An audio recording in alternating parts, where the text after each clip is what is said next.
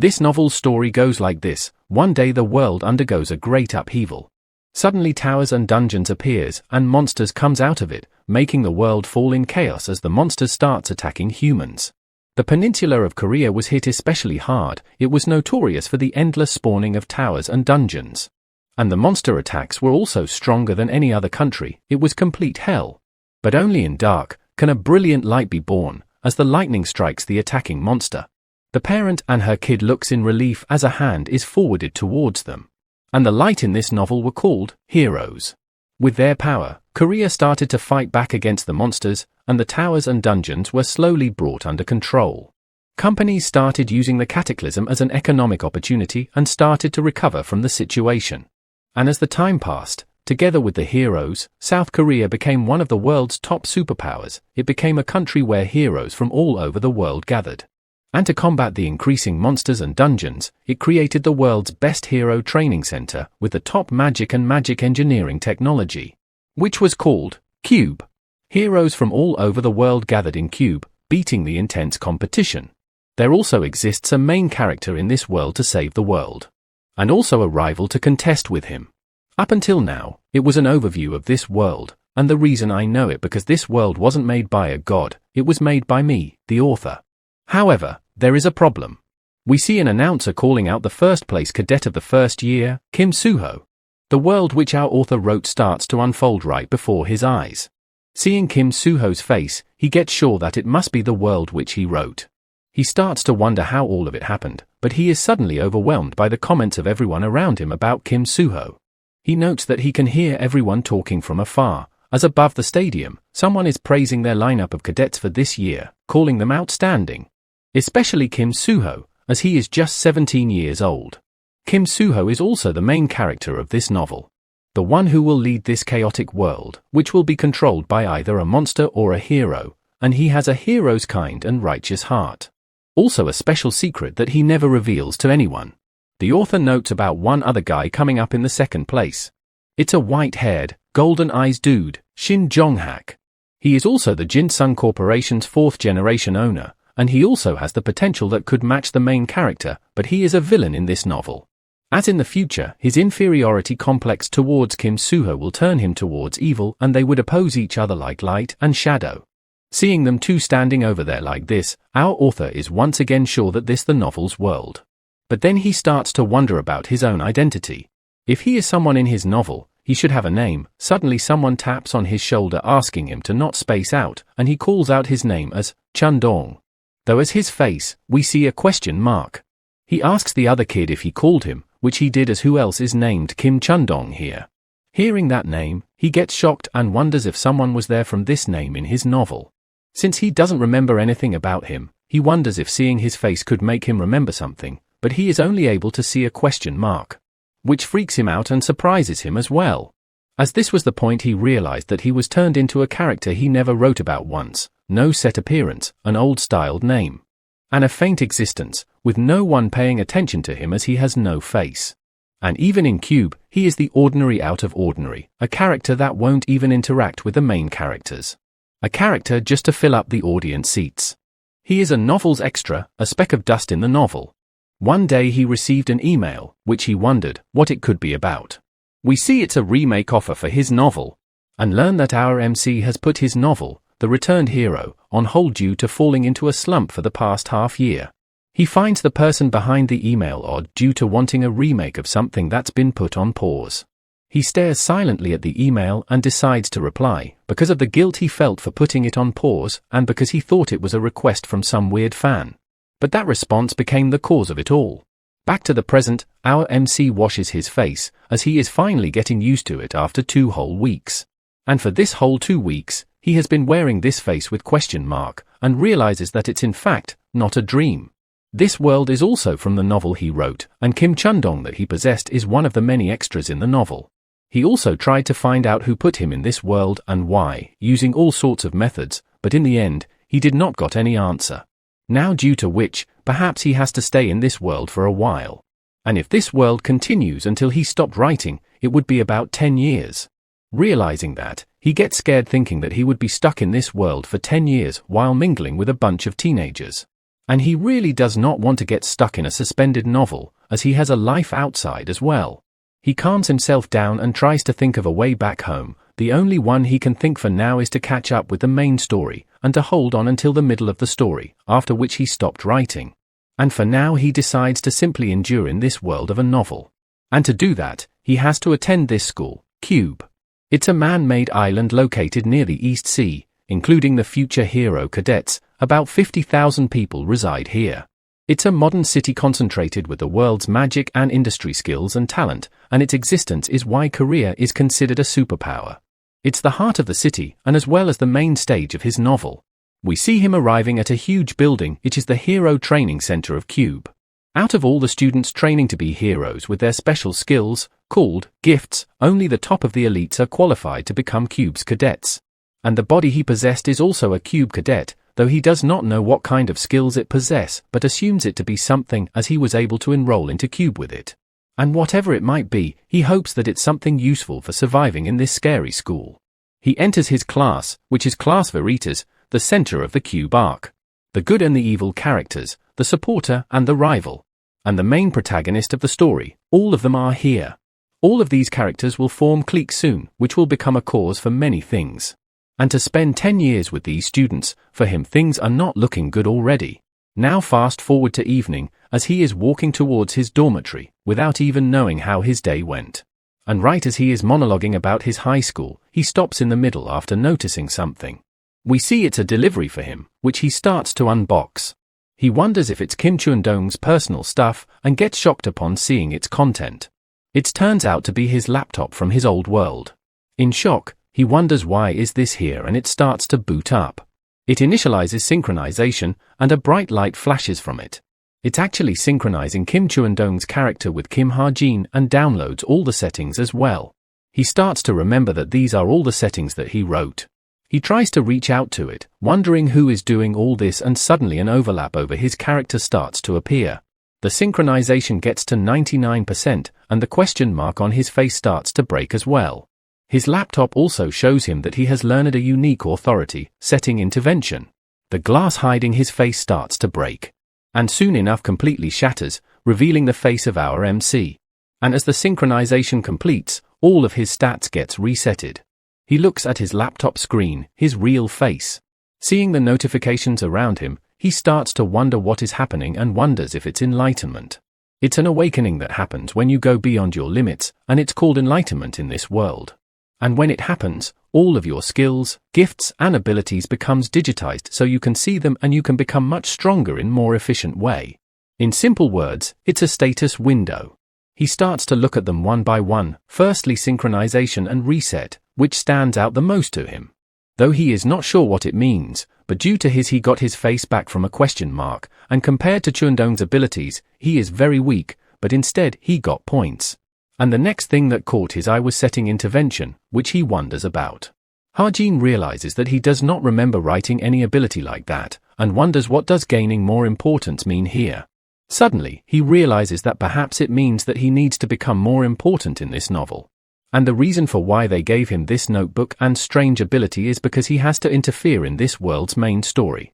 Just as he is trying to dismiss it all as bullshit, another notification pops up, this time about some undisclosed information. He gets pissed, knowing that if he wants to find a clue to return to his original world, he needs to be obedient and intervene as told. He calms down and sits down, as even if he don't do anything and wait until the novel finishes, there is no guarantee that he would return to his original world. And even if the undisclosed information turns out to not be a clue, he might get a clue somewhere to escape while getting involved with the main characters. And if he wants to do that, he needs to get stronger to endure the main story. In his novel, the concept of leveling up does not exist. You cannot increase stats as you like, so the only methods is points, a very valuable commodity. And to use them most efficiently, he decides to invest in luck.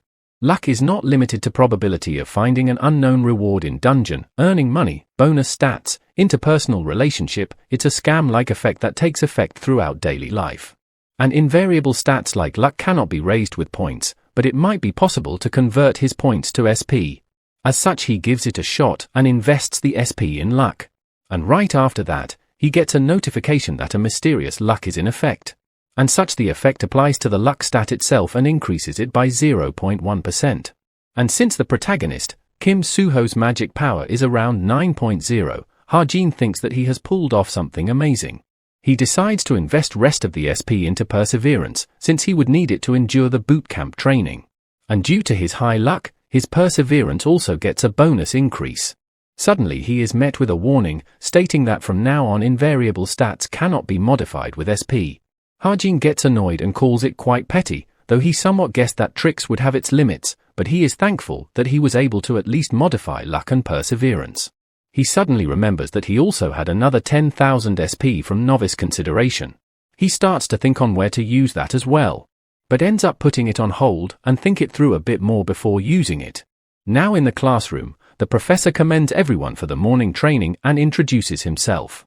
He introduces himself as Kim Soo-hyuk. He would be in charge of them for the next year. Ha-jin notes, ranking points, 3850, world ranking, 9737, an upper intermediate grade 5 according to the association's classification.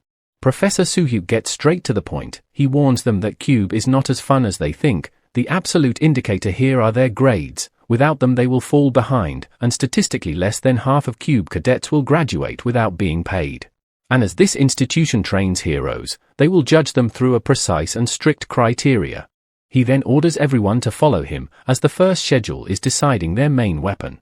He puts his hand over the lock and a gate opens. We see they have arrived at some kind of armory with bunch of different types of weapons to choose from. As they all are frozen in awe, the professor yells at them to hurry up and choose a weapon that they would like to use.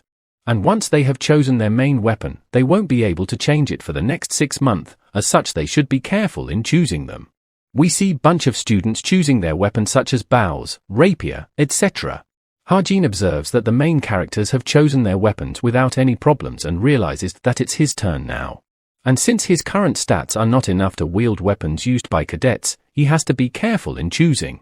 And if he raises his stats to wield these weapons from now on, it would decrease the efficiency of his investments, so the weapons that he is able to use will have a few conditions. He looks for a weapon that he already wielded in his original world and something that he would be able to adapt to the quickest. And as he chooses his weapon, a student notices it.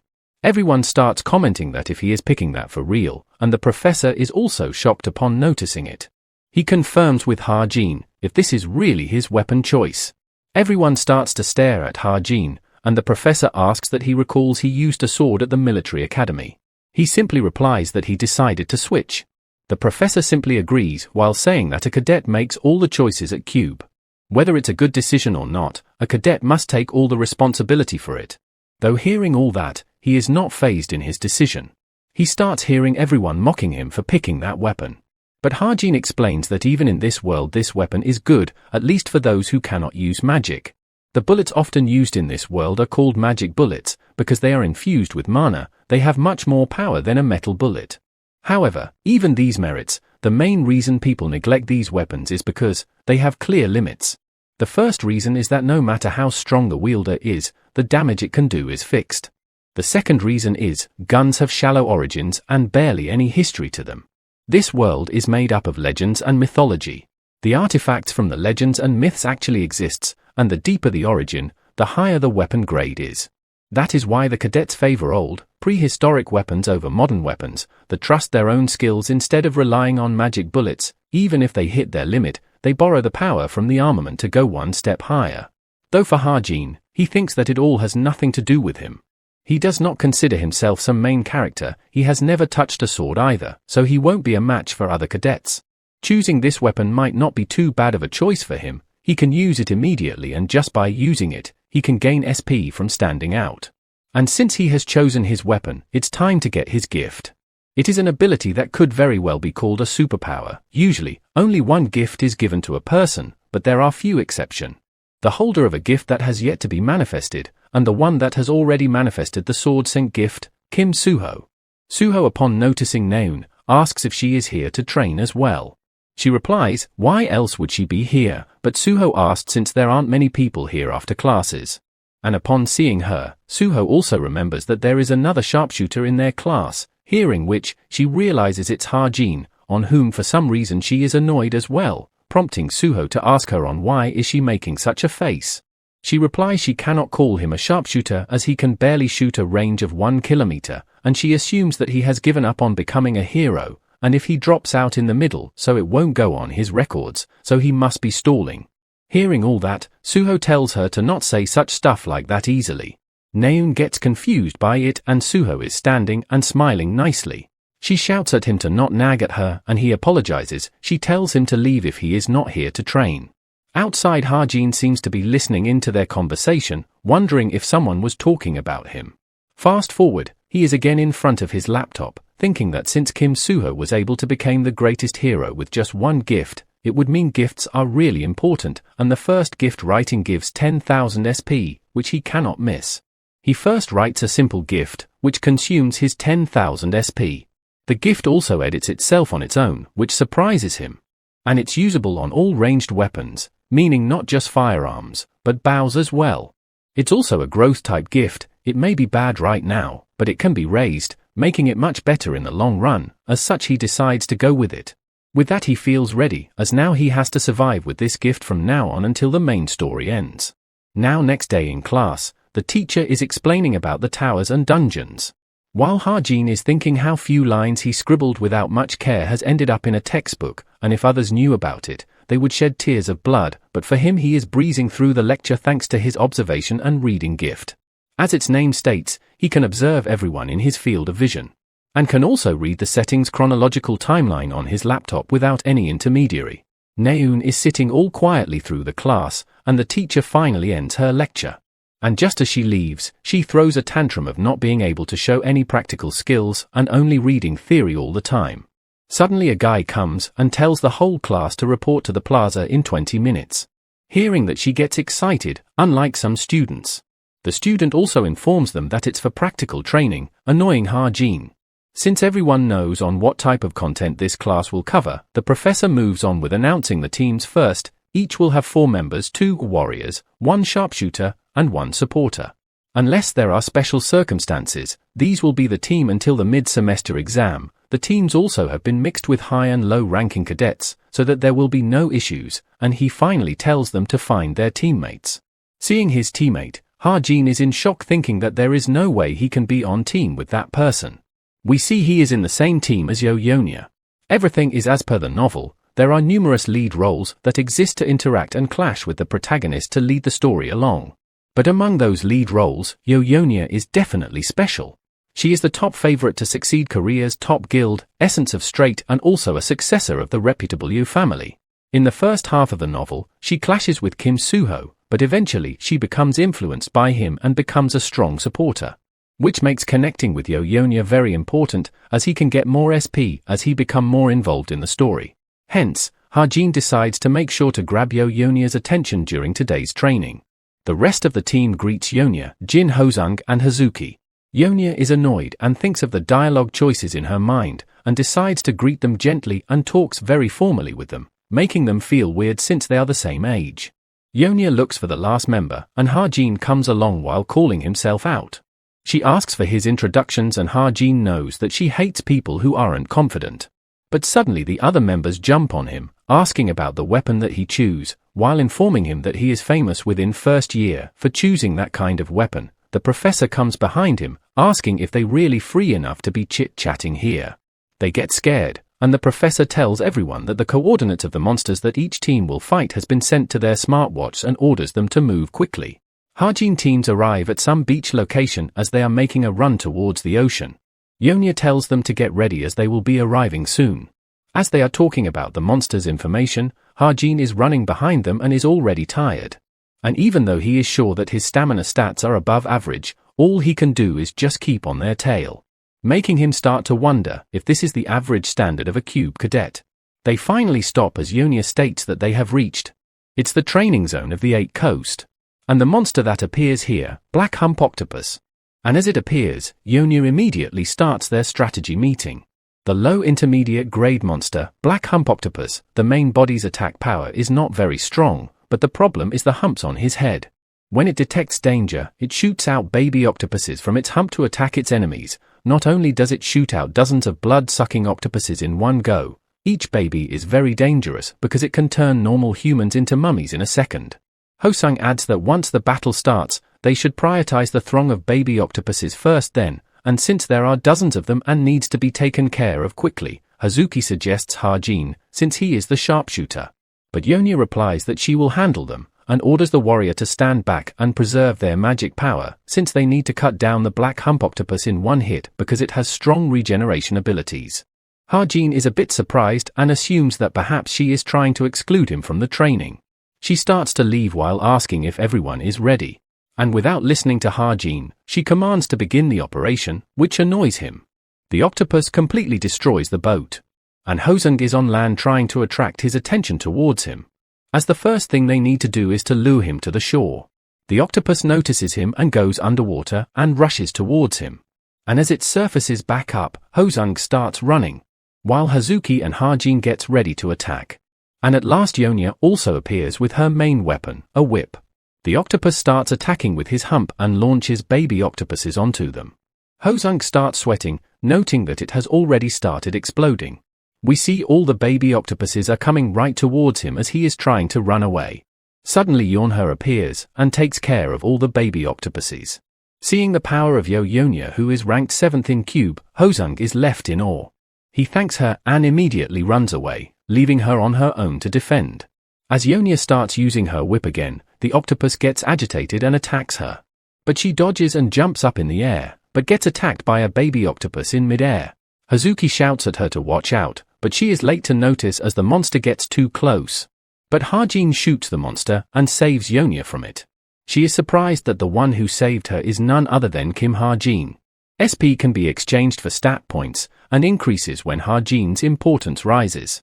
But for extra like himself, it's difficult to attract much attention from the start. Hence, the only other option he has left is to intervene in the protagonist's stories.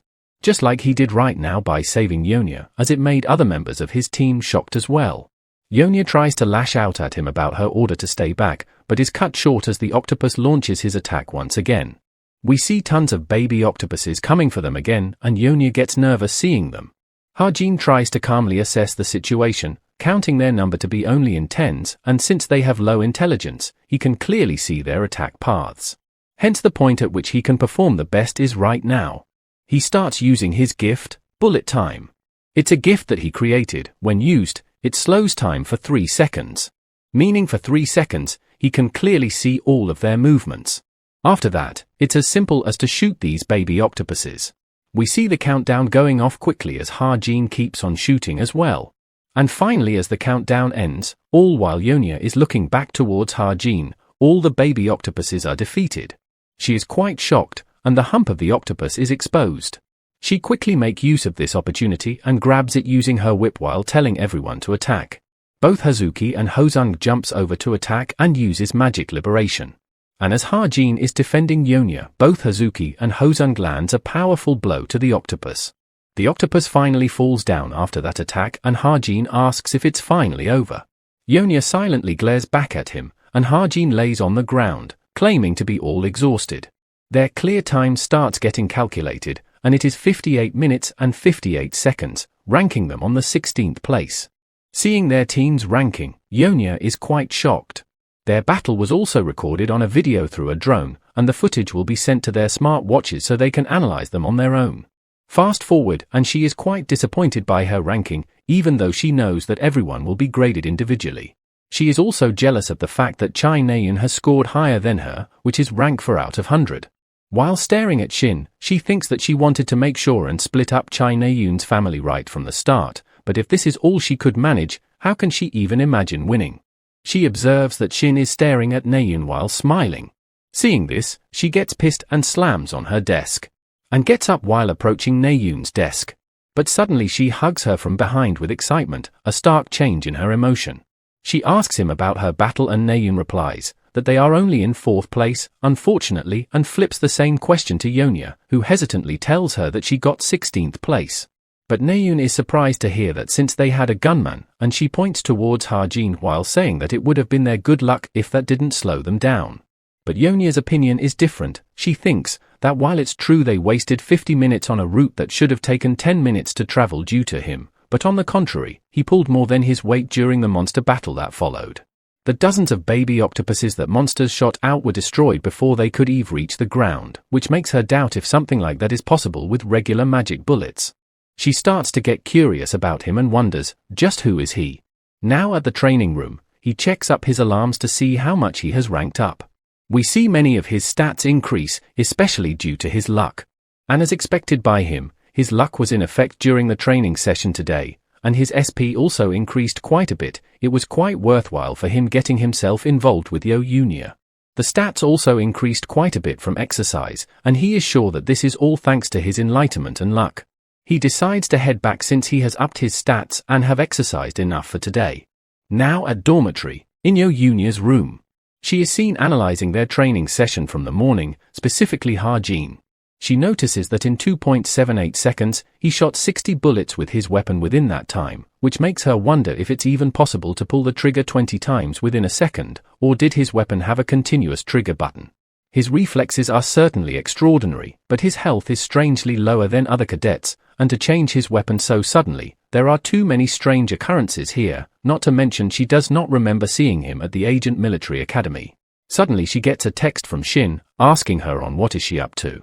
She blushes and smiles upon seeing it and replies that she is analyzing the video, making Shin think that she is doing something annoying again. She texts him that if he is going to take over the guild, he should hurry up and analyze people as well. He replies that are there even people on her team? He thought they were all trash, but suddenly he asks about Ha-jin. She smiles and thinks that Shin pretends to be disinterested, but in the end he was curious after all, calling this part really cute. She tells him that he seemed like someone who could pull his own weight, suitable enough for rank 934. Shin says that perhaps he got lucky. Hearing this, Younia goes silent for a bit and thinks, he just got lucky, in a doubtful tone. Now at Creator's Sacred Grace, Guild Building. A guy informs the vice captain that the guild observation was scheduled on the Friday 2 weeks over. She doesn't pay much attention and tells him to take a look at something, excitedly. We see she was looking at Kim Suho, calling him really amazing, and she is introduced as Yoon Sung-ah, Creator's Sacred Grace's vice captain, rank 307.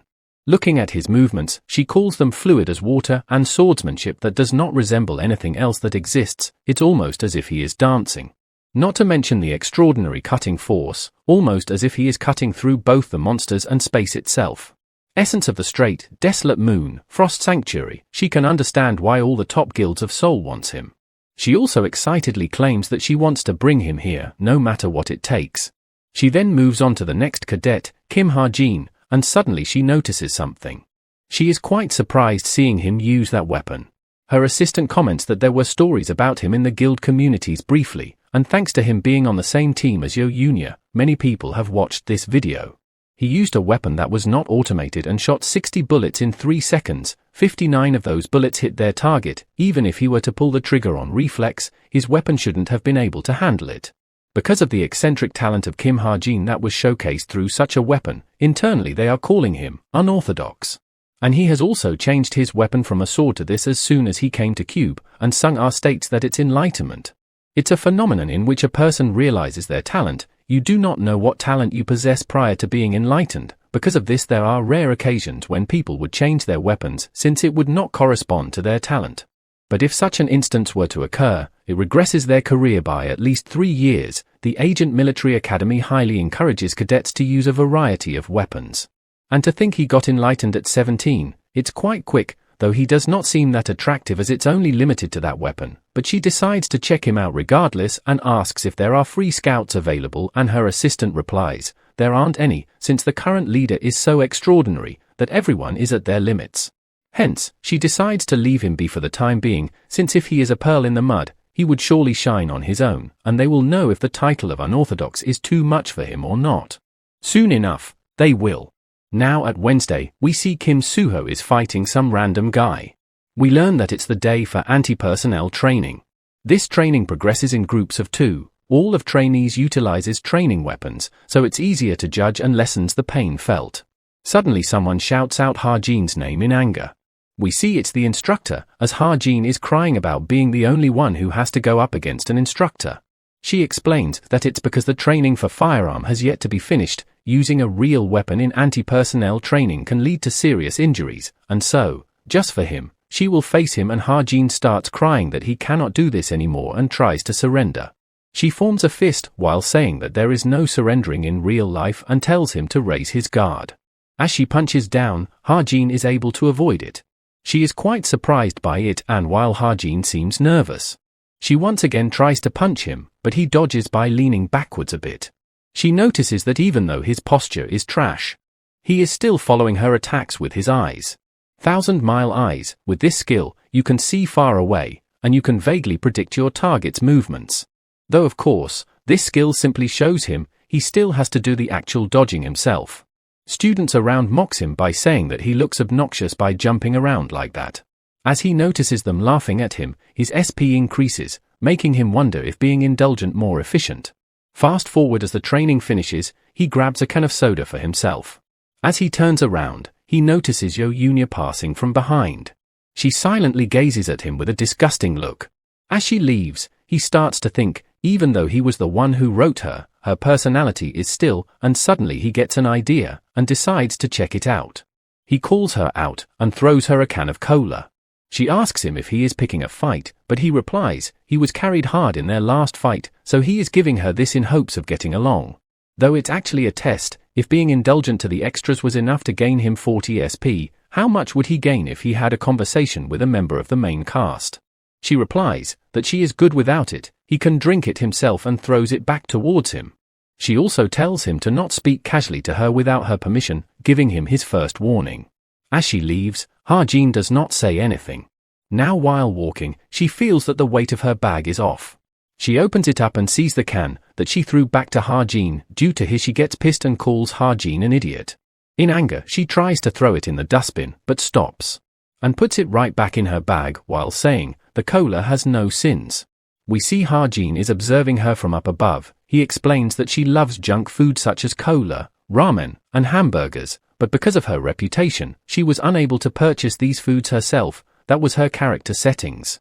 He notes that even if he pokes at the character's setting that no one knows about, if it ends up in a short conversation, he cannot earn much SP, and of course he has to squeeze himself into the main story. And he realizes that the next part of the story to start will be that. The Jin attack on the National Weapon Museum. Jin, they are the people who made a contract with the devil.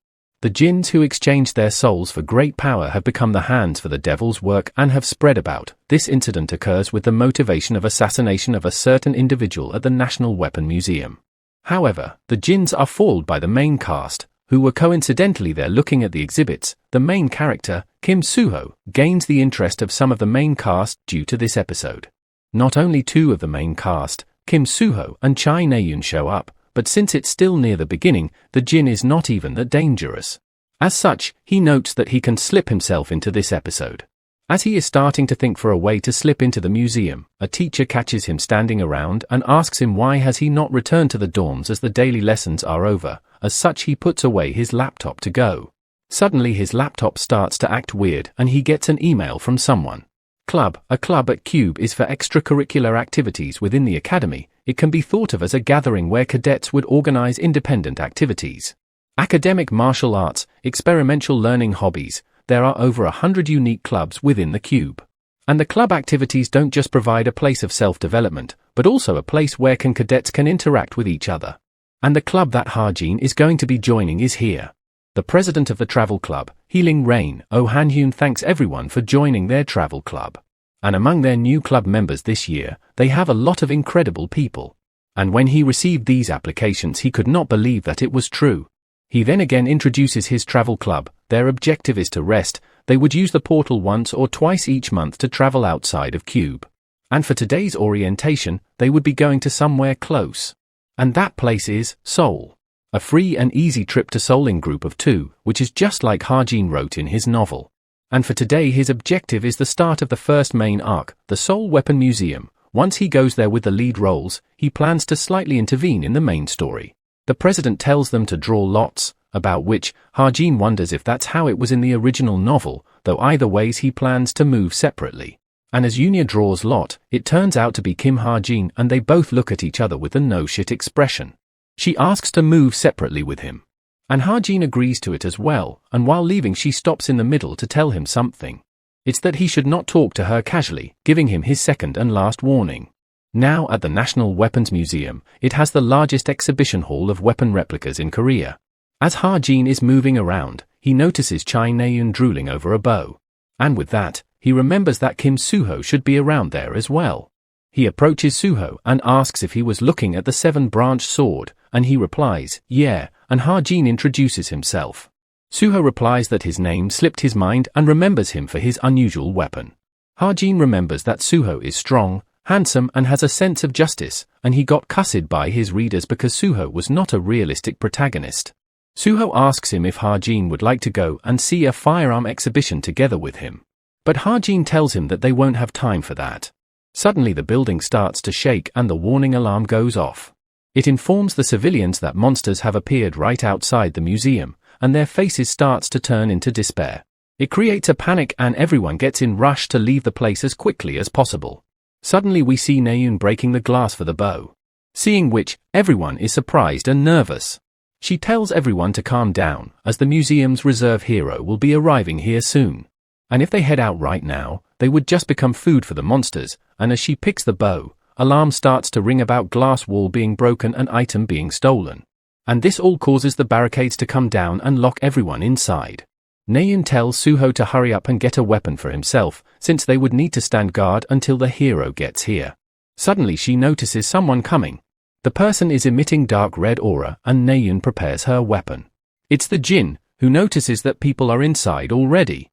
Ha-jin explains that it's the demonic human, dog of Lucius, a villain that will become the foundation for the protagonist's growth. It draws its claws and rushes towards Na-eun to attack. Right as he is about to make his attack, Soo-ho tries to attack him from behind. Ha-jin simply observes while thinking that just like in the original story, Kim Soo-ho will take him down with ease. But something opposite happens, and we see Soo-ho being blasted to the wall by the Jinn. And as Soo-ho falls down, Ha-jin is utterly shocked as he tries to process what just happened. Ha-jin notes that something is off, as the story he wrote didn't go like this. At the start, they get pushed back slightly, but then it turns to a battle where Kim Soo-ho reveals his power and overpowers the enemies, and Na-eun tries to call out to Soo-ho with a trembling voice. But he is lying on the ground and spitting blood. Ha-jin asks if he is alright, but he is unable to even stand up properly. Ha-jin notes that his condition is not very good and he would need time to recover, but the Jinn arrives and plans to attack them again. Na-eun notices and shoots some arrows towards him. But even after getting hit by them, he simply smiles. She tries to shoot more, but the same thing happens again. She gets scared seeing it not doing any damage and notes that it's not any special ability or healing. He is simply standing against these consecutive shots through his grits alone. He gives off an evil grin and Ha-jin realizes and tries to warn Na-eun as the Jinn rushes towards her to attack. As his claws are about to reach his face, Soo-ho arrives and kicks the Jinn away. He asks her if she is alright and she asks the same thing to him. Suddenly they get attacked by its long whips and Soo-ho's attack is blocked by it as well. Soo-ho notices that the Jinn's body has changed its shape. He tries to hold it against him, but the Jinn overpowers him and slams him in the ground. As he is struggling against the attack, Na-eun attacks the Jinn from behind. The Jinn looks back towards her with anger, and suddenly attacks her from his back with his energy whips. She is unable to react in time or dodge and gets smashed onto the wall behind. Ha-jin notices the dire situation and that if it goes on like this, someone will die, and he shouts at everyone to get away. Even though he wrote this novel, he is confused as to why is the content different to what he knows. He takes out his laptop and calms himself down and also a bullet from his magazine to try and do what he can.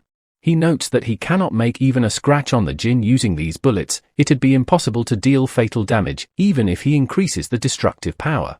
However, as long as they are in the world of his novel, the big setting should not have changed, and in that case, we see the settings of Mana Bullet gets altered. He changes the destructive power and its attribute at the cost of 104 SP and saves it. He explains the reason why this world needs many heroes, attributes and synastry, overcomes the difference in power and allows individuals to display a greater strength.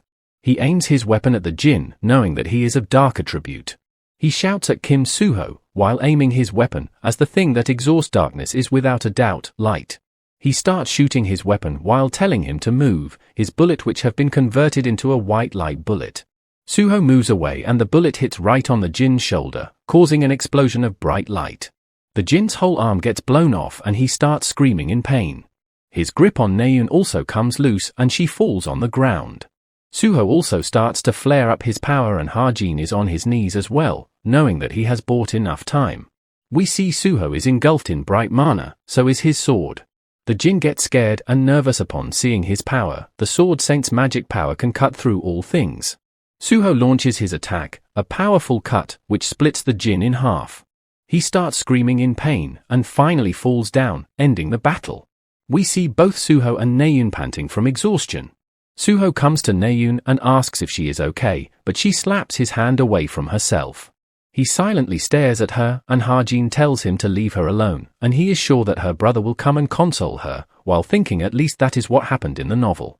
But much to his surprise, we see their reaction is filled with shock and despair upon hearing that. Naeun asks Hajin, on what did he just said, and suddenly she starts vomiting. Now switching scenes, we see few monsters running around outside and a beam of light comes from the sky and pierces those monsters, killing them. We see it's Yoon Sung-ah, who has taken care of all of them. One of the paramedics informs her that the situation outside the museum has been settled. She gets relieved hearing that and asks about the situation inside the museum. He informs her that a Jin appeared but was immediately taken down, and there just happened to be 3 cube cadets there. She commends them and asks for their name. He replies it was Chai Naeun, Kim Suho, and before listening the last one, she runs off. She gets excited upon getting the chance to meet with Kim Suho in a place like this. On the way there, she sees Hajin, calling it perfect timing. She suddenly gets up close to him and greets him. She tries to ask for Kim Suho, but he informs her that Kim Suho is inside before she could even ask. As she is leaving, she suddenly realizes something. It's the fact that he knew beforehand that she was looking for Kim Suho. Hajin opens his laptop outside, as the appearance of Yoon Sung-ah scared him, wondering if this situation is connected to the story changing. He tries to first get things straight. A foreign character named Kim Hajin has become involved, but his importance is insignificant. So far things have progressed without issue, so he considers himself not important enough to influence the story, though suddenly he realizes something important. Something that he completely forgot about. The fact that this novel has a co-author, and this world is the remake version of the novel he wrote. If this world is based on what was written by the person who wrote the email, it makes sense that things that he has not predicted will occur as well. And if that turns out to be the case, it's possible that the predictions he made based on his novel are now useless. Suddenly his laptop screen starts to light up. We see he has gotten a message, one flaw. It says, the protagonist and the characters around him never encounter danger. And if it continues, there is a risk that the readers will tire of such boring repetition. And therefore, from now on, enemy levels will be increased, even if it results in chaos, reading which leaves Hajin in shock. Fast forward, and it gets evening, and the instructor calls out to Hajin, saying that he has already heard the gist of what happened, and he would ask for specifics later. For now they can head home. Suho asks about Naeun and he replies that she is sick and left with her family, hence they should return now as well. As the instructor leaves, Suho calls out to Hajin. He questions him on why did he say something like that to Naeun back at the museum. Hajin gets confused and Suho clarifies that it's what he said about her brother. And right as he is about to say something about her brother, he gets another email, a point of criticism.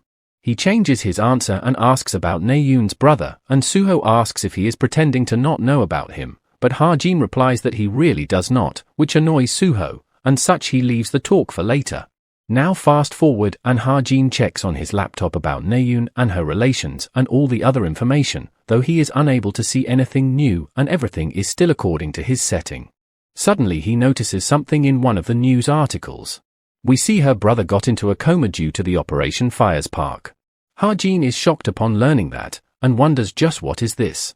It was the first opportunity that the main character's assistant, Chai Jin-yoon, received his laurels with, and Chai Na-yoon, who was 13 at the time, was extremely proud of her brother, who had become a hero. At least that's what he set up. Suddenly he gets another message.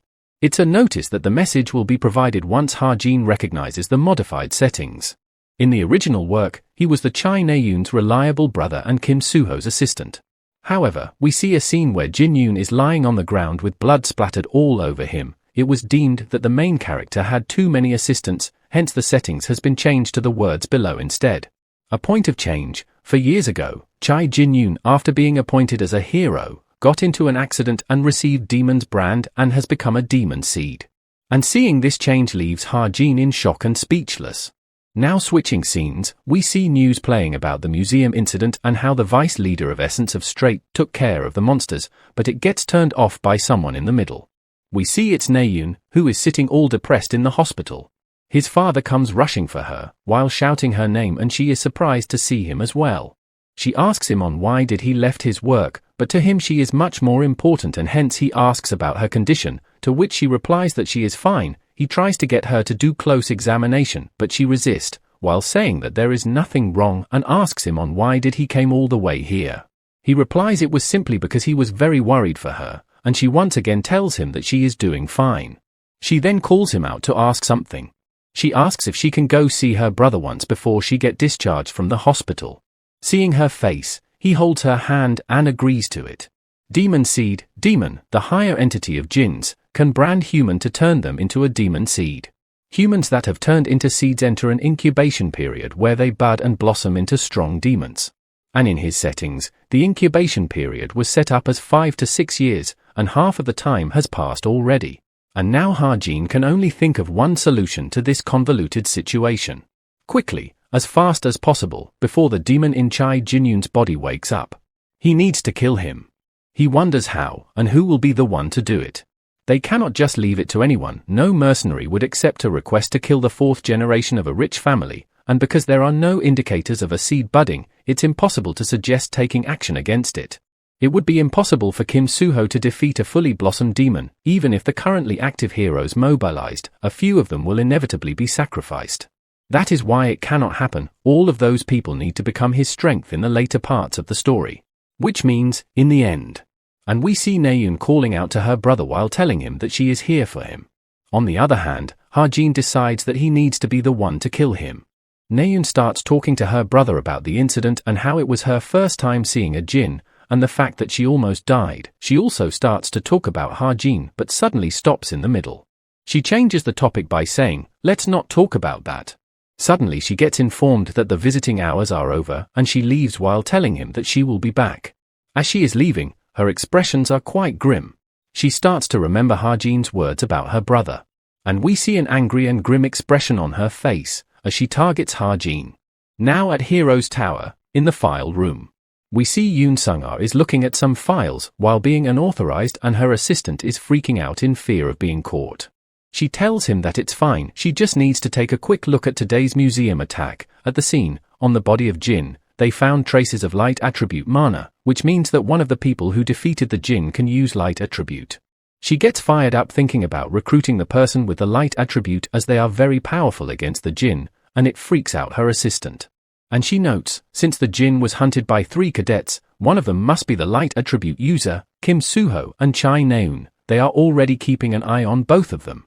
But Kim Ha-jin, ranked 934th, she has never heard of his name before. Now at the academy, Ha-jin has realized some things recently. It seems that other people cannot see his laptop, thanks to which he can check settings without worrying about the gazes of the characters. And after this realization, he has also added a certain function to his laptop. That is the function in which he gets a notification if a setting different from his novel occurs within 30 m from him. This should be much more efficient rather than getting messages from co-author, and behind him someone calls Ha-jin out. We see it's Naeun, who is quite pissed and asks Ha-jin to spar with her. At first, he does not answer, and then rejects her proposal, but she tries to rile him up asking if he is chickening out after saying that about someone's family. But he replies that he needs to be careful since they are live rounds. He does not want to get in trouble for injuring a classmate, and hearing which pisses Naeun off. The instructor comes and asks them on what are they doing. She tells Naeun to back off since Ha-jin does not have a training weapon yet, which she annoyingly does so. As she is walking away, Ha-jin thinks that he does not need to apologize to her yet. Since he has a primary goal, and he is working his ass off to become stronger, so he can kill her older brother. And even if he improves their relationship right now, she would feel even more betrayed in the end. Switching scenes to another club room in the cube. We see the president of the club is introducing himself. The club's name is Truth and his name is Yoon Hyeon. Their club's main activities are monster analysis and raid strategy research, so they gather every week for discussion, and looking at his appearance, we see girls getting charmed by him. A handsome appearance, the ability to capture the audience. These are both abilities of a demon. The cube, which is an important stage at the early parts of the novel, sees various events like cadets' kidnappings and monster invasions. Yoon Hyun is the villain that leads those events. He is a djinn that has obtained the charm ability from the demon, Lilith. And his primary target and the reason for why Ha-jin joined this academic club is none other than Yo Yunya. As the first orientation, Hyun tells everyone to take it easy. He introduces the high intermediate monster, the Mountain Tyrant, which appeared with the outcall, hence he is a monster with almost 50-year history. Both in and out of cube, information regarding high-ranking monsters is very valuable, and information regarding their weak points is valued at millions of dollars. He then asks everyone to the weak points of the Mountain Tyrant and then specifically targets Yo Yunya, who replies that she does not know yet, and the president replies that it is the correct answer, since discussing like this is one of the joys of their club. He tells everyone to join the after-party if they want to have a discussion. Ha-jin asks Yunya if she is going to go there, but she ignores him and leaves. Ha-jin gets pissed and asks again, this time, formally. She replies that she is, as she might get some useful information. He then asks if she is going to share it with her guild's raid team. The guild, Essence of the Straight. 50 years ago, during the outcall, it was founded with Yo Yunya's family at the center. They are currently one of the major guilds that influence South Korea. Ha-jin tells her that he has heard the deputy guildmaster's pull is quite strong within the guild lately, to the point that she, the traditional inheritor, is threatened, which is why she is uncharacteristically going to the after-party to get information. Hearing all that, Yunya asks him to get to the point. He replies that he will tell her about it, the weak point of the high-ranking monster, Mountain Tyrant. She gets surprised upon hearing that, and he replies that she would need to rack up achievements if she wants to take over the guild in the future. He tells her that the blue emblem on its heel, if she attacks there, she can stop the Mountain Tyrant's movements. Though he is not giving it away for free, and since her guild operates the Essential Armory, he wants her to buy the Desert Eagle from them. She goes silent for a moment and asks the basis of his claim, and Ha-jin smirks with confidence and replies that he does not have one. She is left speechless on his reply and gets pissed while calling it a waste of time, and Ha-jin tells her that he promised that she is going to lose big time for not trusting him. He thinks if she decides to ignore him, the information worth millions will go to waste.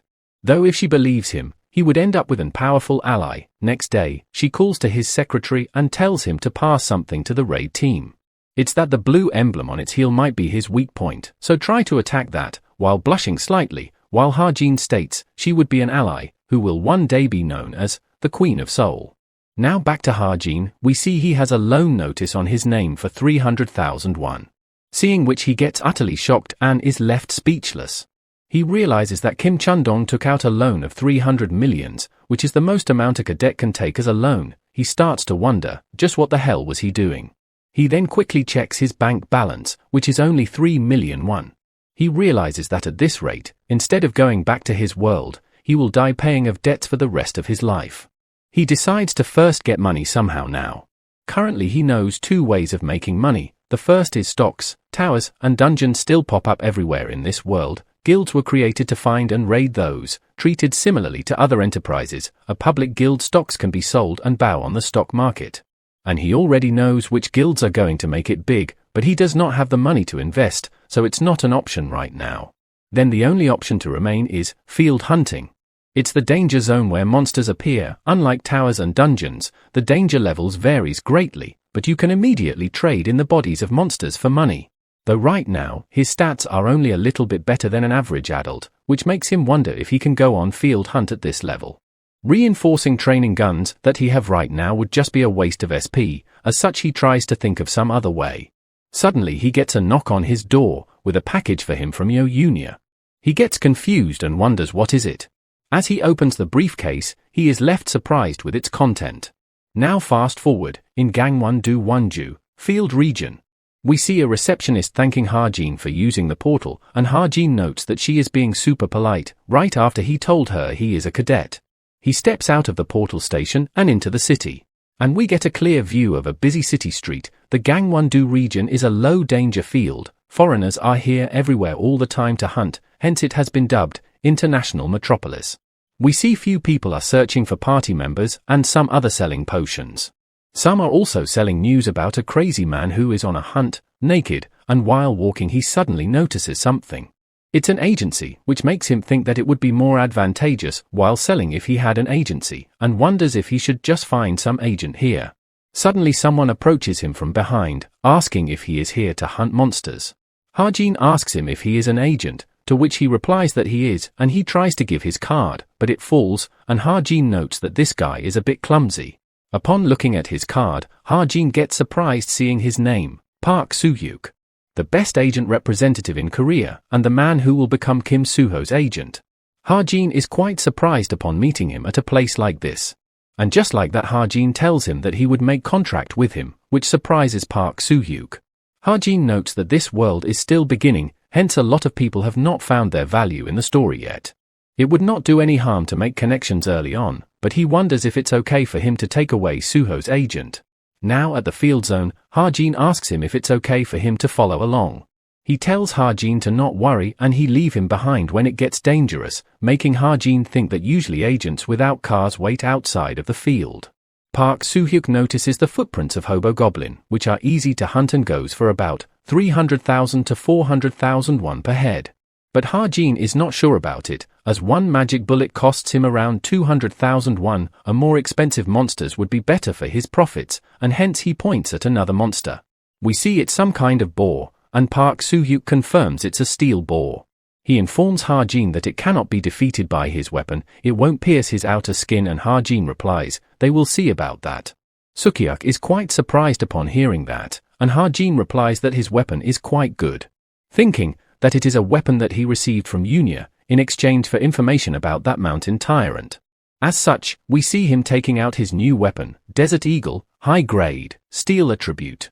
Seeing which, Soo-hyuk freaks out and Ha-jin has also added a certain setting to this weapon using SP. Soo-hyuk warns him again, that he is going to only agitate it further. But Ha-jin does not listen and takes his shot on the boar. We see the bullet piercing through the steel boar, leaving Soo-hyuk completely surprised. The boar also falls down in one single shot. We see the changes that Ha-jin made to his new weapon as well. And while standing over the cliff, Ha-jin calls his new weapon, not bad. We see his Desert Eagle has a blue smoke coming out of its barrel. And after looking at its power, Soo-hyuk compliments the weapon and Ha-jin's amazing shooting ability as well, but Ha-jin replies that it's nothing special. Suddenly he takes another shot at something, scaring Soo-hyuk. And he asks what was it, and Ha-jin points that there was a black pelican over that cliff. Surprised, Soo-hyuk asks if he could really see that far. And Ha-jin replies that much distance is nothing more than a hand stretch away for him. Finishing up his work, Ha-jin starts heading back. Now it gets evening and we see both the corpse of the steel boar and the black pelican. Soo-hyuk states that despite only being two, they were extremely heavy, and Ha-jin asks if he would be able to carry it outside the field. Soo-hyuk replies that perhaps it would be better to just pay the dispatch cost and call 911, and he would also deposit the reward money to Ha-jin tomorrow. Hearing it all, Ha-jin thinks it's as expected of Soo-hyuk, knowing how to get things done. They shake each other's hands, and Soo-hyuk asks about his first hunt, and also asks what would Ha-jin spend his reward money on. Ha-jin gives a straightforward answer that it would be for stocks. Hearing which, Soo-hyuk is a bit shocked and confused. New guild, Packhorse Masters, with the setting that a demonic human has founded it, it is a guild that is treated with importance in the novel. But it's not the area that he should be focusing on right now, but rather the dungeon that this guild has raided. The Suan Demon Den, that the Packhorse Masters cleared. After this raid, their stock will increase by 1000%. It's a guaranteed profit just by buying it, an easy way to make money. Ha-jin looks for some other useful bits of info. Since the public forums does not have much info, he decides to check on some shady website, Violet Society. And from shady, he gets reminded of something.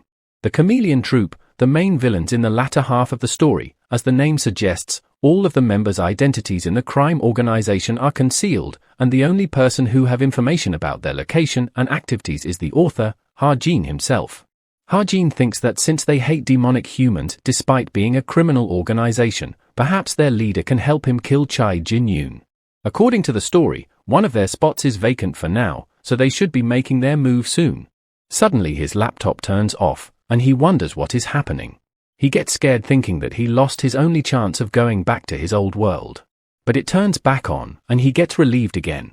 It shows a notification that 1 month has passed and starts updating his laptop's features. Now we switch scenes to a restaurant, and people there are charmed upon seeing someone. We see it's Yunya and Shin, and looking at whom people wonders if they are celebrities. Shin is annoyed about this noble society gathering and wonders when it would stop happening, but Yunya tells him to just bear with it, as it is not a bad thing to make connections with the leaders of the society. Yunya asks about his grade, and he simply replies it's fine, and as Yunya tries to rile him up about getting the top spot, he cuts her off, saying that it's fine. Hearing his response, she also simply replies with an okay. The door opens and we see Chai Naeun arrives. As Yunya is about to call her over, Shin excitedly gets up upon seeing her. He goes running towards her asking since when did she started to come to this gathering, and she replies she would have skipped if she knew he is also here. He asks about her condition and she replies that it was not much and tells him to stop overreacting on it. Hearing them talk, we see Yunya gets angry. Suddenly she asks them if they know Ha-jin, which surprises Yunya. Yunya asks her on why is she asking, and she replies, during the museum incident, she was with him and Kim Suho. The demonic human was stronger than they thought, and they were fighting it. And Ha-jin was able to damage the jinn. Calling it unbelievable that he shot his arm of a demonic human with a weapon like that, and calls him suspicious due to it. She directs the question to Yunya as she was in the same team as him, and she gets surprised by it.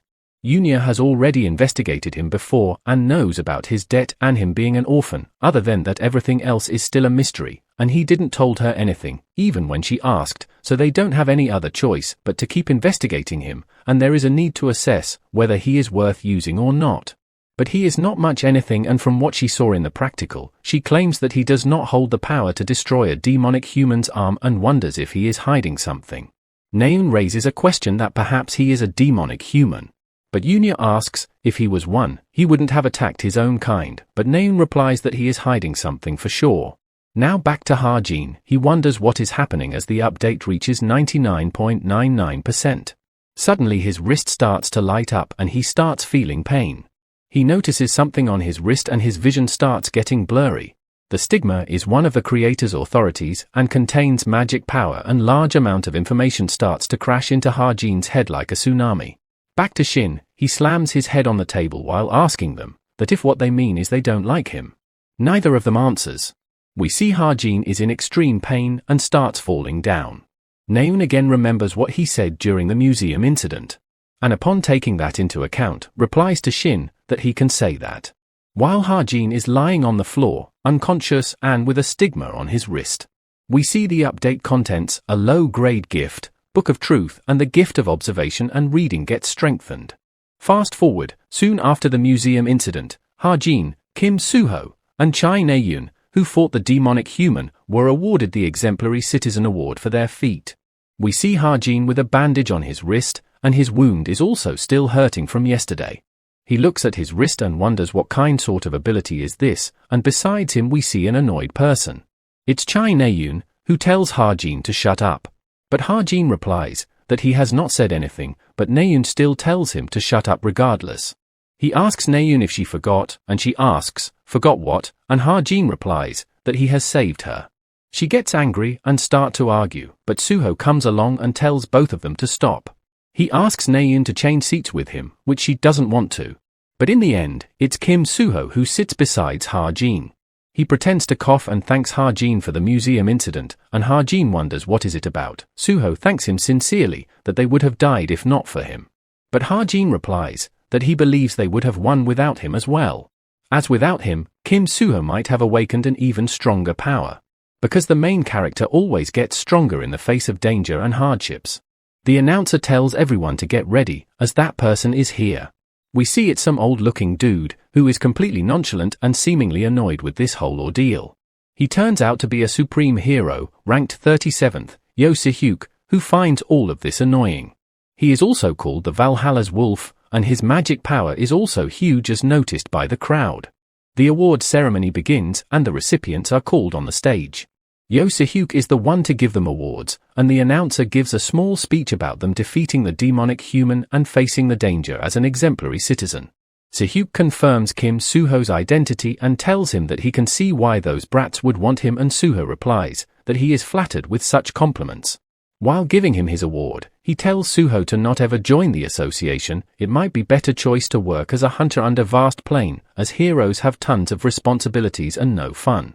But Suho replies that he feels like he is fit for a hero. Hearing his response, Si-hyuk thinks of it as boring. Next he looks at Naeun and tells her that it's been a while. Naeun shouts and calls him master, and he cuts her off in the middle while saying, how can he be her master when she is an archer? Her father simply asked him to look out for her, which he has no interest in. Looking at Ha-jin, Si-hyuk asks him on who is he, and he introduces himself, and Si-hyuk simply hands him the award while saying, okay. It makes Ha-jin think that now he knows why indifference hurts more than hate, and this also marks the end of ceremony, and they ask Naeun to give a few words in speech. Fast forward, we see Ha-jin enjoying himself with a treat with the rewards that he received. And with this, he plans to buy more stocks in Packhorse Masters, and for now he goes on to check the new updated features of his laptop. First up is Stigma. It's the term for this wound on his arm. But the instructions were a bit vague for it. It says that he can use it however he wishes. And as he says the words, as I wish, the stigma glows and starts to project itself. He quickly hides it back, as he is in public, and plans to check it once he is back in his room. Next up is laptop internet access, and clicking on it, he gets surprised. Upon seeing it, he realizes that it's the real deal. He notes that these are not just normal websites, and there are also websites that he has to pay in order to enter. Among them, the Violet Society is important. It's the most famous among non-public sites. It acts as a location that trades information, weapons, bounties, and requests.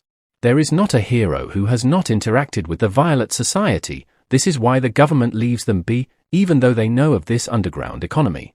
There is normally a huge entrance fees to access it, but he can easily sign up with just 200 SP. And right as he is signing up, someone arrives at his table. And it's Sung-ah. She asks Ha-jin if he knows who she is, and she was surprised upon seeing him disappear during the ceremony. She gives him her card, and there is a great significance in Yoon Sung-ah offering you her card. She tells Ha-jin that there is something she is curious about, and asks Ha-jin if she could ask him a question, and Ha-jin notes that this is the first step of Yoon Sung-ah's scouting. Ha-jin knows that Sung-ah seems kinder than anyone in the eyes of media, but her real personality is quite different. She throws away anyone who does not meet her expectations. Even if she recruited them with much difficulty, she adheres to the law of the survival of the fittest like an animal in the wild. That's the kind of woman the vice captain of the nation's greatest guild, Yoon Sung-ah, is. And if he were to make connections with her right now, it would help him a lot later as the story develops. And as Sung-ah is about to ask her question, Ha-jin tells her, no, before she even completes, completely shutting her down by saying that he has nothing to tell her. She tells him that perhaps he is misunderstanding, but she is expressing her interest as Korea's #1 guild's vice captain, but Ha-jin replies that he appreciates the interest, but only if that interest is genuine. Ha-jin knows that she probably came after him after finding out that he used light attribute attack, but the interest she is showing right now is nothing more than curiosity. As such, he plans to reject her right now, so it becomes more than simple curiosity. Hence, Ha-jin gets up and leaves, leaving Sung-ah completely shocked and speechless. Now in his room, he starts testing his stigma, and tries to form its magic power in the form of a dagger. His stigma starts glowing, and a dagger is formed through it. He notices that he can use it simply by thinking about it. Magic power is a stat that greatly influences gifts and early learning. At first, Ha-jin thought he wouldn't be able to use it since he does not belong to this world, but it's a relief that he can use it like that at least. Now, the next ability to try out is the Book of Truth. As he says its name, the book gets invoked through his stigma. The book contains the truth. It will answer any question that Ha-jin's magic power permits. He gets quite surprised by his ability and asks a simple question about his height to test it, and it answers correctly. It also consumes 1 SP, and now Ha-jin realizes how to use it. Suddenly, his smartwatch starts glowing red. It's an emergency notice about a missing cadet Jin Ha-jong. Seeing this, Ha-jin wonders if it has begun. The second story arc, the Cube serial murder incident. 6 cadets go missing during the month that this plot progresses. Unable to find a trace of the culprit, the case becomes a mess, and as if to mock them, the number of missing person cases increases. This arc is especially important because the culprit's last target is Yo Yunya. It would be a huge problem for Ha-jin if the co-author's intervention risks the loss of the protagonist's supporters, just like in the museum, hence he decides it would better if he were to catch the culprit first. But if he intervene without thinking, the story might change. Hence, he simply decides to watch over for now. Now at the training room, Suho is tired and drinks a bottle of water. Suddenly a guy comes and asks Suho to look at something. We see few guys are trying to bully Ha-jin by not letting him train. They mock for not being able to lift that much of weight despite being a cadet, and blames him for shaming the entire cube. Suho gets angry and tries to intervene, but the guy stops him, telling him that it's no need to get involved. Suho calls out Seong-hun for his actions despite being a class president, and he replies that Ha-jin has pissed off Shin Jong-hak. It would be inconvenient if they get involved. And perhaps they're just acting. Besides, if that guy really destroyed a demonic human's arm, he would not let himself be bullied by those kinds of dudes. As Ha-jin tries to lift the weights and fail, everyone is surprised for his inability to lift even that much. Seeing that, Seong-hun calls him defeating the demonic human a luck, and Kim Suho then goes on to those bullies to defend Ha-jin, and everyone notices that, while Naeun is standing silently in the corner. Suddenly the instructor arrives, shouting at them for causing commotion during training hours. He tells everyone to get together, as the results from last time's quiz are out, and they can check it on the poster which he is putting up. They all starts to check their result, comparing and analyzing their scores. As for Ha-jin, we see he has secured first place, which makes sense for him as he cheated off the settings. Behind him, Rachel drops her rapier in shock.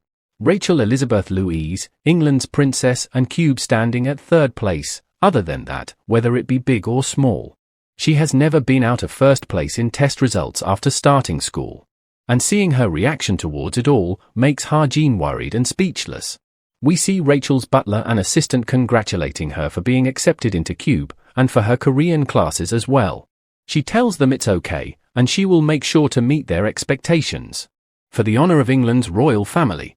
Back to the present, she is depressed about losing first place, and apologizes to her family. And the instructor is praising Ha-jin for his answers on phenomenon realm analysis and telling all the cadets to be like him and learn from him. Rachel plans to shorten the gap between her and Ha-jin, but notes that phenomenon realm analysis is a difficult subject, hence it would be hard for her to do so before midterms. She starts to stare and observe Ha-jin in class, and starts wondering on how does he study. Back in his room, Ha-jin goes on a website called Information Center for Veritas. He plans to use the Book of Truth to answer questions and get some pocket money for himself while at it. The Book of Truth can give him information from anywhere, as long as his SP permits it. He won't get much profit since he does not have any credibility, but once the rumors spread, he will get more customers in no time. Hence, he registers as a seller on that website. And next up, he plans to invest the SP he has been putting on hold. Since the start of the second main story, meaning Cube is not safe from demonic humans anymore. Setting interventions, Deadeye, he realizes that his current gifts are not enough to face the demonic humans. But he has gotten lots of SP, thanks to the bullying from Shin Posse, so he plans to invest in survivability. And for now, he decides to upgrade his weapon. He adds a transformation feature to his weapon, from a handgun to sniper rifle. Seeing the changes, he wonders if he went overboard with it. It consumes 250 SP, and we see his Desert Eagle has transformed into a sniper rifle. He chuckles, knowing that he can surprise them, and transforms his Desert Eagle back to its original state. Next, he plans to write some arts. Unlike gifts that create supernatural phenomena using magic power, arts refer to polished physical techniques or talents. The most important skill for a sharpshooter to have for survival and assassinations is positioning, and such he tries to think of an art related to positioning. He ends up creating parkour, flexible and swift body movements, consuming 350 SP. He starts feeling its effect right away, knowing that it must have worked. His smartwatch suddenly lights up, and another notification for a missing person, Seungjin from the Universe class. Ha-jin knows it's the second victim, and everyone who were caught by the culprit before Yunia were murdered by the culprit. He wonders if it's really okay for him to just stand by and watch as people go missing, when he knows both the culprit and the next victim as well. We see he is very doubtful and nervous about his decision. Now next day in the morning, at the Cube Outdoor Training Hall. The instructor asks if everyone is here and that today's practical training will be special. The cave behind him is the culmination of magic engineering, artificial dungeon. Monster puppets that imitates the real monsters inhabits this dungeon, and they will be experiencing a dungeon raid through exploring this artificial dungeon. He also tells them to not let their guard down thinking that it's just training. Because in this huge dungeon, they will begin a joint training of the Veritas and Discipline classes. The two teams from each of the classes will combine to make a bigger team, and he informs them to gather with their assigned team. Everyone gets with their team, and Ha-jin is in Team B with Yo Yunya, Jin Ho-sung, Hazuki, and from Discipline, Jaden, Kim Jin-yu, Oh Soo-jong, Lee Jin-sha. Ha-jin notes that there are many traps and mysteries in the artificial dungeon. Some of them will likely be a demonic humans trap, hence he has made some attribute bullets just in case, but wonders if they would be able to finish this training in one piece. Suddenly he gets warning that setting change has occurred. He notices it and that too, 3 of them. He tries to look around for the change, and wonders who is it and how did it happen. In Suho's team, Yona is yelling at Suho to gather around quickly and makes fun of him for looking like a breadstick. The notification appears that her personality has become more bad-tempered. Back in Ha-jin's team, Jaden holds Yunya's hand and introduces himself, by which she is disgusted by. In Naeun's team, there is a member from the hunting club, and Naeun tries to remember his name. He introduces himself as Sven. We see the notification of his mental state worsening, and the likelihood of being enraged by a demon pawn during the dungeon raid has dramatically increased. Seeing all these changes, Ha-jin realizes that it's a complete catastrophe. Ha-jin decides to take a closer look, noting there are 2 people here whom he need to be careful of. One of them is Jaden. He acts strong around the weak, but is weak against the strong, a typical selfish narcissist. Although he is strong enough to be scouted by the essence of straight, he wonders what is up with his potential. Jaden introduces his teammates. From the left, Jinyu, Oh Soo-jong, Lee Jin-sha. Yunya also introduces her teammates, Jin Ho-sung, Hazuki, and takes Ha-jin's name wrong as Lee Ha-jin instead of Kim, which pisses him off. Ha-jin deduces that there is no need to know any more about Jaden, and moves on to his next target, Sven of Team 3, a government-funded international student, one of the Germans' top future heroes that has been on top of everything for his entire life. And one thing to note is, he likes Naeun. Just like the endless international students that enter the cube, Sven was one of that became a cube cadet with a dream of climbing to the top. However, the reality did not turn out as he wanted. And in the face of other monstrous cadets, he became nothing more than just another average cadet. It was the first time that he felt such inferiority and sense of defeat, along with the unstable nature of puberty. As a result, Sven ends up selling his soul to a demon to gain immense amount of power. Though it matches up with what he wrote about him, the problem is during the dungeon raid portion in the notification. His awakening has moved up, due to which Ha-jin hopes that it does not affect the story too much, and suddenly someone from behind him grabs his shoulder. It's Jaden, and he asks Ha-jin if he is sharpshooter and tells him to not let his guard down like this in the dungeon. Ha-jin tells him to get lost, and Jaden calls out his attitude while saying that the rumors about him seems to be true, which pisses Ha-jin off. Apparently, people's perception about Ha-jin has reached rock bottom, the reason being a certain rumor about him spread from the universe class. The gist is that Kim Ha-jin is using his position as cadet to blackmail others. He goes to Seoul every weekend to enjoy debauchery. And to him, it's obvious who spread that. Though Ha-jin wonders, why is nobody doing anything about it, as he thought they were a team. Now instructor tells them to enter in order, starting with Team 1, and Jaden tries to talk with Yunya about her getting first place in the supporter division. She replies that she has also heard rumors about him, and thinks that they have made mistakes when making these teams. Jaden, while pointing at Ha-jin, says that there is always someone weighing the team down when there is someone who carries the weight, which pisses Ha-jin off. Now their team enters the dungeon. They arrive at some place with multiple routes, and Jaden wonders if this is the first challenge. Yunya wonders which way they should go, and Jaden tries to get the sharpshooter of his team, Jinyu's suggestion. But Ha-jin speaks up before him, advising to go with number 6. Jaden gets angry and tries to refuse, but Yunya immediately accepts his suggestion. She compliments Ha-jin by saying, even though he looks stupid, he still got one hell of an eye. And Ha-jin thinks that it worked out for him due to Yunya. Now they can take the route where Naeun went. Because if Sven is really going to sign contract with a demonic human here, it would be difficult for Naeun to handle it alone, and if something were to happen to her, the story from there on out is going to be messed up. And he cannot let her die, and hence their team enters route number 6. Jaden is pissed on Ha-jin for his attitude and Ha-jin tells him to instead worry about the monsters in front of him. Jaden does not believe him, and asks what monsters is he even talking about, and Ha-jin asks if he cannot see it. A salamander is right in front of them, and he is sure it's a dungeon switch as well. Jinyu asks if she should shoot a light arrow, and Yunya tells her to do so, and as the arrow reaches the dark depths of the dungeon, it reveals the low intermediate, grade 6 monster, salamander. Jaden is surprised, and tells everyone to get ready for battle and asks if anyone here can use water attribute. Ha-jin notes that it's not the time to use it yet, and hence they decide to go with the orthodox method, and Yunya takes out her whip. She attacks the salamander, who is preparing to launch a breath attack towards them. She uses her whip to close his mouth, and Hazuki along with Sujong attacks the salamander. And the salamander is defeated just like that. Ha-jin notes Yunya's whip is engulfed in electricity, and wonders if she has already reached the Eye of Enlightenment stage. And right as he is calling her impressive, he trips on a pebble and falls on Yunya, and we see something just barely missing them both.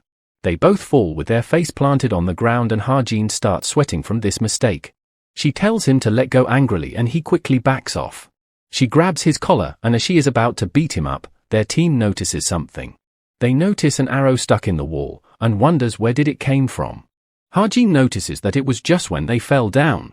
It was an actual poison arrow that was shot towards them with neurotoxins on its tip.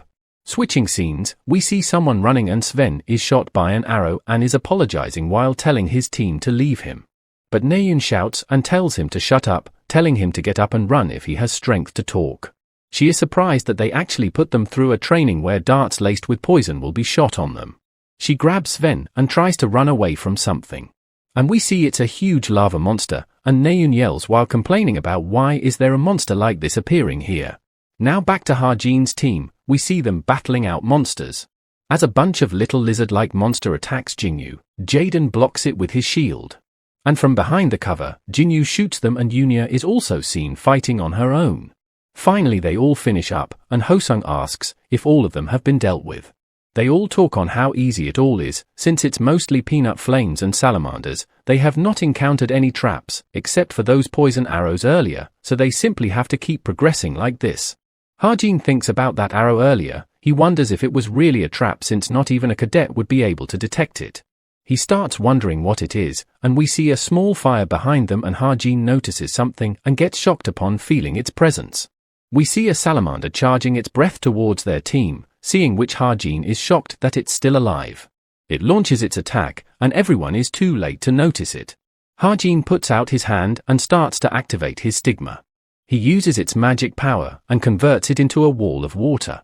And such we see its attack getting completely blocked by a huge wall of water from Ha-jin. After doing that attack, the salamander falls over by itself. Everyone is scared and shocked upon seeing its devastating power, and wonders if it's truly a monster. They think that it was a real breath, as just by getting grazed by it, it burned them. Suddenly Jaden grabs Ha-jin by the collar and asks him if he was dozing off when they were looking for someone with water attribute earlier. Ha-jin makes up excuse that it's the effect of his armament, but Jaden does not buy it, and Yuen-her tells them to stop fighting. Sejong notices that it was a real monster instead of a puppet, and wonders how did it got here. Yunya replies that since this environment has been optimized for a dungeon, a lizard could have evolved or may have appeared naturally. They decide to leave it be for now, as it might convert into reward points. She tells everyone to get moving. Yunya knows that the armament thing is probably a lie, as it's not something Ha-jin can buy when he could not even afford Desert Eagle, and how can someone who is not Kim Suho or Shin Jong-hak imbue an attribute into their magic power? The fact he knew the vital point of a mountain tyrant, and be able to imbue attribute into their magic power, she starts to wonder his reason for hiding all this. She starts to remember Naeun's word about him being a demonic human. And such she starts to doubt Ha-jin herself as well. Back to Team 3, they are looking over the intermediate grade, Class 5 monster, Magma Golem, and assumes that he is the boss of the dungeon and wonders if they could defeat it. One of them asks Naeun if they could kill it, and she replies that it would be difficult and suggests to wait until other teams gets here and join them. The blondie also tells everyone to take care of Sven's injury properly, and Naeun wonders where did that arrow even came from, and notices that this training is strangely difficult. Sven on the other hand is sorry for getting hit by the poison arrow like that. He starts crying and breaking down about his inability and the fact that nothing is working out for him ever since he came to Cube, calling it all agonizing. Suddenly he hears a voice calling him out, and he wonders who is it. The voice asks him if he wants to become stronger. The voice offers him strength, and Sven is speechless. It tries to convince him that the price is low, much lower than risking everything, and offers his hand. Sven gets up, trying to grab the hand and accepting his offer in order to become stronger. We see it's the demon who starts to completely absorb Sven. He starts screaming loudly in pain and everyone notices. They wonder what is wrong with him and Naeun tells them to hold him down. But the magma golem hears them and gets to their team. Naeun immediately shouts at everyone to run away, as the golem spits out lava through his mouth. The golem swipes on the place they were all standing. But they all have already started running away and Naeun is also carrying Sven on her back. The golem destroys everything, and her teammates are sent flying in the air, and Naeun is also barely able to make it. She starts coughing from all the debris and smoke and the golem gets close to her. Seeing that, she gets convinced that there is no way it is a mere puppet. The golem starts charging its attack and Naeun only has death in her mind, thinking that she is going to die in a place like this. Suddenly we see a bullet being shot, which hits right on the golem and splashes him with water. Naeun is confused and sees someone standing on the other side of the dungeon. And we see it's none other than Kim Ha-jin. Now a few minutes ago, Ha-jin and his team arrives at some place with a huge wall blocking them. One of them complains about Ha-jin telling them that they will find the boss field here, but it's blocked, and Ha-jin replies that it is here. Ha-jin notes that there shouldn't be a wall here, though it does not matter. Ha-jin tells him that the boss field is up ahead this wall, and he should try breaking it. He tries to break through it, but the recoil instead hurts him. The guy yells and complains that there is no way it will break, and Ha-jin notes that a slash filled with magic did not even leave a scratch. Suddenly Hazuki notices a gap in the wall towards the upside. Ha-jin tells them that they can go from there and Jaden complains that the wall is over 10 meters high, there is no way they can climb that. Ha-jin replies that if they cannot, that he will go on ahead. He activates his art and climbs the wall. Seeing him climb like that, Jaden wonders if he is a cat or something. Suddenly everything starts to shake and Jaden wonders what the hell is going on. Back to the fight, the golem starts moving already, surprising Ha-jin. He shouts at Naeun to hurry up and move and also save him as well. Suddenly Naeun's team arrives, shouting battle formation, and they start attacking the golem. But the golem does not even budge from their attack. Seeing her team, Naeun gets back up as well and prepares her bow. She starts charging up her attack and asks her team to buy her some time. Suddenly, someone lands a powerful blow on the golem. And we see it's Sven, who apologizes for being late. As Naeun prepares to launch her attack, Sven backflips away from the golem. Naeun thinks back to the attack in museum and shouts that this time, it would be different than before. She launches a huge attack at the golem and completely obliterates it in one blow. We see the golem is broken in pieces and fallen on the ground. Their team is unable to believe that they really managed to kill a magma golem, and wonders if it would count towards their score. Naeun and Sven comes along as well, asking their team members if they are alright. They start praising Naeun for being able to kill the golem in one hit, and she replies by calling it her finishing move. Ha-jin notes that Sven has not been completely demonified, the plot has been altered from the original. But it's only been delayed, it does not change the fact that he made a deal with a demon, and since it's uncertain when he will go berserk, it's even more worse. Naeun notices Ha-jin sitting alone at one place. She starts to think of something and approaches Ha-jin. She tells him that she thought she should at least say this. With a bit of stuttering, she thanks Ha-jin. Ha-jin is quite surprised upon hearing that, and confusingly asks her again, and she gets annoyed and embarrassed and replies that she had said it already. Ha-jin is surprised that Chai Naeun has thanked her. Chai Naeun's life was riddled with tragedies. Her first was on her 6th birthday. She lost her mother because of a demonic human. This made her determined to become a hero. At an age where other kids laugh and play, she trained herself to death. She couldn't even form any deep relationship with her friends, since opening one's heart to someone else is the equivalent of revealing your weaknesses. Hence, not a lot of people have heard words of gratitude from Naeun. There are not many people who stand by her side as true friends. Because her dialogue had more, "I am sorry," than "thank you," Ha-jin as an author wrote her that way. Naeun questions him on why is he letting Jonghak's posse harass himself if he is this strong. As he managed to stop the magma golem earlier, if he has that much skill, he would be able to beat them with one punch. But Ha-jin replies, even if he wanted to, he is letting them be, because he cannot beat them. Naeun doubts it as she replies that she saw the power of his weapon earlier. He shows her his weapon, saying that it's a private weapon, which will explain it. Seeing which she freaks out, saying that he will get expelled if they find out, and Ha-jin replies that is why he only uses it when he really needs it. And besides, he already found a way to hide his weapon in Stigma. He won't have to worry about getting expelled because they won't find anything. But Naeun tells him that even without that, he is way too strong and asks if perhaps he has a gift that strengthens firearms. He simply replies to go with that, and Naeun leaves in confidence while saying that she knew already and will pretend that she didn't saw anything. Suddenly she stops and asks Ha-jin if he has anything he wants to say to her. Ha-jin goes silent for a moment and replies that he doesn't. Hearing which, she leaves while saying, I see, and Ha-jin knows that if he apologizes right now, she would have forgave him for mentioning her brother.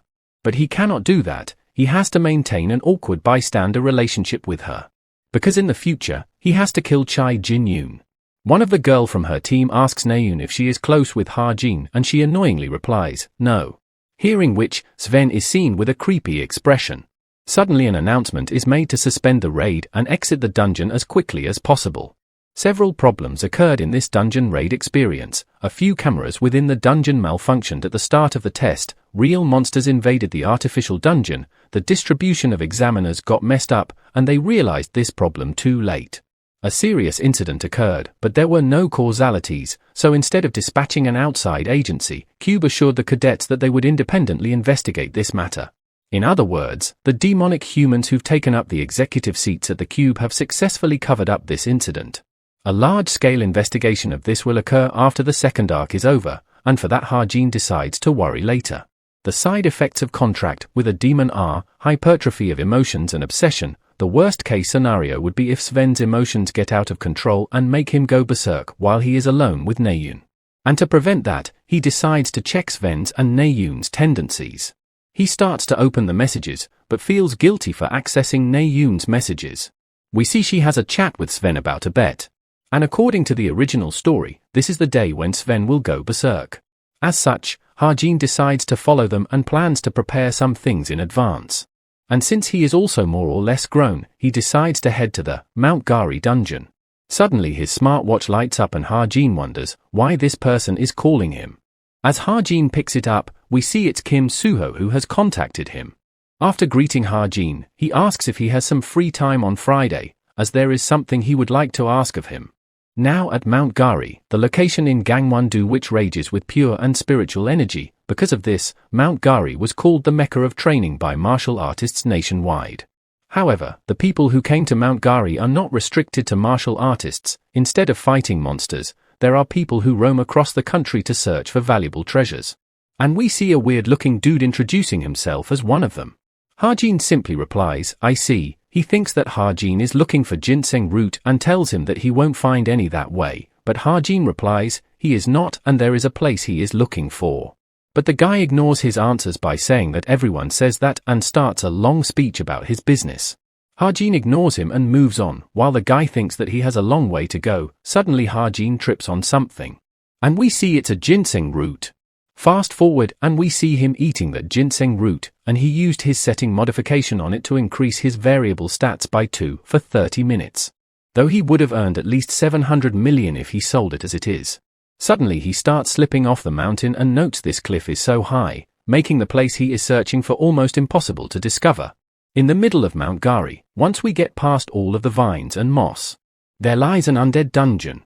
The dungeon's boss is an intermediate grade 1 monster, Death Knight. Even if he is strengthened by the ginseng root, he is no match for it right now. But it does not matter right now for him. Suddenly we see many undead starts rising from the ground. And for Ha-jin, his target is not the dungeon's boss today, but the hidden stage. He uses his Stigma and brings out his weapon and shoots away the undead. He starts defeating all of them quickly and uses his clairvoyance to see the path. After mapping the whole path, he backflips over them and shoots all of them one by one. With that, all of the undead are taken care of.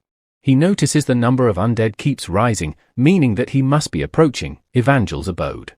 Which Evangel, the hidden boss of Mount Gari dungeon, in the future, she will set up Evangel's castle, the worst undead fortress in history, in an abandoned church in Suwon. But the reason he is here in Evangel's abode is because of the two items that he can obtain from her. The growth-type weapon, Ether, and Evangel's seed.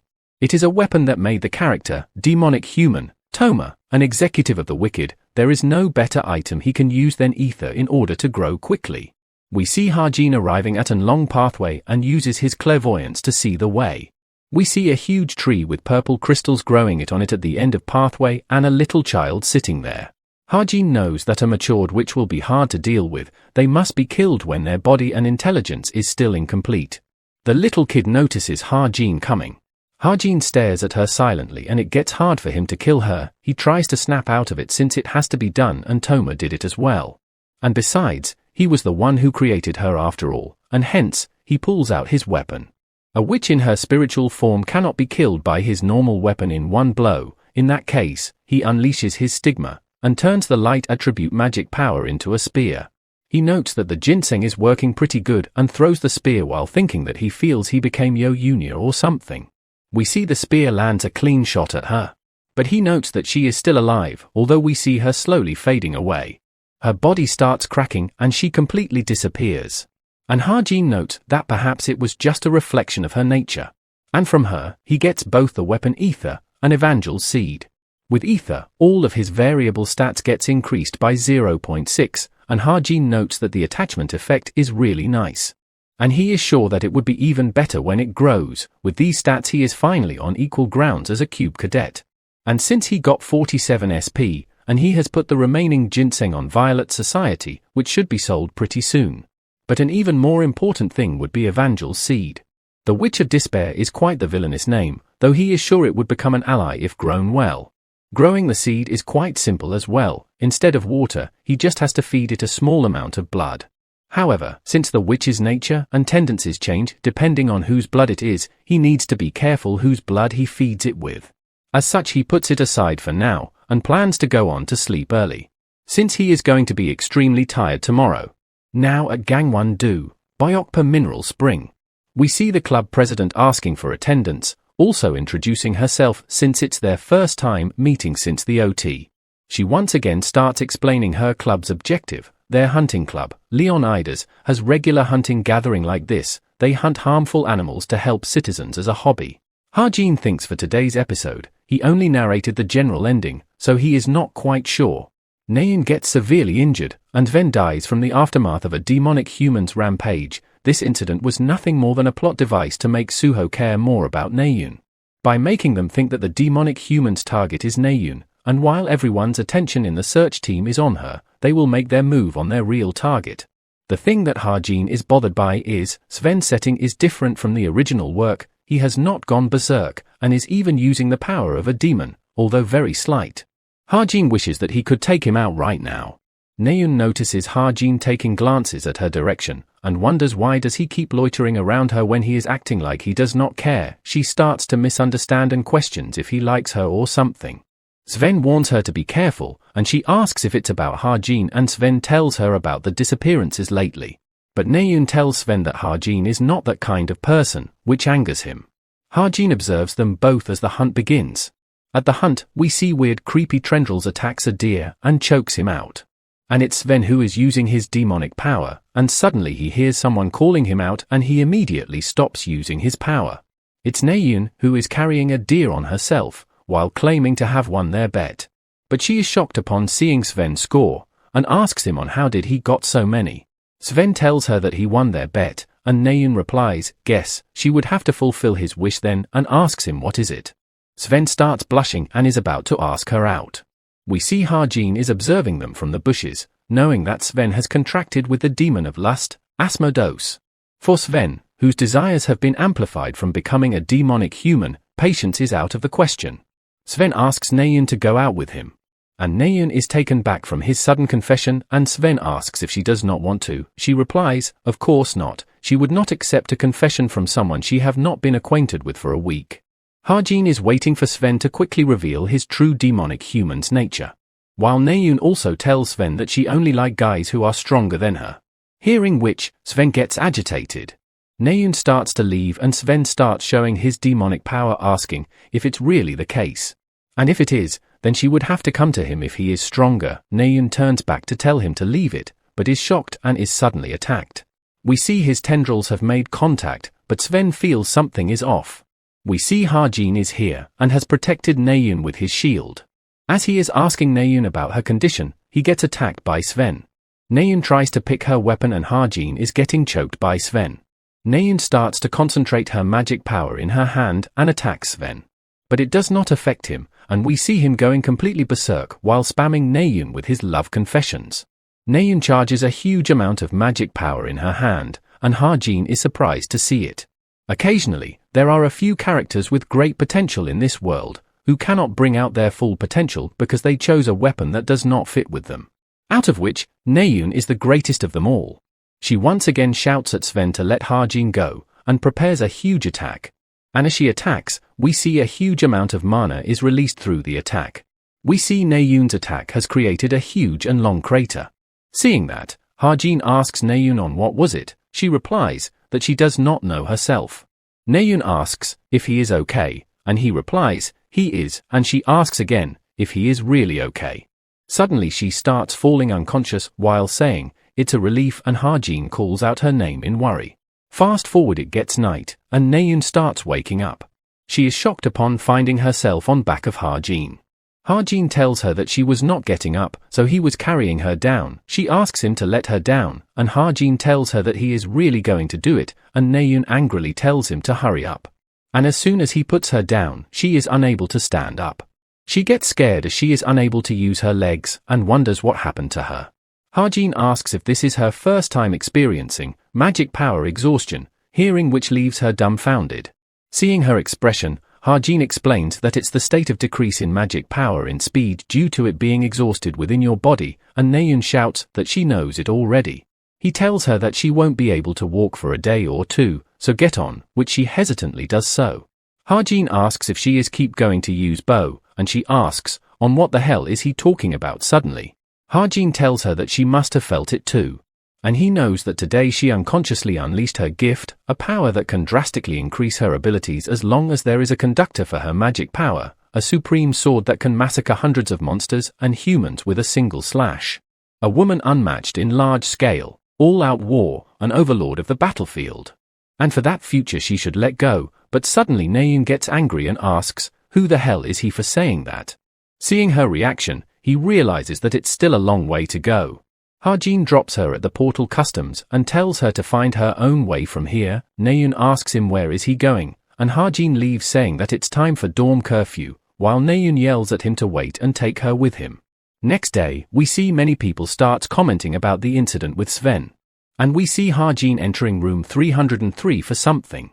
We see it's Suho there, who greets Ha-jin. Along with him, Kim Horak, Shin Jong-hak, Yo Yunya, Lee Young-han.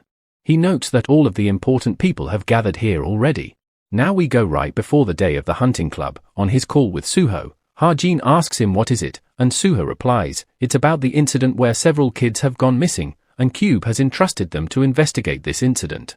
To prevent bringing external forces into this matter, Cube entrusted a few trainees selected by grade with the culprit tracking mission. In the background, Naeun calls out to Suho to come with her, and he tells her to wait and tells Ha-jin about all the representatives for the first years. And also informs Ha-jin that Cube will be doing its investigations as well, since it's highly likely that the culprit is also a trainee. They said it's easier to track it from the inside. Ha-jin asks what does it all have to do with him. Suho replies, it's because he heard that he had good eyes and also that Naeun recommended him, which surprises Ha-jin. Back to the present, Suho thanks him for coming and Ha-jin thinks it's his pleasure as he will gain a lot of SP from this. Suho first starts explaining his theory that the demonic human that attacked Naeun is not the same as the culprit. Hearing this, someone suddenly stomps their leg in anger. We see it's Shin who is angry at Suho for taking Naeun's name in a way which makes it seem they are close. Seeing which, Suho changes it to Chai Naeun.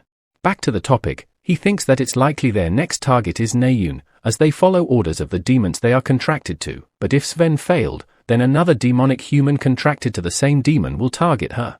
As such, Suho asks for everyone's suggestion or if someone who seems suspicious to them. Ha-jin knows the culprit already, but he believes that recklessly calling him out will be dangerous, and he has been patiently waiting for him to expose himself. But unlike in the original work, where 6 victims appear in 2 months, 3 people have already gone missing in 2 weeks. At this pace it's highly likely there will be even more victims.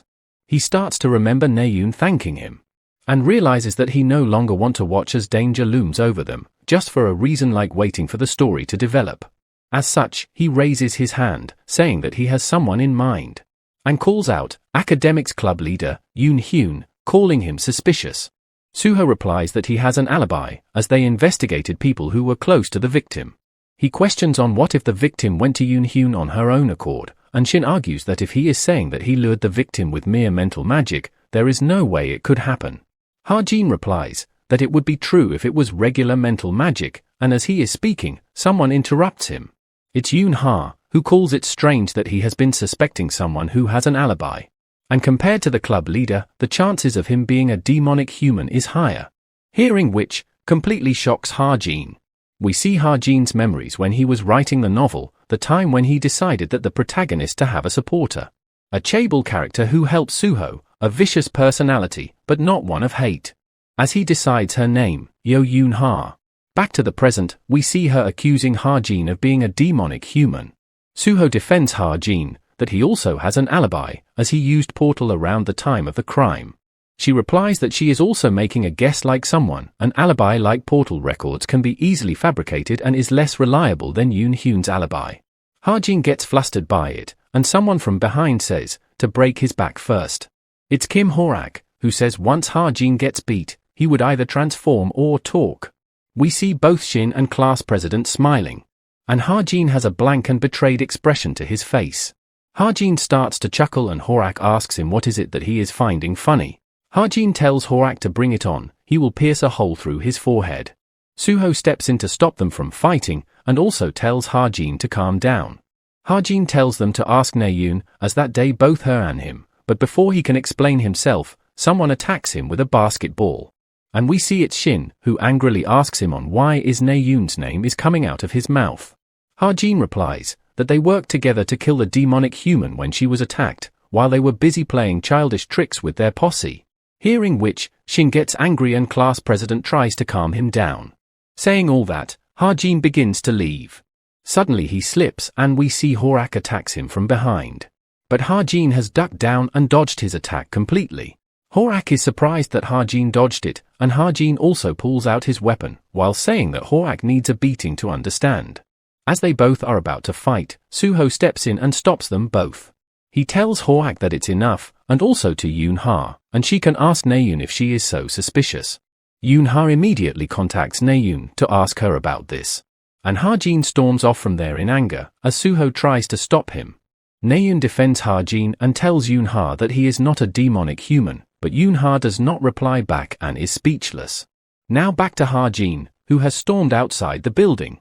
He crouches down and wonders what he is doing, with a very sad expression. Not only did he fell into the novel he wrote, but he is also having emotional disputes with the characters he wrote with love. He tucks his face while saying that he is sick of it all. And he wants to see his friends and family, and wants to return to his home that has only 1 year left on contract. He wonders how the time is flowing in the original world. If it's flowing normally, would he be considered a missing person? And he starts to think about his parents and what if they were searching for him, what if they are feeling sad because of him? And starts questioning if he could even go back to his original world. Suddenly, he gets a notification that his perseverance has increased. He chuckles and smiles, while saying that it's killing his mood. He is glad that he increased his perseverance stat. The past him would not have had the courage to commit suicide, but he most definitely would have given up on returning. He wipes away his tears and starts to get back up, and stands around while looking in the distance. Inside the building, the president asks, where is Ha-jin, and Suho replies that he was a bit difficult to approach. Yoon Ha confirms with Horak that he used his gift earlier, which leaves him nervous and speechless. Yoon Ha is surprised that a mere sharpshooter was able to dodge the attack of a martial arts gift, and questions on who is calling who suspicious now. Suddenly she gets a message from Yoon Hyun, asking Yoon Ha if he can see her in the study room before the club meeting tomorrow. Yoon Ha replies back, sure. And we see Hyun is covered in blood, while smiling looking at her text. Fast forward to next day, Ha-jin narrates that he understands why people say you should keep yourself busy in moments of melancholy. Exercising, hunting, and investing in stocks as usual does not give him much time to think because of fatigue. But he wonders what is up with Suho and the class president, while thinking to not bother him and that he is fine. Ha-jin wonders what the hell is he doing with his own characters. He should really stop doing useless stuff and think about getting back home. Suddenly Naeun arrives, and Ha-jin asks her if it's okay for to come to school already, and she replies, there is nothing to do for her at home either ways. Suho gives her his hand to grab onto, but she tells him that she can move on her own, and Shin gets angry about Suho touching her. Seeing Shin gets angry for Naeun, Yoon-ha also gets pissed. Now the instructor arrives and tells everyone to take their seats. He then informs them that midterms are only a week away now. Practical exams will begin as soon as the written exams are done, and the practical will be assessed based on 2 categories. Duels between trainees, and monster battles against a phantom beast a mage will summon.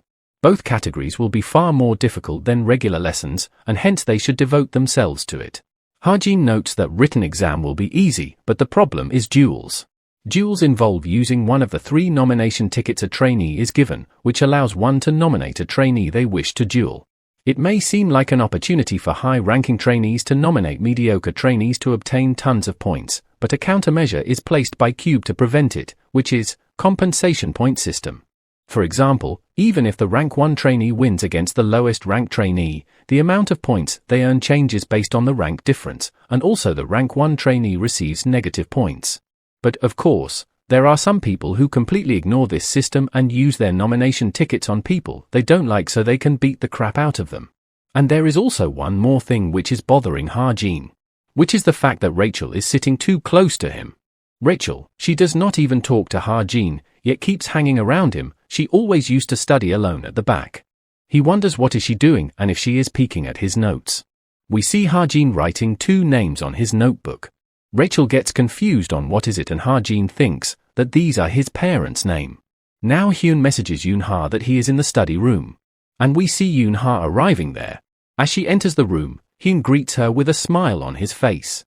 She says that it looks like other club members are not here, and he replies that they will be here as well. Suddenly she notices a scented candle, and Hyun tells her that it's good for enhancing focus, since they are going to be studying later after all. He also tells Yoon-ha that he heard she joined the demonic human search team, and that he is a second-year representative there. And they are making no progress at all, and asks if Yoon-ha's group found anything yet, a list of suspect for example, and she replies, not yet. But she does tell him that there was one person who said something stupid. He asks her what did he say, and we see Yoon-ha is falling under his spell and wonders what is happening. She answers that he said, you are a demonic human, as she feels her mind to be at peace. And that he used some sort of psychological magic. Hearing that, Hyun asks if he had any evidence. Right as she is about to say, of course not, she realizes something. Hearing the word, evidence, gets her thinking something, and Hyun tries to clarify that he misspoke. He meant to ask if he was basing it on anything. Yoon-ha gets suspicious and readies her weapon while telling him that innocent people don't ask for evidence when they are accused of crime. She takes out her whip and asks him for his true identity. Suddenly a black aura starts to surround him as he stares at her while saying that there is still time for her turn. Now at Cube's second-year room, we see Yoon-ha wakes up and is all tied up in a chair. Looking at her surrounding, she notes that it's the second-year dorm and realizes that it's Hyun's doing. She finally realizes that Yoon-hyun is indeed the culprit of all the missing cases, a demonic human, and Ha-jin was not spouting bullshit. She tries to calm herself down and tries to somehow request for help, though she struggles to do that, while prays for anyone to save her. But Hyun notices and catches her, telling her that she shouldn't do that. Suddenly Ha-jin's watch starts blinking as he gets a message from Yoon-ha. Seeing her message, he gets confused and wonders what does it mean. Hyun takes away Yoon-ha's smartwatch and tells her that there is no way any of her friend will understand a gibberish text in the middle of the night. He notes that she has messaged Ha-jin and asks if this is the quick-witted person who suspected him to be a demonic human. He would kill him later as well. Yoon-ha yells at him that if he seriously thinks he can get away after doing all of this, the search team have probably noticed already and is making a move. Hyun replies that it does not matter, he is going to leave Cube as soon as it's over, as he destroys Yoonha's smartwatch. Yoonha gets angry hearing that, and Hyun gets close to her and tells her that he loves that expression. However, Lady Lilith wants to see her face dyed with fear. Back to Ha-jin, who wonders if she has sent her this accidentally. He starts to think on what could it mean, and it turns out to be initials for the word save in Korean. Ha-jin quickly takes out his book of truth and asks for Yoonha's location. And upon seeing that, he is left shocked. We see Yoonha is getting brainwashed, as the voice speaks inside her head that she has been lonely for long enough. He tries to make it as if he knows that feeling as well, though he notices her expression and is left surprised. He calls her willpower strong, and he cannot believe that she still has not been brainwashed after all this, even though all she has to do is let her mind go at once. He tells her to not be afraid, as Lady Lilith have given him permission just for today. And she wants her as well. We see her again struggling to free herself, and Hyun tells her that it's no use, even if she managed to loosen it, as there is no way to run in the face of Lady Lilith's magic power. But before he is finished speaking, he gets shot right in his head. Blood starts spilling everywhere, and Yoonha is shocked upon seeing it. Hyun starts screaming in pain, and Yoonha hears Ha-jin's voice, telling her to look how she ended up after doubting someone she should have trusted.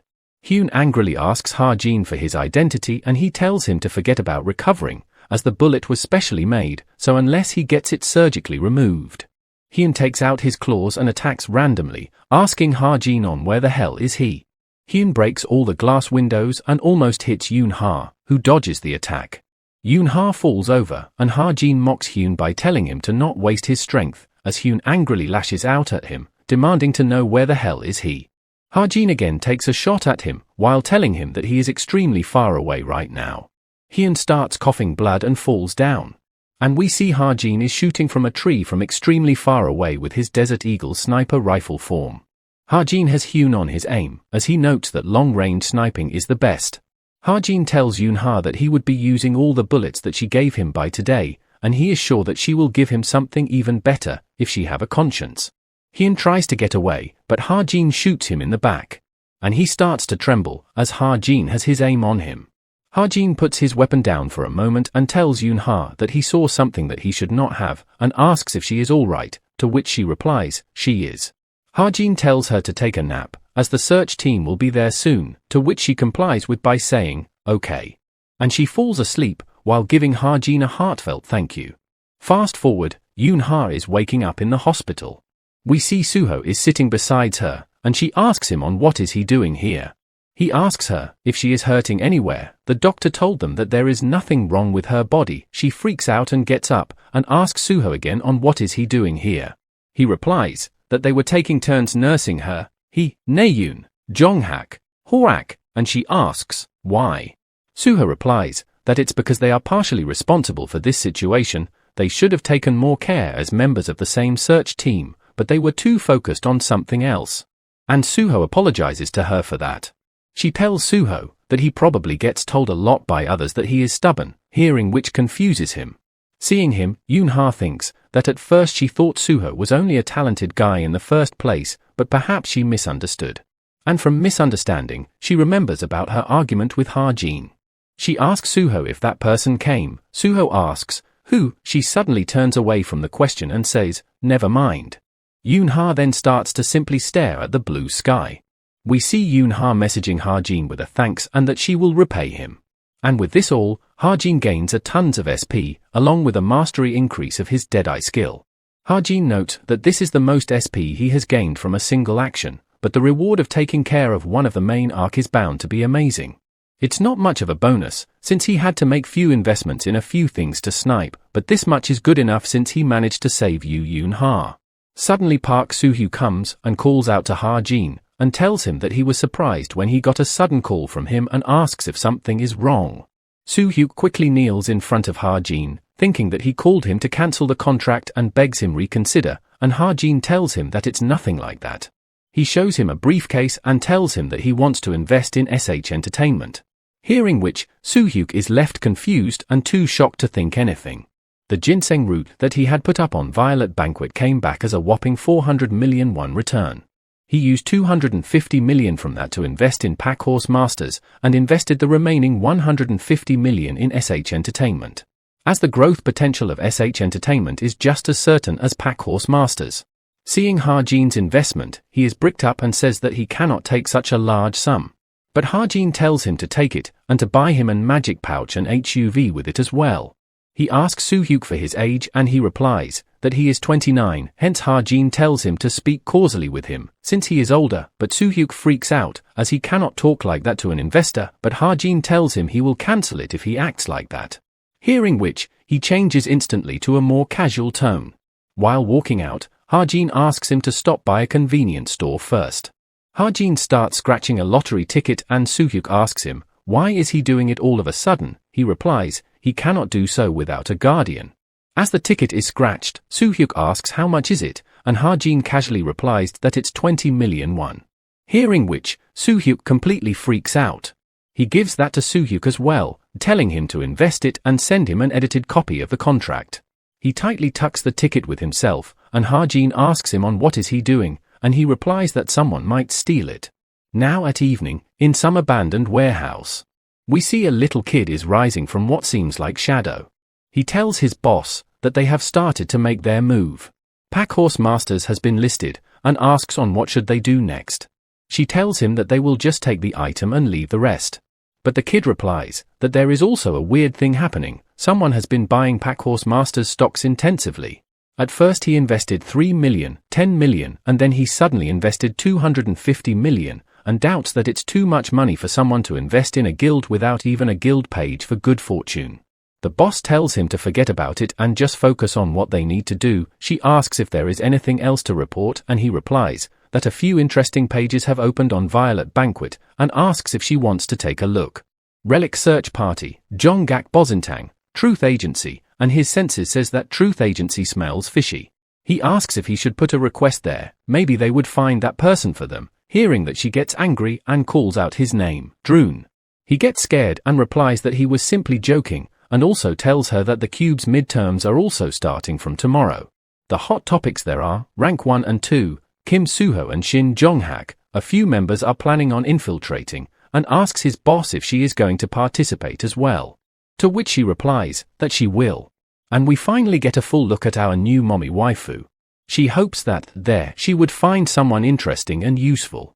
Fast forward, as the time flew by, and the practical portion week of the midterms had begun. We see a happy and excited Hazuki, who is meeting her parents. During the practical week, Cube opens up to hero employment agencies like guilds and the association, as well as the families of the trainees. The huge crowd from all over the world is like that of a festival. We see the reporters reporting on the festival, and some guilds preparing to send offers to all of the top trainees. We see Ha-jin using a drone and noting that there is not much action as of yet. As such, he decides to wait for a little bit longer. We also learn that he got these drones from Soo-hyuk, and since he has set them up all over Cube, it will increase the probability of finding intruders. Suddenly, he bumps shoulder with someone and turns back to apologize. And we see it's the boss of Chameleon Troop. Ha-jin is completely shocked and almost forgot about it. That this person will also come for the practical exam. He keeps staring at her and realizes his mistake that he locked eyes with her for too long. He tries to think of something to say, as to not sound suspicious. And he ends up calling her so pretty, which leaves both of them speechless and with a deadpan expression. She simply ignores his comment and walks away. She contacts Droon and he asks her on what is it. She tells him that the one she passed by earlier, he saw her through the perception blocking item. And such, she tells him to investigate Ha-jin. Ha-jin remembers that it's not only heroes who are here to scout trainees, but the Chameleon Troop is also here at Cube. Their objective is to scout either Kim Soo-ho or Shin Jong-hak, but since Soo-ho doesn't fit in with their belief, he is disqualified, and they start paying attention to Shin Jong-hak. That is how the story goes. Their infiltration itself should not cause much of an issue, but if the story changes and they start fighting the exam site security heroes, it won't end with just 1 or 2 people dying. Suddenly someone shouts, "Nothing at all," and everyone takes notice. We see someone saying that he does not see anyone suspicious, and the girl tells him to stop goofing around and search properly, since it would be really bad for them if someone got past Cube security during practical week. And he replies then they just have to eliminate them before they become a problem, and we learn they are high-grade heroes. Oh Jung-hyuk, rank 1737, 6th grade hero, and Seo Young-ji, rank 2000, 7th grade hero. As they are moving around arguing, and Jung-hyuk telling her to go eat with pizza, we see a mysterious person strolling behind them. He comments about Ha-jin, and is surprised that he saw through the perception-blocking feature of Siren's necklace, and saw their boss. And with this, he is finally getting interested, as all he see here are weaklings, to the point that he is about to die of boredom. He asks Droon what kind of guy is he, as he would like to go first and brawl with him, hearing which, Droon thinks that he is such a muscle brain. He tells him to stay put, they can confirm whether he shows promise or not, even if they don't do anything. Since they are going to start it soon, the duels. At the arena, the announcer says that the first match is about to start, and the first duel is one in which a nomination ticket was used. We see Ha-jin walking in the arena, as someone calls out to him. It's Yoon-ha, who asks Ha-jin if he is heading to the arena. He replies that he is first up, and hearing which, Yoon-ha calls out to her assistant. She gives him 100 top-grade bullets. Though he cannot use them during the test, but he can use them however he likes, and he can let her know if he needs more. And for his information, she is not trying to call it even with something like this for saving her life. And tells him to think of it as a gift. She also informs him that she has not told them about him providing support during the demonic human incident, despite them keep asking, and Ha-jin requests her to keep hiding that, as he thinks that it would get complicated if it gets out that he was the one who shot Yoon-hyun. Yoon-ha says that she understands that he is hiding his strength for some reason, but it would be difficult for him to pass the practical exam like that, hearing which confuses Ha-jin. She asks him if he knows who is he up against. Now we switch scene to the waiting room, and see someone exercising. And it's Kim Horak, who says that he will make sure to crush Ha-jin. Back at Chameleon Troop, Droon tells his captain that he didn't found anything, he used to be in an orphanage, and does not have any parents or relatives, got admitted into the military academy at the age of 6 because they saw something special when they checked the orphanage. He was a low intermediate rank student, did not do anything special that led to any special attention, and entered Cube. And he also has a $300 million debt, that is all there is. Hearing all this, she wonders then how could Ha-jin see her past a perception blocking item and notice her. Droon replies that he didn't know either, and the big guy arrives from the bushes, finding his captain. He tells her that it's been a while, and he is introduced as Cheek Jung-young. She tells him that he is late, and asks if he was wandering anywhere else, and he replies that he simply followed the instructions to search for talents and came here. She asks if he found anything, and he replies, nothing, all of them are weaklings who'd get destroyed with a flick on their head. Droon replies, that is expected, but ask if there is any cadet who left any impression, and Jung-young replies that he only saw the second-year first-grade students, but there was not anyone. Droon informs him that he heard the first-year students this year are exceptional, so he should check out them instead, and a first-year, Kim Ha-jin is about to start his battle. Hearing which, he remembers that he is the guy who saw their captain through perception blocking item. Now at Practical Cube Arena Midterm. We see those two heroes eating pizza and watching the battles, while again arguing. Jung-hyuk tells Young-ji that he has gotten much better, and his son likes it, hearing which she smiles while saying is that so? Suddenly she notices Jung-yeon sitting across them and wonders what is up with him, as he has been looking over towards them and smiling. Jung-hyuk replies that perhaps he is a fan of theirs. As Horak enters the arena, Jung-hyuk notes that it's about to start, noting that he might not be in top 6, but he is still pretty decent. Sung-ji notes that his opponent is a rank number 934, Kim Ha-jin. She wonders if it's really like this, and Jung-hyuk asks if she read the notes. Ha-jin tells Hoak that he is looking a little fierce and tells him to take it easy, which pisses him off.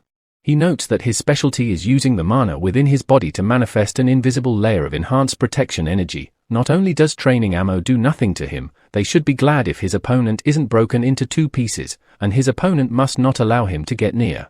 The announcer says that the first match will now start, and Hoak immediately rushes towards Ha-jin.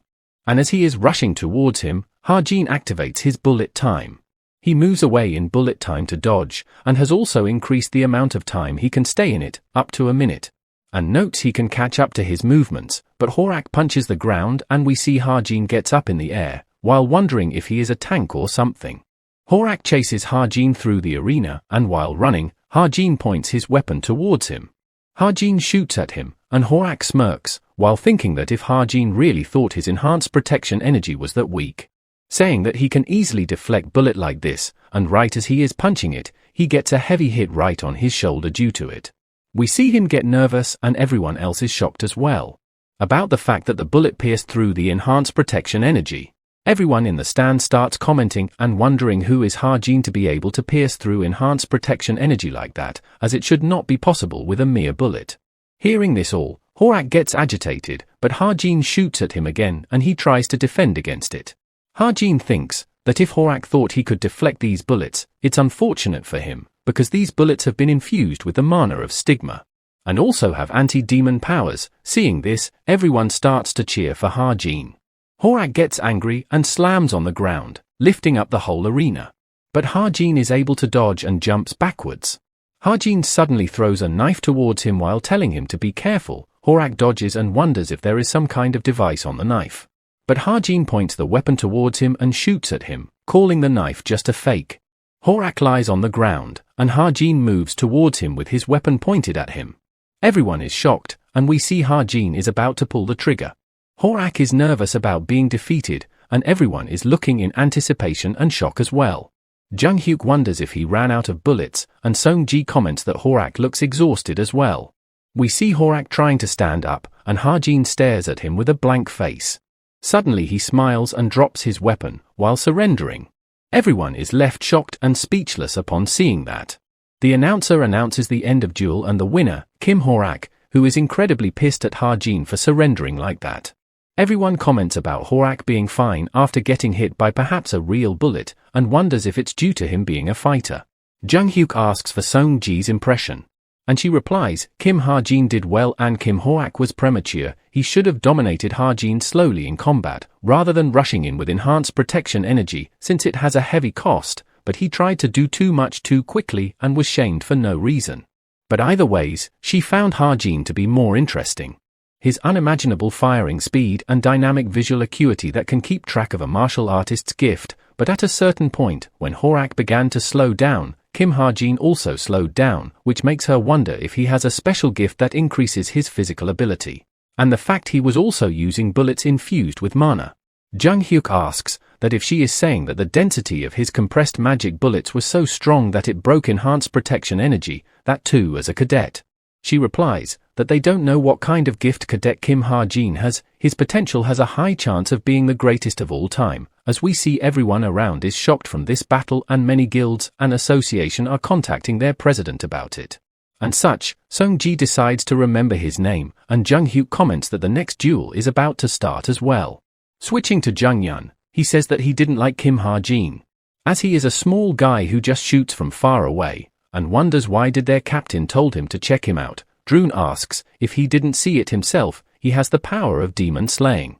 Jung-yeon replies that it does not have anything to do with being strong. Droon replies that he just dislikes him because he is a ranged fighter, which Jung-yeon chuckles and agrees with.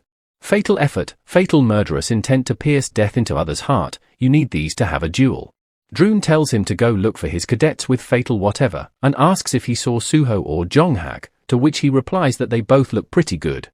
Shin Jong-hak's destructive style of aiming for enemies' vitals immediately without any information is impressive. And he liked how he caused a ruckus for the cowards who only like defending. Droon replies that if Jung-yeon likes him, he cannot expect much from his personality. And as for Kim Suho, he calls him unique. Droon asks on what does he mean by that. And he explains that it was just like they heard. He used a sword dance type of swordsmanship. He'd clearly trained and worked on those movements for a long time. But it feels like he is hiding his true colors. Droon asks if that means the number 1 in Cube is different, and he replies that he doesn't know. Neither of them are at a level where he wants to fight them immediately. Droon asks, what about Kim Ha-jin? And Jung-yeon gets pissed asking if he is really including that guy as well.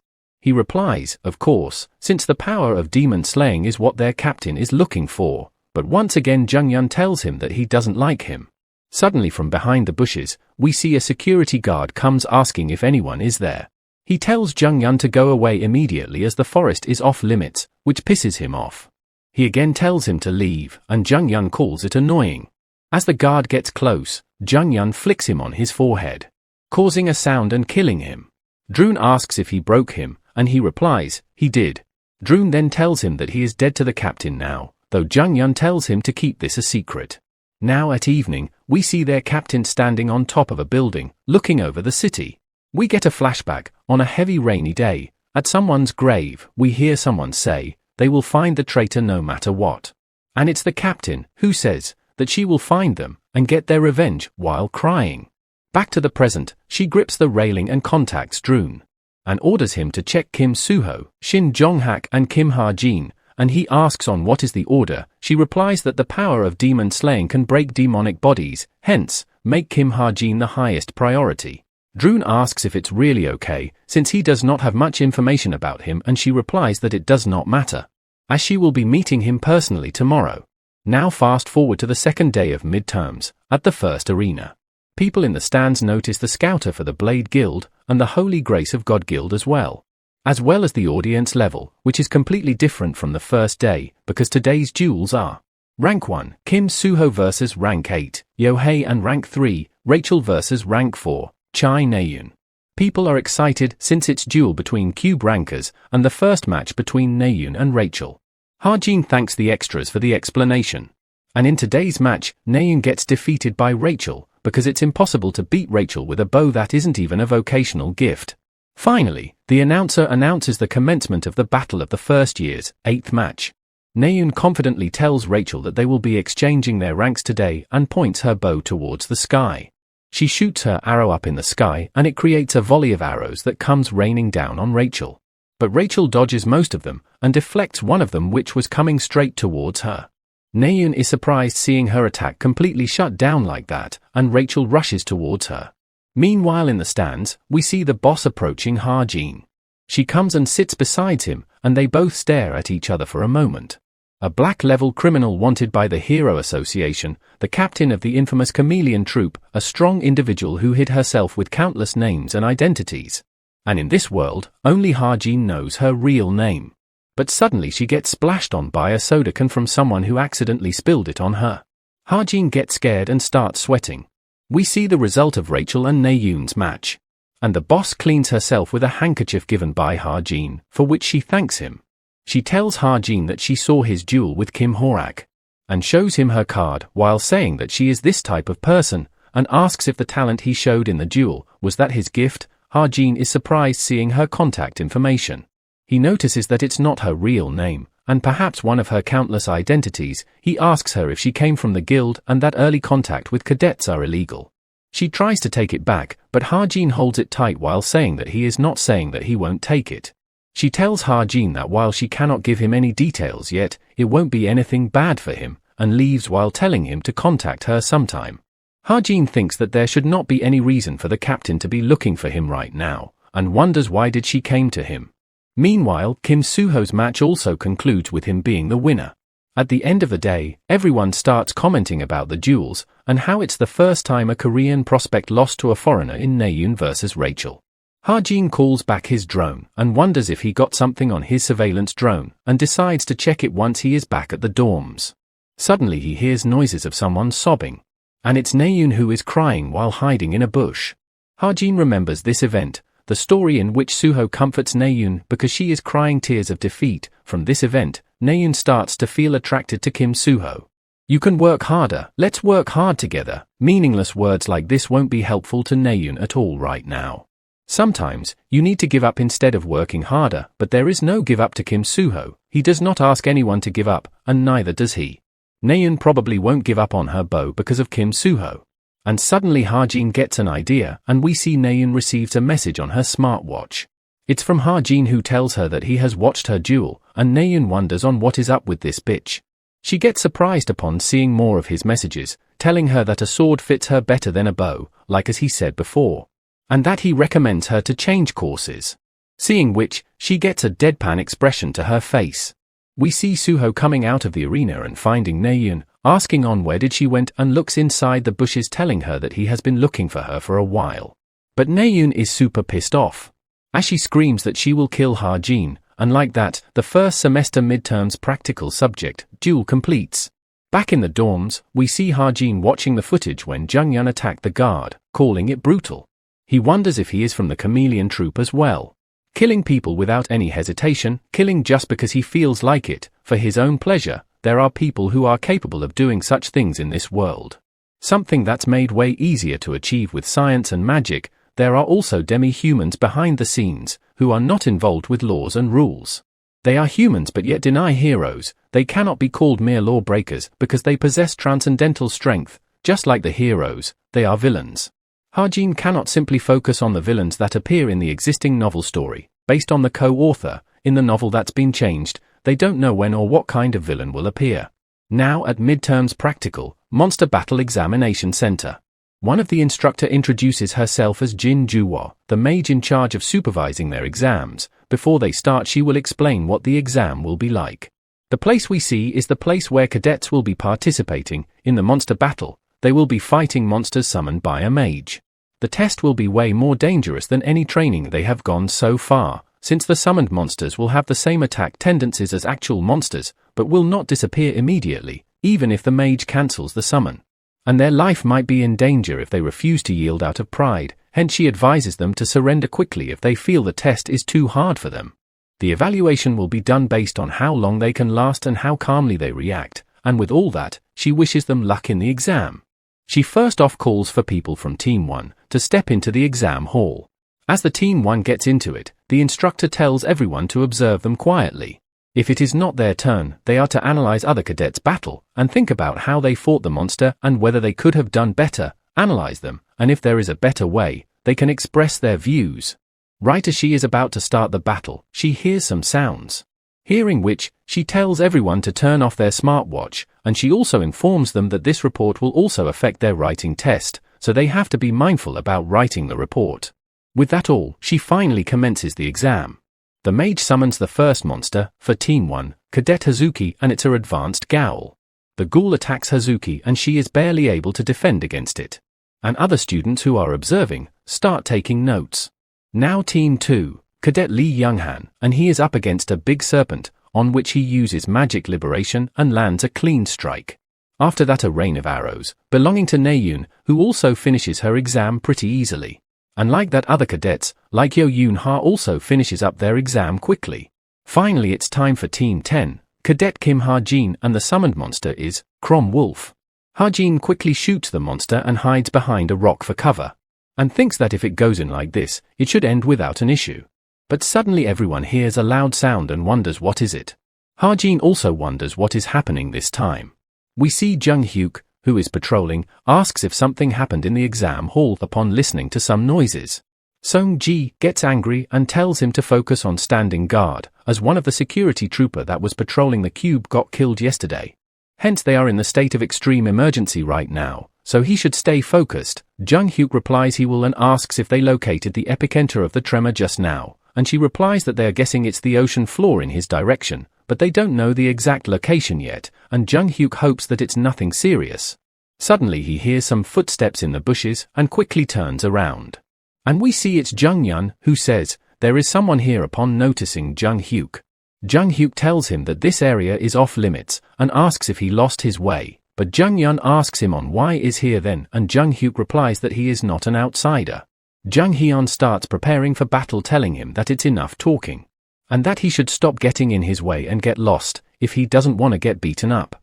Suddenly they both feel a huge tremor as the water starts rising up.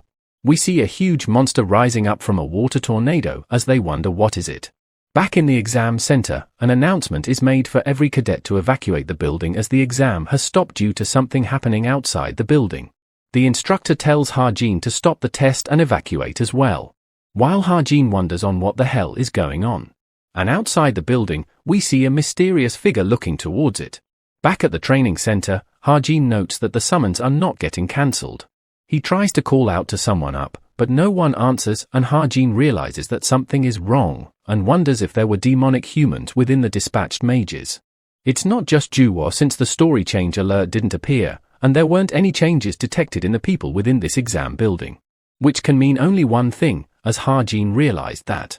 We see someone arriving and meeting Rachel, telling her long time no see. And seeing that person, Rachel is surprised, and Ha-jin notes that it's definitely possible, since there are tons of extras like Kim Chundong that have never been mentioned in the novel. And the character is introduced as Sir Lancaster, and Harjin realizes that this is a story that he doesn't know about. Rachel asks Sir Lancaster on where has he been since the London incident that occurred 5 years ago. Not to mention that look of his as well. Seeing which, Rachel realized that he has sold his soul. She asks on why would someone like him, who was a former Imperial captain, do that, and Lancaster replies that she is mistaken about something. It's that he didn't sold his soul, a new lord simply took over his soul, a soul that was betrayed by the very country he devoted his whole life to. Hearing his answer, Rachel draws her sword, saying that it's meaningless to talk any further, and that she will be apprehending him.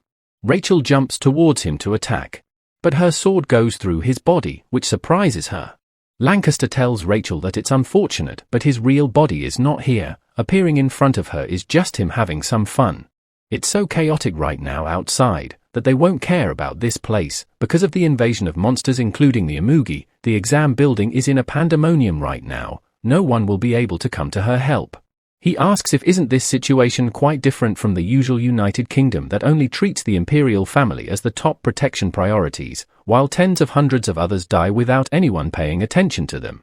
And we see a flashback of Lancaster holding someone and crying, calling that place darned. He notices some sound and tells her that he would love to talk to her more, but his time is up. And leaves while telling her goodbye, as Rachel shouts his name to try and stop him. And from the shadows, we see some kind of assassin comes out. It immediately attacks Rachel, who is barely able to defend against it. She notices that his attacks are quite powerful and she gets pushed back by his flurry of attacks. She is unable to block his attacks and starts getting damaged all over her body, and due to it she realizes that she cannot keep fighting head-on and have to take a risk and aim for an opening. But he attacks on her hand, which makes her sword go flying from her hand. We see her left unable to defend herself and on the ground. She uses a mana thread to try and pull her sword towards her. Right as the assassin is about to attack, her sword comes flying towards him. But suddenly, the wall behind them breaks, leaving Rachel surprised. And from that Harjin appears, as the assassin watches over. The assassin immediately rushes over to him to attack. But Harjin transforms his Desert Eagle into a shotgun and shoots at the assassin. After that shot, we see the assassin completely disappear. Which makes him wonder if it was over in one shot, though that is to be expected since it's an attack that consumes 250 SP. Seeing him, Rachel realizes that it's someone from his class. Harjin comes towards her and gives her his hand while asking if she is okay. Though she obviously does not look okay, seeing which Harjin offers some bandages. We see him applying bandages and cleaning up blood, while saying that if he was any more late, she would not have been able to wield a sword again. Noting the blood, he suddenly realizes something, that he has obtained a cube ranker's blood unexpectedly. Rachel thanks him for it, and he replies to not worry about it. Suddenly the instructor arrives and asks them too if they are hurt anywhere. They tell them that they are coming to save them right now. One of their assistant tells the head mage that there are 2 cadets in the exam hall next to this place who are severely injured, which prompts her to ask on who on earth could do such a thing. Now back to Jung Hyuk, Sung-ji comes running towards him as he's sitting by the ocean. She asks him on what happened, and heard that an Imugi appeared, and he replies that she sure took a lot of time in getting here, it has already been chased away. She asks if it was him who did that, and he replies, it was an intruder who did. Though he don't know who stabbed it, but the Imugi was furious, and yet, he was able to use brute force to chase it away. He was definitely incredibly strong. Sung-ji replies she cannot believe that, and Jung Hyuk says that he does not believe it either, but it's highly likely that he is the suspect in the police station murder, and hence they should put out a search for him. On top of the appearance of an unknown intruder, the appearance of a high-ranking monster, which seems like the midterms are a bust this year. This time it would be tough for Cube executives to avoid being reprimanded for this incident.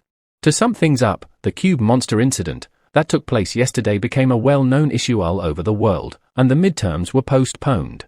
Because a lot of manpower was used to clarify things for public and in repairs, after that both the test and classes were cancelled. And cadets were able to enjoy an unprecedented 10-day holiday. Seeing them excited, the instructor scolds them on how can they be like this when their cadets injured this time, they should stop thinking unnecessary thoughts and go back to their dorms. Harjin looks towards his laptop and sees the story change message finally appeared. It's about Alex Lancaster, which Harjin remembers, was one of the characters related to the UK which he created. His objective was to conquer the UK nation. Ha-jin notes that a pretty tough villain has become stronger than he was in the original story and has appeared sooner as well. If he knew that this would happen, he would made a greater number of kind characters. Though it's not necessarily all bad, he did manage to obtain Rachel's blood. Suddenly someone hits him with their elbow on his head. And it's Naeun who is looking pissed at Ha-jin. She makes fun of him and asks on what is he looking at, which pisses him off. The president notes that they are again fighting, but Suho says that they are looking friendlier than before. Now we see Naeun going to her dorms. While entering, she calls Ha-jin a loser for picking a fight if he is not gonna be able to do anything. Suddenly she gets a notification on her smartwatch. And it's the report from the previous test. She opens it up to check what's in it, and notes that Suho has written in it as well. Suho's report praised her, while saying that it looked like she was worried about a lot of things. It felt like several internal and external factors chipped away at her self-confidence. However, she is an exceptionally talented cadet, an unwavering kill with the Chen Lima as an opponent. With hard work and exceptional talent, she was able to show perfect result. Someone else might think she is not talented, but what she lacks is not talent, but confidence in herself. If she continues to advance the same way she believed in herself today, he is sure that she will be able to become the best hero. Sincerely, from Appraisal Cadet, Kim Suho. Seeing his message, she calls it embarrassing and starts to blush a little, while thinking that no matter what anyone say, she will be using Bo. She gets another appraisal, this time from an anonymous person, though she don't know who it is, but it's a really long appraisal, which she gets excited to read. But as she starts reading, she starts to get more and more pissed. Suddenly she screams loudly, which is heard outside of her dorm and scares Hazuki. Naeun yells loudly that she won't forgive whoever wrote this shit. Back at Ha-jin's dorm room, he feeds the seed the blood that he got from Rachel. He notes that the seed just ate it like that. The Evangel's seed, that he got from Mount Gari, if blood is fed to it, Evangel the witch, would be born from it. And since this blood is from Rachel, a kind person, hopefully nothing like a villain will appear, and he starts caressing it, telling it to grow up quickly and help him out. Suddenly, his wrist starts glowing, and he starts to get scared. As he notices that a second stigma is getting inscribed onto him, due to which we can hear his screams. Now next day in the morning, we see him sitting in a car and going somewhere in the city. Soo-hyuk asks him on what is wrong, and he replies, it's nothing, he is just a little tired today. But more importantly, he asks Soo-hyuk if the business is going well, and he replies that since he has an SUV now, doing sales is easier and there are more customers as well. He also feels a lot more at ease compared to going around in the field by walking like he did previously. He starts crying and thanks Ha-jin for it, seeing which Ha-jin thinks to change the topic quickly. As they arrive, they notice there are a lot of people gathered at the entrance, and wonders if they are from the guild. People around are surprised to see those people. And we see they are the essence of the straight guild members. Ha-jin also notices Yoon-ha, and wonders if she is here to do a field exploration with her guild members. As Yoon-ha turns around, she also notices Ha-jin. She knocks on his window and asks, what is he going to the field for? And he replies, it's to earn money. She asks if he is by himself, and he replies, he is with his agent Park Soo-hyuk, who is surprised upon knowing that Ha-jin has affiliations with Essence of the Straight. She checks out Soo-hyuk, and it makes Ha-jin think that it's Yoon-ha and Soo-hyuk is such a strange combination. Originally, he should have been Suho's agent. Yoon-ha finds about the fact that Suho made contract with him and decided to invest a ton of money into SH Entertainment. The result of that was a great success, and that helped both Yoon-ha and Park Soo-hyuk walk down the road of success, at least in the novel. But the problem is, whether Yoon-ha will invest in SH that does not have Kim Suho. In the worst case, Ha-jin might end up blocking the bright future of Park Soo-hyuk. Yoon-ha suddenly replies, I see, and also gets in the car with Ha-jin, saying that if he is here to hunt, she will accompany him. And asks Ha-jin if it's okay with him, but he is in quite the shock. Fast forward, as the car enters the field, we see them both sitting silently in the car. Ha-jin wonders what is Yoon-ha thinking, and suddenly she calls out to him. And asks if he has any plans for the future, to which he replies, on what is she suddenly talking about? She says that she is asking about what he intends to do after the graduation ceremony, and Ha-jin replies, why would he think of that when it's still so far away? But Yoon-ha tells him that the midterms are already over and they won't be in Cube for their third year because of their apprenticeships, which makes Ha-jin think that they will be really busy in their third year as clean-up heroes or something. And if he does not have any specific plans, she asks him to join the essence of the straight with her. She continues that although they are still constantly in the second place because of holy grace of God, if she becomes a captain, then she is going to make the essence of straight the best in the country. And she promises him to support him with tons of high-ranking weapons and named artifacts. And asks if this isn't quite an attractive offer for a cadet like him. Ha-jin replies that it's illegal to recruit cadets before they graduate. It would be a 5 billion fine for her, to which she says that it's nothing for her. And right as she is telling him to think carefully, Soo-hyuk stops the car, making her face smash into the car seat.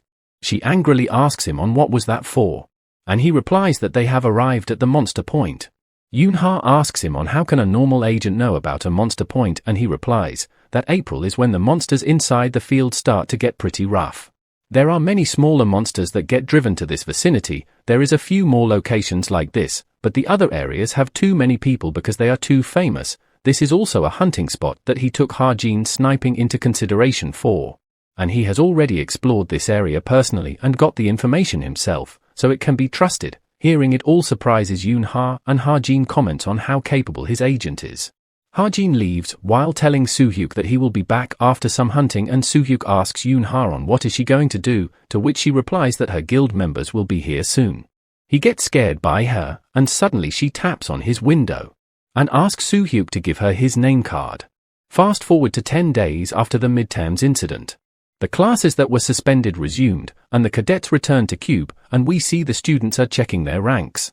And naturally, Ha-jin took the first place in the midterms. After punishing Kim Ho-ak during the practical test, the group that was bullying him became quiet as well. And this is probably the most peaceful time he ever had since he joined Cube.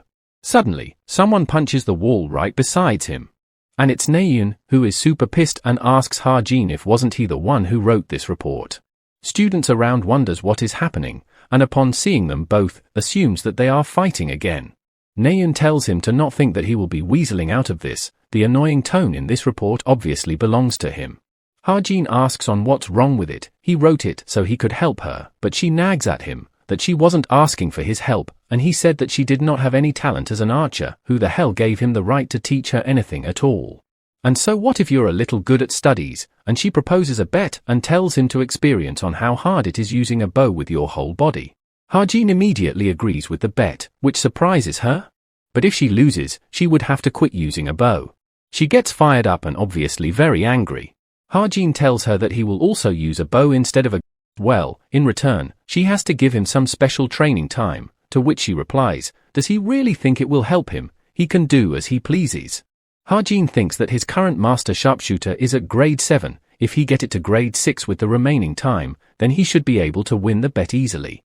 Naeun is running away from the reality, to the extent that she thinks that just because she is talented at using swords, she is also talented at using bows. Just saying nice things won't help, because she needs to become someone stronger. Now at Grace Hall, number 303, we see the travel club president introducing himself. As he is giving a long speech, Ha-jin thinks that the academics and hunting club's activities had been halted due to the demonic human incident. The things that happened within Cube roughly flowed in the same direction as they did in the novel, in which the last incident would be, and the travel club president announces that their next travel destination would be France. The next episode is the assassination of the Parisian multi-millionaire. This episode starts with an assassin organization sending an assassination warning. The recipient would be France's multi-millionaire, Bethel. Due to his peaceful personality, he lives a frugal lifestyle in his mansion on the outskirts of Paris. Which is all a lie. Bethel was a wicked fraud known as Burbit. He had swindled numerous people and accumulated his wealth from all sorts of wicked deeds. While he has been able to escape getting caught so far, the Darkness's footprint that was found was the real thing. Since he is a wanted man, he could not ask the police for help, and he doesn't have enough time to hire people who'd be strong enough to protect him from them. Bethel felt shivers down his spine. However, even if the skies fall, there will always be a way out. One day, Bethel thought of an amazing solution when he saw a certain Cube cadet visiting Paris to sightsee.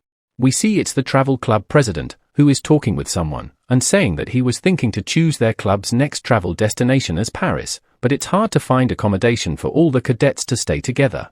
And we see Bethel coming forward with a proposal to live in his mansion with all the cadets, which was his plan. He probably planned to use the cadets as his bodyguards by gathering them at his mansion. Suddenly, he gets a request on his laptop on the Room of Truth. He is surprised as this is his first request, and it's to find a swindler who got away after swindling his family, and he would like the details of the person below. Seeing which, Ha-jin remembers the person. Now at an abandoned warehouse. We see the members of the chameleon troupe has gathered. One of them says that it scared him, and wonders if that is the power of anti-magic. Someone else replies that the standards of the cube's first years this time around is pretty high, he should be pretty useful too, and one of them says that she is alright with anything.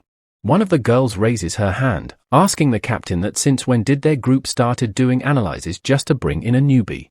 And someone else says that he thinks he got potential, more importantly he likes that he does not have any parents or lovers. The girl asks on what is that has to do with anything. And he answers that if he does not have anyone by his side, it'd be easier for him to indulge in physical things. They might not be able to provide him with things like honor, but they could give him as much money as he wants. And on top of that, their priority is to catch and punish the traitor. If he has the talent to help them, then they must recruit him. The girl replies, if that's so, then they should recruit him. However, they only have one empty spot, which is black. Would they want to give it to a newbie, the position that the chameleon troupe recognizes as the strongest, the color of that man who betrayed the former captain? Jung Yun steps forward, saying that since they have no choice, he will take up the position of black, and give him his color instead. But the members object, as Jung Yun is too stupid, which pisses him off. Droon replies, then the answer would be a majority vote by the captain. She asks, those who agree to recruit Kim Ha-jin into the chameleon troupe, show her hands. And we see majority of them agrees.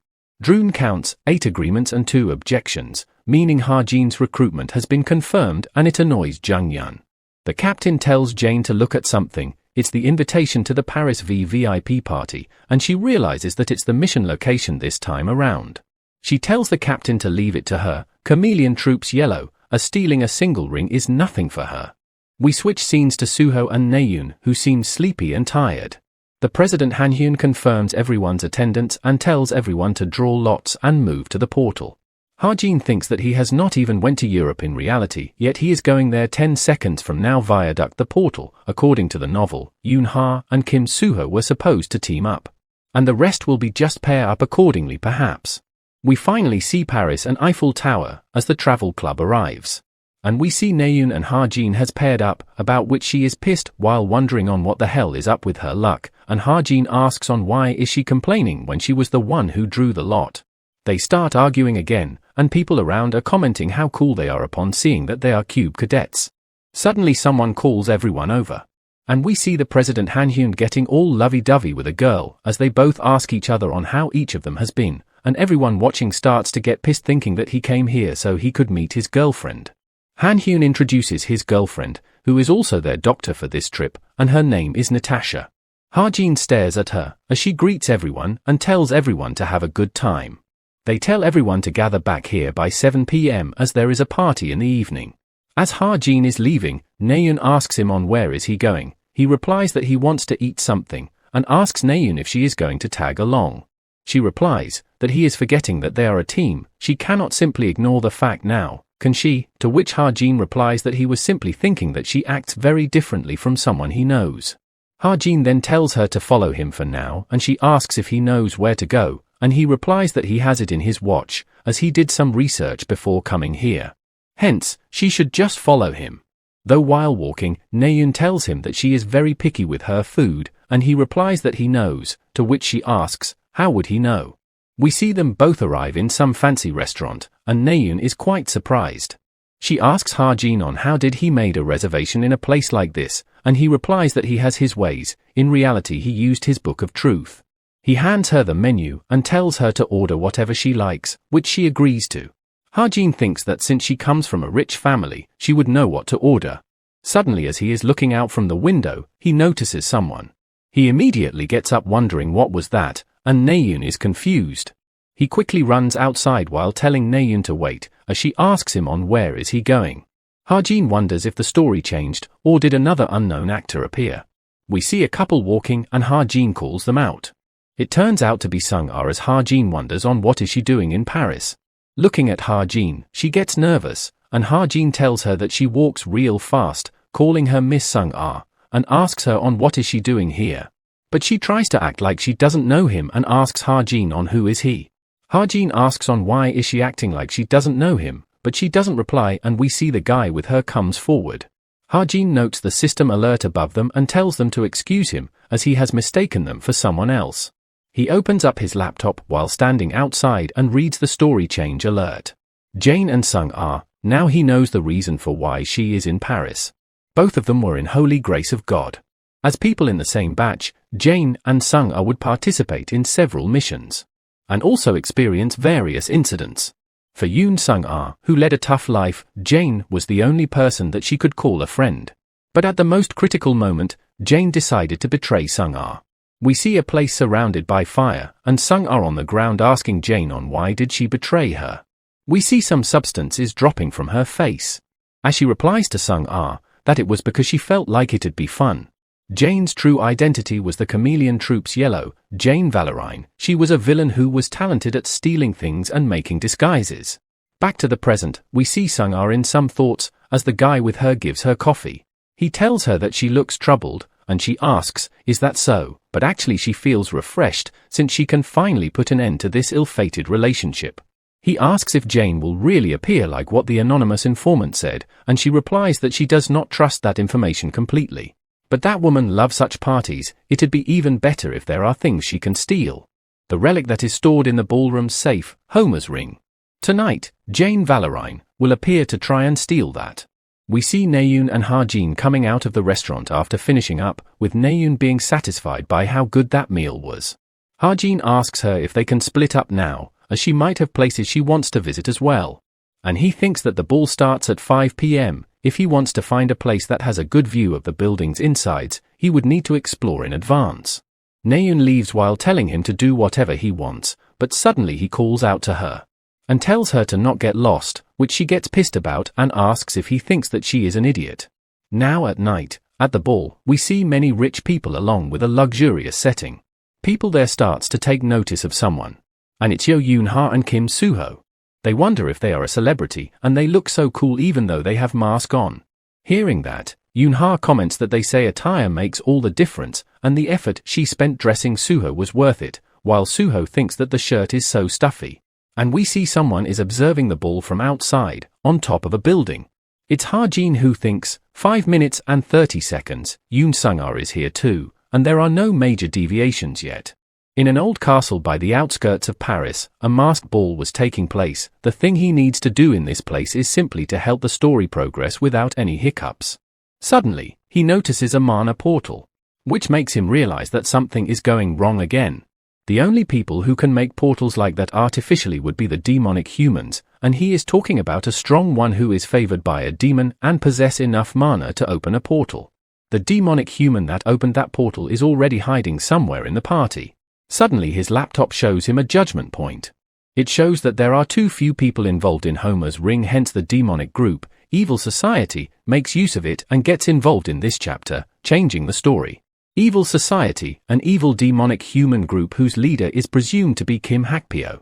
Relic plunder, terrorist attacks, and wars that occur in countries from all over the world. There are an uncountable number of chaotic incidents in the world caused by Evil Society's demonic humans. Ha-jin notes that this has attracted the attention of some dangerous people. Ha-jin starts to use ether on his face and transforms it into a mask, while saying that this time around, things won't go according to their plan. As such, he now starts to search for Jane in the party. At the party, we see someone choking out one of the personnel. He then goes onto the iris scanner and is able to unlock it by showing his eyes as well. As the gate opens, he calls it too easy. In the middle of that room, he finds the mythical grade relic, the Homer's ring. Right as he is about to take it, Sung-ah comes and asks on what is he doing over there, and it turns out to be the person who was with her, Yoren. He asks Sung-ah on what is she doing here, and she replies that she came here to find him. How can her secretary just leave his position out of nowhere? She gets close to him and suddenly hugs him from behind. It scares and confuses Yoren as he asks on what is she doing so suddenly, and she replies that she won't be tricked a second time. And such she lifts him up and tries to slam him on the ground, causing a commotion in the party. People starts to wonder on what was that explosion, as we see part of the place is completely destroyed. From the smoke, we see it's not Yuren, but Jane, and Sung-ah is chasing her, and Jane is surprised and asks Sung-ah on how could she notice her disguise as it should have been perfect with her talent. Sung-ah catches up with her, and replies that she knows that Jane switched places with Yuren when they reached Paris. Did she really thought that she would not notice how her closest aide speaks and walks? Jane smirks and replies that she does not remember Sung-ah being such a meticulous person in the past, perhaps being betrayed by her really hurt her a lot. Suddenly a whip strikes Sung-ah and binds her hand. It's Yoon-ha and Kim Soo-ho as Yoon-ha tells her that she does not know who she is, but they have to take their lovers' fight back home. Sung-ah asks them on who are they, and Yoon-ha replies that they are cadets from Cube, and if she puts down her weapon right now, there will be no bloodshed. But Sung-ah uses her power and burns away Yoon-ha's whip. Suddenly as she is distracted, Jane attacks her, but she is able to dodge. Their attack starts reaching towards Yoon-ha as well, and Sung-ha is barely able to block them. But she uses her fist to attack Jane's sword, and it breaks, surprising her. Right as Sung-ah is about to finish her off, Soo-ho blocks her attack. She asks on who the hell is he, and tells him to get lost before she cuts him as well, but he tells her he won't, and though he doesn't know why they are fighting, he won't let anyone just get drawn into their fight. It'd be best for them to stop right now. Sung-ah gets pissed and kicks Soo-ho right in the gut. As she looks back, she finds Jane gone, and we can see her escaping, while Sung-ah tells her to stop, but she starts to make fun of her. Suddenly a black miasma arises, and both Jane and Sung-ah are shocked, as they wonder what is that. We see a demonic human, with tentacles-like ability, holding the Homer's ring. From outside, Ha-jin takes notice of her. Switching to Naeun, she is frustrated upon getting lost. She is certain that she followed the map though, and wonders why is she back at the same place, and calls her watch useless. She questions on which lousy company made this. She will make an inquiry right away. Though it's her own dad's company.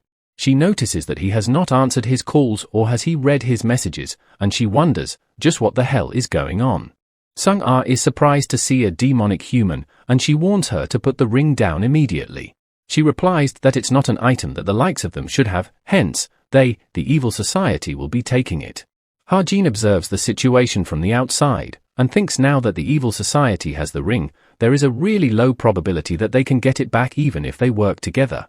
With no choice left, he decides to go the plan B and starts using his ether. He calculates the amount and thinks that this much would be enough and throws his ether at the demonic human. With this, he has stolen the ring away right from her hand. She is shocked and wonders who the hell did that, and from behind her we see Sung-ah attacking. With the Homer's ring in his hand, Ha-jin thinks to leave away with it for now.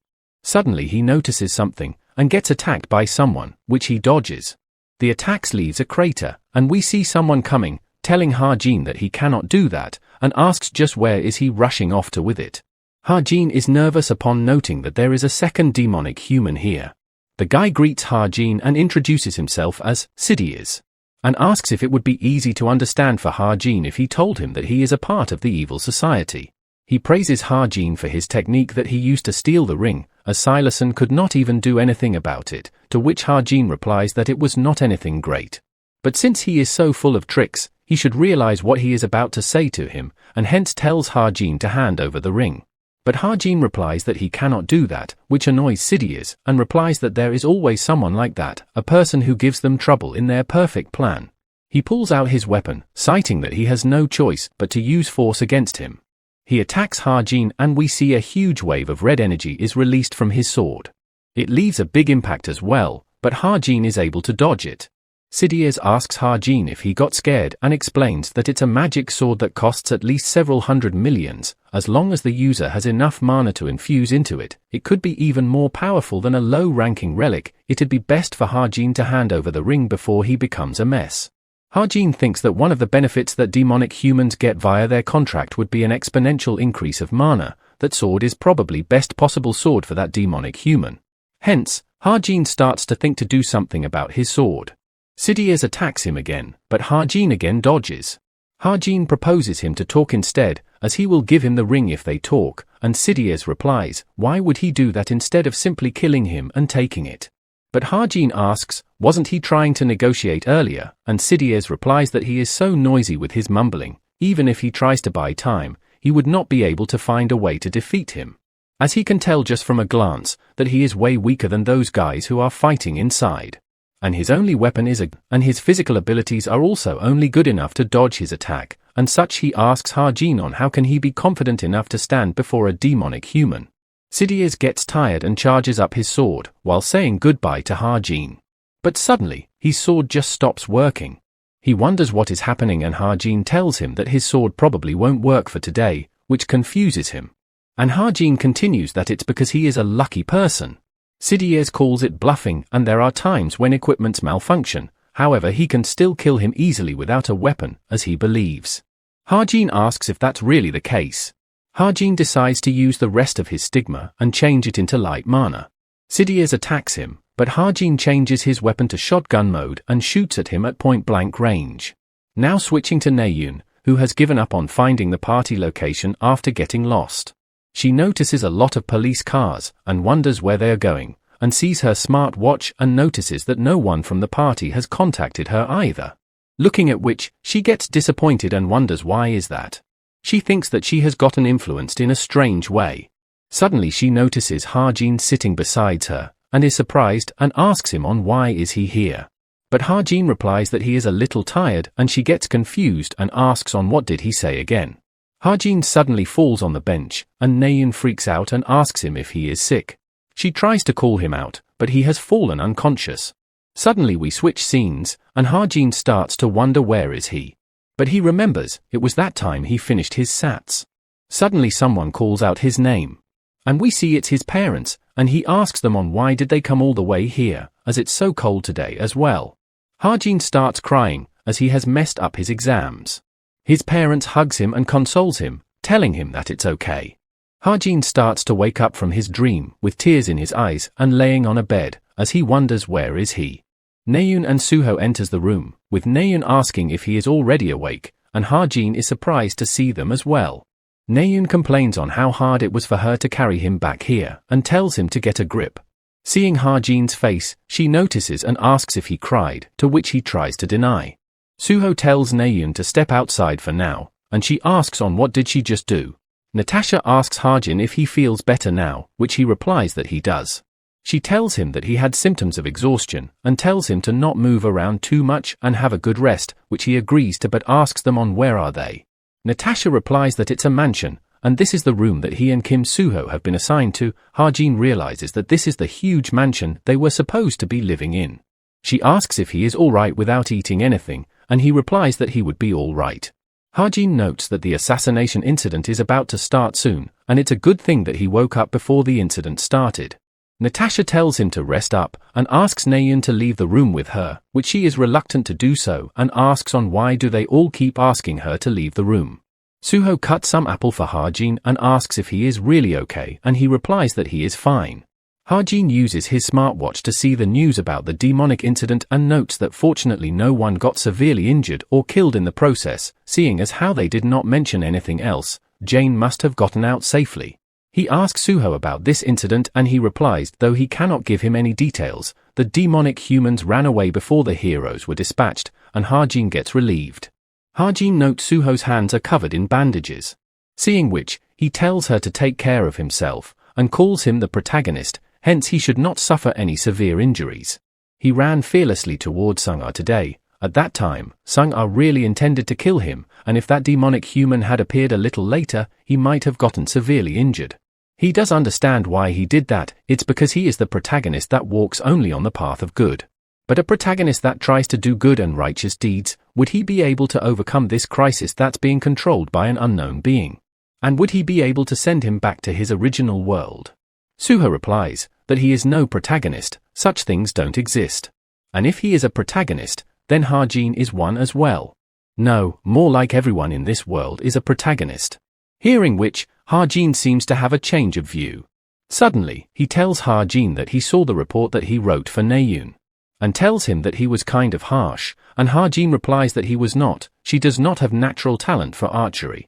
Suho asks if this is why he made a bet with her to compete with bows, and Ha-jin replies, yeah, and he wants her to give up if he wins. Suho argues that it's the path that she chose, and he does not think that it's anyone's place to ask her to give it up. Ha-jin asks if he wants him to cheer her on and comfort her even though she is obviously meant to walk down another path. Not everything can be resolved just by saying nice words like you do, What if one tries their best to the very end, but all that awaits is despair? What would he do then? Would he take the responsibility for it? Suho asks on how is he so sure that she does not have talent for bows, and if he is saying it like that because he can take responsibility for it. Hajin replies that he have thought a lot about this way more than he have, and he have observed her way longer than anyone else as well. And he knows way more about her than he does as well. Hearing which confuses Suho, and we hear a loud sound from outside, and Suho wonders what was that. Hajin with this eyes notices, one of the skills that an archer has is stealth, and calls it quite unnecessary skill that Naeun has learned. We see Naeun enter her room, shared with Yoon-ha who is trying to sleep. She starts blushing heavily, and calls Hajin totally crazy and wonders what the hell is he talking about. Yoon-ha wakes up and asks her if something happened, and she replies that it's nothing. Yoon-ha tells her to go to sleep if nothing happened, as she is really tired right now, and Naeun does so while telling her good night. But as she is in her bed, she still thinks about it and tries to calm herself down, thinking that she just eavesdropped on their conversation, she should just ignore that and act normal. She once again remembers his words and starts blushing. Right as she is wondering on what was Hajin thinking, we hear a loud scream and she gets up immediately, thinking what was that. Yoon-ha gets angry at Naeun, thinking that she was the one who screamed, but she tells her that it was not her. Yoon-ha asks then who was it, and thinks that perhaps it was really someone screaming. In the mansion, we see the maid is scared and freaking out upon seeing her master covered in blood. Hearing that scream, everyone opens up their door, wondering what was that. They notice that it came from the floor below, and Suho immediately jumps down. Hajin and everyone is surprised, as he wonders if he is a monster or what. Suho rushes over to the location and opens the door in hurry. And seeing the horrific sight shocks him. The maid starts crying and asks Suho for help, saying that the Lord has been murdered. Everyone gathers and wonders on how could such a thing happen, as Natasha checks up on him. She tells that unfortunately he is already dead, due to there being excessive bleeding from the pierced wound on his abdomen. The butler says that this was surely done by the people who were jealous of him, and how could someone do something so evil to him when he lived his life for the sake of others? Everyone is quiet and seems to be mourning his death. Natasha tells everyone to wait outside and let the police and ambulance come. All the cadets should return to their rooms. But suddenly, Hajin turns the lights on. Natasha gets surprised and asks Hajin on why did he turn the lights on. He goes to Bethel's body and Natasha tells him to not tamper with the crime scene. She tries to make him go away forcefully, but Hajin pulls out his gun and points it right on her face. Everyone is shocked seeing it, and Naeun asks if he is gone crazy. He tells Natasha that she is lying right now, and Bethel is not dead. Villain Burbot is not dead. After he deceives people with his fake death to escape the crisis he is in, he becomes the greatest schemer as he joins the demonic humans. Because his villain role is improvised, Hajin does not know what will happen in the future. It'd best for him to take him down now if it's possible. Everyone is looking incredibly shocked by Hajin's revelation. Hajin notes that it's hard to convince others. With this involvement of his, he does not know what kind of uncertainty will occur and ruin the story flow. And he remembers Kim Suho's words about being the protagonist and smiles while thinking that even without thinking a lot, some stupid guy will be able to overcome that uncertainty. He once again says that Bethel is not dead, and he is deceiving everyone by playing dead. Natasha replies on what is he talking about, as she is a doctor and she checked that he is dead. Hajin explains that firstly that wound, it's too shallow for someone who got struck from the top. Next would be the excessive bleeding. The only fatal hit he took was to his heart, yet his blood not only soaked this huge mattress, it also overflowed to the ground. And the most important thing would be, and he does something in his smartwatch which leaves everyone shocked. He shows his real identity, while saying, con artist Burbot that's on the global wanted list. He looks awfully similar to Bethel, isn't it? Natasha is left speechless and she asks Butler if he has called for police and ambulance, which he has. She tells Hajin that in this case, they can just ask them instead of arguing among themselves, since the opinion of professionals would be more trustworthy than a mere cadet. As such she tries to leave while saying to conclude this matter when the police arrives. But Hajin points his weapon towards Bethel, which scares Natasha. She gets flustered and asks him on what is he doing. Everyone else also asks him the same thing. Hajin tells Natasha that he will shoot after counting to 3. It doesn't matter since he's dead, right?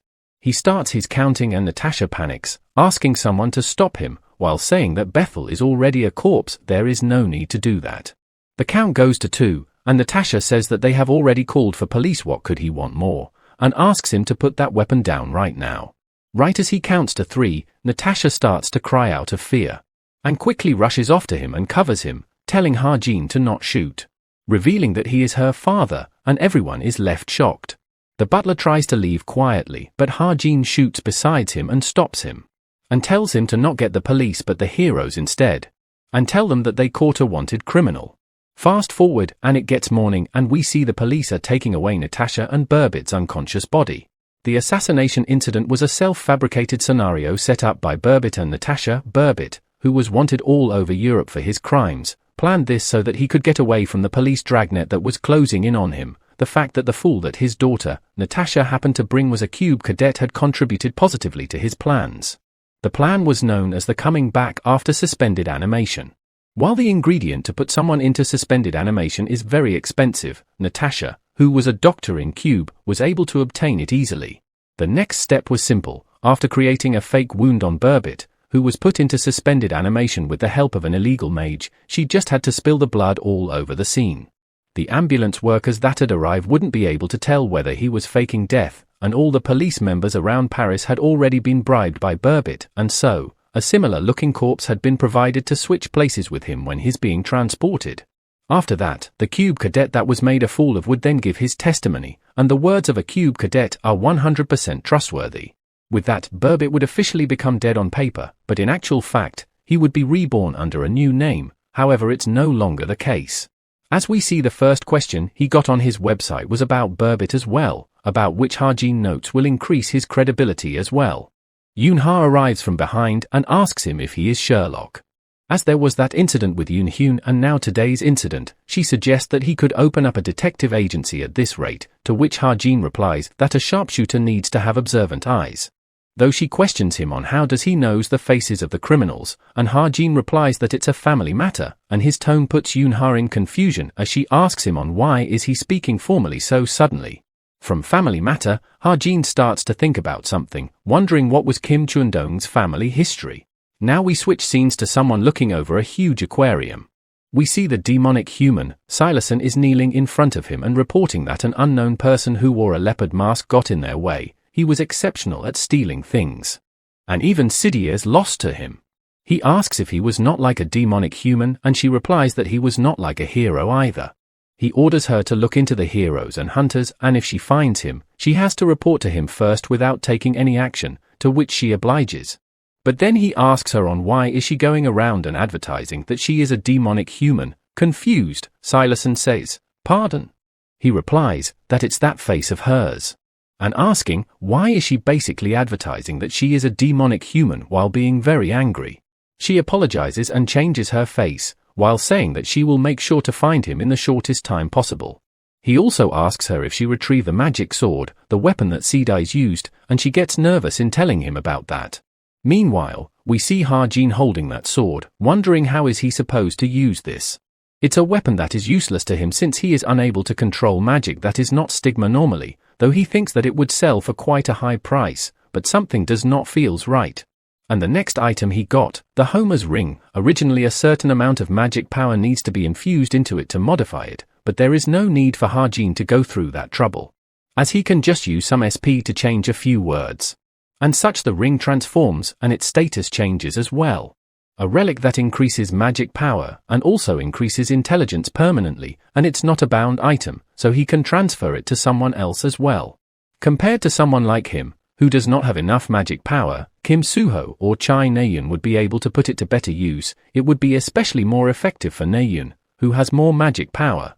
Now he goes on to check his stats, and other than speed and perception, the rest have not increased by a lot, but fortunately there was an increase in gift.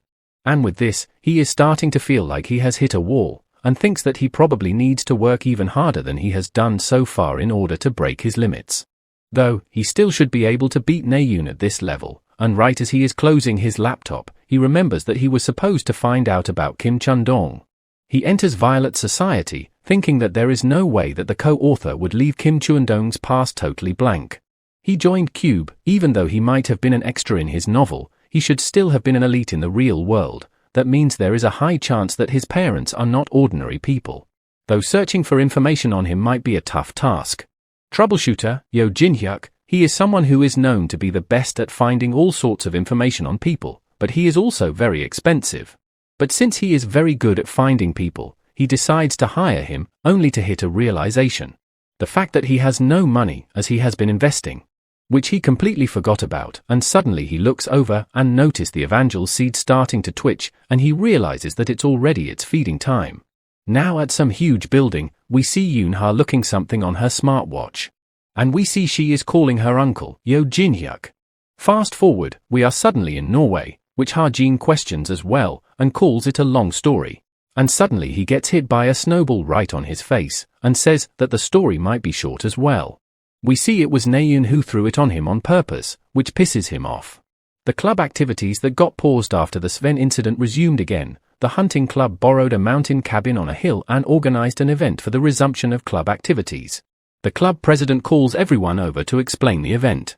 She explains that the seniors have hidden flags with numbers like this in various parts of the forest. There are presents linked to each number of the flag. There are virtual reality devices, vouchers, and a lot of other amazing presents, so they should do their best in finding them. She tells them to draw lots and make up their teams. And as Naeun draws her lot, she is once again teamed up with Ha-jin, whom she asks if he has rigged the lots. She is annoyed and starts walking, telling Ha-jin to not hold her back, and Ha-jin with a deadpan expression tells her to just take care of herself, as there are boar traps below, which she already gets caught by, and Ha-jin starts laughing at her. Looking at Ha-jin's clothes, Naeun asks if he is fine with such a thin layer of clothing, as he will freeze to death in it, and Ha-jin replies that it's a functional coat. And an amazing one at that. It's something that Rachel gave him as a present when he had to worry about money and could not buy it. She told him that it was thanks for midterms and whatnot. Ha-jin starts to get teary thinking about how kind Rachel is. Suddenly, Naeun points towards the flag which she found, and Ha-jin notes that it's the flag number 1.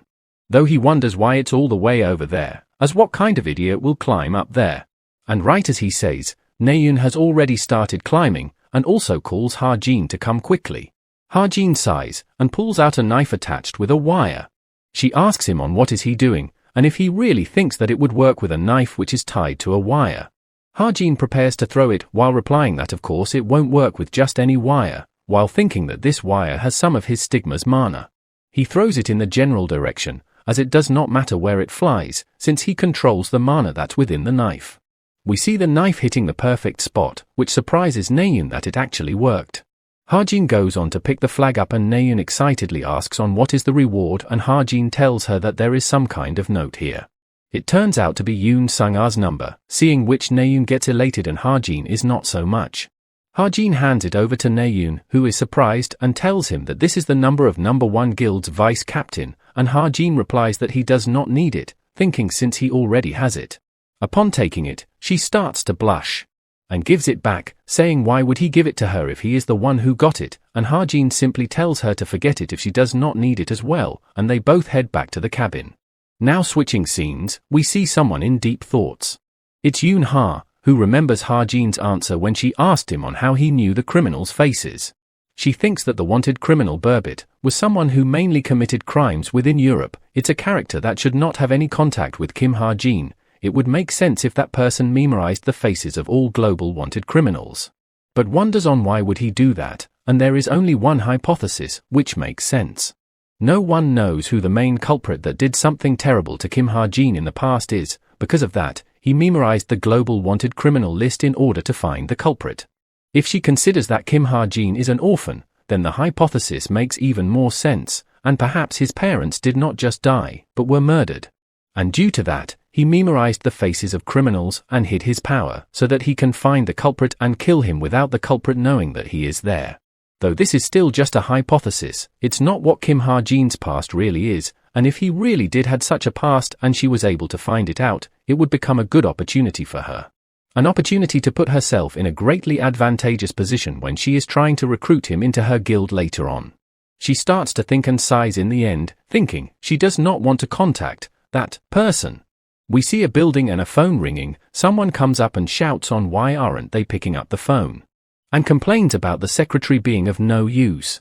The person picks up the phone himself and introduces himself, objects, people, information. he will find whatever they want, as this is Yo Jin-hyuk's office. As Yoon-ha greets her uncle, he is surprised knowing it her, as she rarely ever calls him. She tells him that she wants to hire him to investigate someone. His name is Kim Ha-jin, a 17-year-old cube cadet, and she wants to know everything about his past and where he has been before. Since with his ability to experience the past, he can find out everything. Back to Ha-jin, everyone is surprised seeing him take the first place, commenting that they are so envious of him, but Ha-jin thinks that the present for number 4 is better than number 1 for him. Fast forward and it gets evening and they all start eating. Ha-jin tells them that he will cook the meat and the rest of the items, so they can go and rest. The guy besides him starts to think that Ha-jin is completely different from the rumors. For Ha-jin, since his aunt runs a Korean barbecue restaurant, he is more confident in barbecuing meat than others. While eating, the president brings up the topic of end-of-the-term exams for them. She tells them to be extra careful, as they must not trust anyone during the end-of-term exam, and one of them asks if it's that tough. She replies that it's not just tough, she has seen friendships being broken up as well. Since it is directly connected to the results, everyone is very sensitive. And they must have heard of the repeat class as well. They are really dangerous, so they should be wary of them. Repeat class, as per the name, it's a class for cadets whose grades did not make it and could not advance to the next level. There's around 200 cadets in each grade. Among them, around 20% of them have either contracted with a demon or belong to high-risk groups, and the problem of this end-of-term exam stems from them. Now that the co-author has gotten involved, it's possible for the percentage to increase. That's proof of just how rotten the current cube is. The president calls out to Ha-jin for doing a great job and tells him to take a break and eat with them, though he replies that he has been eating while cooking, so it's good for him. Ha-jin thinks that they are being really friendly to him, just because he is cooking the meat well. The president tells everyone since they all had great dinner, it's best to rest in the mountain cabin instead of going out for a night hunt. At night, we see them all playing and having fun. Ha-jin, sitting outside, thinks that it's been a while since he had such a great laugh. Suddenly he gets another request on his website to find a con artist, seeing which he notes that the name is quite German-like and it must be a referral from the previous customer. He uses his book of truth and gets all of the information about the con artist. He gets quite dizzy from it and thinks that it's great he is earning money from this, but he doesn't really like how he feels after using this ability. He closes his laptop and starts to admire the view. Suddenly, he starts to do a smoking action, but remembers that he quit smoking already. He also remembers smoking at least half a box every single day for 5 years. He totally forgot about it since he fell into this world.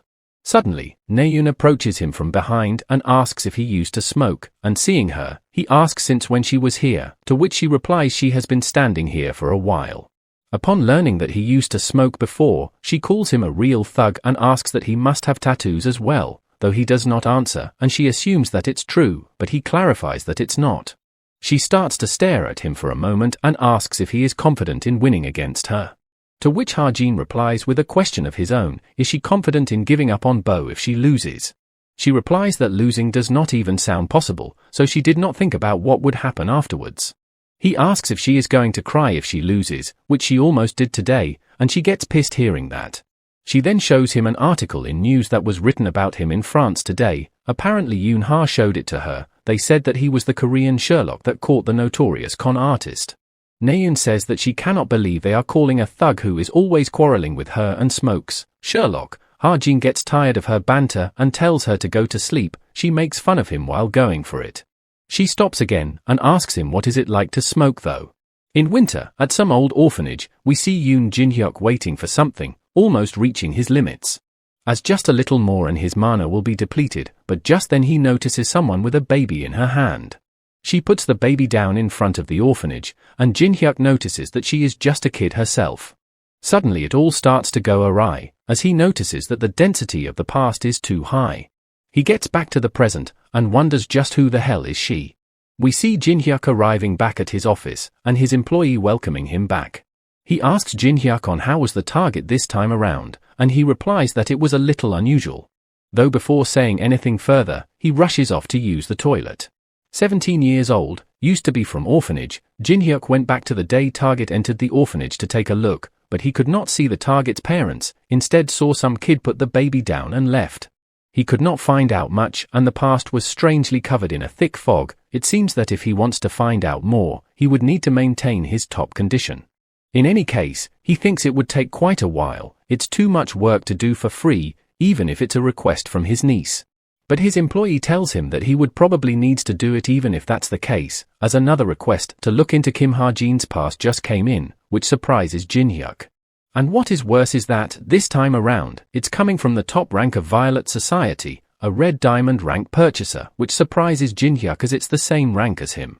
He reads the request and notes on top of being a red diamond rank, the letter is very politely written, and also have an abnormal deposit amount, with which he gets certain that it's a request from the Chameleon's troupe. He gets a bit nervous and excited while saying that Kim Ha-jin, there is really something about him. Now on Friday, the instructor announces that 4 weeks from now would be finals. The practical exam for the finals would be much harder than the midterms. They would be tested on what they learned about being hero in this semester, hence they should make sure to be thoroughly prepared. Ha-jin thinks that unlike the midterms which had more entertainment, the finals does not have a prepared arena or audience. The finals would be held at a certain remote island in Korea. A survival exam would be conducted on an island that's overflowing with monsters and beasts. But if the co-author gets involved, then there will be a ton of changes that will occur there as well. And there are lots of other variables besides the co-author as well, as such he needs to be on guard. Instructor tells them that he cannot share more details of the exam yet, but in this exam, numerous instructors of middle to high rank will be going all out to ensure the exam location safety. All they need to do is focus on the exam. And with that, he ends the class and wishes them luck for their weekend. As Ha-jin is packing his bag, someone calls him out. It's Naeun, who asks if he has forgotten about their bow bet yet.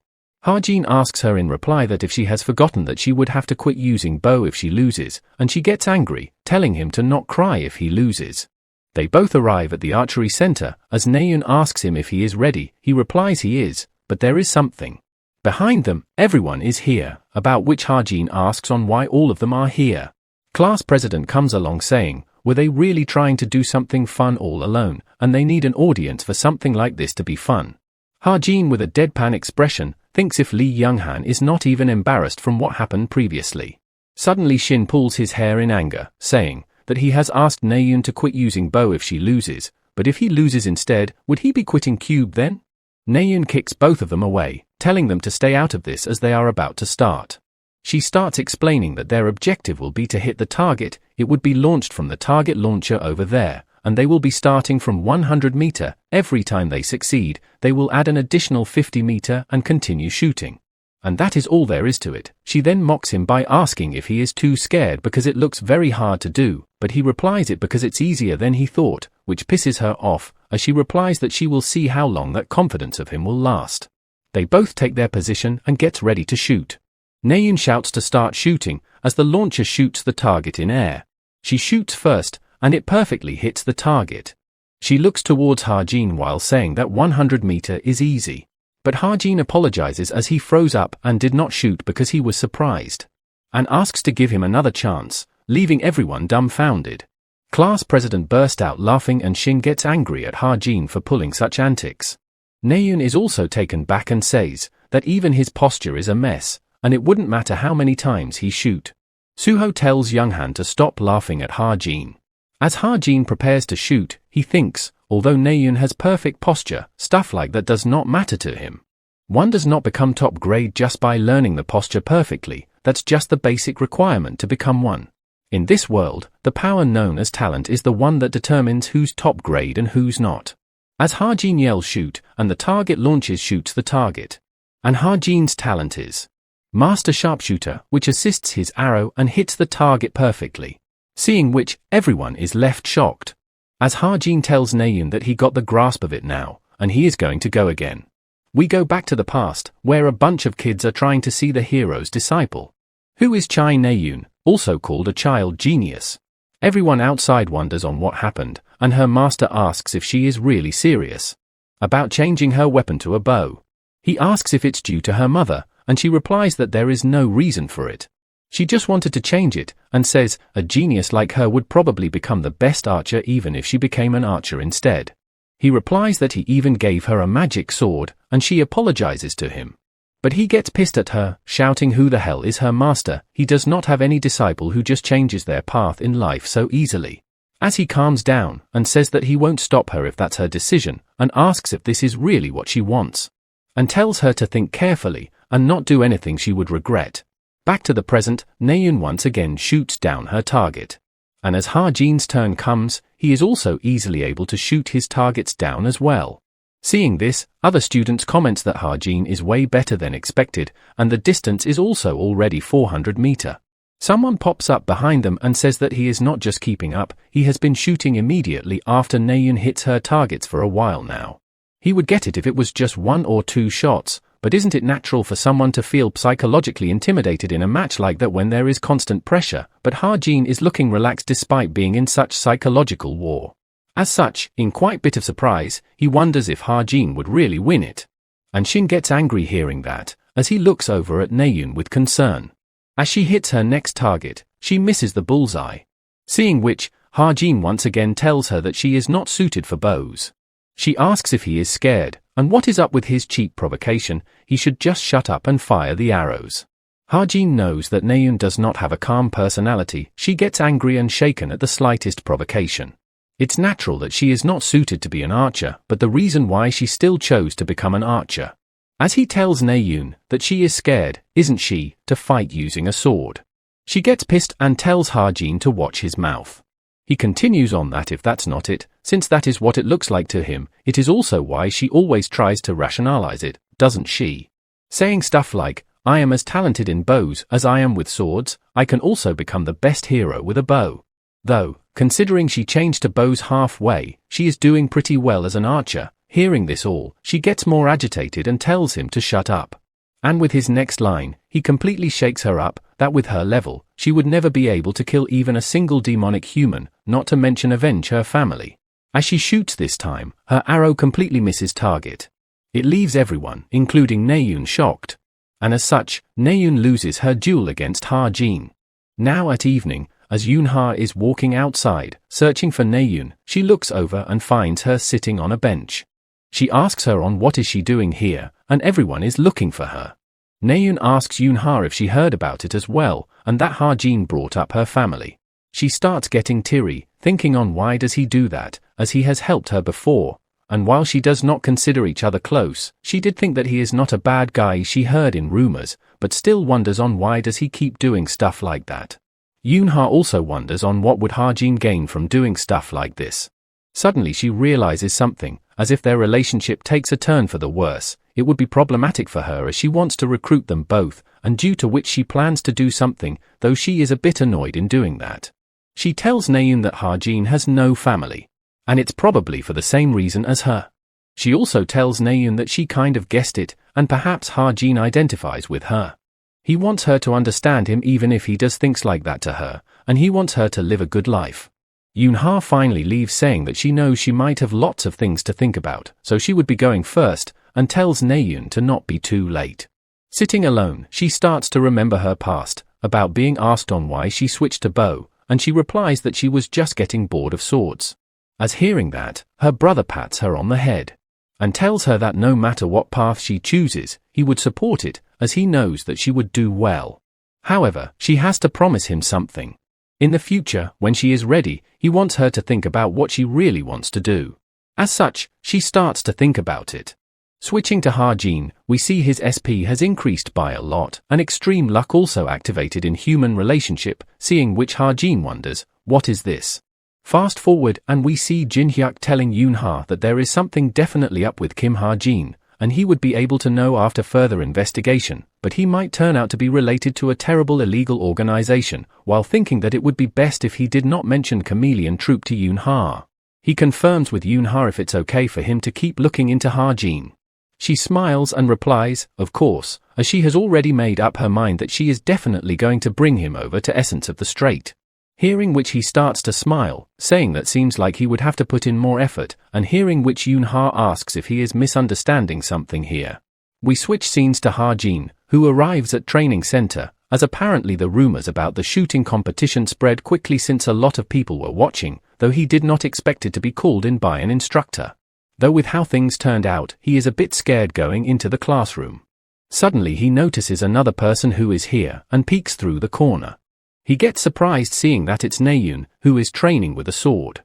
And as she turns around and sees Ha-jin, she quickly hides the sword behind her back in embarrassment.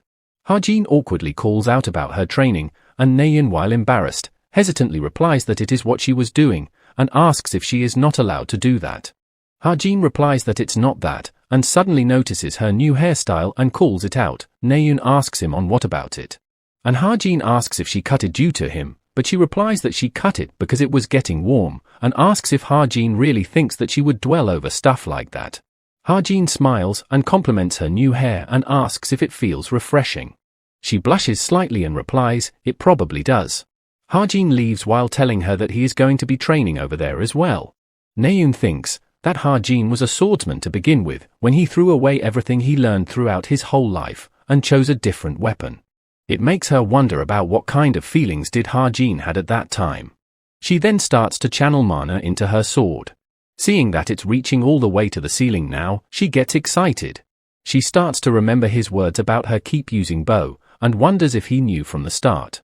Fast forward, back in his dorm, we see Ha-jin doing some shopping for the upcoming final exams.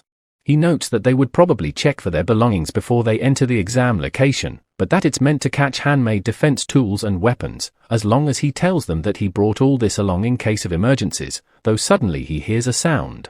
We see it's from Evangel's seed, who is crying for food, as Ha-jin gives into its demand. He notices that it's gotten quite big, and wonders if it's about to be born. A newly born Evangel would look around 3 to 4 years old. He should be able to raise her if he gives her a different look using the witch's power. He starts to tickle and play with it, and tells it to come out soon. Now at ST Hotel, in the outskirts of Seoul. We see Jane asking her captain if she is serious about disguising herself as a cadet and infiltrate the finals personally. She replies, she is, and that is why she needs her help. Jane asks if she really needs to go that far, and she has gotten obsessed with something weird again. Captain replies that there is someone whose ability she wants to see for herself, and she has something she wants to get from the exam location as well. Jane sighs and agrees, while saying that it's not like anyone could stop her anyways. As she starts using her ability to disguise the captain, and also starts to give her the information about the cadet she is about to disguise her in, the details of how she speaks, her personality, and her habits are all written here, so she should memorize them all. Though Jane says that she is very uneasy about it and the captain tells her that she gets worried quite easily now, this is not even a big deal. Fast forward, we see the captain disguised as a cadet and is surrounded by her clingy friends. She notes that these are the friends who were mentioned in the notes earlier, as she calls it all really easy, and imitating a cadet, piece of cake. Right as she starts her acting all cutesy saying that she got no boyfriend, Ha-jin arrives. Upon noticing each other, both of them are left shocked and surprised. Ha-jin gets scared and quickly turns away. He wonders what was even that, and why on earth. Is the captain here, disguised as a cadet? Fast forward, and the theory exam ended and right now, the final exams have started. We see the captain enjoying with her friends and Ha-jin staring at her. Captain, who was still disguised as Seo E-jin, is still at Cube. After the midterms exams, Ha-jin did not think that she would appear at Cube anymore, but contrary to the original novel, she appeared again. Though he don't know the reason, he considers this a chance to obtain SP, and hence he plans to follow her around. He acted friendly towards her and also talked to her, but the only thing he got out of her was a can of soda. It makes Ha-jin thinks that perhaps he needs to observe Kim Suho and Shin Jong-hak more. The instructor tells everyone to gather up and starts to explain the rules of the final exam. They have to survive on that island for 5 days and obtain points. They can earn points by either defeating the monsters that live on the island, or they can take from other cadets. Cadets can also buy and sell points between each other. And for those cadets who want to obtain the best results, 200 points will be given to those who steal an instructor's name tag, so they can give that a try as well, which makes Ha-jin thinks on who would want to go against an instructor, who is currently a hero. Finally, the instructor tells everyone to follow him as he would drop them off to the designated spot. We see the students arriving at Island Shore on many small boats. Ha-jin, after getting off, notices that Rachel is also here and he calls her out. He asks her if she wants to move together with him for the final exam. Ha-jin thinks that it's not a coincidence that he got off the ship with Rachel instead of the other main characters. It was the result of thinking about the numerous changes due to the interference of the co-author. And as long as there is a villain who holds a grudge against Rachel, she is going to be the person in the most danger. Rachel replies and rejects his offer as she is more comfortable being alone, though Ha-jin claims that he knew he would be rejected. Suddenly we see Rachel's smartwatch buzzing, and Ha-jin has shared his location with her, just in case, as he is not going to let that co-author do whatever he wants. They both start heading out their own way, and Rachel thanks him for it. At night, we see someone walking around. It's Naeun, who is attacked by a bunch of monkey-like monsters. She starts using her sword and easily takes care of them in one blow. After defeating them, she suddenly starts to chuckle lightly, and starts shouting, wondering where the hell is she. She wanders around all depressed, thinking that ever since she arrived on the island, she has been killing monsters like crazy, and is unable to find a place for food or to rest. She starts thinking that at this rate, she is going to be the first one to be eliminated. Suddenly, she notices a bright light ahead in the bush, and she starts running towards it, thinking that she is also smelling something delicious from it as she is getting closer, assuming that perhaps someone has secured food. As she finally arrives at the source, thinking that she is saved, it turns out to be Ha-jin's camp. She is quite shocked upon finding him, and Ha-jin tells her that fighting between cadets starts after another 12 hours. In surprise, she asks him on where did he got all this, and he replies that seeing how long the test was, he guessed what it was and made preparations, hearing which, she replies that she forgot that he always had good grades. She also compliments on how smart he is, and as her stomach growls, she gets embarrassed and Ha-jin stares at her with a deadpan expression. He asks her on how many points does she have and she replies, 25, hearing which, Ha-jin offers her food for half of her points. Though she is taken back by the amount at first, she quickly agrees to it, and Ha-jin asks if she is fine with eating pork bellies. She replies that she would have to eat if she doesn't want to die. Ha-jin thinks that in the end, he met Chai Naeun instead of Rachel. And in this case, he starts using his drone and watches over other cadets. We see Rachel approaching a group of cadets, as Ha-jin wonders if there is no change to the overall story. As she stands in front of them, they asks if she wants to buy some food. One of them tells Rachel that she can just eat, it would be a little weird to buy and sell points between cadets. Fast forward, and it's already morning as Ha-jin is waking up. Though looking outside, he notices that it's a polar night. In the tent, he notices that Naeun is still sleeping. And the evangel seed starts acting up for food, as Ha-jin gently caresses her while asking if it's hungry. He lifts it up, calling it very cute, and puts it in his pocket, as he would be moving around. He asks Naeun if he is still sleeping, as he is going to be taking the tent, but she doesn't reply. As such, Ha-jin leaves her be, as he just needs to take the tent, and thinks that from now on, fights between cadets are allowed. If it's possible, it's better to retire the dangerous people first. However, they are not allowed to kill anyone. And the cadets who think that they're demonic humans aren't actually demonic humans yet. A demonic human who's in a contract with a demonic human and a demonic human who is in a contract with a demon are different. The former is expendable and are pawns who are treated like disposables for experimental purposes. But for the demonic human, their magic power is replenished, they can avoid going out of control, and their contract is flexible. In contrast to the latter, they are treated like they are the core of the force, but due to many side effects, there aren't many of them, and right now, on this island, the only cadet that has overcome the side effects is Ju Yo-hoon. And we see Ha-jin deciding to head to a higher ground, with his first destination being the Tree of Life, which is at the center of this island. He realizes that he needs to hurry up and quickly moves towards his destination. Meanwhile, Naeun seems to be woken up. We switch scene to some cliff, and an arrow is pointed towards someone from a bush. We see the cadet calls out to Yoon-ha upon noticing and targeting Ha-jin, but she immediately stops her and warns her to not mess with that person. She argues with Yoon-ha that Kim Ha-jin is only rank 934, but Yoon-ha still tells her that she cannot win against him.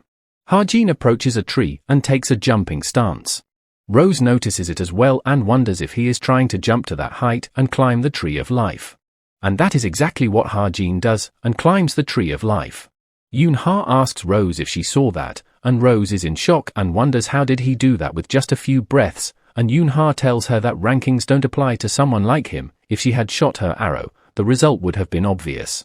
She also asks Rose to keep Ha-jin's strength a secret, to which Rose asks, why?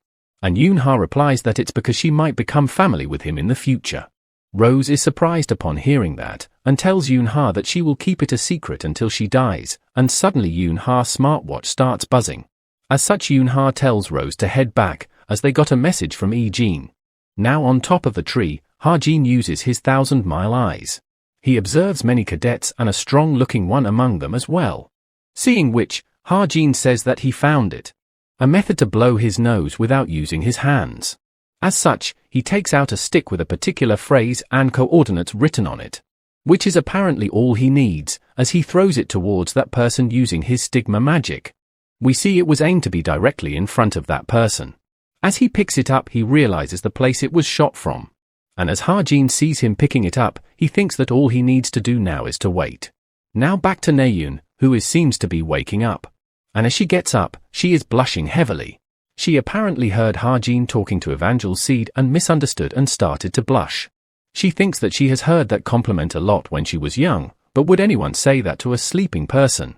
She thinks that perhaps a stray cat or a dog might have came in, or perhaps he was saying that to himself. But questions what if that's not it, and what if he said this to her? Meanwhile, Ha-jin wonders if someone is talking about him. Now we switch scenes to Rachel's group, and she seems quite nervous traveling with them. Rachel thinks that since last night, she accompanied and grouped with the failing class that Ju Yo-hoon's is affiliated to. They rejected the points she offered them and shared food with her, and they asked her things like if she was comfortable and looked out for her as well. And due to this all, she felt uncomfortable. In the middle of the final exam where other cadets are trying to raise their grades, they don't seem to be doing anything to acquire points. They don't care how many points other cadets have acquired. And to her, it feels like they are focused on her instead of points. She feels that something is strange, and decides that she should not stay with them any longer, and thinks that she should have partied up with Ha-jin instead. Suddenly a guy calls her out from on top of a tree, and she gets scared. He tells her that he has found a 10-point grizzly, and asks if she would like to catch it together with him, as he thinks it's a little too much for him to do alone. Rachel agrees to do so, and thinks that she would just help a bit and leave. He asks her to follow his lead, and Rachel thinks that if she does this, then she can probably naturally get away from them. As they arrive at the location, the guy says that this is place with that big bear right over there. But instead of a bear, we see a person standing in front of what looks like a mana portal. It seems like a demonic human, as the guy says that he does not look like an instructor and wonders who is he. Rachel senses the danger, and pushes away Yoo-jun. As we see the demonic human attacks Rachel with his sharp claws. Rachel is surprised upon seeing a demonic human following her all the way to the island. But she realizes that the first thing they need to do is to run away, and she asks Yoo-jun if he is injured anywhere. He starts acting injured while saying that he is bleeding, seeing which Rachel is confused and replies that he does not seem to be hurt. He then acts scared and quickly runs away. Rachel realizes what's happening and comments that he is not great at acting. She also knew that things were suspicious. But she didn't know that a cube cadet will be an inducement for a demonic human. She misjudged that. The demonic human begins attacking and sends a large slash towards Rachel, which she dodges. But the demonic human immediately catches up to her and attacks, which she blocks. She notes that he has incredible destructive power. However, she believes that she can handle that much and deflects his attack. The demonic human again tries to attack her, but she crouches and finds an opening to counter. But suddenly, he disappears and reappears behind her while her foot gets binded by something. As she looks behind her, she realizes that it's a feint, as another demonic human appears. And this time she is unable to dodge their attack. Suddenly, we see an attack coming from the sky which completely shoots through the demonic human. Suddenly the second demonic human attacks her with a flying slash. But Kim Soo-ho arrives and slashes the attack itself. And then shouts at Naeun to launch her attack. And Naeun shoots a huge arrow right at him. We see more cadets arrive along with Naeun, and she asks Rachel if she is okay. Since that person probably was not an instructor, Rachel replies that she is alright and thanks them for helping her. Soo-ho looks over the cliff and thinks that he probably jumped off the cliff before the arrow could hit him. And since they don't know when she would be attacked again, Soo-ho asks her to move together with them until they are away from this place. As all of them are leaving, Rachel suddenly notices something. She goes over to check it, and notes that it's a bullet. She is shocked and thinks that the first shot probably was not from Naeun. Now back to Soo-ho's group, who asks Naeun if she has decided to use a sword. She gets embarrassed and replies that this is just like a sub-weapon, as she thought she would have a hard time in test if she stubbornly insisted on using the bow only, hearing which Suho laughs. Behind her, Rachel is in deep thoughts, thinking that among the people she knows, only that person uses a weapon like that. She has never seen that person use anything like a sniper rifle. She wonders, how did he knew that she was in danger, and why did he help her? And why did he not show himself after helping her? Suddenly someone calls out her name, and she snaps out of the deep thoughts. It's Naeun, who tells her to travel together with them. It would be like doing a co-op mission, and asks her opinion on it. About that, she apologizes and says that she has to go now, and Suho tries to stop her by saying that it's still dangerous, hence she should travel with them a little longer. But she declines his offer and says that there is someone she has to meet. Back to Ha-jin, we see him checking his points that he got, and notes that to be safe, he needs to get around 50 points. He gets wondering how many monsters does he have to kill to reach that, as suddenly he notices something. We see the captain is here, seeing whom Ha-jin is surprised and wonders why is she here, and if she is here to fight him. But there is no way he can defeat her right now, and thinks to run away. But he decides to calm down first, as her objective for coming all the way here is probably to observe. As such, he hesitantly asks her on what is she doing here. She draws out her sword and Ha-jin hopes that she is not here to fight. Though seeing it, he realizes that she totally does. She asks Ha-jin to take out his weapon, but Ha-jin tells her to wait, as he knows that if he were to fight her, he would have zero chance of winning. But the requirement to win in a duel between cadets is different. He tries to distract her by talking, and all the while starts using ether. Captain tells him that if he does not pull out his weapon, she would have no choice, and he asks her to explain what's happening first. She asks if he is intending to waste time by talking nonsense. And in that case, she would take it that he is okay with her attacking him then. But Ha-jin has already stolen her smartwatch without her knowing. She asks him what happened, and if he is intending to surrender. Though Ha-jin shows her the watch and asks if it looks like hers, hearing which she checks her wrist. She is shocked upon discovering her watch is stolen, and Ha-jin tells her that battle between cadets are won by the person who steals the opponent's watch first, and if he presses it now, she would be disqualified.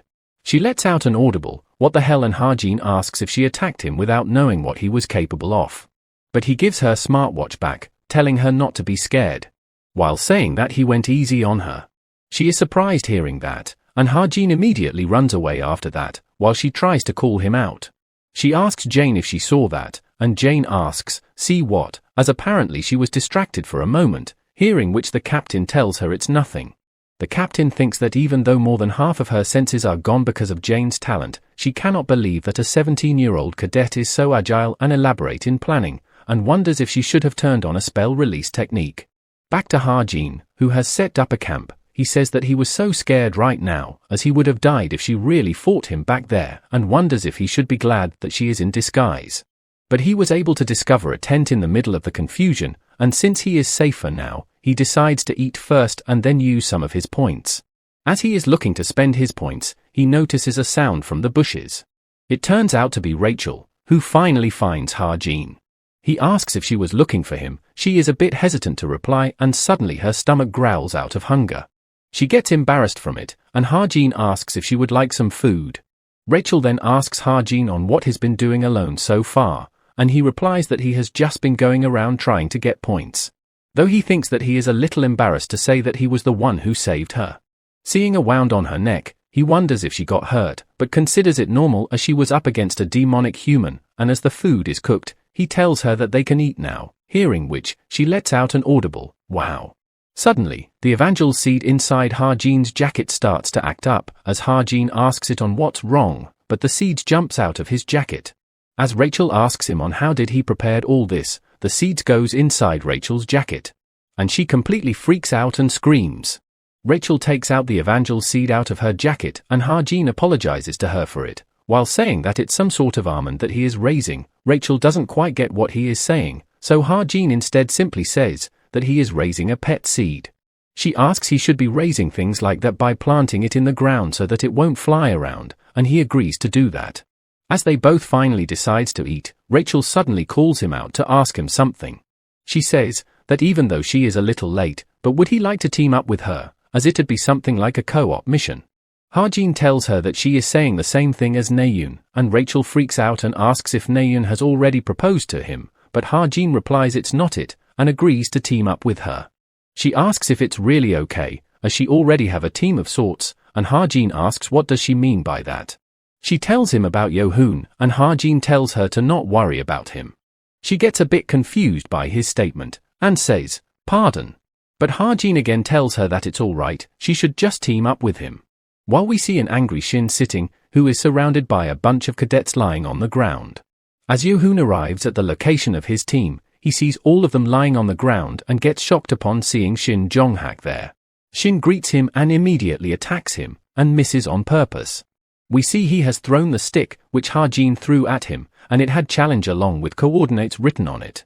Yo-hoon tells him that it was not him, and that it was sent by someone else. But Shin Jong-hak replies that it doesn't matter.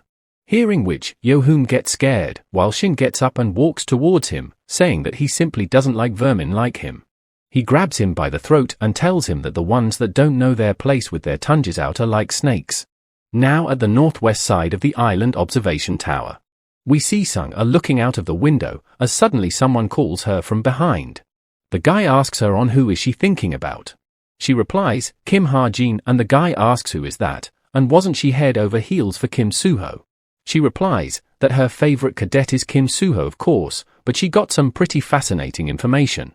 2 days ago, she got a top-secret report, Yo-yoon-ha report. In that report, Yo-yoon-ha had evaluated Kim Ha-jin to be even more outstanding than Kim Soo-ho. Though there is a chance that information is false, but they have already discovered the special circumstances of Kim Ha-jin, the fact that he can use the mana of light, and thinks that they can allow a cadet like that to deceive them once.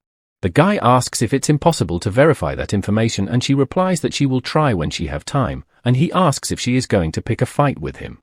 She points towards her badge, saying that she has this. A bait that is worth 200 points. We then see Rachel alone outside of the tent, thinking that the person who protected her was probably Ha-jin. But more importantly, she wonders why did he told her that it wasn't him. It's also a question on how did he knew that she was in danger. She suddenly remembers someone telling her that they will protect her in the past. And she thinks that today's ambush was probably his doing as well. It all makes her wonder if she should have died back then as well. We switch scenes to Ha-jin hunting a monster. As he kills it, he says that today's hunt is going pretty well. Although Rachel did not seem to be in a good condition this morning, but she recovered quickly after he gave her meat to eat. Suddenly he notices something and goes to check it out. There he finds a huge lake, and he is surprised knowing that there is a lake in a place like this. He thinks that there should be a monster worth quite a few points here, a crocodile monster perhaps. He makes a sphere of light, thinking that it should be easy to lure it out with it if he shines it over the lake. Suddenly he hears some noise and looks back, shouting, "Who's there?" But he doesn't see anyone and thinks that whoever they are pretty good at stalking. But he uses his 1,000 miles eyes, while saying that now that he discovered them, they cannot escape from his eyes, as we see that it's Naeun. He immediately shoots at her, while missing on purpose. She comes out of hiding while being pissed, and Ha-jin asks her on why is she stalking him, and she replies that she wasn't after him. He asks her on what is it then, she gets a bit hesitant to reply, and Ha-jin notices it and tells her that she is lost for words because she was stalking him, and she refutes it and changes the topic, asking on what did he do to her. But Ha-jin tells her to answer his question first, and she replies that she has told him already that she was not after him, she is after Sung-ah. He asks if it's the Yoon Sung-ah that he knows of, and she confirms and asks on why is he speaking casually to her. He ignores her and opens up his laptop, prompting Naeun to ask on why is he suddenly kneeling down while talking, and he tells her to wait. Ha-jin remembers that he knows the whereabouts of Yoon Sung-ah within the novel. During the first and second day, she was monitoring Kim Soo-ho. During the third and fourth day, she should be monitoring the rest of the promising cadets, and the fact she is after him means he is also among the list of Yoon Sung-ah's promising cadets. Naeun asks Ha-jin on how did he do what he just did, that thing he made, the sphere of light. He replies that what she said was correct, but also warns her to not try to find out more information, and tells her to shut up if she understood, with a charismatic smile, but Naeun is disgusted by it. She asks if he has gone crazy and replies that she is not even interested, and won't ask anymore, and it pisses off Ha-jin as she was the one who asked it first. He tells Naeun to go the other side since he arrived here first, and she reluctantly agrees to his orders. Hajin thinks that he might come off as arrogant to her, but he cannot tell her the truth. Since if he tells her about the mana of Stigma, then he would also need to tell her about the fact that this world is within a novel. Fast forward, we see Hajin has killed many monsters to collect points. He notes that it's been 2 hours since he has split up with Naeun. Since he was busy farming on low-medium grade monsters, he managed to obtain 15 points pretty quickly. Suddenly his gaze shifts, while saying that there is a problem, and we see someone arriving and greeting Hajin. We see it's Sung-ah, who tells Hajin that they will be meeting for the first time, since she got rejected. Hajin doesn't have much of a reaction except for, I guess, and Sung-ah asks if she appeared too abruptly, and asks Hajin to relax. She informs Hajin that she is actually here to conduct events, on top of testing the abilities of cadets. He asks her about events, and she replies that the rule is very simple. She would be staying in one spot and will only use her left hand, and he can attack her all he wants. And if just one of the attack is able to deal damage to any part of her body other than her left hand, or make her take a single step, then she will give him her name tag. She asks, "It's easy, isn't it?" And Hajin thinks that the name tag of an inspector is worth 200 points. One can easily become number 1 right away after getting it. That is definitely an attractive proposal. However, the opponent is the cream of the crop, hero Yoon Sung-ah. As such, he questions if he would be able to pull it off. She asks how would he like to proceed, if he would like to give up here or will he take up the challenge. Hajin chuckles and pulls out his weapon while saying, "What a sudden event this is." He shoots the bullet towards Sung-ah, who is completely unfazed by it. The bullet gets incredibly close to her, while she thinks that it's time to see how strong Hajin is and easily deflects bullet. The bullet is completely deformed, while she notes that him being able to create the sphere of light, and having this much power from a pistol. And this all convinces her that the report was not unfounded, as she tells Hajin that his attack stung a little. Hajin gets in bit of a pickle, as he notes that she was able to deflect a strengthened magic bullet easily without using mana. Realizing that straightforward attacks will be useless, he pulls out his daggers and throws it at her. But she dodges them easily, while commenting that he was a swordsman before a sharpshooter, which makes it a good decision to use both swords and ranged weapon at the same time. Hajin once again readies his weapon and this time shoots multiple bullets at her, which she once again easily deflects. Sung-ah says that the firepower is way more powerful than those of the training firearms, which makes her recognize that he is indeed talented with firearms, as suddenly something shines behind her. The daggers she dodged before suddenly comes back from behind her, and Hajin thinks that it's too far for her left hand to reach. He can win like this. But Sung-ah releases her ability and all the daggers gets deflected away from her. Hajin gives up, thinking that he cannot do anything about it. Meanwhile, Sung-ah calls it fascinating that he was able to change the path of his knife with his mana, and asks what kind of technique was it, and says that he is just like an onion.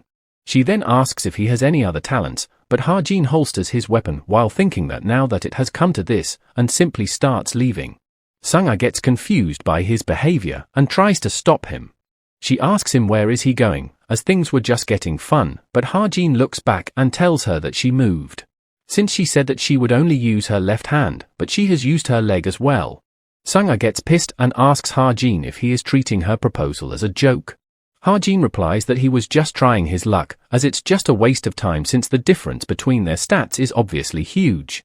As such, he gets moving while saying that he will give up here.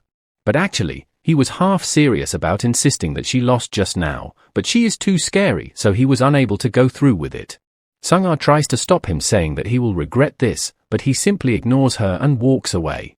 Meanwhile, we see Captain was standing on top a tree branch and observing the fight between them. Droon contacts her and asks if the infiltration was successful, which she replies, yes.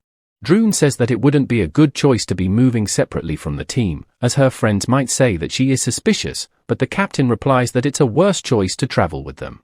Suddenly she hears something, and Droon asks her, what happened? She replies that she heard a heartbeat, and that butterfly sapling is about to awaken. Butterfly sapling, it's a spirit-type monster that leeches off a tree like a parasite. It appeared on the last day of the final and was killed by all the main characters. In the process of that, Kim Soo-ho obtaining the dust of the sapling, and Rachel getting a hint about the enlightenment was how the original story went. However, right now, she has formed a team with Hajin, and in order to help her with enlightenment, Ha-jin would need to lead her to join the battle against the butterfly sapling. But there is a problem, as Rachel calls out to Ha-jin and asks him on why does he keep going circles around this vicinity. And the problem being, not even Ha-jin knows where exactly the butterfly sapling will appear. We switch scenes and see an incredible amount of large monsters are piled up, with someone saying that they would probably get first place in the finals like this. And it's Kim Soo-ho and his team, as Rachel asks if there is only 20 hours left until the test is over, while Young-han runs away to drink some water. As Soo-ho is getting up, Naeun calls out to him to ask something. And she asks, what does he think of Kim Ha-jin?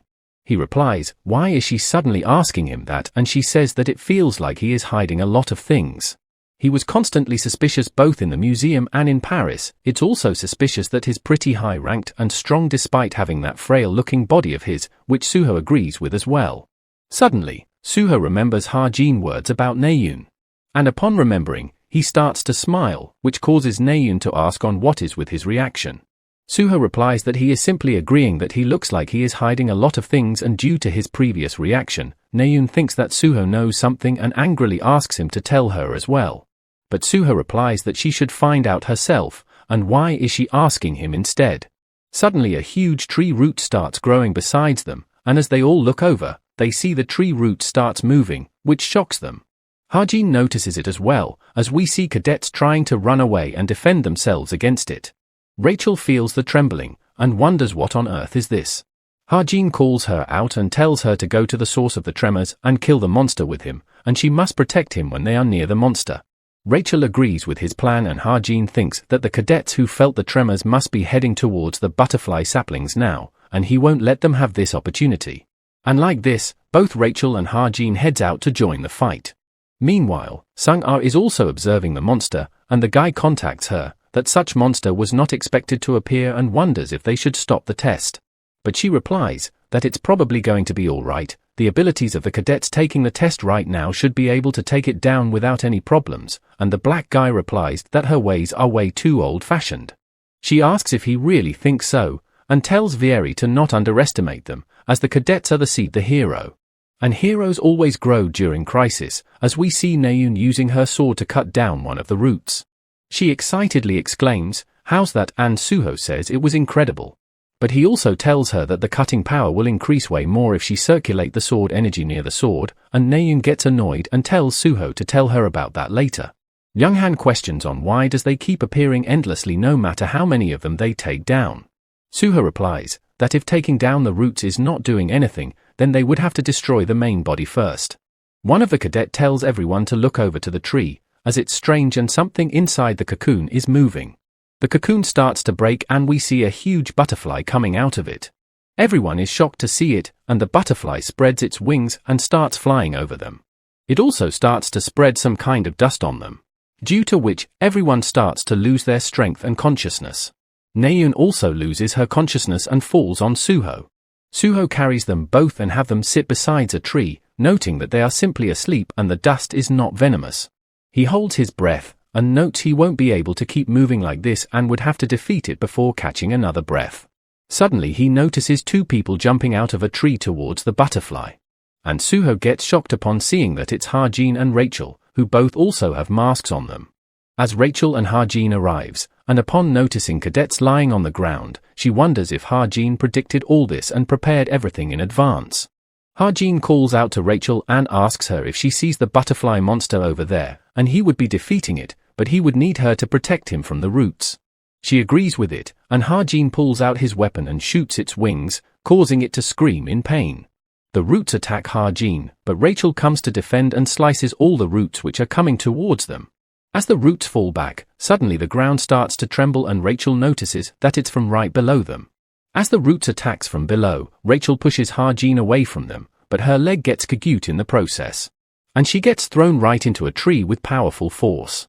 Ha-jin looks over and is shocked, and the roots targets and attacks him this time.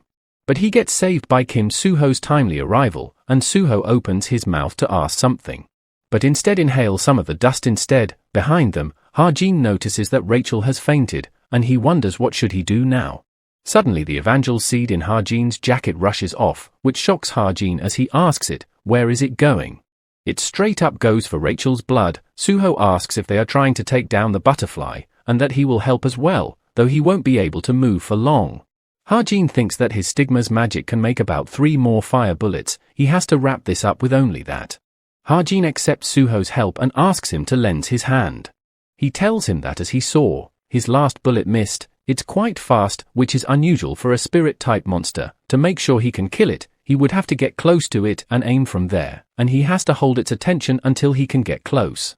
Suho agrees with his plan and imbues his sword with mana. And upon seeing it, Ha-jin notes that it's the magic of the Sword Saint and wonders if it's stronger from back when he saw it in the museum. Suho looks back at Ha-jin and calls it quite strange, and Ha-jin asks, "What is?" He replies that no matter what he pulls out, Ha-jin never seems surprised, and the way he saw through Ne-yoon's talent. And when he sees him, he seems like someone who knows everything about this world. Hearing which, leaves Ha-jin quite shocked. Suho then quickly jumps up to grab the butterfly's attention and starts slicing the roots. Ha-jin stares at Suho for a bit, while thinking something. He then also starts running, while replying to his words in his mind, that how else would he know? He is the author who created this world after all. We see Ha-jin climbing up a tree, noting that he has come across a problem. This world that he wrote as a novel is currently unveiling right before his eyes. Remembering Suho's words, which was the moment he figured it out, that he has become a character in his own novel. He points the weapon towards the butterfly, while saying that he is the novel's extra. He shoots the butterfly, and this time it hits the target, and Suho is a bit surprised seeing the fire-type attack, and realizes that it was Ha-jin and thinks that it should be over now, and the butterfly starts falling towards the ground. Ha-jin thinks that the firepower was lacking a bit, and starts preparing for another shot. But suddenly, we see someone attacking the butterfly with crackling purple lightning. Ha-jin is shocked upon seeing it, and wonders what was that, and we see someone walking towards it. And upon looking over, Ha-jin realizes that it's the captain of the chameleon troop. Ha-jin wonders if she is after the butterfly dust, and as the butterfly is falling to the ground, Suho rushes towards it and deals the final blow.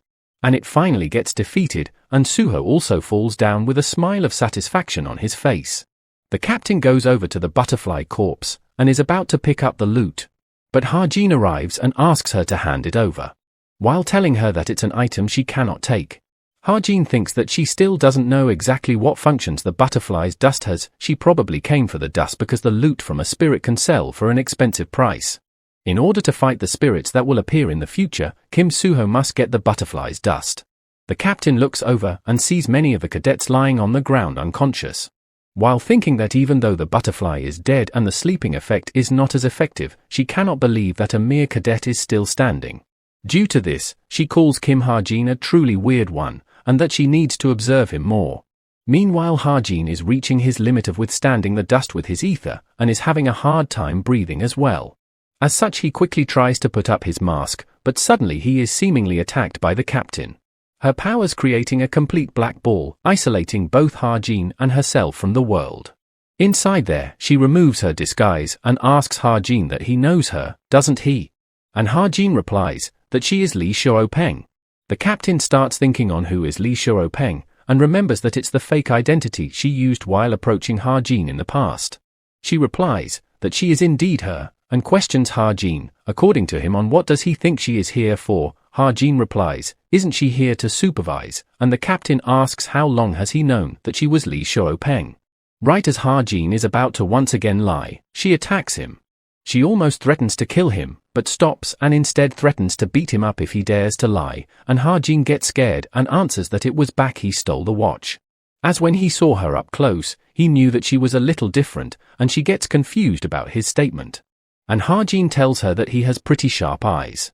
The captain thinks Jane's talent cannot be seen through just by having sharp eyes. However, Ha-jin was not only able to see through Jane's talent, but also the cognition impediment device. And due to all this, she starts to think that perhaps Ha-jin's mana is anti-magic. It's a special circumstance where all the mana within him is anti-magic. In that case, it'd make sense how he was able to see through Jane's talent, since he just needs to focus mana on his optic nerves to do that.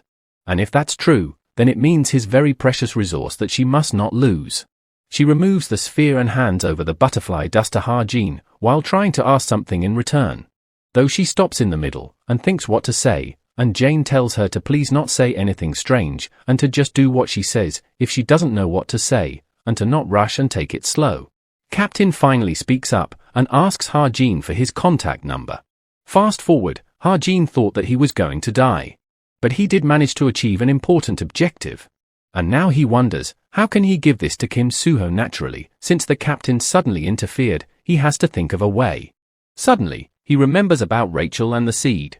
We see the seed is shining in gold color, and Ha-jin upon seeing it, realizes what is happening and thinks that it's happening right now of all times. As Evangel is finally hatching. We see Rachel in her sleep, thinking that she needs to defeat the spirit quickly, and that she needs to become the number one and become the pride of the imperial family. Suddenly she has a weird feeling and wonders what is happening. As her eye starts to open, she notices that it's too bright, and sees a small child. She wonders who is she, and her wound starts to feel like they are healing, and it feels incredibly warm as well. Rachel notes that the little kid also feels very familiar. It's almost as if she is a younger version of herself. The little kid says something, but Rachel is unable to hear it properly. She thinks that she needs to ask her again properly about it, but is unable to do so and starts feeling sleepy. As Ha-jin arrives near her, Rachel tries her best to ask the little kid on what did she just said. The little kid, upon seeing Ha-jin, calls him dad and tells him that mom fell asleep again. Now fast forward in the morning, the instructor wakes up the sleeping students and gets them back to the ship. The chaotic fourth day passed by in a flash, and at 9 a.m. the next day, they were able finally close the sickening chapter of the finals. While there was the butterfly sapling incident, which the supervising officers completely didn't expect, a negotiation concluded that the 4 cadets that stopped it would share the points. And we see Ha-jin get some new messages as well. He notes that there is still no contact from the chameleon troop, and wonders what caused the captain to take interest in him, and while he is in his thoughts, someone calls out to him. It's Naeun, who asks him how did it end back then. Ha-jin, confused, asks what ended, and Naeun replies that she doesn't remember anything after the halfway point. Soo-ho told her that Ha-jin destroyed its wings. But Ha-jin says that it's utter nonsense, and how would he destroy it with a weapon like his, and Naeun replies that she also thinks that it's too ridiculous. But suddenly, Ha-jin asks her, why did she use a sword instead of a bow? She gets pissed hearing that, and shouts that he only told her to use that, but Ha-jin replies, there needs to be progress for it to be usable, as it's too dangerous to use a weapon that she is not trained in. But Naeun tells him to not be worried about her, as he is not that clumsy. Ha-jin sighs and replies, is that so? He then asks her, how does she feel after using the sword? She tries to think what to answer, and Ha-jin says that it's probably still scary, isn't it? But she replies, what is he talking about? She is not scared of shit. Ha-jin remembers and thinks that it's very obvious when Naeun is lying. It's one of those cringy behaviors he set for her. He smiles and wonders, why did something remain the same? He then reaffirms her that even so, she will become good with sword, as she is born with a talent for sword, after all.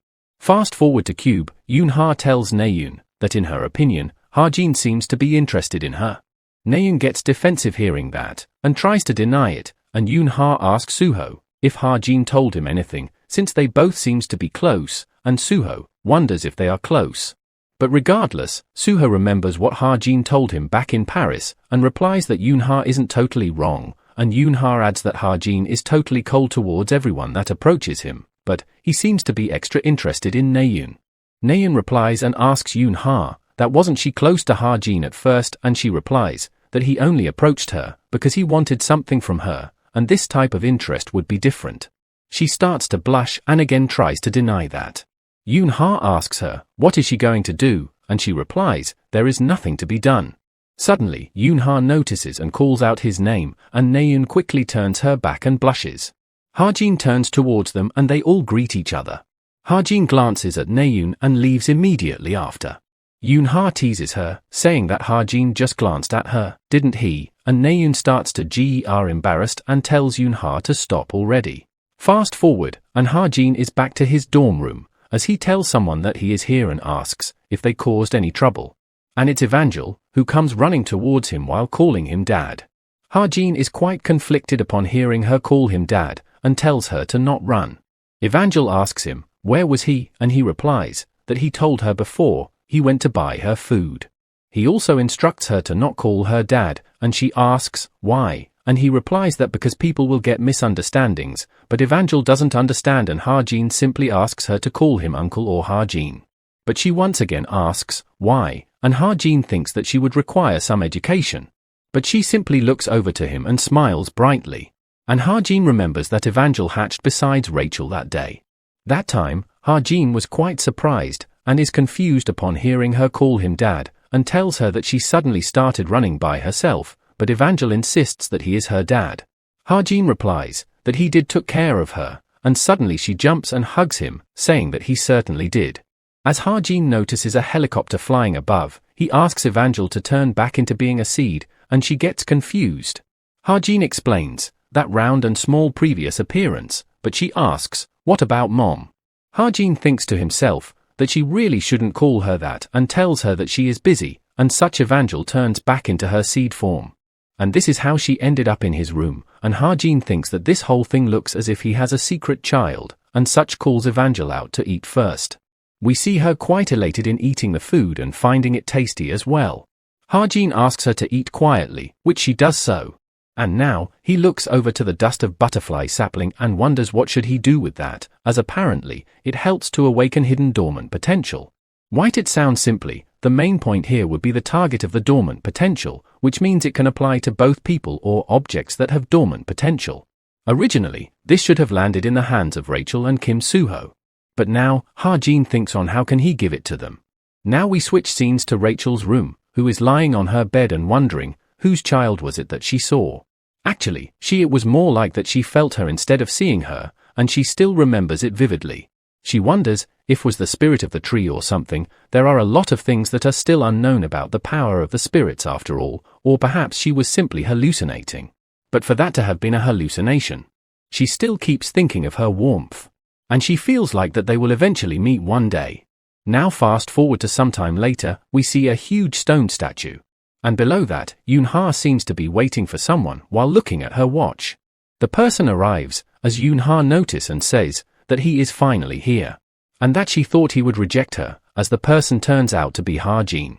She also tells him that there is one more person they are waiting for, and since it seems that they will be late, they should go first. Ha-jin replies, okay, and wonders who is it. Now as they are traveling in the car, Yoon-ha says that she heard that he did pretty well in the final exams this time around, and Ha-jin replies that it was only 67 points and Yoon-ha tells him that he should have aimed for 20 points or less if he doesn't want to attract attention. And that he is starting to get attention of other guilds as well. As Ha-jin is looking out of the window, Yoon-ha says that it's coming into sight, and seeing it, Ha-jin is quite surprised and Yoon-ha welcomes him to her guild, the Essence of the Straight. Some time ago, Ha-jin got a notification on his smartwatch about the guild tour announcement. Guild tour. This event is made so that cadets that are on school holidays can observe how heroes perform missions in person. The guilds in the country are given priority to choose the cadets that they want based on their ranking. And Ha-jin is also curious about what heroes do, and he is sure that there will be other missions besides the one he wrote about. However, each guild can only choose up to 3 cadets from the first and second years. Because of that, first years usually don't get chosen if they are ranked 300 or below. And based on his ranking that he obtained when he joined the academy, it would probably be hard for him to make it to the top 300 even though he did really well in the finals, calling it such a pity. Suddenly, his watch rings, and he is surprised that someone actually contacted him, and he wonders, who the hell is it? It's from the Hero Straits, as he is chosen for the guild tour, and if he doesn't want to go, he can also contact them to inform. Now back to the present, at the Essence of the Straight. A guy walking them starts to explain about the tour, saying that there are a lot of missions that takes place here. Missions that are of a certain level and above can only be taken on after the office has completed its analysis of the mission. Ha-jin glances over at Yoon-ha and thinks that she was probably the one who put his name on the list. The daughter of a guild leader should have that much power. As the guide takes them to one of the room, which Ha-jin figures out is the analysis room. The guide says that he has heard Ha-jin is the number one in theory, hence he wanted to show him this room first, and the guide is in between intermediate and advanced grade and the left-hand man of Yo Yoon-ha, Park Sang-ho. He is the hero that is in charge of this round's guild tour, and he also looks like a nice person. So good to the point that if he weren't the one who wrote this novel, even he would not have thought that he is a vicious villain who would backstab Yo Yoon-ha in the future. And suddenly, another person arrives. noting that the cadets are here. She is also a hero that is in between an intermediate and advanced grade, Lee Jin-ah. She starts to mock Ha-jin and takes dig on Yoon-ha by saying that the world has gotten a lot better. To think someone who is ranked 934th is able to have a guild tour at Hero Straits, and she wonders who managed to pull that off. Ha-jin thinks that there is no way she would have a good impression of him. Since Lee Jin-ah is supporting Jung Ho-seok, the current vice-captain of the Hero Straits, she is probably disgusted with the daughter of the guild leader who is also the rightful successor. But that is only happening right now. In the future, she would join Yoon-ha as one of her people and climb to the position of vice-captain with her own strength, the most outstanding person within the guild. Sang-ho tells Lee Jin that Ha-jin ranked first when it comes to theory, and she replies that it doesn't matter, as she was also number one when it came to that. And that the theories that cadets learn about aren't even that crucial, hearing which pisses Ha-jin off. As she asks Ha-jin, wouldn't he agree with it, while calling him theory number one kid. Suddenly, she gets an idea and gives him something to solve, saying that if he is that confident in his abilities, he should try solving this. Sang-ho tells her to not divulge the information to others like this, and she replies that it's fine since it's nothing special. Ha-jin gets quite pissed, as she tells him that he should give it a try, that is if a kid like him can even understand it, and Ha-jin thinks that this is making him competitive. He accepts it and asks her to borrow some paper. She once again tries to make fun of him, by saying that does he think he can write the answer down if she gives him some paper. Yoon-ha then gets a message on her watch that the last person has arrived on the first floor.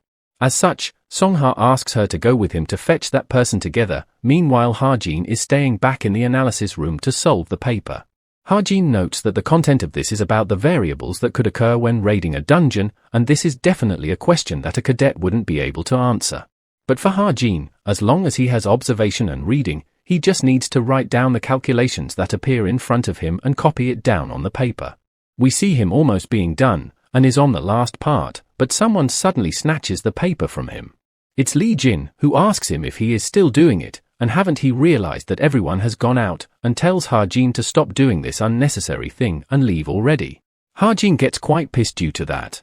Though he ends up leaving, thinking that he was not able to write down the last part, and that she better not ask him for the last part later on. As the lift arrives on the first floor, we see him walking into Naeun. She is shocked seeing Ha-jin here, and asks Yoon-ha on what is he doing here, and she replies, who knows. She starts to smirk and tease Naeun, and Ha-jin thinks in surprise that the last person turned out to be Naeun, though he wonders why didn't Yoon-ha told him about her. Now it gets evening, and we switch scenes to Jin-hyuk's office, who is quite shocked as he was only able to get a few pieces of paper as the result of digging thoroughly for a month. Kim Ha-jin, the number of people he has been connected to so far, who his parents are and how he became an orphan, no matter how hard he tries to find information about him, he wasn't able to find a lot of details. He looks defeated, saying that his niece sure gave him a difficult task. But the more difficult it is, the more his interest is getting piqued. Back to the guild tour. Sang-ho tells them that today's guide will be an activation mission. They need to be on standby until they get activation orders. Sang-ho asks Naeun why was she late, and she replies that it was because she was meeting her grandfather before she came. Hearing which, he gets excited and asks if she is talking about the great hero, Chai Jukiel, and behind them, we see Yoon-ha checking something on her smartwatch. Yoon-ha tells them to go ahead, as she needs to make a call.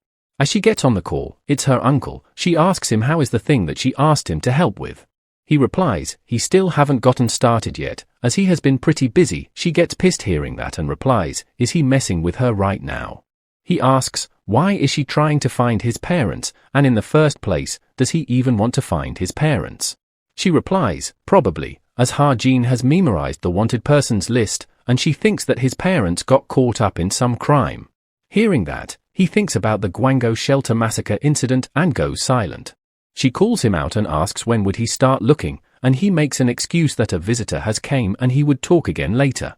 She tries to tell him to wait, but he cuts the call immediately after. He wonders if Ha-jin is really related to that incident. Gwango shelter massacre incident, 16 years ago, when monsters flooded the Gwango fortress area. It was the incident where the 87 normal civilians in the shelter and the 9 heroes that defended that place were all massacred. And he got caught red-handed trying to look into this incident more than 10 years ago and was expelled out of the Yo family. Although the government and the association concluded that it was done by the demonic humans, That is what it just looks like on the surface. The true perpetrator behind that incident was the president of South Korea at that time, Kim Se-ok, the chairman of Daehyun, Choi Ju-kil, and his brother, Yo Yoon-ha's father, Ju Jin-yong. And what is worse was they actually hired assassins to do it. To them, it was probably not even that important. But he wonders, what if there were survivors from that incident? Could Kim Ha-jin's parents really be victims of that incident from 16 years ago, and if he is actually plotting revenge? That would be dangerous. This matter won't end that easily, and if keeps on digging, the moment that crazy old man, Choi Ju-kil, notices what he is doing, he will die a terrible death.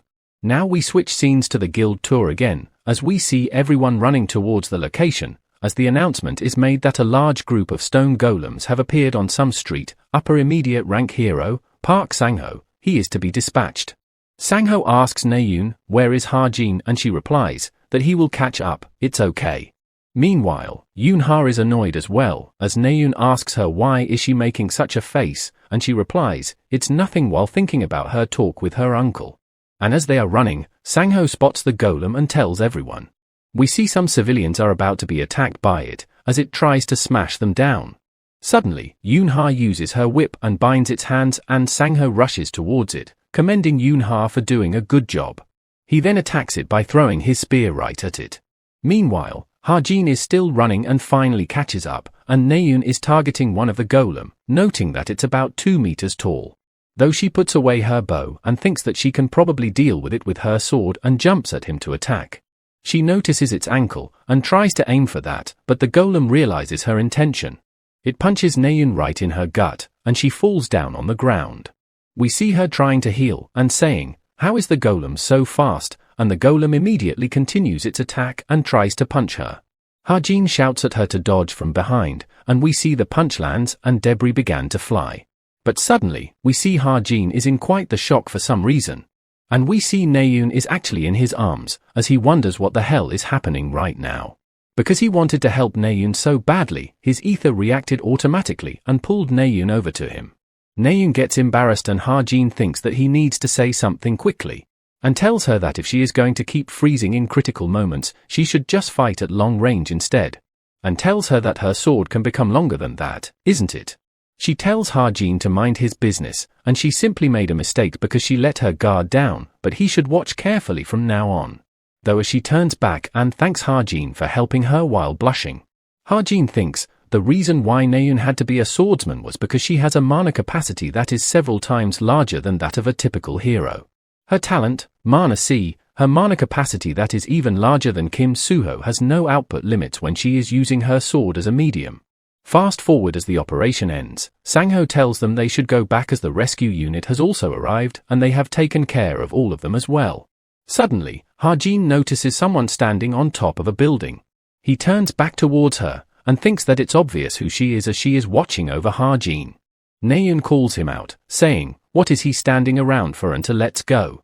Ha-jin turns back and apologizes to her for getting the ether first. Back inside the guild, Lee Jin is stretching out, saying her shoulders are so sore.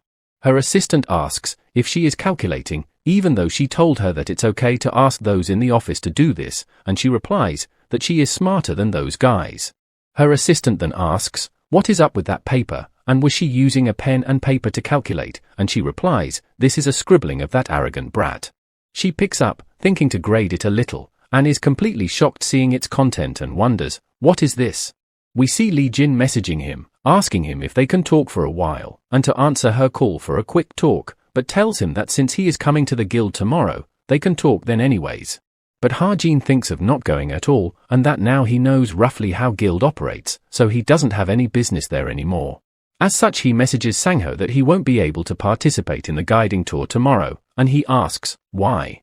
Ha-jin grins, and thinks to have some fun teasing her.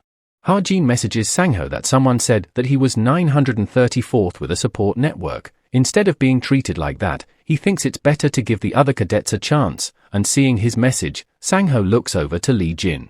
He gets pissed at her, and asks her what is the meaning of this, and she gets scared and replies that she didn't intend for this to happen. Ha-jin laughs and thinks that this should be enough, and he can already imagine how angry Yoon-ha will be. He then starts to get sleepy, noting that he is tired as he went to a bunch of places today, but he have something to do today. As such, he decides to do it quickly while Evangel is still asleep. We see him taking out the butterfly dust. He stares at it and thinks that no matter how he looks at it, there is a lot more than he thought. And if it's this much, a little to Kim Soo-ho and Rachel, and he can use it as well, and divides it into 3 equal parts.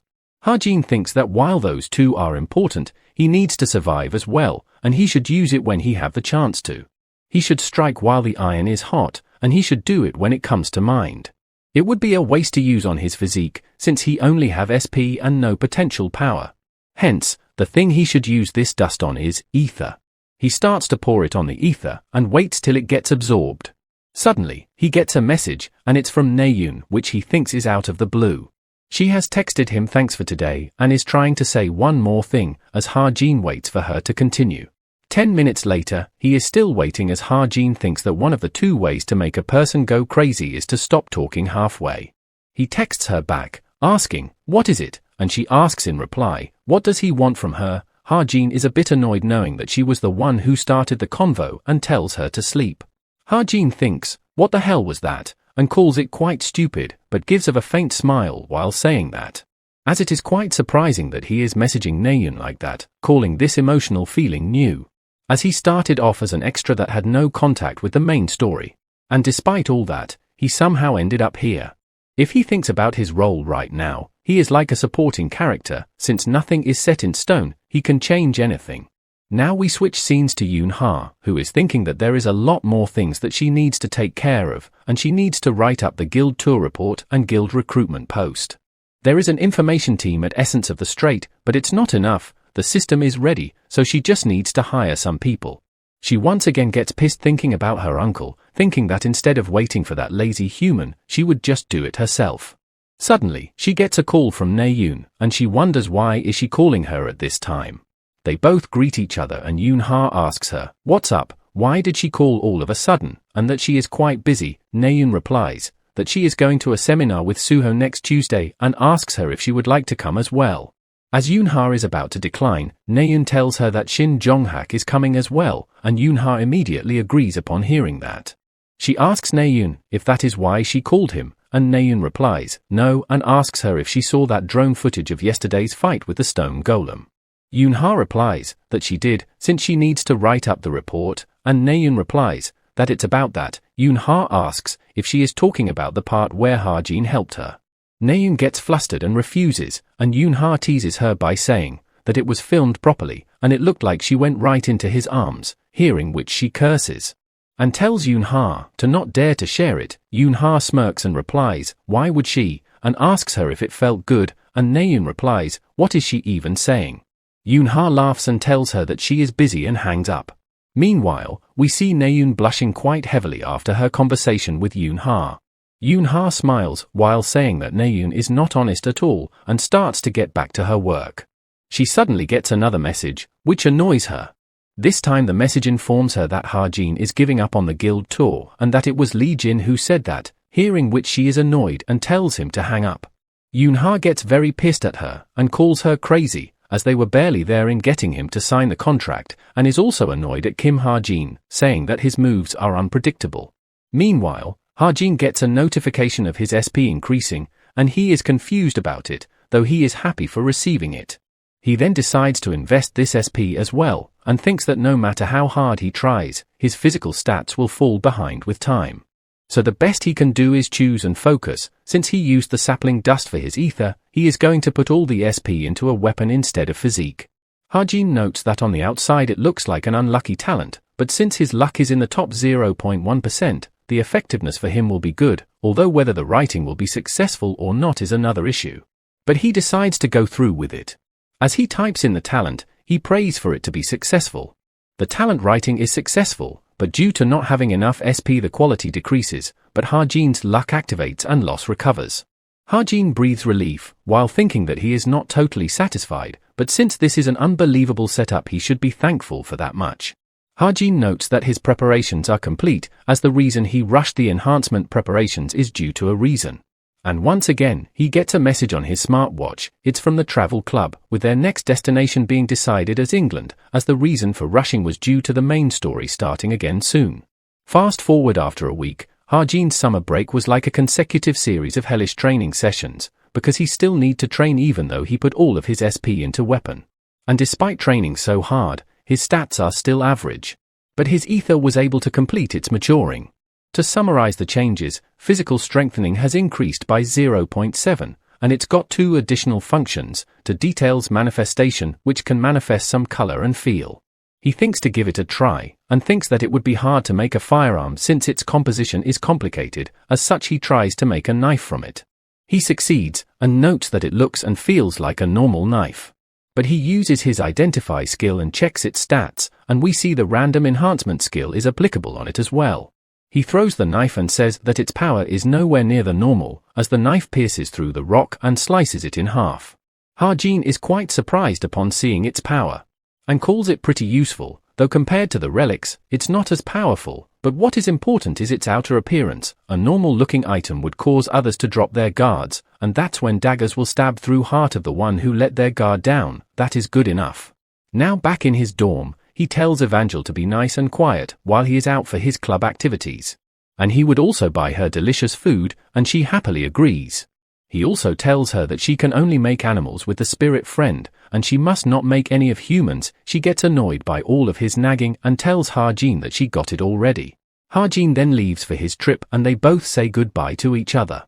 Now we switch scenes to Rachel, and someone tells her that she doesn't need to worry anymore. And their contract with Cube has ended, and they have decided to recruit trustworthy agents, and she thanks him for it. And Henry then says about Ha-jin, that the cadet who saved her, he would like to approach him using the Imperial Guild offer, if she is okay with it, and she gets happy hearing that, and replies that she likes the sound of that and tells them to proceed with it. Rachel thinks that the Ha-jin she saw back then was definitely way above the level of 934th rank, and other guilds might already be aiming to recruit him as well. Though she says that she is only observing for now, as approaching cadets early is illegal, and even though the Imperial Guild isn't lacking in any way compared to Korea's famous guilds. With the Imperial Guild's priority recruitment right, they will be able to legally propose a much better offer than any other guild. Now we switch scenes to the travel club as the president says, since everyone is here, they should depart for England. We see Naeun is burning up due to the heat, and Yoon-ha asks her, why did she wear the cadet uniform here? Naeun asks Ha-jin if he doesn't feel hot, and he replies that he totally feels comfortable, seeing which, Naeun calls it annoying. Now as they arrive in England, they are quite taken in by its beauty. The club president points at the place where they will be going today, and it's up in the sky, called Clancy Islet, and they were taking the portal together to move there. Ha-jin remembers, Clancy Islet, this place is made by the English government using the floating crystals that they possessed. It's a place where everything money-related is located. It has all sorts of entertainment, auctions and release events for new items. It's an island of gold which is basically like the Las Vegas of England. This is the place where the main story this time around will start. As they enter it, they are quite amazed by it, with Naeun commenting that it's really been a long time she has been here, and Yoon-ha says the same thing. Suho asks if they both have been here before, and Naeun excitedly replies, it was with her brother when she was 11. And she suddenly gets sad remembering him, while saying that she hasn't came since then. Suho tells her that it's his first time, and asks Naeun to be his guide. She gets back again, and tells them to count on her for this. The club president tells them that there will be a big event on the islet at 7 p.m. He has asked them whether they can participate in the event, and they have gladly allowed them, so they are free to walk around and enjoy themselves before the event. As he asks if anyone has questions, Naeun raises her hand. She asks if they can go to casino as well, and he replies that they can, as a cadet is considered an adult. Hearing which, she pushes everyone, telling them to go to casino with her. At the casino, Ha-jin thinks that it more fancy than he thought, and Naeun excitedly goes on to exchange some tokens. As he goes to the reception, she asks Ha-jin to show her his identity card before the exchange. As he is giving her his card, he asks her, how many years have she worked here, as we see it's Jane in disguise. She replies, 6 years, and Ha-jin tells her that it's quite long and thanks for the tokens. Ha-jin thinks that it's expected that Jane has already infiltrated this place, and the event that Oh Han-hyun mentioned will be taking place at 7 p.m., and it's a huge problem, since the event is really big, and also because all the beasts from all over the world will be gathering here to go after that thing. And although he wants to remain cool-headed, he cannot help but feel nervous. because this is the place best to earn money for someone like him, who lives on luck. He smiles knowing that he still have time as the event starts at 7 p.m, as such he goes on to raid the slot machine first. And after that he tries to see his next target and sees Naeun playing against some blondie, and losing. Hajin remembers that person as Vert, and Naeun, after losing everything starts to get up and leave. Vert calls Naeun back and tells her that he doesn't feel good winning a kid's money easily and offers her 25% back. Naeun gets angry hearing that, and tells him that she can take it back easily if she played seriously. Hajin remembers that in just short of 2 hours from now, Naeun will end up crying in the hotel after losing all the money that she brought here. Because all of them are con artists. Especially their leader, Vert, who is one of the important characters in his novel as well. Naeun loses once again and Hajin calls her a loser, while noting as the fourth-generation member of a rich family, losing money means nothing to her, but Hajin is also interested in Vert. As such, he goes to the table and tells Naeun to get up as he will play in her stead. As Hajin starts, Hanhyun tells him that he needs to go, as he got a call, and Hajin replies then it would nice with just 5 of them here, and Naeun tells Hajin that he doesn't have much money, does he, and the minimum bet here is $100, and Hajin tells her to not worry about that and continue. She sighs and tells him to do whatever he wants, and the guy starts to distribute the cards now. As everyone is looking at their cards, the distributor asks them to open their cards if they have chosen. Suddenly, the bald cut notices something. He sees Hajin is not even looking at his cards and asks him if he is not going to look at them, and Hajin replies that he is not going to look at them, while thinking that he can see them without flipping them anyways. The Baldai is quite surprised by his actions and calls Hajin a total nutjob, and Hajin replies, does he really think that he would be playing this game blind? Hajin then chooses his card to open with and flips it. The Baldai gets annoyed as Hajin was speaking to him very casually and lashes at him. Hajin replies that he was the one who speak casually first. He gets angry and slams the table, but Vert tells him to calm down and asks him to see Hajin's clothes, as they are cadets from Cube, they should maintain their manners here. Hajin thinks that Vert must be feeling pretty flustered inside, but he sure is good at acting calm, but Hajin smiles and seems to be onto something. Now as the game is going on, Jane reports to the captain that they have confirmed that there are 6 people from the evil society, 3 heroes from the association, 1 swindler, and 1 from Light Source, but the hero from Light Source is probably just here for sightseeing. And even Kim Hajin, captain's favorite, is also here. The captain tells everyone to be on standby now, and Jane informs them that Hajin saw her face, and asks if her cover is blown. Captain replies, that will only happen if he focuses mana on his optical nerves, and people normally don't do that, and Jane replies, guess that is true, as she couldn't sense the movement of mana either. Meanwhile, Vert seems to be in quite the position, and Hajin as stacked up wins and is on the 12th round, with $60,000 in. Hajin notes that Vert's card is an ace of hearts, and if combined with the remaining cards, he would have an aces full. Vert calls on his turn, and Hajin thinks that he is managing a poker face despite having really good cards, which is not too bad. Naeun raises, the Baldai also calls, and Hajin raises. Hajin thinks that Vert's current cards would be an aces full. In order to win, he would need to have at least a 4 of a kind, and he wouldn't normally aim for such cards, since the chances of a 4 kind appearing after a full house is really low, but for him it's different. Vert tells Hajin that he knows that he doesn't have that much money, and Hajin thinks that he is indeed lacking in money here. As such, Vert asks him to bet that ring of his as well. Hajin takes it out and Vert tells him that he can tell it's an artifact from a glance, and asks Hajin why does he have a ring around his neck.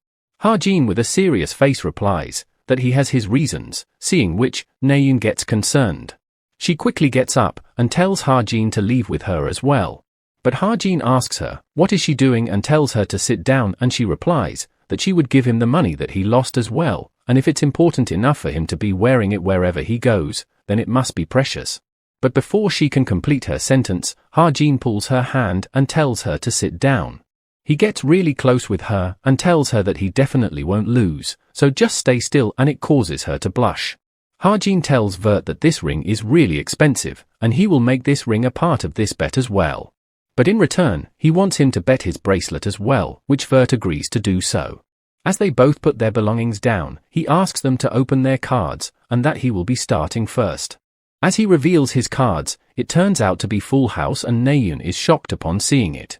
Vert starts to laugh while saying that he feels bad for him and starts to take in the rewards, but Ha-jin tells him to wait, as he still has not opened up his cards yet. Hearing which, Vert gets nervous. Ha-jin reveals his cards, saying that he is quite lucky himself.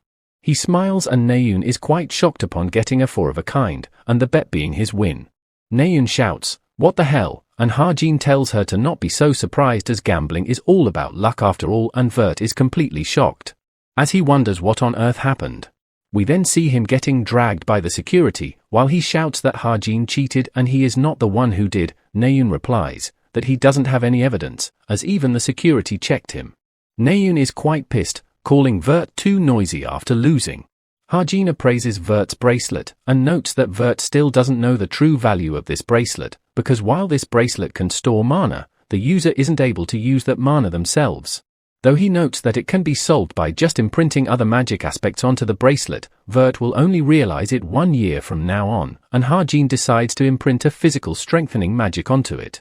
Naeun calls him out and asks, what was he planning to do if he lost, and Ha-jin replies that he would have committed suicide by jumping off into Hangang, and Naeun tells him to not say such things. Ha-jin asks her if she wants her money back, as 1/3 of this chips belong to Naeun, and she replies that it's not that, he can have them, as he won them after all. Though hesitant, she tells him that he looked pretty cool. Fast forward, Suho and Yoonha is here, as they both greet them. And we see Ha-jin and Naeun all dressed up. Seeing him, Yoonha asks him, why does he look like that, and he asks, what is so bad about his look, and that he simply visited an antique shop, but Yoonha asks him, where did he got all this money from? As Naeun is telling them about Ha-jin's performance in the casino, someone arrives from behind upon noticing Naeun, while saying, look who we have here. He comes directly to Naeun and greets her. In surprise, Naeun asks him, what is he doing here, and he replies that he is here for some fun. Looking at Ha-jin, he asks Naeun if he is her boyfriend, and she gets flustered and replies that he is just a friend. He tells Ha-jin that he saw him raking in tons of money, and to think he was Naeun's friend. Yoonha also recognizes him and asks if he is the hunter, Kim Junwoo from Light Source. He replies that he is, and says that it looks like he still have some popularity. She introduces herself and greets him and shake hands with him as well. And we see the captain is watching all of them, standing in some alleyway behind. She calls up on Jane, and we see her arriving right behind her and gets out of her disguise, while telling the captain that it's ready. Fast forward, and a reporter reports that right now, they are at the River Thames portal that leads to Clancy Islet. And all sorts of VIPs are gathering in this place to take part in the event, which is hosted by an international company, Lotan Corporation. With the shocking news that the white crystal will be shown, it has gathered the attention of the world. We then see a car arriving and some girl seems to stepping out of it. The reporter looks over and reports that, just as he was speaking, Princess Rachel has arrived. She gets surrounded by reporters, asking her to say a few words about today's event and to comment on her losing her #1 position in theatricals. She doesn't say anything, and the guard blocks the reporters, telling them that they are not allowed past this area. As she gets inside, we see some kind of portal in front of her.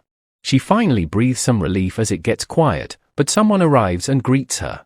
We see it's the Lotan Corporation CEO, Zelen, who thanks Rachel for coming here.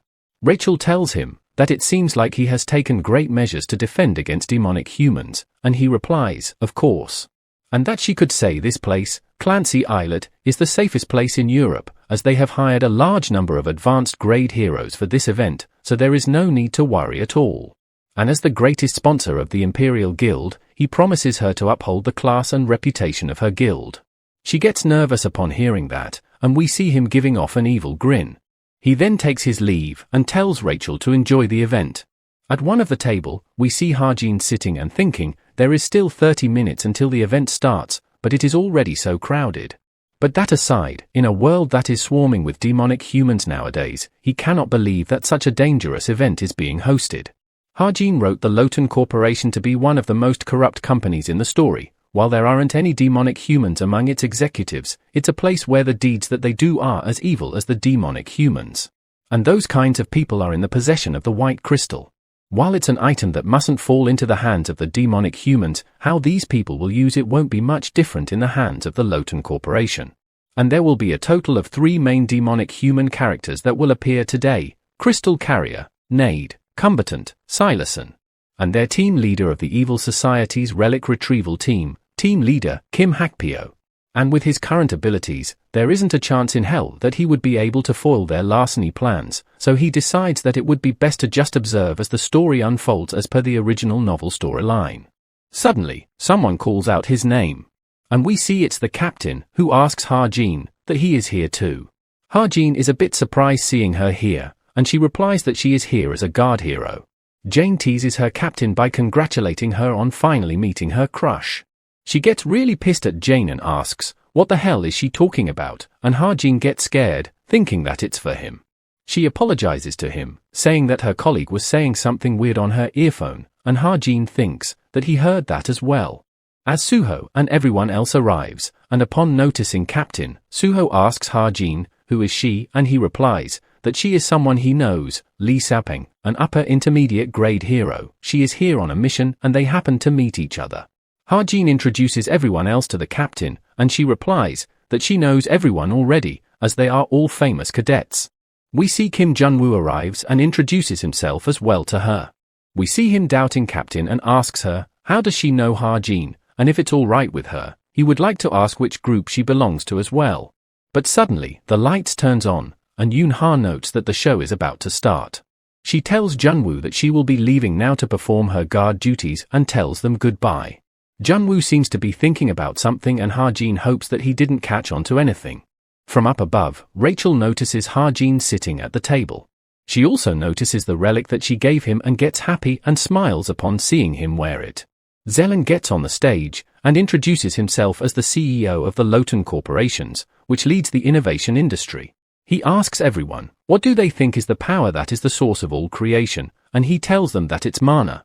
And, as mana gather naturally, it can also become a treasure that possesses great power. Among those treasures, the white crystal is especially rare and precious. There have been 480 crystals that's been discovered so far, but currently, the way to properly use these crystals has not been discovered yet. However, from now on, they at the Lotan Corporation will demonstrate them how to properly use the white crystal. Seeing this, audience starts to clap and Ha-jin looks on with a poker face. As Zelen is giving his speech, Rachel looks concerned upon noticing black puppets that have been walking around the hall ever since earlier. And at first, she thought that they were guards, but their numbers have increased. And she also feels that something is ominous, but she cannot move recklessly. She suddenly notices Ha-jin getting up and going somewhere. She wonders where is he going in the middle of the event. Suddenly, she gets some doubt in her mind about him. And thinks that the person who is always at the scene of the incidents, and the extraordinary vibes, there are way too many suspicious points to ignore. She orders her guards that she is fine, and to monitor any suspicious characters within the hall, and the guards leave immediately. She then pulls out her necklace and uses a skill, Shadow Expansion. And with this, she is able to move through the hall without being noticed by anyone.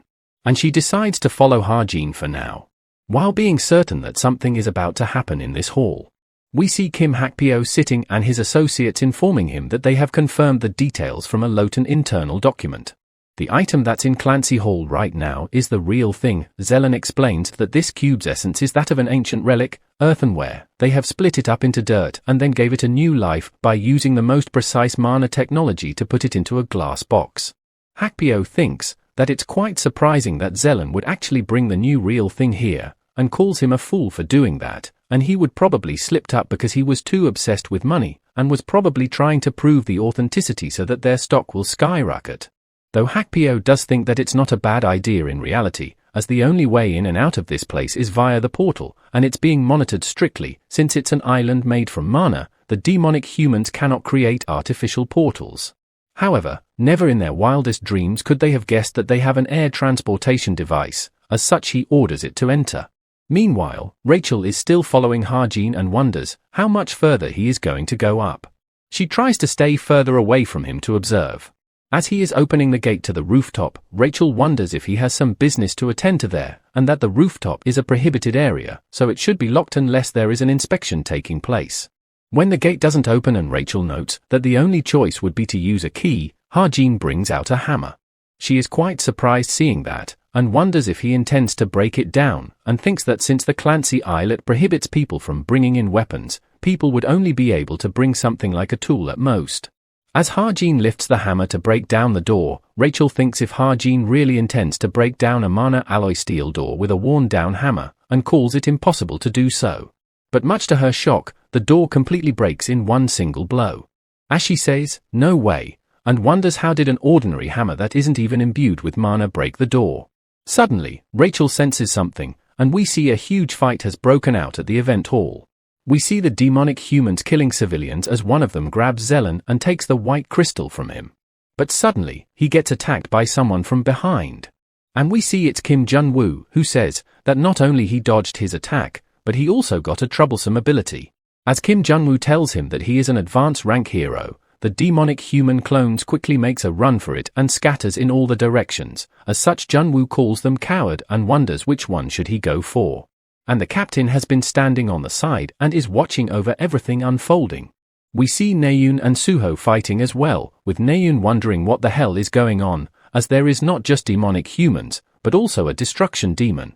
We see someone calling and asking Naeun, where is she, and it is Jun-woo, who is relieved upon seeing her all safe and sound. He also throws a sword toward Suho, telling him to take it, as he would need it to fight, and that it belongs to the demonic human sprawled on the ground over there, though he can use it. Now at the rooftop, Ha-jin is looking over and remembers that in the original story, Nade split into 8 bodies and escaped. The first would be the East. One hero is already chasing after him, but that Nade doesn't have the crystal. In the South, a demonic human that took the form of Jane is running away with him, however, that man doesn't have it either. And the North, where the captain is at. In the original story, that Nade has the crystal.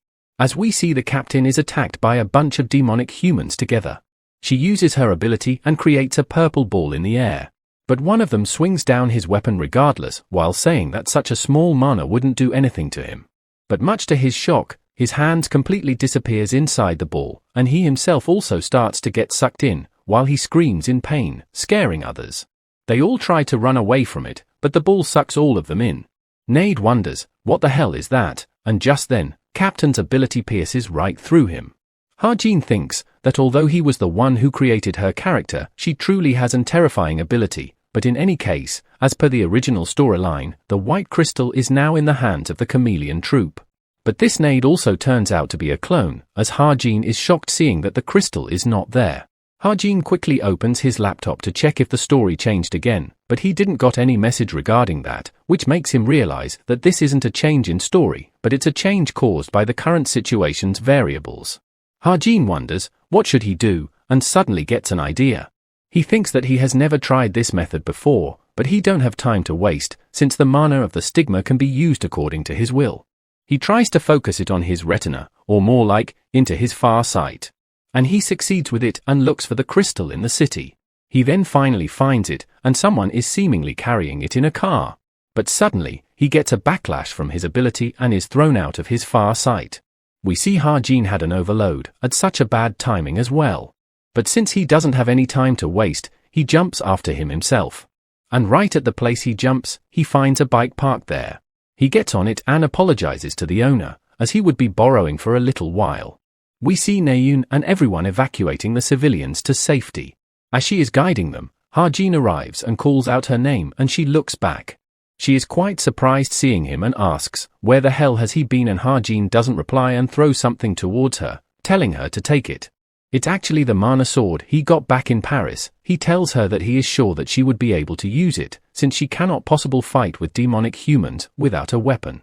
Ha-jin thinks that the special weapon, mana sword, which he took from Cedius, depending on the mana capacity of its user, its stats could have a world of difference. And with the amount of dormant potential that Naeun has, let alone demonic humans, she can display power even greater than they can. She gets confused and asks him, what is she supposed to do with it, and he simply tells her to take care of herself and don't get hurt. She then asks him, where is he going? He replies that he got some business to take care of, so he would leave this place to her. She once again gets confused and again asks, where the hell is he going? But Ha-jin leaves without saying anything. We see Ha-jin is speeding towards the location, which is towards the southeast, and it won't take long for him to reach the target either. The guy tells the driver that they will reach the location soon, and the driver replies, they will arrive in 1 minute. They said there aren't any issues with the transport aircraft either. But suddenly, as the guy looks outside, he sees someone. We see it's Ha-jin, who uses his bike to slam the car and crash it.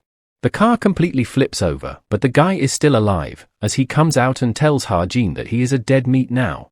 The guy calls his boss over, and Ha-jin thinks that this was the reason he was daring to act up like this. He had something like this up his sleeve.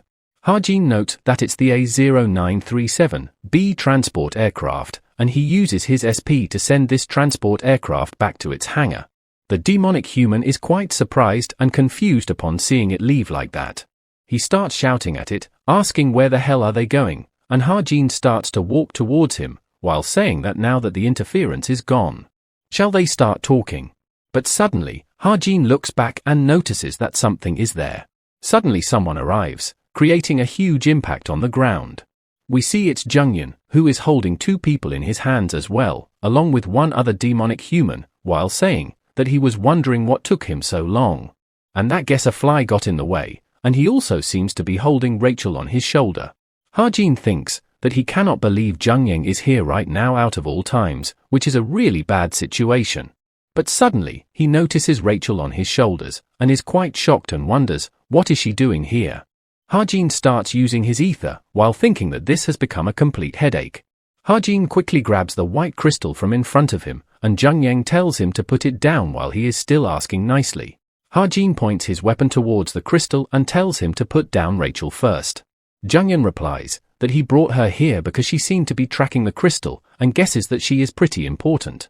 But suddenly his mood changes, as he asks Ha-jin, between him ripping her head out and Ha-jin putting the bullet in that case, who would be faster? Ha-jin tells him that it doesn't matter, since if he doesn't let her down, he won't get what he wants either. Junghyun tells him that he got quite big balls, and calls it his loss and puts down Rachel. And then he asks Ha-jin to hand it over, since it's good now, and Ha-jin throws the case towards him, and Junghyun thanks him. Ha-jin notes that it doesn't matter that he gave it, since it's not an item that he can handle anyways.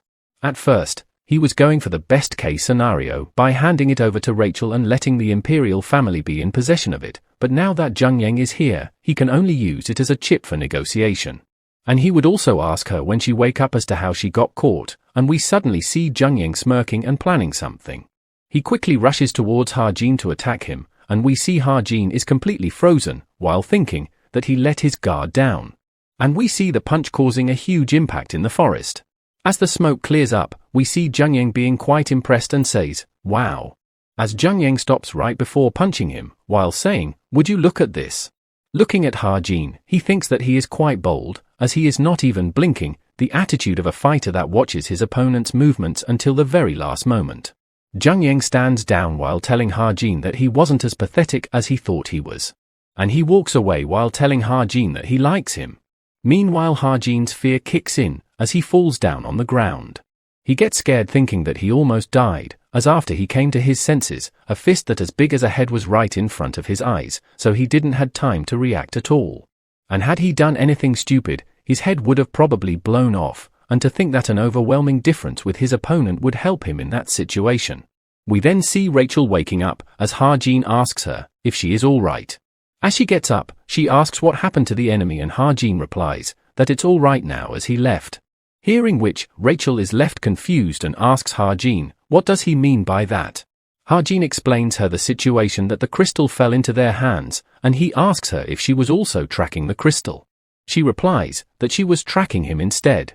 She then shows Ha-jin a bullet, while saying that it's his, isn't it? Ha-jin remembers that bullet, and Rachel tells him that she found it during the final exams. Ha-jin thinks that guess she found him when he was sniping at long range previously and recovered this bullet. He moves his hand to take the bullet while telling her that it's indeed his. But Rachel pulls the bullet away and puts inside her pocket while saying that she followed after him in case a similar situation happened. Even though she wasn't much of a help because the opponent was too strong, which she feels bummed out about. She then asks Ha-jin why did he help her back then, as they could attribute it to coincidence during the midterms exam. But during the final exam as well. And due to this, she cannot help but think that he has been observing her closely. Ha-jin wonders what should he say and tells her that the truth is, he is a big fan of hers. hearing which she is very confused and shocked. She asks once again for clearance, and Ha-jin tells her that it's true as he even joined her fan community as well. Ha-jin wonders if it was too fake of an excuse, but it's not like he can tell her the truth though. He cannot tell her that she is a main character of a novel who is exposed to great danger, and if she dies or gets hurt the storyline will become totally messed up. From that statement, Rachel asks if he means that he likes her while blushing. Now back to the place of the event, we see many ambulances and officials have arrived at the location and Yoon-ha is sitting all tired. Naeun comes running towards her and asks her if she saw, and Yoon-ha asks, what? Naeun replies, that, and Yoon-ha asks, what's that? Though she also says that she saw a lot of things today, and the one who left the deepest impression amidst all the chaos. And the one who destroyed everything barehanded, the hunter of light source, Kim Jun-woo. And the talent of the Sword Saint, which allows one to mow down everything, Kim Soo-ho who cut all the overwhelming incoming attacks like paper. And she remembers Naeun in her list as well, seeing how she used her mana sword to destroy the monsters. And upon using the mana sword, Naeun gets quite happy and excited and calls it quite awesome. But back to the present, Naeun tells Yoon-ha that Ha-jin rode off with a bike, which doesn't get much reaction out of her. She tells Naeun that she briefly saw that, and that he seems really good at riding it. She asks Naeun if he told her where he was going, and she replies that she doesn't know either, and more importantly, she wonders where did that bike came from. Suddenly, Soo-ho arrives and tells them both that he heard that Rachel has disappeared and asks if they saw her. Naeun replies that come to think of it, she didn't saw her either, and asks him, since when was she gone, as she was still here right up until a brief moment before the demonic humans charged in. Yoon-ha wonders if that means that they were actually trying to capture her in the midst of the commotion. Yoon-ha thinks that it's definitely a possibility, because if they capture her as a hostage, the UK government would probably grant their request even if they ask for possession rights of Clancy Islet. She gets angry thinking that, and suddenly Soo-ho tells everyone to look over at something. We see it's Rachel who is riding a bike while crying. Yoon-ha gets relieved that she is safe, and Naeun remembers that bike as it's the same one that Ha-jin rode off on, hearing which surprises Yoon-ha. It makes her think that while everyone was distracted by the commotion, Kim Ha-jin rode off alone on a bike, but Rachel is the one who rode that very bike back here. This all makes her wonder if Ha-jin took down the demonic humans alone and rescued her. She gets nervous thinking that, and thinks that there is no way, and questions if even Kim Ha-jin can do something so ridiculous. Now fast forward at Double Star, Clancy Premium Hotel. We see Chai Naeun standing there, all dressed up, as someone suddenly calls her name. We see it's Ha-jin, who asks, why is she the only one here, and where are the other people from the travel club? She replies that they are already gone to the restaurant, and it's because he is late. She then says, let's go quickly, and that she will buy him dinner today. Ha-jin asks, what is the special occasion, as it's surprising that she is buying him dinner, but Naeun doesn't reply back. As Ha-jin is walking behind her, he thinks that something is strange, and wonders if something happened. While walking, we see Naeun seems to be up to something, and is blushing slightly. She suddenly stops in the middle, calls out his name, and asks, doesn't he think that they could at least become friends while blushing slightly? But Ha-jin declines, saying that no, he doesn't think they can. She clenches her fist in frustration and replies, is that so? She turns around, and tells him to forget what she said, and she wasn't asking seriously, and calls Ha-jin a punk for embarrassing her like this, and that he should treat it as if she didn't said anything. Meanwhile Ha-jin thinks, there is no way they could become something like friends. Since he is someone who'd leave eventually, and he is also someone who would have to kill the most important person to her one day. There is no way they could become something like friends. Now fast forward, and Ha-jin is back at his dorm, as he says, I am here while entering. Hearing that, Evangel comes running to him, all happy and excited. She asks him, where is her fried chicken, and Ha-jin gives the bag to her, saying that he brought 2 pieces for her. She happily takes it and runs away while thanking him, as Ha-jin thinks that he is suddenly feeling at peace now, and feels like a father.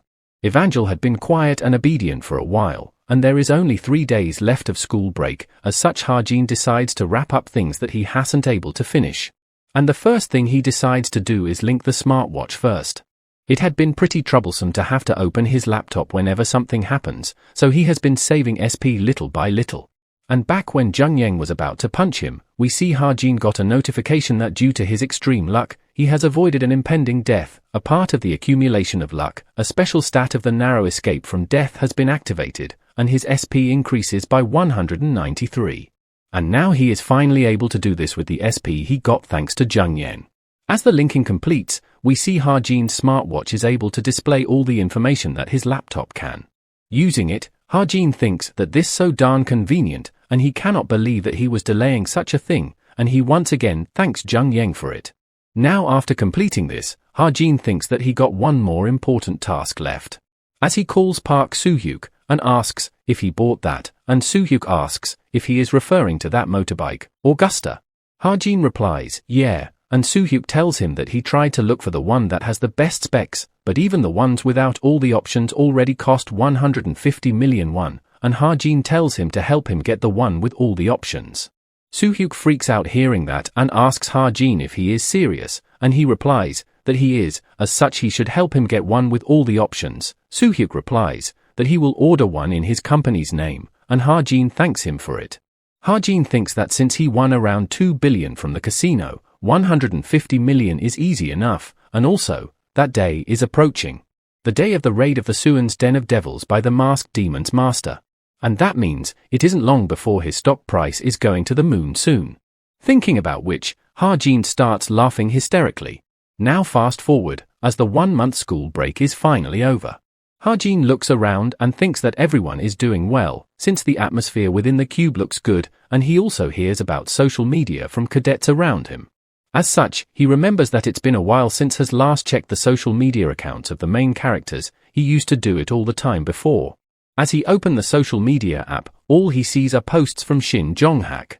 Seeing which, Ha-Jin calls Shin Jong-hak completely mad. He notes that Kim Soo-ho and Yoon-ha doesn't use social media much, and Rachel's account is managed by the Imperial family. And Naeun, the last post she uploaded was after the casino incident. And it looked like she had quite a huge shock. She would probably overcome it though. But Ha-Jin is glad that there aren't any major problems with any of them. Now as the instructor arrives, he informs the class that today marks the start of the second semester. And as they know, the second semester is quite different. Not only there will be changes in ranking, but there will be also newly transferred cadets. And he is sure that there are people who already saw the transfer ceremony yesterday. Ha-Jin thinks that at this time, mages who want to become heroes from the 10 magic academies from all over the country will transfer into Cube.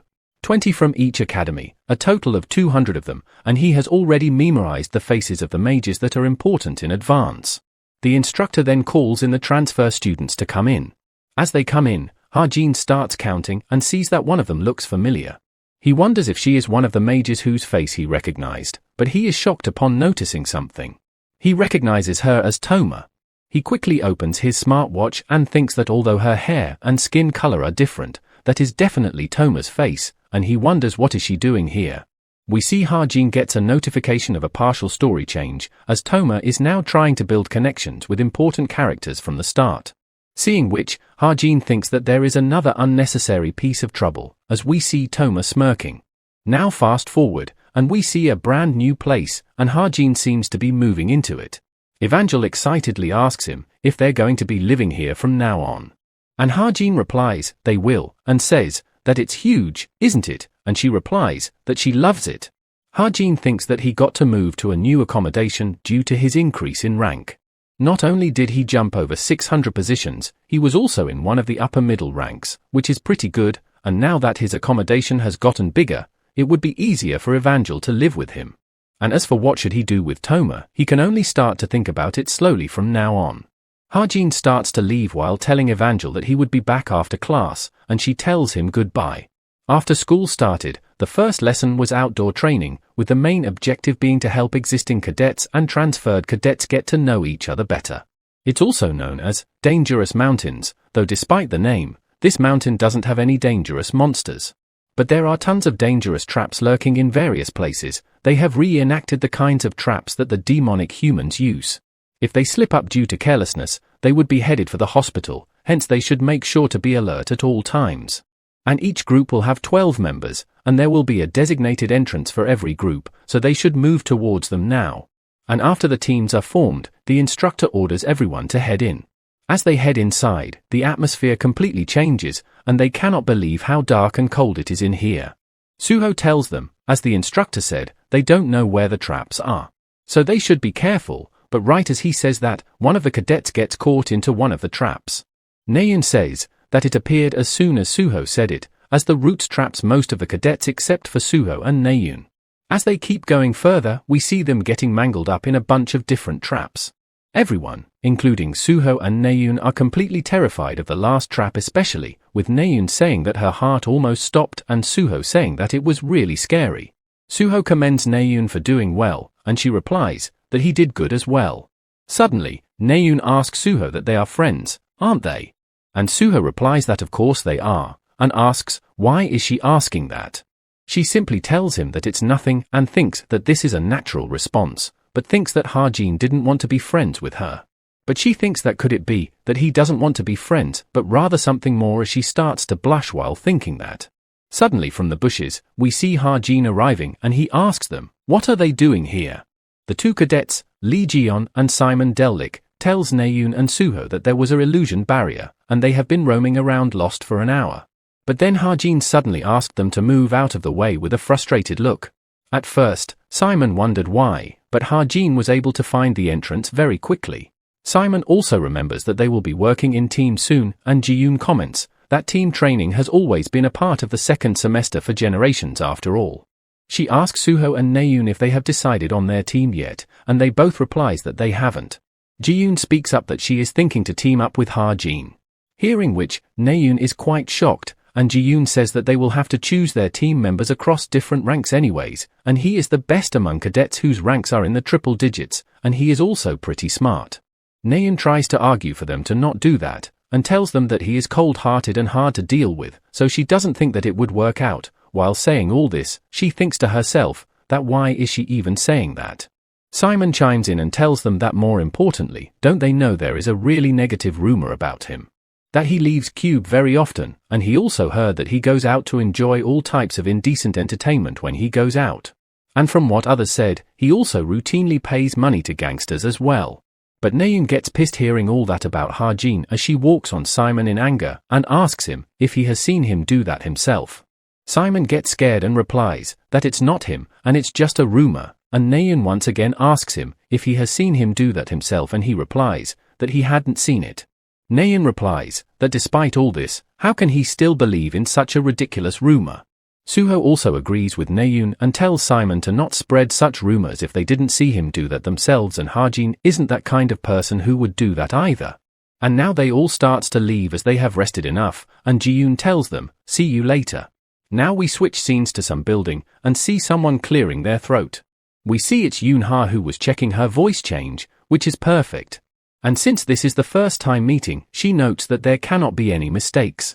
The Information Guild, Falling Blossoms, it's a completely independent of the essence of the straight, consisting of intelligence agents that only works for her. We see her wearing a mask and a hoodie as she greets everyone. They all greet Yoon-ha back and refers to her as Master. Yoon-ha notes that it's a good start and thinks she has split Blossoms into 3 divisions. Team 1 would collect information or plans of competing guilds, CJAC. She tells them that it would consist of Creationist Benevolence, Forlorn Moon, etc. Finding out the plans of their competing guilds will be the top priority. And Team 2, they focus on letting her know of new dungeons or appearance of new monsters that are upper intermediate grade or above, called Watchtower. And the last, Team 3, they will only move in shadows and perform background investigations, tailing others, kidnapping and blackmail. And if needed, they would take lives as well and will be called the Shadows. She gives her order to Team 3 to find out about the past of 5 targets, however they are strictly prohibited from allowing themselves to be seen or be hurt by them. Yoon-ha thinks that it goes without saying that 4 of these 5 targets are just fillers, and she tells them that it's all for today and that she hopes to see great results from them. As she dismisses them, Yoon-ha thinks that there is only one real target, and that being Kim Ha-jin.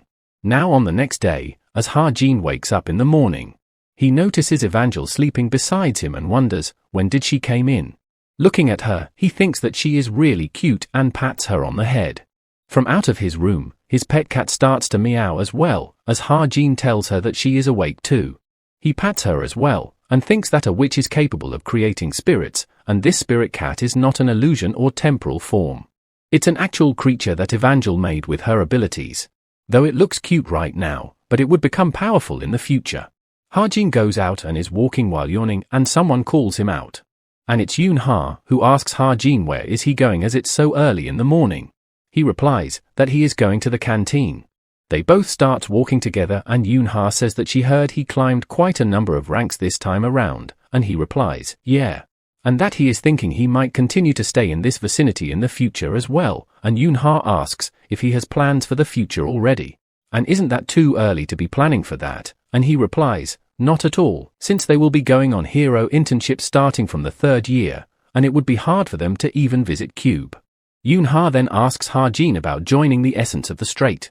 Ha-jin thinks the guild which Yoon-ha would become the leader of in the future, and that it would be a guaranteed path of success for him, but he tells her the Hunters of Light appeals to him more.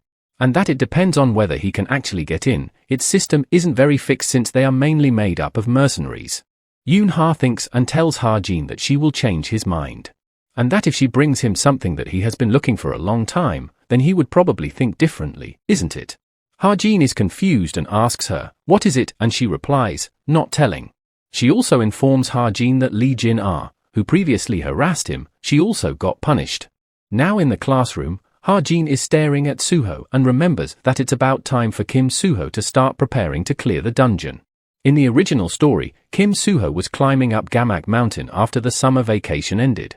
And a resonance of energy drew him to find an undiscovered dungeon, and while it's not possible for someone to clear dungeon alone unless they are pretty strong, Kim Suho, the protagonist, managed to defeat the boss alone and obtain a really important weapon. And that weapon is expected to be awakened with the power of the sapling dust. But the problem now is that Ha-jin is the one who has the dust, and he is also worried about whether he would be alright alone. In order for Kim Suho to grow properly, he must go to the dungeon together with him, since this is a world that he designed, it's not the one that's kind to him. And by going there, Ha-jin also hopes to find something for himself. Now at evening, Ha-jin wonders, what should he do with Toma? As he would like to prepare some measures against Toma before the dungeon raid starts. But Toma isn't fully on the demonic human side, and if he could find her father, then he could possibly win her over to their side. Because she is only after one thing, which is to find her missing father and kill him with her own hands. Though the problem is that he doesn't know where to find him either. He has tried using the Book of Truth, but he might not have had enough mana because it only gave him some vague information. And since the fixer, Yo Jin-hyuk, only works within the Korean peninsula, it would be meaningless to ask him if the target is overseas. As such, Ha-jin tries to think of someone else he can ask for help, and with that he remembers someone from Chuan-dong's memories. The only connection that Kim Chun-dong has, a graduate from the Agent Military Academy's intelligence course, Kim Ho-sob.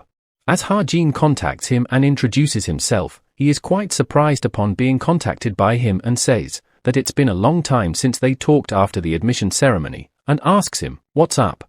Ha-jin replies that it's nothing serious, and that since he is working in a company that's dealing with information, he was wondering if he could help him find someone, which he will pay him for as well. Ho-sob replies, he can, as long as he knows the name, and Ha-jin thanks him for that. Suddenly, Ha-jin also asks if his boss is giving him a hard time, and Ho-sob replies, how does he know? And Ha-jin says, it's because he sounds so lethargic. Ha-jin recommends him a guild if he is having thoughts on quitting his current company, and assures him that with his skills, he would be surely treated well. It's an information guild known as Falling Blossoms. Ho-sob thanks him for that, and Ha-jin gives him a good luck. And after cutting the call, he tells Yoon-ha that she owes him one now.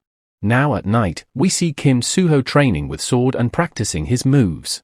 We see him thinking about something, as suddenly, Ha-jin arrives from behind the bushes, asking if he is still training this late.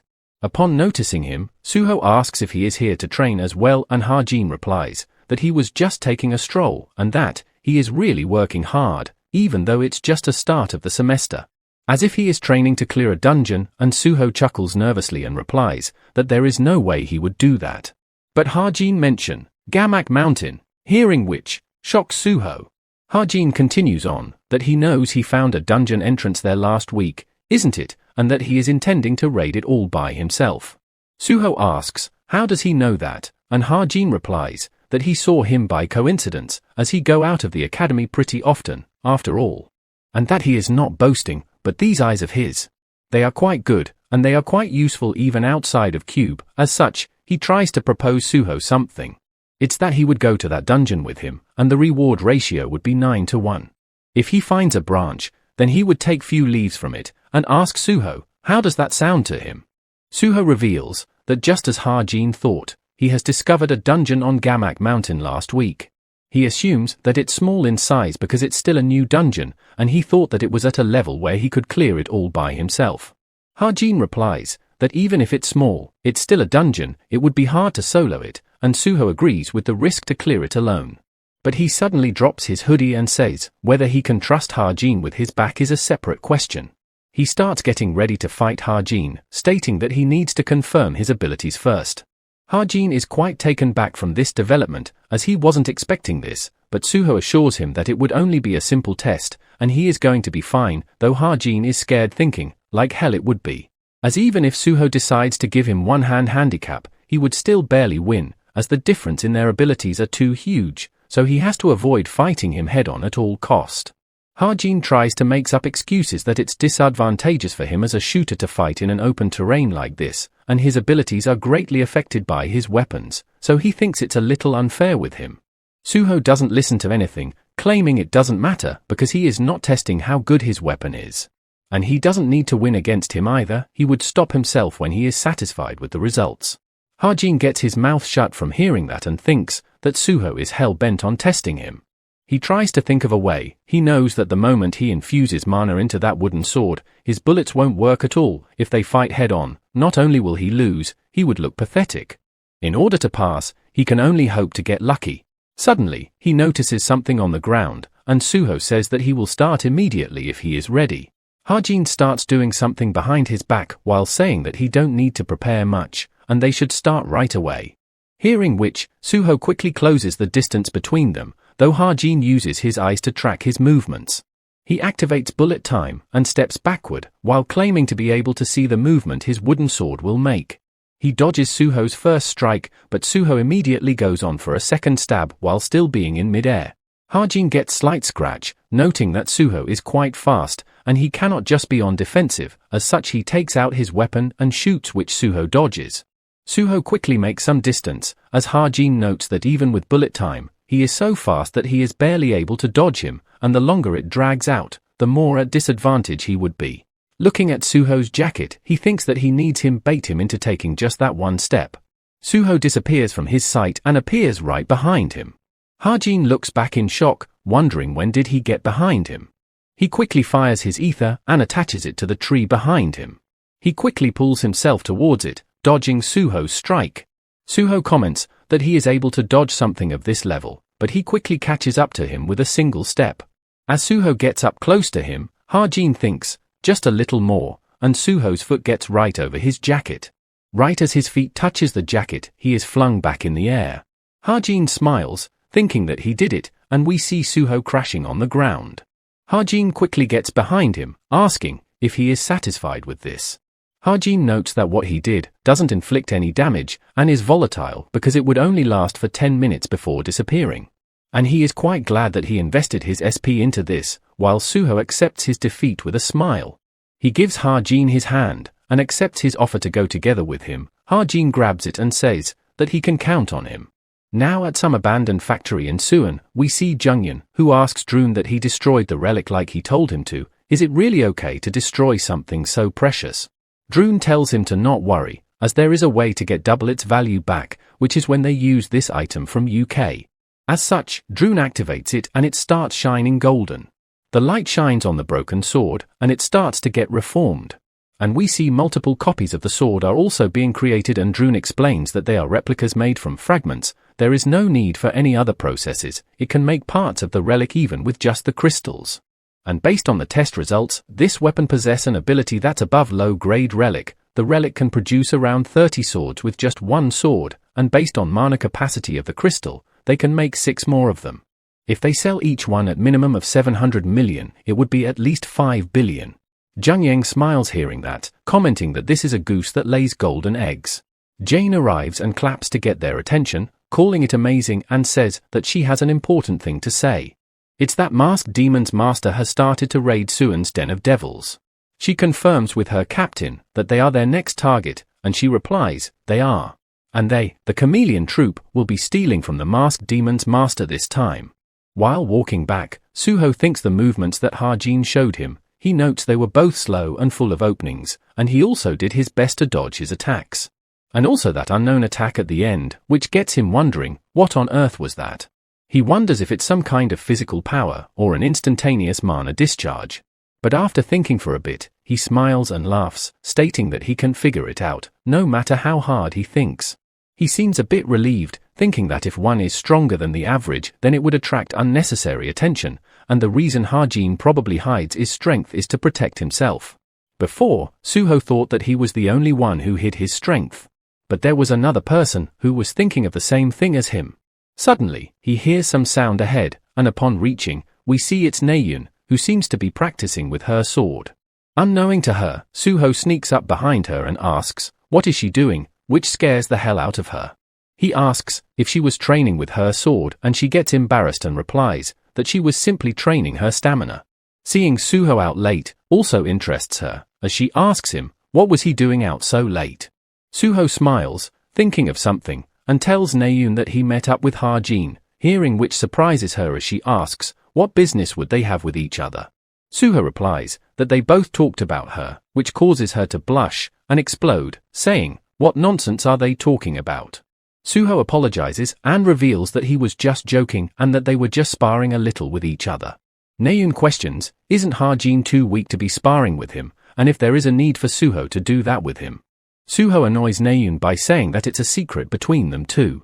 Naeun starts to leave, while telling them to do whatever, as she would just go to finish up her training. But Suho gives her a tip to relaxing a little on the hand that she uses to hold her sword. And if she holds it that tightly, she wouldn't be able to cut things that she should be able to cut. Seeing Suho's demonstration really excites Naeun, as she asks him to show him again, and Suho teaches her how to grip her sword. Back in the dorm, Naeun seems to be in thoughts, as she holds out her arm against the ceiling. She remembers Suho's words, about him offering to help with her practice, if she is all right with it. She thinks that it feels if she does something a little different, that she would be able to get a better grasp on it. But all this thinking gets her frustrated, as she gets up calling it quite stressful. She looks towards her gaming console, while saying that it's the only way for her to relieve her stress late at night. It's a device that many active heroes use to do image training. A virtual game that is popular all over the world, Gladiator of the Century. The league that opens every season is broadcasted, and it's so popular that even the media is interested in the winner. And there is a special thing about Gladiator of the Century as well. It's different from a normal game, as it doesn't have stats or any items. Which means that one can only try to win with their own fighting instincts and control over the body, as she starts to boast about her results. Though as she is here to relieve some stress, and such decides to ignore the rankings and find someone to fight with quickly. She notices someone passing by, named Extra 7 with 43 wins and 43 losses and of the platinum rank. She sends him a challenge, thinking that it would be a piece of cake for her.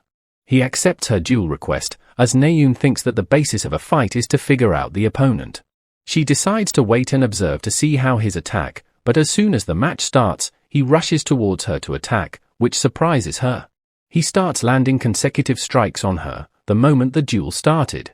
In the middle of the strikes, he suddenly grabs her by the collar and swipes on her leg, which causes her to lose balance, and then he strikes her with his sword, ending the duel. She gets pissed afterwards by his sneaky tactics, calling him a little rat. Stating that she cannot lose to him, she challenges him to another round, which he once again accepts. But she loses again, and as she keeps re-challenging him, she keeps losing. She gets frustrated and accepts that she cannot win against him, not even once. She tries to request one more round, but he declines this time, saying that he needs to go to sleep. She tells him to wait, and asks if he always logins around this time, and which he says he does. She asks if he can duel with her every time they meet, which he agrees to. As the guy logs out, wondering who Naeun was, as she was so darn persistent. We see it was Kim Ha-jin behind that character, who apparently won 7 consecutive times against Naeun.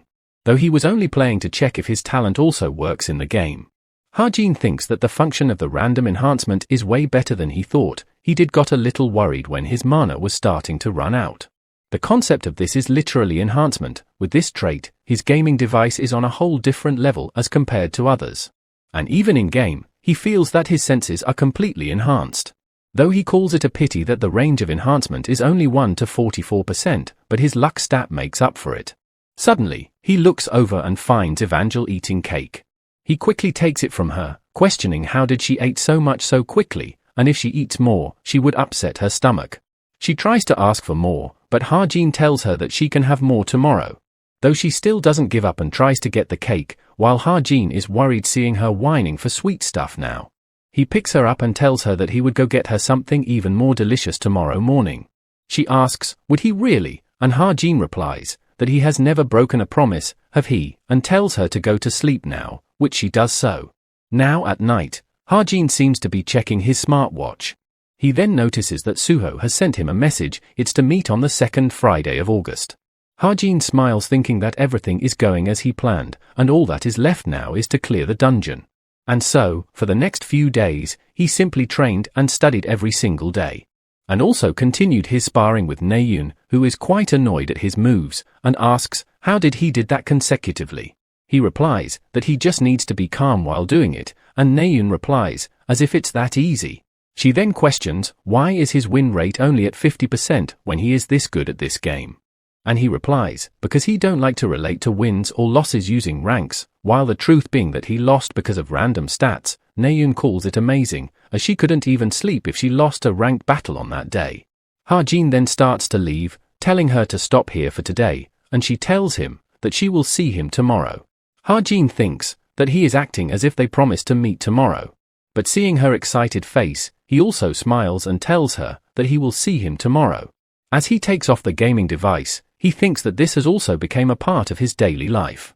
And that the person is actually pretty polite. He thought he was weird when he suddenly picked a fight with him at first. Though he still don't know how he is supposed to read his nickname, and he is simply calling him by hey for now. Ha-jin tries to think how his nickname is supposed to be said. He arrives at the word Naeun and quickly disperses the thought, calling it far-fetched. As based on his temper and how he talks, Naeun definitely seems like a guy to Ha-jin. We then see Naeun asking Suho if he thinks that she has improved quite a lot, and he replies that her movements feels more natural now. She replies that she started playing a game, and that it's been helping her quite a bit. From game, Suho asks if it's Gladiator of the Century, and she asks if he plays that as well. Suho says he doesn't, but did heard people saying that it's quite helpful. She continues on that it's not just the game, but she also met someone quite skilled there. He is skilled, has good personality, and he actually spars with her a lot as well. Since one have to try and win in ranked battles, everyone plays the game defensively, which makes the battles boring, but he is different. As he always charges forward, attacks that are fast like a raging storm, and each step he takes causes his opponent to be scared, which really helps her get good in close combat battles. Suho replies that he must be quite skilled if she thinks so, and he might even be an active hero. Naeun replies he isn't, as she asked him. Suddenly, Ha-jin arrives and calls for Suho as Naeun turns back hearing him and blushes slightly. Upon noticing Naeun, he asks what were they two doing. Suho tries to reveal that Naeun is training with someone, but she hits him on the back and corrects him that she just met someone coincidentally while training. Suho is a bit confused as Naeun gives him the eye. Ha-jin tells Suho to let's get going and says goodbye to Naeun as well. As Suho starts to leave, Naeun asks them, where are they going, and Suho replies, they got something planned, and tells her to not overwork herself. As such, she also says, see you later. Ha-jin also wishes her good luck on her training, which she is a bit surprised by, and she says same to him. Seeing them together like this, she wonders, when did they got so close? She remembers when Sulo told her that they were talking about her, as she wonders if it's about her, though she tries to dismiss it, as how could that be when he doesn't even want to be friends, so she decides to simply ignore them. Which she clearly cannot, and hence, she tries to follow them. She tries to hear what are they saying, and gets close. She overhears Ha-jin asking, how is Naeun recently? Which causes her to blush heavily and freak out, thinking, what did he just say? Fast forward and we see a shop called 24 Hours Grandma's Rice Soup. Both Suho and Ha-jin seems to be eating there, as Ha-jin asks Suho that the dungeon is somewhere in Suwon, isn't it? He replies, it is, and they need to be careful. As Suwon is the most dangerous place in the metropolitan areas, that's because when the outcall is active, the terrain goes through drastic transformations. and more than half of its area becomes dangerous to travel in. And so, normal people are prohibited from entering the western side of Suwon, and Gamak Mountain is right around that border. And while Ha-jin is the one who designed this world, there are a lot of undiscovered hidden pieces. Among those, there are a couple that he wouldn't even dream of trying to get on his own, but if left alone, a few of those will fall into the hands of the main villains in the story. However, it's a different story if he go with Kim Suho, whose skills are above those of an intermediate grade hero, as they might be able to find those hidden places faster than the villains. And when he thinks of this while looking at Suho, he suddenly starts to look adorable. He thinks that Suho will probably take care of the equipment and rations. There is more to prepare than he had imagined. Suddenly, we see someone dressed in a high coat enters the shop with their face covered as well. Ha-jin looks over and wonders who is that criminal-looking person. And as that person notices Ha-jin, they freak out, and they go on the reception and tells them that they were the one who talked on the phone, and the shopkeeper tells them to wait a moment. We see it's Yoon-ha who starts to get embarrassed, and Ha-jin realizes it's her as well and smirks. He speaks out loudly, asking, "Who do we have here, and if isn't that Yoon-ha," which causes her to get nervous. Ha-jin remembers that Yoon-ha loves commoner food, and with a fake voice, she tries to deny it's her, but Suho, upon hearing her, recognizes her totally, as he is completely oblivious to the situation. Yoon-ha's favorites are hamburgers. Ha-jin invites her to eat with them, but she once again tries to deny, saying that they got the wrong person, but Suho also tells her to join them. She keeps trying to deny and gets teary and really embarrassed. As the shopkeeper comes with her order, she quickly runs away, while shouting that she doesn't know who Yoon-ha is, as the shopkeeper tells her that she hasn't paid yet. Ha-jin tells the shopkeeper that he will pay for her portion as well. And after this incident, Yoon-ha avoided Ha-jin for 3 whole days. Fast forward, it finally gets Friday, as Ha-jin arrives at the location. He meets up with Suho, and asks him where are they going, and he just tells him to follow him. Fast forward, and they have reached and are climbing the mountains. On the way up, Ha-jin wonders, how long have they been walking for now? And Gamak Mountain is a dangerous place since it's near the borders of the Forbidden Zone. He needs to watch his surroundings until they arrive at the dungeon. They finally arrive at the location, as Suho shows him the entrance, while saying that they are here. Ha-jin peeks inside while saying that this place is truly something that would be hard to find even if someone knew the location of it. Suho agrees and tells him that the passageway is quite narrow. So once they are inside, it would be hard for them to run away. Would he be all right with that? Ha-jin smiles and replies, of course. He takes out his golden weapon and shows it to Suho, while saying that it's pretty strong. Ha-jin has also used his SP to make some light bullets just in case something goes wrong. But since the boss monster is an upper intermediate grade monster, light bullets can only buy them some time. But he is sure that Suho will take care of the rest, as he asks him, should they get going. Before heading inside, Ha-jin gives Suho his hand and tells him to grab on. Suho is confused as to why he has to grab his hands, and Ha-jin says that it's dark inside, so he should grab on and follow him. Because if they use torchlight recklessly, they might aggro spirit monsters. And with that they both enter the dungeon. Inside we see Ha-jin leading Suho while holding his hand. Looking around, Suho notes that this place is massive despite the narrow entrance. And it's also pretty spooky in here, which Ha-jin agrees with. Suddenly, Ha-jin notices something and tells Suho to hold on. Ha-jin is surprised seeing that there is another passageway on the other side. As they came in from the east, despite that, there is another entrance, which should not be the case with this dungeon. He uses his 1,000-mile eyes and looks ahead and sees another group of people. He is quite shocked knowing that there is someone coming from the other side as well. Suho asks Ha-jin what is wrong, and he tells him to be quiet for a second. He tries to hear their conversation, as they are wondering where are they, and one of them says that it's probably a hidden stage of the dungeon. Ha-jin doesn't recognizes them, but from the energy they are giving off he assumes that they are villains. Suddenly his smartwatch gives him a message, which he expected as well. The message says that the size of Gamak Mountain is too small for the rewards that would be given. As such, the Gamak Mountain dungeon will be linked with Suwon's Den of Devils, which is nearby, to become a hidden stage. Which would mean that Suwon's Den of Devils, which is a completely separate dungeon, will be connected to this place, the Gamak Mountain dungeon. He asks Suho for the date, and he replies, it's the 14th of August. Ha-jin realizes the problem, as today is the day that a guild made of demonic humans, the Masked Demon's Master, raids Suwon's Den of Devils. And in that case, the people coming must be demonic humans from the masked demon's master, and seeing as how there is only 2 of them, they are probably here for reconnaissance. Hajin gets frustrated, as it had to happen today of all days, and Suho asks him if something happened. He informs him that there are people on the other side, and Suho gets surprised hearing that. The masked demon's master is one of the stronger demonic human organizations around. Every one of the alternate identities that they use are at least intermediate grade heroes or above. And taking them down right now won't be easy, even for Suho. As such, Hajin wonders what should they do. Suddenly, he hears them talking again, as the bald guy tells the blondie to return to the main squad first, as it would be a pain in the ass if someone accused them of stealing something. The blondie agrees to do that as well, and they start to return to their main squad. As they leave, Hajin notes that they have to clear the boss while they are gone, and decides to use the mana of his Stigma on his far sight to find the location of the boss.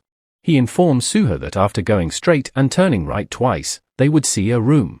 That is where the boss will be, and they should end it quickly as possible. Now, on the other side of Suan's Den of Devils, we see a bunch of people waiting around. The Masked Demon's Master Guild leader, Kim Jin-kyung, asks James and Jo-hong if they discovered anything. They reply that they have found a hidden path, and they think it's a hidden stage. Knowing this, Jin-kyung gives off an evil smile, as they inform him that they will go together after they return to the main squad. But he tells them to not do that, as they would head over to them instead, and they should continue their reconnaissance. He informs rest of his squad to get up, as the 2 members that went out a moment ago have discovered a hidden stage. One of them asks what about the reconnaissance team, and Jin-kyung replies that they will be joining them. The guy smiles hearing that, and states that it means there are 2 less people here. He touches his earpiece, and one of the blondie notices him. The blondie asks Colleen, why is he waiting around, but much to Jin-kyung's shock, we see him open some kind of portal. He asks him, what is he doing right now, as no one asked him to open up an artificial portal. He doesn't say anything while thinking that it's not a portal, but a phase shift, which connects nearby spaces, which he finds too troublesome to explain. Jin-kyung gets angry, and asks Colleen, did he not hear the order to close the portal? Colleen simply smirks, and Jin-kyung gets pissed seeing him like this. He moves towards him in anger, asking, what trick is he trying to pull right now? Suddenly he waves his finger, and we see everyone get stunned along with Jin-kyung. As from the portal, we see a beam of energy comes and pierces Jin-kyung right through his head. It then completely splits him in half, as everyone watches, being too stunned to do anything. Suddenly, the shock hits them, as they start to feel the fear. As they shout, what the hell did he do, while we see a hand coming out of the phase shift. And it turns out to be the captain of the chameleon troop. Captain starts releasing a dark miasma which surrounds everyone, and we see them starting to get dizzy. All of them then falls on the ground, unconscious. The captain says that she will let them live for now, for the sake of the stock, which Colleen agrees with. He asks her if they should go look at the hidden stage now, but she orders him to be on standby, which confuses him. He asks her if some unexpected variable appeared. And she replies, there are 2 people in the hidden stage right now. And they are both candidates. Colleen realizes that it's a test for them to see if they are worthy of joining the chameleon troop. We then see Captain transforming in some kind of purple liquid and heading to where they are. We then switch scenes and see some monsters, Gaul, who are lower intermediate rank 9, undead monsters. One of them gets shot right on the face by Hajin. He then quickly takes care of the Gauls right behind Suho as well. Suho is quite impressed, thinking that they were in a situation where they couldn't see anything due to the darkness.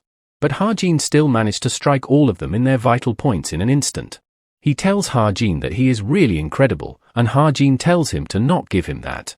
He tells Suho to get moving as they don't have much time, which he agrees with. On the way, they once again encounter a bunch of Gauls, and they both takes care of them easily. Hajin thinks that there are monsters waiting around every corner, but they are all low-rank monsters, so they should be able to get through the cave without any issues. He also remembers that it's about time for that thing to appear, as just then Suho calls out to Hajin, informing him that something is written there, hearing which Hajin smiles, thinking that they found it. As he arrives at the wall, Suho shows him the writings written on the wall. Suho wonders if the smartwatch can translate it, and Hajin gives it a try. Upon scanning the writing, it gives them a riddle, this and that are always together. If they observe the area, this and that can be felt almost at the same time. However, if they observe from afar, this is nearer than that. What is this? Suho notes that it's a riddle, and that he heard things like that appears in dungeons occasionally. Ha-jin remembers that Suho in the novel was unable to solve this riddle. However, he asks Yoon-ha for help, and Yoon-ha asked the Intelligence Guild for help and then gave him the answer after they solved it within 5 minutes. But since they are pressed for time right now, Ha-jin gives the answer himself, which is lightning. Upon saying that, the wall starts to shine blue. And Suho notes that the writing has disappeared. The whole area then starts to tremble and we see the wall breaking apart to open. And as it opens up fully, it reveals a complete hidden pathway. Suho asks if the answer was lightning and Ha-jin replies, it was, while remembering that this riddle was something that he made up after randomly seeing it elsewhere. In this riddle, this is lightning and that is thunder. Lightning and thunder are always together. However, since sound is slower than light, thunder can be thought of as slower than lightning depending on how far away we are from it. That means thunder is heard after lightning strikes first. Suho gets excited and praises Ha-jin for solving it really quickly and calls him a genius, while Ha-jin thinks the opposite.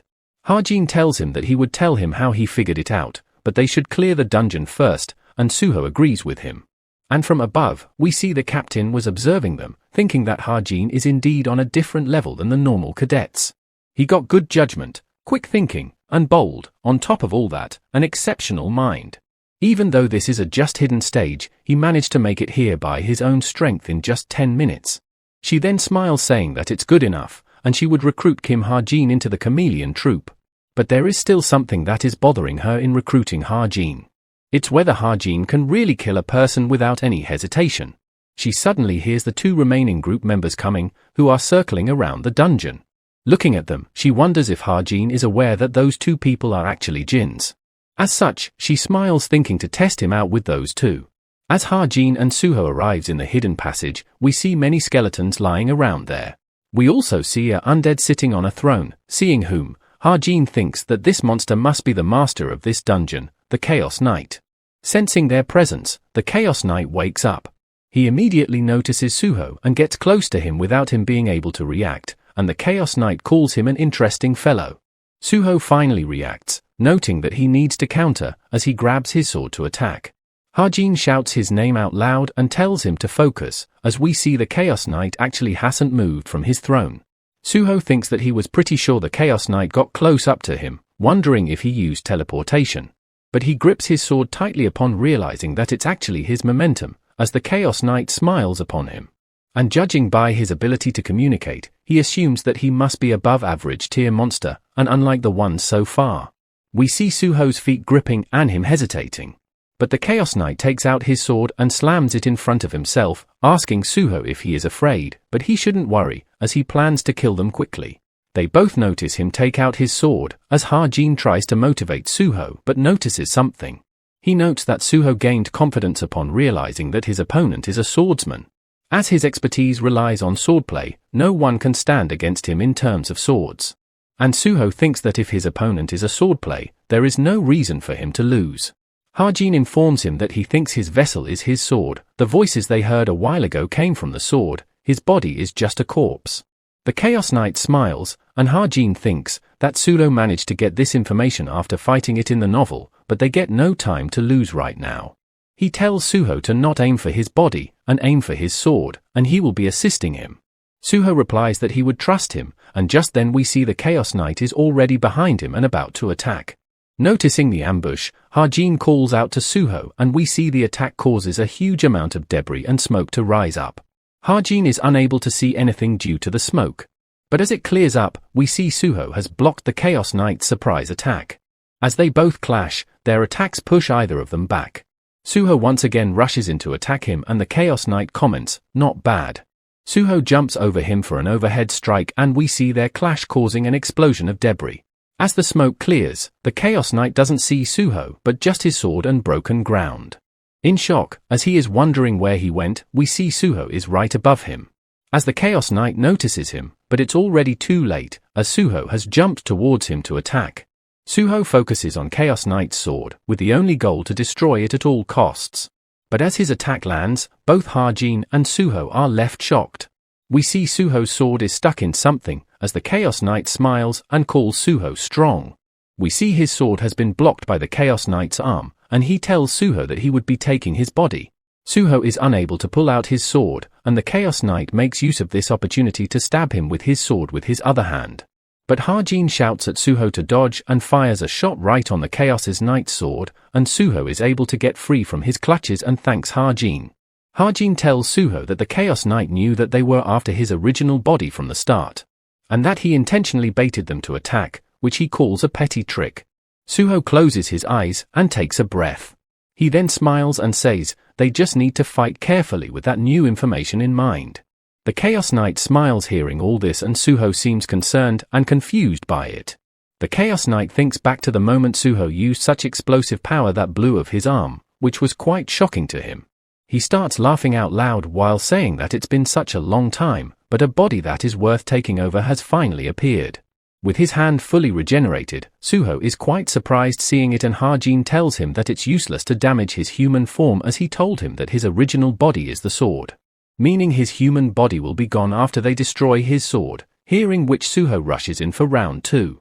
Both of their swords once again collides, creating sparks, with Ha-Jin noting that the pressure their swords are making is quite incredible.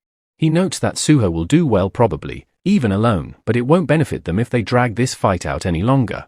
He cannot use shotgun in this scenario as it might hit Suho as well, and it's pointless to use sniper rifle at this range, which means he can only use his pistol for now. As their clash continues, the Chaos Knight's sword starts to show cracks, seeing which he is quite shocked as he is getting pushed back by Suho, noting that a normal sword should have been broken by now, but Suho's sword doesn't even have a scratch on it. It makes him wonder if it's due to the golden-colored mana of Suho. He gets angered from getting backed into a corner, and as he pushes Suho's sword away, while telling him to not be insolent, Suho backs off a bit. He seems tired with his hand trembling, but he gives off a confident smile, and the Chaos Knight attacks him again. Suho thinks that the more he fight against him, the more certain he becomes that he will be the winner in their fight, as after all he has a reliable ally on his side, and we see Ha-Jin shooting at the Chaos Knight's arm right as their swords were about to clash. Ha-Jin thinks that keeping the Chaos Knight from moving even for an instant is more than enough, and although the swordsman is stronger in the novel, Suho is the one with the upper hand here. And we finally see Suho cutting off the Chaos Knight's arm. He then quickly jumps up in the air and destroys his sword as well. And with his sword finally destroyed, his body starts disintegrating as well, with the Chaos Knight calling it impossible as his last words. Ha-Jin smiles thinking that Suho did it, and that now they just need to get the reward for clearing this stage. As Suho notes something on the ground, he is left speechless, and Ha-Jin asks him, "What's wrong?" We see there is a branch on spot where the Chaos Knight died, as Suho looks around trying to find the actual rewards, while wondering, what the hell is this branch? He starts crying thinking that the clear reward is just a single branch. Ha-Jin asks if this is the reason that he is so depressed. And right when he is about to reveal about the branch to him, we see the 2 remaining members from the group arrives, asking, who is there? Ha-Jin quickly turns back and realizes from the voice that it's those 2 demonic humans from before. Ha-Jin wonders if they don't need to go back to their squad, and they tell Ha-Jin and Suho to answer their question. The Baldai asks them, how the hell did they got in here, but the blondie stops him. He tells Ha-Jin and Suho that their guild, Masked Demons Masters, has already put in a request to raid this dungeon. As such, he asks for their identity. Ha-Jin replies that they had no idea, and that they are cube cadets, and they just came in because they saw a path that led to this area. They ask them, what did they do in here? And Ha-Jin replies, there was a monster here, so they killed it. Blondie asks about the reward, and Ha-Jin replies, they didn't got anything. He contacts his guild leader, saying that they got a situation here and have found 2 cube cadets. And from the phone, their leader orders them to kill them. James tells Suho and Ha-Jin to blame themselves for their demise as he starts preparing for attack. He attacks them with some kind of red energy, which they both dodges. They both start to get separated by the red energy as they wonder what is going on. Ha-Jin notes that it's a barrier which isolates people, and there is no way for him to see what is happening outside of the barrier. He wonders if Suho would be alright on his own. Meanwhile we see it's Johong going up against Ha-Jin, who says that James always gives him the boring ones. From the golden axe on his clothes, Ha-Jin notes that he is an active hero. Upon recognizing him as an intermediate grade hero, he asks why are they going so far to deal with mere cadets like them. Johong starts charging his attack while saying if there is a need to answer his question, since he would be dying here anyways. Harjin notes that he boasts an incredible amount of mana, and the difference between their stats is too large, and it would be a piece of cake for him to cut off his head. But even so, Harjin doesn't find the situation to be completely hopeless. Johong sees Harjin pulling something out of his back. Not taking any chances, Johong gets on guard to defend against whatever Harjin is planning. But much to his confusion and shock, Harjin pulls out a piece of rock. He bursts out laughing seeing it, asking if rock was the only thing that he could think of to resolve his situation. Harjin replies that this would be more than enough to deal with someone like him. Hearing his taunt, Johong gets angry. He notes that Harjin's mana is basically trash, which gets him wondering, why is he so confident? Johong tells Harjin that seems like he is scared out of his wits, as Harjin throws the rock towards him, which he easily dodges. But he notices a thread going behind him which was attached to the rock. Harjin grabs and pulls the thread quickly, as Johong turns around, which causes the rock to hit directly on Johong's head. And he then finally falls on the ground, unconscious. Harjin finally breathes relief, while saying that it only worked because he let his guard down, and notes that ether can be used this way as well. He then goes over and pulls out his weapon and aims right at his head, while thinking that he need to hurry up since demonic humans recover quickly, though using a shotgun would be best, but he doesn't have much mana left to do so. As he pulls the trigger and shoots him, he gets shocked, as the bullet only makes a slight dent on his head. And Johong wakes back up again, giving him a side eye. Harjin gets ready to shoot again, realizing that the shotgun was indeed needed. Johong lets out a loud shout which sends Harjin flying into the wall behind. He starts to cough blood, while commenting that it hurts so much, but he was able to use ether on time to defend himself. He is shocked upon noting that even his voice alone is this powerful. The angry Johong starts to transform, while telling Harjin that he has been acting way too cheeky, and that he didn't wanted to use this transformation on a mere brat like him. And Harjin is scared thinking that he should have ended things before it came to this. The special ability that demonic humans have, demonification. Now we switch scenes to Suho and James. Suho tries to call out to Harjin, but gets no response and he realizes that he cannot hear anything and is isolated. Suho notes that there is no way to escape and the enemy is also approaching him with murderous intent. And he got no choice but to fight. Suho asks James, why are they doing this? But James tells him to consider themselves unlucky. Upon looking closely, James notes that Suho's face looks familiar.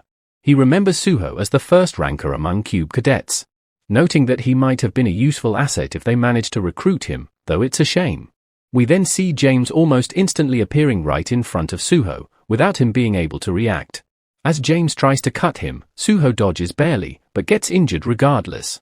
He then plants his hand on the ground and tries to kick, but James vanishes. Suho looks back and finds James, wondering, when did he even got there? He also realizes that he have been hit on his leg in that short period when he tried to kick. Suho notes that he is quite fast, and wonders if he would be able to match his speed. He decides to give it a try and focuses, and tries to read his moves. James once again rushes towards him at high speeds, and Suho barely blocks his attack. Despite blocking, he notes that he is barely able to react to his attacks, and that he needs to somehow lure him into getting closer. He dodges one of the attacks by inches on his face, which gets James irritated, as suddenly he notices something. He sees Suho's sword coming right for him, which he tries to dodge, but still gets injured on his leg. Suho notes that he didn't came closer to him, and he is a lot weaker than Chaos Knight as well, but he is unable to find the right timing to counter his attacks. Suho wonders what Harjin would have done here, but realizes that there is no need for him to think about that right now, because this is his fight.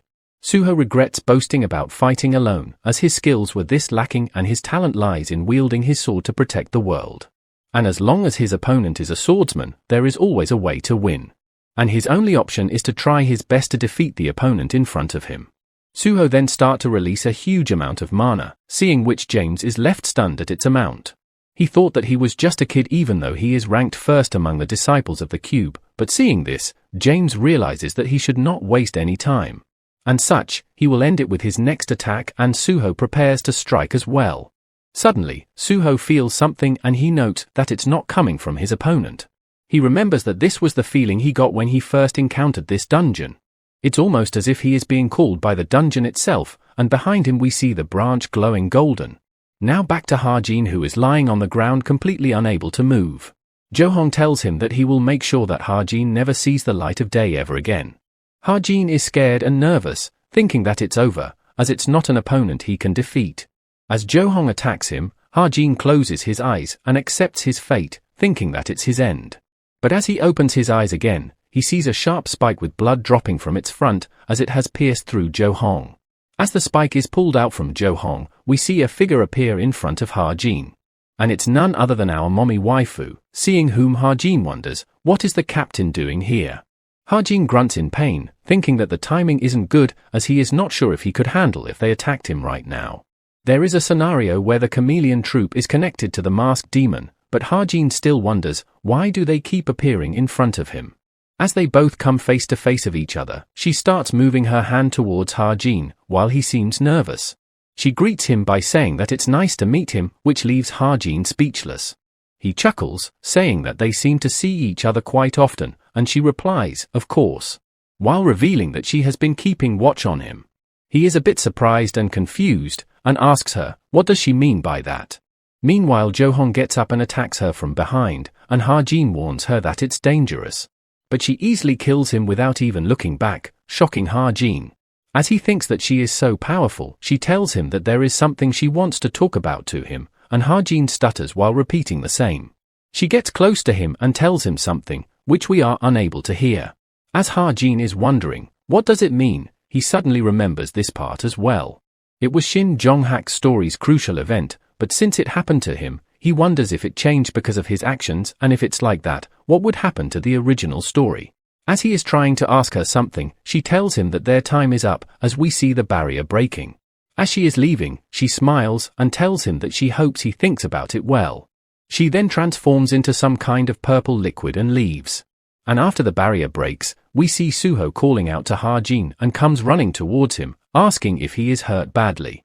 Ha-jin replies that it's nothing and asks if he beat James, and Suho replies, for now he did. He grabs and lifts Ha-jin, asking if he is okay, and he replies that he would be fine after resting for a few days. Suho asks, what should they do about James? And Ha-jin looks over and thinks, since his body is still there, which means that he has simply fainted. Suho says that they would need to report this to the association, which surprises Ha-jin. Ha-jin tells him that there is no proof, and since they have entered his dungeon without reporting it, they would be punished as well. Meanwhile, Ha-jin thinks that he has put all of his savings into the masked demon's master's shares. It would be bad if they got exposed for being demonic humans, and it's a good thing that Suho hasn't figured it out either, and hearing his explanation, Suho says that it does make sense.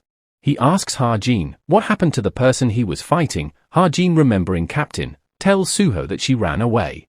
Now it gets night and they finally get out of the dungeon.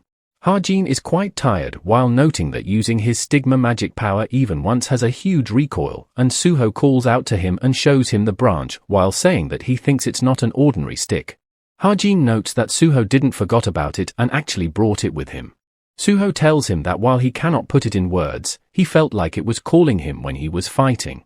But he tries to quickly dismiss while apologizing for saying such nonsense as Ha-jin might not understand, but Ha-jin replies that he does. As he had a feeling that this would be a great item just by looking at it, Suho asks, how? Ha-jin knows that it's an ordinary item that is hard to think of as a dungeon reward, but it's the most special stick that can be recognized if you know the myths and numerous stories about it.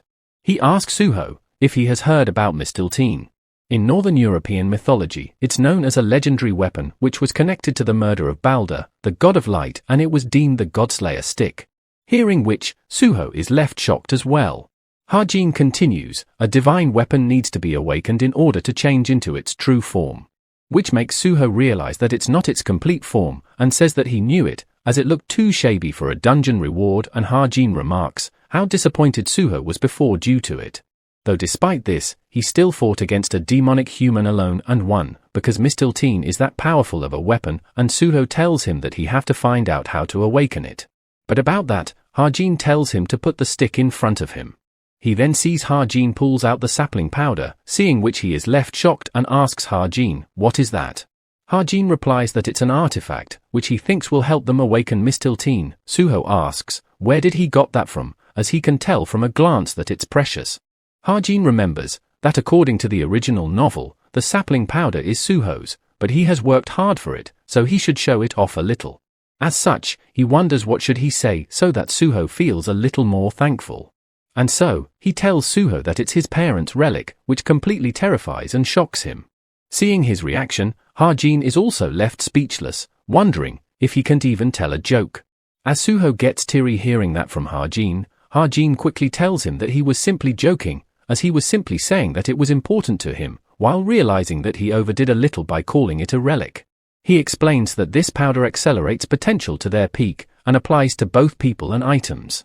In short, if he were to sprinkle it on Midterm, there will be a change, as we see it starts to release a golden aura.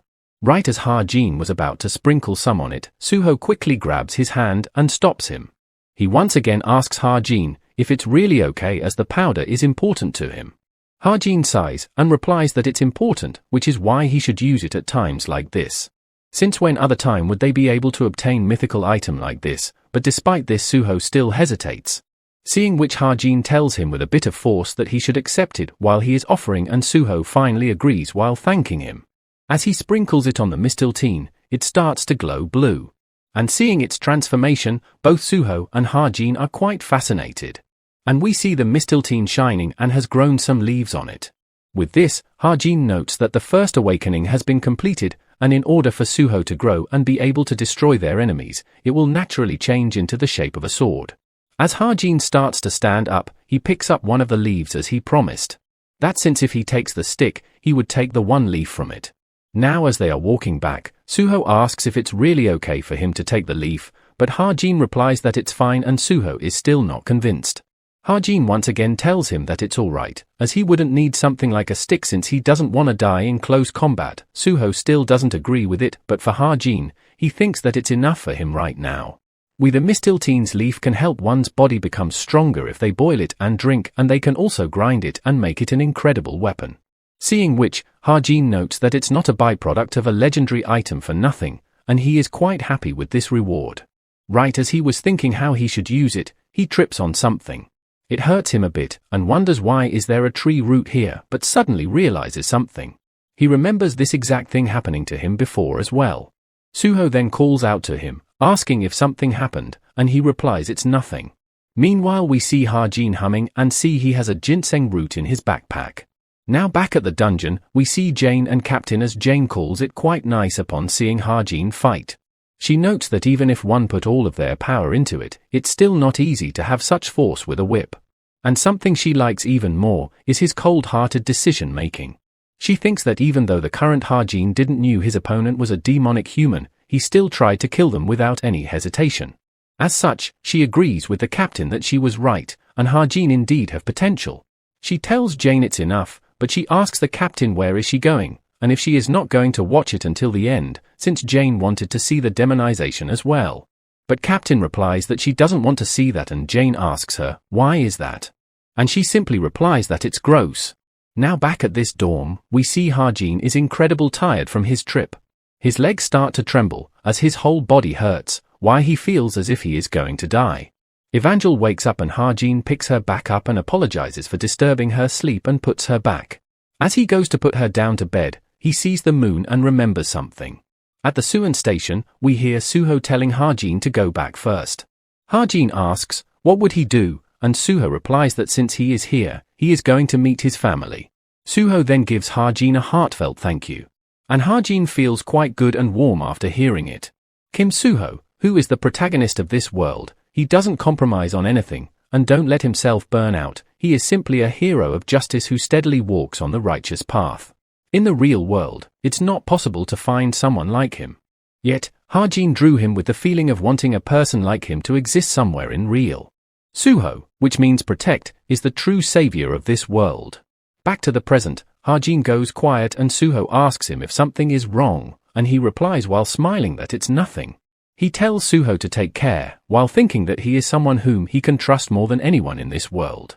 The Hero Association calls the 9 demonic humans that stands at the top of the demonic human society, the 9 evils. The nickname is supposed to be interpreted as the nice sources of evil, a number of destruction, but the 9 evils actually considered the nickname a compliment and accepted it. The third devil. Defiance had created a top-secret sanctuary by remodeling a cave deep in the mountains of South Hamgyong. And now at Defiance's sanctuary, we see someone seeing Toma and wondering what happened to her, as she is suddenly in the office, since she is usually not the one to show interest in the missions. They all call her weird, and wonder if she is even demonic human. Suddenly as some guy comes and walks past by them, they get scared and quiet, and he calls out to Toma, who sighs upon hearing him call her. She stands up while being annoyed, but gets surprised as the guy offers her a file. He tells him that while he knows her skills are elite, he cannot have her complaining just because the mission is too small, which she realizes as well. While taking the file, she asks him, what is the mission this time around? But the guy tells him to take a look, but Toma complains that it would be better if he gave her more details. Seeing the mission, she is a bit surprised, and the guy confirms that it's a surveillance operation on Rachel at that. Now we switch scenes to Ha-jin again, who seems to be chilling in a lounge, and someone calls out his name. It's some blondie who asks Ha-jin if he made an appointment for the magic aspect engraving, which Ha-jin confirms. The guy greets him and introduces himself as a 4-star mage, named Jin. Ha-jin realizes that he is the person in charge of today's aspect and tells him that he would be counting on him. Ha-jin notes that he got super lucky, as a 4-star mage with major in artifacts is a highest rank that a normal person can meet. Meanwhile, Jane observes Ha-jin and gets a change of attitude suddenly, with Ha-jin realizing that he literally just scanned what he was wearing today.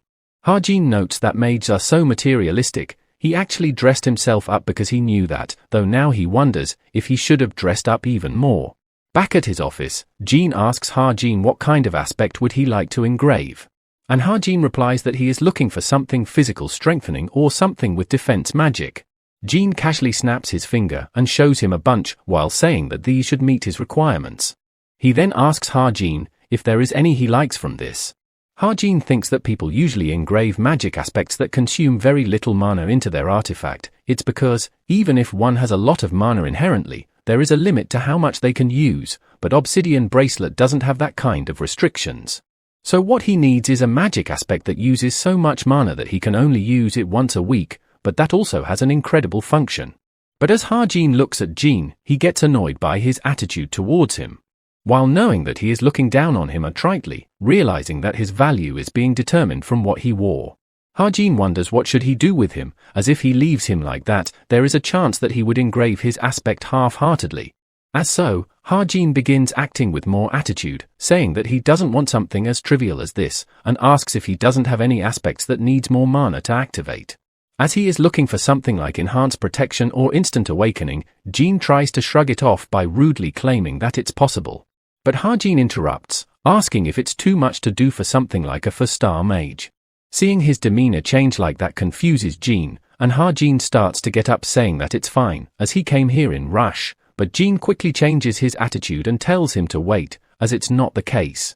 Ha-jin asks if it's truly not, and Jin replies that they weren't able to provide much information right now, while wondering if Ha-jin is actually a rich kid. He tells Ha-jin that such aspects are possible, but he was worried that it would be too expensive, and Ha-jin gives out an annoying expression. Seeing which, Jane adds that it's the case for normal customers, and asks Ha-jin if he has a certain budget in mind. Ha-jin gets close to Jin and tells his budget in his ear, hearing which Jin freaks out and gets excited. He quickly shows Ha-jin complete list and shows him his best aspects while telling his servant to get them some new tea. Now back to classroom, Ha-jin is quite happy thinking that they cleared the Gamak Mountain dungeon, and Kim Suho also acquired Mistiltine safely. He is also done with his magic aspect engraving request, and so he thanks Suho and his stocks. And while he didn't want it to flex like that, he had no other choice, and for him, it seems everything is going smoothly so far. Now as the instructor walks in and asks for everyone's attention and announces that starting from today, they all will be forming group and work as a team. Ha-jin also remembers this event. Team play, in other words it is to work as a group, mini-tower raids, skirmishes, and team bonding activities like traveling together. The instructor tells everyone to form their team with people they want, and submit the list by next Wednesday, which gets Ha-jin wondering what an outcast like him is supposed to do. And if they aren't in any team by next Wednesday, the instructor will choose their team for them, which Ha-jin doesn't really like the idea of. He then looks behind him and sees Rachel tapping on her table and sighing. Seeing her, he wonders if she is in the same situation as him, but the difference is that she chooses to be alone. And they being a team also sounds good to him, since he also has to give her butterfly sapling dust. Based on the original story, she should have gotten a hint in regards to her own enlightenment by now. If this delays any further, her stat difference compared to the original storyline will become too large. And in this case, Ha-jin prepares to send Rachel a message, asking her to team up with him. He looks back at her as she gets the message. And right as she opens it up to check it, someone calls her out, seeing whom surprises Ha-jin. And we see it's Toma, who asks Rachel to team up with her, which makes Ha-jin wonder, why would she approach Rachel? As she asks Rachel for the team up, everyone comments that they both teaming up is kind of random. And Ha-jin gets worried, thinking why did Toma made her move, and towards Rachel out of all the people. In the demonic human society, if Defiance, the mercenary, starts to make a move, there is a high chance that it was ordered by someone behind the scenes. And for a huge target like Rachel, Ha-jin assumes can only be one person behind this. And that would be Rankster. Rachel tells Toma that she would think about it, since there is still time left for it. Toma smiles and replies, she can do as she wishes. She also remembers that she received a message just now. As she opens it up, she sees that it's from Ha-jin. Ha-jin looks towards him with nervousness, and Rachel also smiles while looking away from him, which Ha-jin notices and gets worried. He wonders if she is going to reject him, and he suddenly gets a message, which is from Rachel, as she tells him that she would think about it, and Ha-jin smiles seeing that. She smiles while deciding to wait and take it slow. Now we switch scenes to Naeun, who is scribbling on her notebook while being in deep thought. We see she is trying to think of team members, since people had yet to decide which cadets to choose that were below rank 100. She knows that there are bonus points for having a low-ranked cadet, but thinks there aren't many low-ranked cadets who are skilled enough. Though, she does realize that there is one. We then see one of the girls asking Ha-jin what is he doing after school and if he has joined a team. And another guy comes who offers Ha-jin some tickets to museum in hopes to get him into his team. Soon enough, he is surrounded by cadets asking him to be in his team, seeing which Naeun thinks that he is quite popular.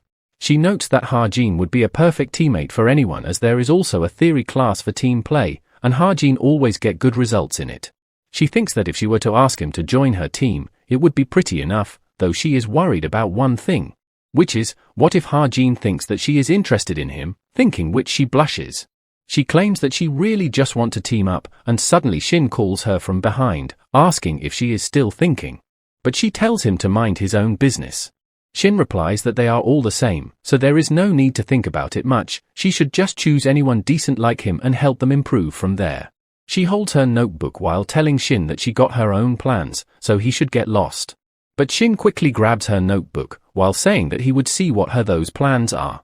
She quickly hurries to his desk as Shin opens it up, wondering who did she choose. She tries to get it back, but Shin holds it away from her as he is pronouncing the name written on it. But upon noticing and shouting Ha-jin's name, he is shocked, as Naeun gets insanely embarrassed and starts to fade away. Everyone looks towards Naeun, wondering if someone else also wants Ha-jin, and Naeun blushes hard as they notice that it's her. Shin asks her, what is this and when did she took notice of Ha-jin, and Naeun starts to get angry at him. She then punches him right in the gut while telling him to shut that mouth of his and grabs her notebook back. She then glances towards Ha-jin as he looks back as well. She quickly turns away as Ha-jin is confused at her behavior. After the class ends, we see Naeun tries to call out to Ha-jin. But as he is not hearing, she grabs his hand to make him wait and he asks her, what's the matter? She hesitates a bit, but tells Ha-jin she doesn't know if he heard that just now. And right when she was about to ask him to join, Rachel comes and informs Ha-jin that she has submitted the list of team members. Hearing which Naeun is confused, as she asks, what list? And Rachel tells her that Ha-jin has decided to team up with her. Hearing which, she is quite shocked as she looks towards Ha-jin for confirmation. And Ha-jin confirms it by saying that they are a team, which breaks Naeun down. She tries to then make up excuse that she thought he might not have anyone to team up with, so she was going to rescue him as a fellow travel club member. And tries to leave while giving him a shoulder pat and saying that she is glad he has a team and wishes him all the best. We see Naeun seems a bit sad as Rachel watches her go. While walking, Naeun thinks that Rachel also uses a sword like her, and her physical strength is also comparable to herself, and excluding theory classes, she also has similar results to her. She then blushes and gets emotional, while wondering, why did Ha-jin choose Rachel instead of her? Now as Rachel and Ha-jin starts walking, Rachel suddenly stops and calls out Ha-jin in the middle. She concernedly asks if he is going to try and join another team. Ha-jin assumes that she is asking this due to what happened with Naeun just now and tells her he won't be doing that, and then someone waves and calls out to Ha-jin. It's Hosung, who has also joined his team, as he thanks him for it.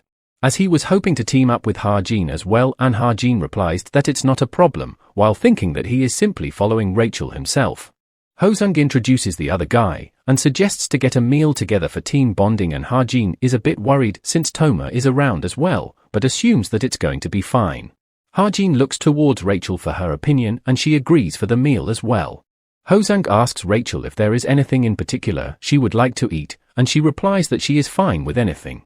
Ha-jin remembers that while she isn't picky about her food, if there is something she liked, that would be. And so Rachel suggests a Korean food restaurant, Han-ki-jong, while excitedly claiming that she would like that, and Hosung agrees that it's quite good. Now back at Naeun's room, she confirms her team, 2 warriors, 1 shooter, 1 supporter and 1 mage. As we see, she is talking to Hazuki, who calls their team an incredible combination since Naeun can be shooter or a warrior herself, which Naeun feels proud of. She then questions if Ha-jin is unable to join them, and Naeun replies that if she wanted him to join, then she would have been able to get him to join. And makes up excuse that if she does that, it would be such a pitiful waste, as apart from Rachel, their team doesn't have anyone else, though Hazuki says that it would have been good if Ha-jin joined them. Naeun tells her to stop thinking about them and proceeds to go and submit their team list, and Hazuki thanks her for that. Now as the call cuts, she falls on her bed, seemingly deep in thoughts and unable to fall asleep. She thinks that if she knew this would happen, she would have asked Ha-jin to join her from the start, and she wouldn't have to worry about the theory part then either. She realizes that she lost him to Rachel because she hesitated for no reason. And from this, she also remembers her loss from the midterms, and it happened again after she changed to using a sword in team. As such, she gets quite frustrated at all this, and thinks that at this rate, she would lose again. Now fast forward and we see Ha-jin and their team arriving in some kind of ice cave, which is their first lesson on working as a team, dungeon exploration. Normally, when a new dungeon has been discovered, the advance party will first head into the dungeon to explore it, and their objective today is to fulfill the duty of the advance party. Bokyu shimmers while saying that they have been walking for 20 minutes now, and Hosung asks Ha-jin if he doesn't feel cold, and just then, Rachel notices something and tells her team to look. And they note that there are 5 entrances, and wonders which one should they go in. Toma speaks up, saying there is no point in thinking about it and chooses one, but Ha-jin refutes her decision. Toma asks him, how is he so sure about it, and Ha-jin replies that he got good eyes for details, so it's not the correct entrance. While thinking that her motives are quite clear, she is probably trying to lure them into a trap. Toma gets angry and tells Rachel to decide for them. And Rachel also agrees to go with Ha-jin's decision. Toma still sulks, saying that she felt like this one was the right entrance, which Ha-jin calls quite pathetic. Inside that path, Dai finds a snowman, as Hosung states that the path Ha-jin chose was the right one. And so, Ha-jin kept getting in Toma's way, while she desperately tried to get Rachel away from the group, which was quite commendable. But he couldn't just let her do what she wanted. Now at this point, Toma starts to get pissed, wondering if it's really that difficult to get even one person injured and have them retreat, and calls it all Ha-jin's fault. And now that it has come to this, she approaches Rachel and tries to ask her with a bit of force to come with her. Rachel asks her, what does she mean? And she replies that it's going to more efficient to split into 2 teams and explore, since she doesn't think it's too good to rely on just one person. As Rachel is trying to refuse, Ha-jin steps in, telling Toma that they don't have time to waste. He then grabs Rachel's hands and takes her with him, while Toma asks, why is he acting so confident in here? But Ha-jin has activated his far sight and pinpointed the location. Rachel looks at Ha-jin in surprise, while he leads her to the goal. They soon enough arrive, as his team notes that the path is the clear one upon noticing the instructor. Upon reaching, Rachel tells Ha-jin about her hand, and he suddenly realizes. He quickly lets go of it and apologizes to her, while she blushes and replies that there is no need to be sorry for it. They then submit their report to the instructor, as he nods at their report, and calls it perfect, and his team gets happy and celebrates. They all surround Ha-jin, while claiming that they just need to count on him from now on. While Toma is standing behind them, quite furious. We go back to a bit when Toma was receiving the mission from her apparent superior. He gives her the objective to injure and weaken Rachel, and even the Cube executives that infiltrated C-Jack have promised to assist them, so it won't be a difficult job.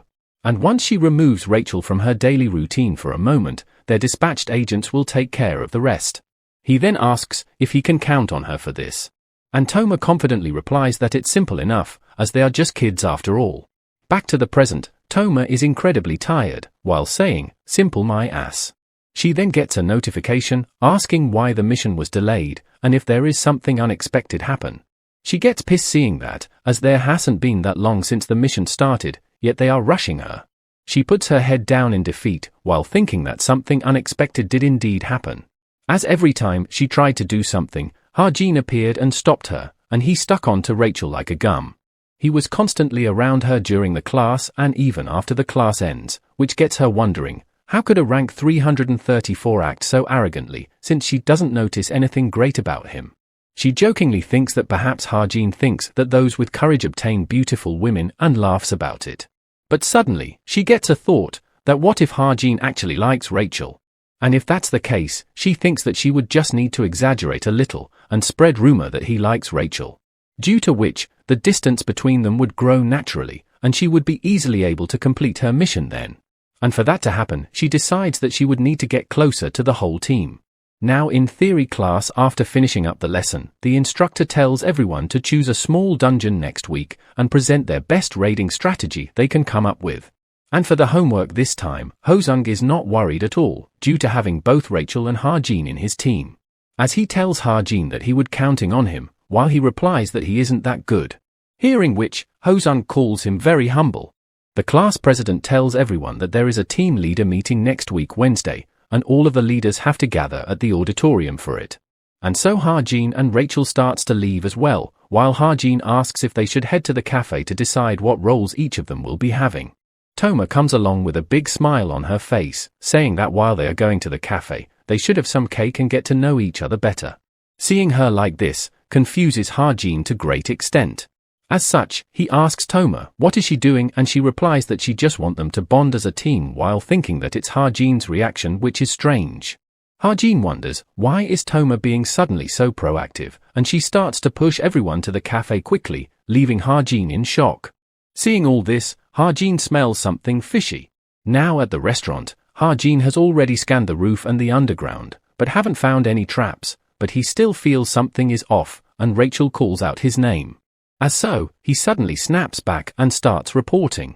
He assigns roles that Ho-sung and Bokyu will look for information on the dungeon, while Toma and Rachel will calculate the density. And once the research is complete, he would collate them and do the presentation. Toma then tells them to stop with the homework talk, which prompts Ho-sung to call her easygoing. Bokyu comments, saying that he is glad to have Ha-jin on his team, as he was really worried for this group assignment. He tells Ha-jin that having good results must be nice, and he is also getting quite attention in battles after he changed to become a shooter, to which he replies that it's nothing great, just normal for him. He then asks if he has been approached by a famous guild before, and he replies he is while thinking of the Chameleon Troupe. Hearing this, Rachel tugs on his clothes to ask him something. She asks if the Imperial Guild has approached him, and Ha-jin seems confused about it, and Rachel adds, from the England Imperial Family Guild. Ha-jin replies that he doesn't remember anything like that, but suddenly remembers that he did got something.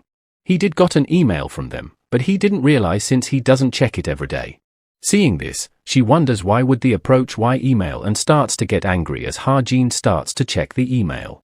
The contract offers 100 million annual salary and commission separate, which Ha-jin considers not very good terms, considering that they are trying to recruit him, as so, Rachel asks Ha-jin to let her have a look at it as well. As she does, she is shocked seeing the bad offer, as she wonders, why are they doing work like this? She quickly starts to take her leave while telling Ha-jin to forget this email and not read it, and seeing her leave like this makes Toma surprised as well. Her plan starts to get ruined, as she thinks, how can she leave first, as she wanted him to sit and chat with Ha-jin. Meanwhile, Ha-jin wonders what happened, and so does Ho-sung. Toma sighs, seeing as how nothing is going according to her plan. But seeing Ha-jin's expression and the situation, she gets an idea and tells Bokyu, if doesn't he think that Ha-jin likes Rachel. Now fast forward at the gym auditorium, we see Ha-jin is taking a drink after stamina training. He tries to open the can but is unable to, as he doesn't have the strength left to do so. But suddenly someone does that for him from behind, and he looks back to check who is it as they call out his name. And we see it's Naeun, who tells Ha-jin that she wants to talk to him for a second. As Naeun looks at him with nervousness, Ha-jin asks her, "What is it?" and she hesitates in saying. She finally speaks up, it's about their team's presentation about the Hongchen Mantis dungeon, and she wanted to ask him if he knew anything about it. Ha-jin asks her, how did she manage to pick the hardest dungeon of them all, which she replies that it's not something she wanted to do either. It was an obnoxious mage who kept insisting that they do that. From that, Ha-jin remembers that it's probably, Junsik. And from what he remembers, he does have skills, but he is very boastful and rude, because his family is pretty rich, he doesn't feel inferior even he is in front of Naeun. As such, Ha-jin decides to tell her the necessary information for it, and tells her that she would get bonus points since it's much more difficult. He then asks if he is doing the presentation as well, and Naeun replies that he insisted on that as well, but questions, why is he asking? Ha-jin advises her to change it to another member. While stating that his facial physiognomy shows that he is someone who likes to put up a tough act, but he would probably freeze up in time for presentation. And if she let someone like him present, then Cube and the whole society will crumble and their result would also become total disaster. Naeun quickly agrees, while saying that she thought the same thing as well, and was going to let it go. After yapping for a bit, she claims that she has never seen anyone do whatever they want even more than her, and Ha-jin comments that she does recognize that she does whatever she wants to. He then suggests to let Hazuki do the presentation, and Naeun replies that she wanted that as well, but she is not sure that Junsik will be okay with it. And as they continue their talk, they both think, were they always this close, to be able to chat with each other like this? Upon realizing, they both get awkward and Naeun leaves while telling him to be careful while exercising, and Ha-jin also leaves to finish his weight set. Fast forward, on the day of the presentation, we see Jinsuk completely wrecking the presentation as he gets too scared and nervous. Seeing which, Ha-jin calls it a pathetic look, and notes that in the end, they weren't able to change their presentator, while Naeun is burning up in anger. After the presentation, Jinsuk walks back as if nothing happened, while casually apologizing for getting too nervous. Both Naeun and Hazuki are left speechless at first, and then Naeun gets furious at his attitude and Hazuki tells her to let it go. Naeun plans to knock his shit off when she meets him after the class. And as the instructor calls for the next team, it's Ha-jin's turn, who walks past by her, wearing glasses. Seeing him in glasses, Naeun is shocked. Ha-jin then begins his presentation. It's about the dungeon which existed at the foot of Sirak Mountain. Hearing him give the presentation, Naeun is quite impressed, as she thinks that Ha-jin is really good at this. The instructor then raises his hand and asks him, how is he able to estimate the countercurrent of mana with only that amount of information? Ha-jin smiles and explains that he can do this with a formula over here, and seeing which, everyone is left really impressed. As they comment how good Ha-jin is with presentations as well, which they find unexpected. And seeing him like this, Naeun blushes and thinks that he looks a little cool. As the presentation ends, Rachel and Ha-jin high-five each other and Naeun looks back at them. And in the end, she is left pouting and annoyed with their interaction. Fast forward, we see Rachel at the gym, as she thinks that her today's schedule has ended, and the presentation has ended nicely as well. And she has also passed Ha-jin the contract. Ha-jin asks Rachel if she is going to the after party, but she declines, saying that she has some training scheduled. And as Ha-jin starts to leave, Rachel stops him and pulls something out of her bag. She hands him over some paper, and tells him to take it. He asks her, what is this, and she replies that it's the Imperial Family Guild's preliminary contract. And this one has much better terms than what he got previously. She explains that she is the one who told them to approach Ha-jin in advance, but they had a slight misunderstanding seeing his rank. As so, she tells him to reconsider their proposal seriously once more. Back to the present, Rachel thinks that she has nailed it with that, and decides to change quickly and go back to her dorm to sleep. And right as she is about to open the gate, she hears someone talking about a rumor. A rumor that Ha-jin likes Rachel. Though they wonder if it's true, and it's okay for Ha-jin to even do that, and they apparently also heard that Ha-jin has already confessed to her, while Rachel is standing outside, hearing all this. And as she processes the information, she blushes hard, while thinking if Ha-jin actually likes her.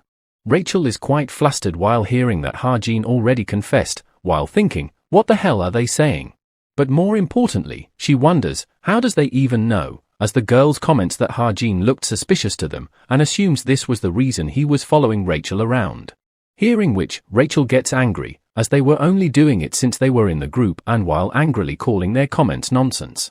She then suddenly remembers her moments with Ha-jin, while thinking that he had to be around her, and then she remembers Ha-jin saying that he is a fan of hers. They then comment about the difference in both of their status, and as she is standing in the way, someone bumps shoulder with Rachel. And we see it's Naeun and Yoon-ha, as Naeun asks Rachel, what is she doing? Rachel freezes up and replies, nothing, and Naeun gets pissed while telling her to get her foot off hers already. She apologizes and Naeun and Yoon-ha enters the changing room, while Rachel thinks it's going to be a problem if they enter the room right now. The girls inside asks Naeun and Yoon-ha if they heard a rumor. Meanwhile Rachel freaks out, wondering what should she do, since it would be a problem if the ridiculous rumor keeps spreading. Right as they were about to tell them about Ha-jin, Rachel quickly enters the room. Seeing her, the girls wonders if she heard them, and quickly runs away while Naeun asks them to finish what they were trying to say. She tries to ask what they were trying to say about Ha-jin, but they run away and Naeun is left confused. Meanwhile, Rachel gives a sigh of relief, and Naeun is annoyed thinking what they were trying to say. Yoon-ha speaks up and asks Rachel that she seems to be on the same team as that person. Hearing which, Rachel is confused as to who that person is and Naeun clarifies that Yoon-ha is talking about Ha-jin. And for that some reason, Yoon-ha is unable to say his name out loud, which Yoon-ha denies. Yoon-ha continues with her question and asks Rachel, how is it? But Rachel is confused at what Yoon-ha is trying to say. Yoon-ha smirks, while asking, why is she acting like she doesn't know? She is talking about the fact that the Imperial Family Guild already made contact with him, which everyone already knows. She comments sarcastically that it's surprising that Imperial Family's precious preliminary contract was used on a rank 334, it wouldn't make sense unless the Imperial Guild has gone crazy. Though, she would have understand if it was someone who saw what he was hiding. Hearing their talks, Naeun is confused, while wondering, what are they even talking about? Rachel replies that she is not sure what Yoon-ha is getting at, and even so, they have the right to contact him early based on their treaty. Yoon-ha laughs, while saying that she was just joking about it. But she then warns her that it would be wise for them to not use that privilege carelessly, as it wouldn't be good if she makes enemies with people around her unnecessarily. Rachel realizes that Yoon-ha is giving her a warning, and assumes that she is telling her that she had dibs on him first, and doesn't want Rachel to cross the lines here. Rachel thinks that there is no need for her to hold on to Ha-jin if he rejects their offer anyways. Meanwhile, Yoon-ha thinks that Rachel would back down with this warning and tells her that it was fate they are in this situation, and offers her to get some supper in her room before she leaves. But much to Yoon-ha's shock, Rachel takes up on her offer, while thinking that she doesn't know why, but she doesn't have any intention to lose to Yoon-ha right now. Fast forward and we see all of them sitting in Yoon-ha's room, as both Rachel and Yoon-ha seems quite. Naeun gets nervous due to the atmosphere between them, and from her point of view, they were also only talking about things that only they understand. Yoon-ha wonders what Rachel is thinking, as that suggestion for supper was only supposed to be a formality, so she didn't thought that Rachel would actually agree. Yoon-ha then asks Rachel if she wants some juice and she declines, and the atmosphere again gets tense as Yoon-ha gets annoyed. But Yoon-ha walks up and gets some juice for herself, while beginning to ask Rachel something. She questions Rachel, how did she came to know about Ha-jin? Rachel remembers about that bullet incident, and replies that she came to know him naturally. Yoon-ha smirks, while asking if she also knows that he is hiding his true self. And Rachel isn't able to reply anything, and Yoon tells her that it's an information which is difficult to find after all. Rachel acknowledges that she knows nothing about his past, nor the reason he is hiding his strength, and replies to Yoon-ha that nothing changes even if she doesn't know such information, and Yoon-ha replies that why wouldn't it, and starts to explain about how her guild is stronger in terms of information than most guild, but Rachel interrupts, while saying that what she meant it's, she still has the upper hand, by waiting patiently until Ha-jin himself tells her why, at least compared to looking into him and finding out that information. And hearing her response, Yoon-ha is taken back in surprise. Rachel then gets up and starts to leave while saying that she is getting quite late. On the way out, she thanks Yoon-ha for inviting her to supper.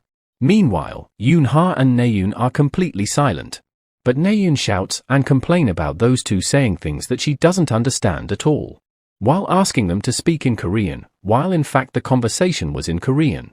We switch scenes to Cafe Carrot, and there the two girls tells Toma that Ha-jin likes Rachel. She tries to act surprised at this revelation, while the blonde girl guesses that she didn't heard the news since she came from outside, but apparently Cube has been in uproar due to that rumor recently. But in reality, Toma knew it, as she was the one going around and spreading this crazy rumors. The black-haired girl comments that while they've been hanging around together a lot lately, she assumes that is due to them being a team, hearing which Toma gets a bit nervous. And, once Rachel graduates from Cube, she would become the captain of the Imperial Guild. She could just be making more acquaintances in advance, which actually sounds convincing to the blondie. And since Ha-jin improved to 334 recently, he is actually perfect for England's Imperial Guild, ranked 60 at the world. Hearing this all, Toma thinks that this isn't how it's supposed to go. Her plan was to first get closer to some Cube cadets and then lead them to spread the rumors even more. So she cannot have these rumors dying out already. She thinks that she has to get them more interested in this. As such, she tells them that she saw Ha-jin staring at Rachel, and his eyes seemed full of love, which she herself thinks sounds a little far-fetched. But they believe her, and get excited hearing it, and Toma notes that they are at age where they are very interested in other people's affairs. Toma then starts explaining made-up scenarios to them, while we see her smartwatch glowing. Meanwhile, we see someone has access to her smartwatch and is reading her messages. And it's Ha-jin, who already expected that she came to Cube for other reasons. Last month, he met Toma at a nearby convenience store, as we see Toma approaches Ha-jin and greets him. And Ha-jin feels that he has been running into her a lot more recently. But while talking, he notices something strange about her watch. And upon checking it, he realizes that it's indeed a fake one, since it cannot deceive his eyes. As he reads her messages, he confirms that Toma is indeed after Rachel. Although he had to use ATSP so that she doesn't realize that she has been hacked, he did got some good information from it. He chuckles thinking that Toma wouldn't imagine that she is leaking information. Some of her messages informs Ha-jin about an item that Toma's organization has put on the management center on the lowest floor in underground area B3. And since the date is tomorrow, Ha-jin realizes that he needs to hurry up, and just then, his smartwatch buzzes. He gets a message with a picture. Seeing it's a question, he wonders if it's Rachel. But later realizes that it's not her, and we see it's actually Naeun. She looks over to Rachel, who is sitting right across her, and upon seeing her ponder over it, she notes that it must be difficult for her as well. She sighs, and thinks that it's probably a piece of cake for Ha-jin. She looks over to her smartwatch, and thinks, what should she text him to ask her to teach her this? In the end, she finally texts him, simply asking to teach her the question. She claims that while she is close to solving it, she is still asking just in case she gets it wrong.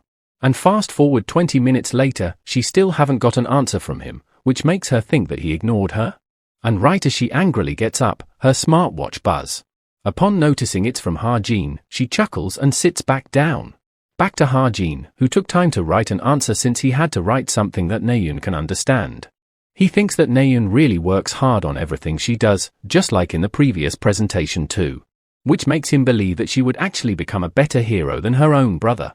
And from that, he remembers that he completely forgot about her brother. As although he is in coma right now because he become a seed of the demon, he would become demon after the incubation period.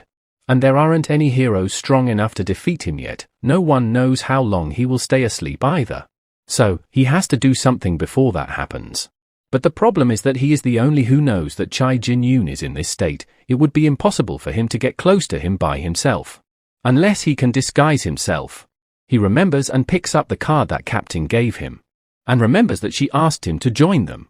Upon receiving the card, he sees the name as Geronimo Mercenaries. They are currently one of the top few mercenaries currently. However, it's actually just a disguise for the Chameleon Troop, though he still doesn't know why they recruit him instead of Shin, which makes him wonder how much the story will change with this. And if he can get help from them, it would be possible to kill Chai Jin-yoon without anyone realizing it. Suddenly, Evangel wakes up and calls him out, and asks if he is not sleeping yet. He apologizes to her for waking her up with lights and picks her up to get her back to sleep. Ha-jin decides to slow down a little right now, since if the incubation period for the seed is around 5 to 6 years, he will still have 1 year left. And with that much time, he is sure that there is a way to resolve this. Fast forward to the next day, as the instructor tells them that today's practical training would be a mock relic war. Ha-jin remembers that normally for relics, the country that found them will become their owner. But there are numerous countries that have been destroyed by outcalls in the world. As such, in the current situation, relics discovered in those empty lands belong to the finders. In order to obtain those relics, guilds or even demonic humans would fight among themselves, which is known as relic war. In simple words, this training exercise is for them to experience what a real relic war would be like. The instructor explains that the size of the relic excavation site will be extremely large. The theme will be melee. The command hierarchy, methods of contacting other team members, and the location of relic are unknown, so they would need to make good decisions every turn. During the training, the white team will be in charge of defending and the black team will be in charge of attacking. When they judge that they have taken a fatal injury, or if they shout surrender, then they will be disqualified. He then snaps his fingers, and we see everyone gets a blindfold on their eyes and are unable to see anything. He tells everyone to calm down, as it's his mana, so they shouldn't be surprised. He has covered their eyes so they can randomly assign them to all different locations, and they start to get moving. Though Ha-jin is not surprised that an upper intermediate hero is capable of covering eyes of this many cadets at once. But despite this, Ha-jin is completely able to see through it. He explains that when someone mentions a relic excavation site, people would usually think about pits, but the most advanced technology that is used would make it closer to being an underground bunker. Since there are people who possess all sorts of amazing talents in this world, and as they reach the underground floor 1, Ha-jin remembers the number of people who would be assigned here. And that would be 15 cadets. And underground floor 2, 25 cadets. Underground floor 3 has Chai Naeun and Rachel and 15 other cadets. Due to this, he notes that there is going to be a huge fight between them. And as he reaches his location, he notices that he is on underground floor 4, and on the black team. Though he also wanted to find out where Shin Jong-hak and Suho is, but he has no choice, and he wonders if the area he is in is residential. Suddenly, he notices someone in the other room. The instructor announces that locations have been assigned to all cadets. The relic is either guarded by an NPC, or it's being moved around. The white team has to defend the relic, while the black team needs to steal it. With this, the countdown begins, and the door to the next room starts to open. Everyone gets ready as the countdown starts from 5, 4, 3, 2, 1. And the relic war begins. Ha-jin readies his weapon, and remembers that the relic that Toma is supposed to collect is in the B3 region of the lowest floor. But for Ha-jin, it has gotten complicated, as in his next room is Yoon-ha, and she is on the white team. And in order to get to the corridor, he would definitely run into her. While Yoon-ha knows that someone is there, she doesn't know who is it, but she heard everything. She asks Ha-jin what team is he on and gives him information that she is on the white team. Ha-jin doesn't answer, due to which she assumes that he must be on the black team. She tells him that she feels bad for him, as it had to happen to him from the start. And while being smug, she tells him to think of himself as unlucky. But as she sees who is on the other side, she is left completely shocked. She goes completely silent upon seeing him, and Ha-jin wonders why did she suddenly stop her attack. And he notes that she somehow looks a little tense. And we see Yoon-ha is actually scared, thinking that it's really bad that she never thought that Ha-jin would be her first opponent. As Ha-jin lifts his hand up, she gets on guard and tells him to not do anything stupid while stuttering. Meanwhile, Ha-jin is confused, as he was simply scratching himself because he was itchy. Yoon-ha knows that while his weapon is a normal cadet pistol, he is able to produce an attack powerful enough to pierce through enhanced body protection. As such, Yoon-ha wonders what should she do right now. Should she fight him? But as she looks behind her, she thinks that she is screwed, as the outside corridor is narrow and just one direction. No matter how she runs, she would in range for his weapon. But she tries to pull herself together, as this could be an opportunity for her. Since so far, she has only estimated how strong he is through observation. And this is an opportunity for her to personally find out how strong Ha-jin truly is. Right as Ha-jin starts to call out her name, we see Yoon-ha attacks him with her whip. She strikes right on his hand, which makes him drop his weapon. And as his weapon is in the air, Yoon-ha uses her whip and pulls it towards herself. She gets quite happy upon taking his weapon, thinking that she was actually able to pull it off, as she didn't thought that she would be able to take it away. And such, she thinks that perhaps Ha-jin is actually not that big of a deal. She confidently states that without a weapon not even he can do anything, but just then, she notices his weapon is missing from her hand. She gets shocked, and asks, when did he got it back, and Ha-jin replies, he did just now. She questions, that she didn't even saw him move, and asks if he used mana, and Ha-jin replies, just think of it as that. Since to be precise, it isn't mana, he already had ether wire in advance to prepare for situations like this. And now Ha-jin aims it towards her. Meanwhile Yoon-ha gets scared as the space here is too small, so she would be in his shooting range no matter where she runs, and it would probably hurt if she gets shot. And if she gets disqualified right now, she would be the first one to die, and as Ha-jin is about to press the trigger, she closes her eyes. A bit later, we see Ha-jin walking out with an injured hand, noting that his bone would have broken if Yoon-ha landed her strike properly. As such, he calls her pretty strong.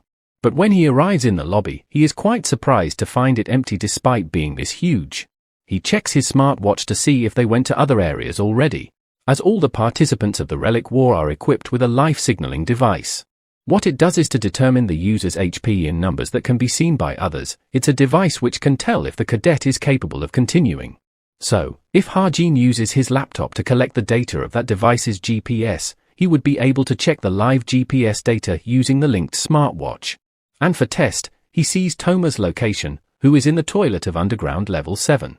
Upon noticing that there is no movement from her, he assumes that she must be standing by there while looking for the item. And now, Ha-jin decides to look at others' location at first. Rachel and Naeun are on underground level 3, and are engaged in combat right now. And on underground level 5, there is Kim Suho and Shin Jong-hak. And seeing this, Ha-jin gets excited as it's a huge matchup, so he tries to find a CCTV near them. Both of them are simply standing against each other. Meanwhile Ha-jin is listening in as they both comment that they knew a day like this would come. But suddenly, someone shouts near Ha-jin, and he gets surprised. He calls it quite a rowdy way to pass by this area, though he realizes that he got completely sidetracked, as he need to go to Toma. He tracks her location, and gets going. We switch scene to a black uniform cadet surrendering to someone. And it's actually against Naeun, who is quite proud of herself, as she got her 3rd kill, and she finds it quite easy. She is quite surprised at herself, as she got this good in less than 3 months of changing to using a sword. As such, she calls herself pretty talented with it. Ji-yoon then calls her out and jumps on her in happiness of getting saved, while Naeun asks her, where was she all this time? She replies that she was hiding when she got found out by the black team, and was barely able to escape. Naeun chuckles, and says that it's nice to see her here. She notes that while a supporter like Ji-yoon would be really weak in direct combat, she would be of help in a combat situation with her buff skills. As such, Naeun tells her to come with her to get some points, but she informs Naeun that Rachel is on this level as well. While she is surprised to know that, Naeun hears some noises, and as Jaeyoon is speaking, Naeun signals her to quiet for a second. As she notes someone walking up from the stairs, she tells Ji-yoon to get behind her, and she gets ready to attack herself. And upon seeing who that person is, they are both surprised. And we see it's Yoon-ha, who is quite tired and panting.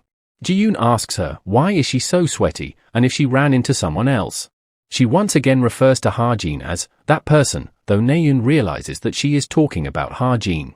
Ji-yoon asks if she defeated him, since her rank is higher than him, and she hesitates in answering. We go back in time to when she was facing Ha-jin, as when she closed her eyes, Ha-jin simply tapped on her shoulder instead of shooting. As he leaves while telling her that it's just the start of the war, so they should take it easy. Hearing which, Yoon-ha looks back at Ha-jin leaving in surprise.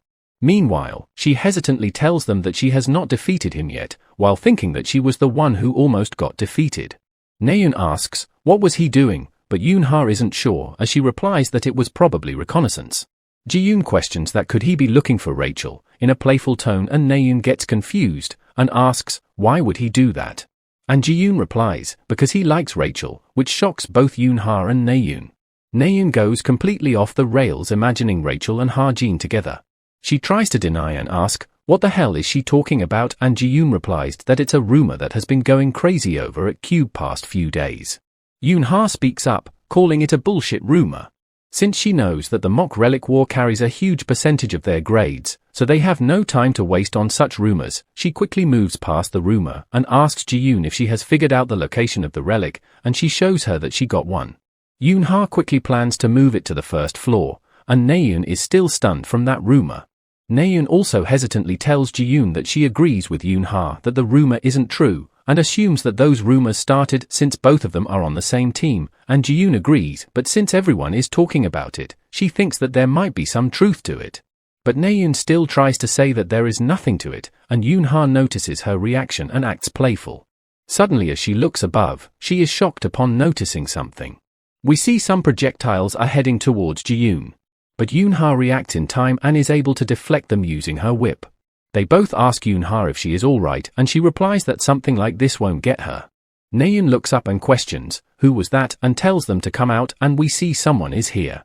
And we see it's Rachel. Along with her are a bunch of members from the black team. Naeun shouts at Rachel for the cowardly ambush, but she ignores her and tells everyone to charge at them. As such, they get jumped on by the black team. Yoon-ha tells Ji-yoon to quickly hide, and she makes a run for it, but someone aims for her and shoots an arrow right in front of her to make her stop. Naeun shouts her name in worry, and we see she is fighting two cadets at once. But both of the cadets are pushed back and thinks that with them here, even Naeun shouldn't be able to win. But Naeun gets pissed and charges up an attack, and takes them both down in one blow, while telling them to get lost since she is busy.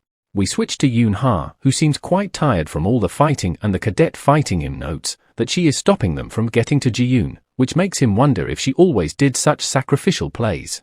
But he figures it out and tells his team that he thinks Ji-yoon has the relic and so they must find her. One of them ends up finding Ji-yoon, and right as he is about to attack her, Naeun rushes towards Ji-yoon to help. But she gets interrupted by an attack, which makes a large crack on the ground itself, and seeing the attack power surprises Naeun. She realizes that there is only one person who has this much attack power, and we see Rachel attacking Naeun from behind. But Naeun is able to dodge her attack, which surprises Rachel a bit. But Rachel continues to pressure her and keeps attacking her. Naeun notes that Rachel is incredibly strong, as her sword, which was outputting insane amount of power, is quickly being pushed back by her brute strength. And Rachel already knows that Naeun's sword skills are lacking, so she is driving her into a corner even more, so she is having a hard time just blocking her attacks. Naeun gets frustrated and states that despite all of this, she really doesn't want to lose. She then starts releasing a huge amount of mana and applies it to her sword. As she attacks Rachel, she is able to dodge and notes that Naeun's energy has suddenly changed. And her mana is also really impressive, but despite this, she notes that Rachel is still inexperienced in using it. So instead of countering, Rachel decides to keep dodging and wait for an opportunity, but suddenly she trips and loses her balance. Naeun notices the opportunity and jumps up to attack, while mocking Rachel for her lack of focus. As she lands the attack, Rachel is able to dodge it barely, and plans to quickly close the distance between them. But suddenly, the ground beneath her starts to crack. And everyone around gets shocked, as the ground completely breaks and Rachel falls inside, while they shout her name in worry. Down there, Rachel is quite shocked upon seeing the whole floor collapsing from a single strike from Naeun at that. She hears others from above and snaps back, realizing that she doesn't have time to be in awe and she needs to join up with rest of her team. But suddenly, someone arrives at her location. And we see it's Suho, seeing whom she is quite surprised, while she pants and realizes that it's quite bad timing. Suho then rushes towards her to attack. We now switch scenes to on the other side of underground floor 6. Ha-jin notes the CCTVs and notes to be careful so they don't get suspicious of him. He stands outside the toilet and starts to act while thinking out loud on where the toilet is, while wanting to go in and see. Inside there, he notices someone sitting in one of the stalls. And as he opens the stall and looks inside, he finds a frightened man with a relic in his hand, and Ha-jin is surprised to find the relic here. As he takes away the relic from him, the guy runs away in fear, begging Ha-jin to spare his life. And we see that he is actually an hologram, and Ha-jin is quite impressed by how real it looks. But regardless, he sits on the toilet and has gotten a relic as well unintentionally, and now thinks to somehow take Toma out. He notes that Toma is right below him, and she is waiting in the toilet of the 7th underground floor. He remembers the message and the meetup time and notes that it's 15 more minutes until the designated time period, and wonders what can he do. He suddenly gets an idea as he looks up towards the vents and realizes that the vents should be connected to underground floor 7.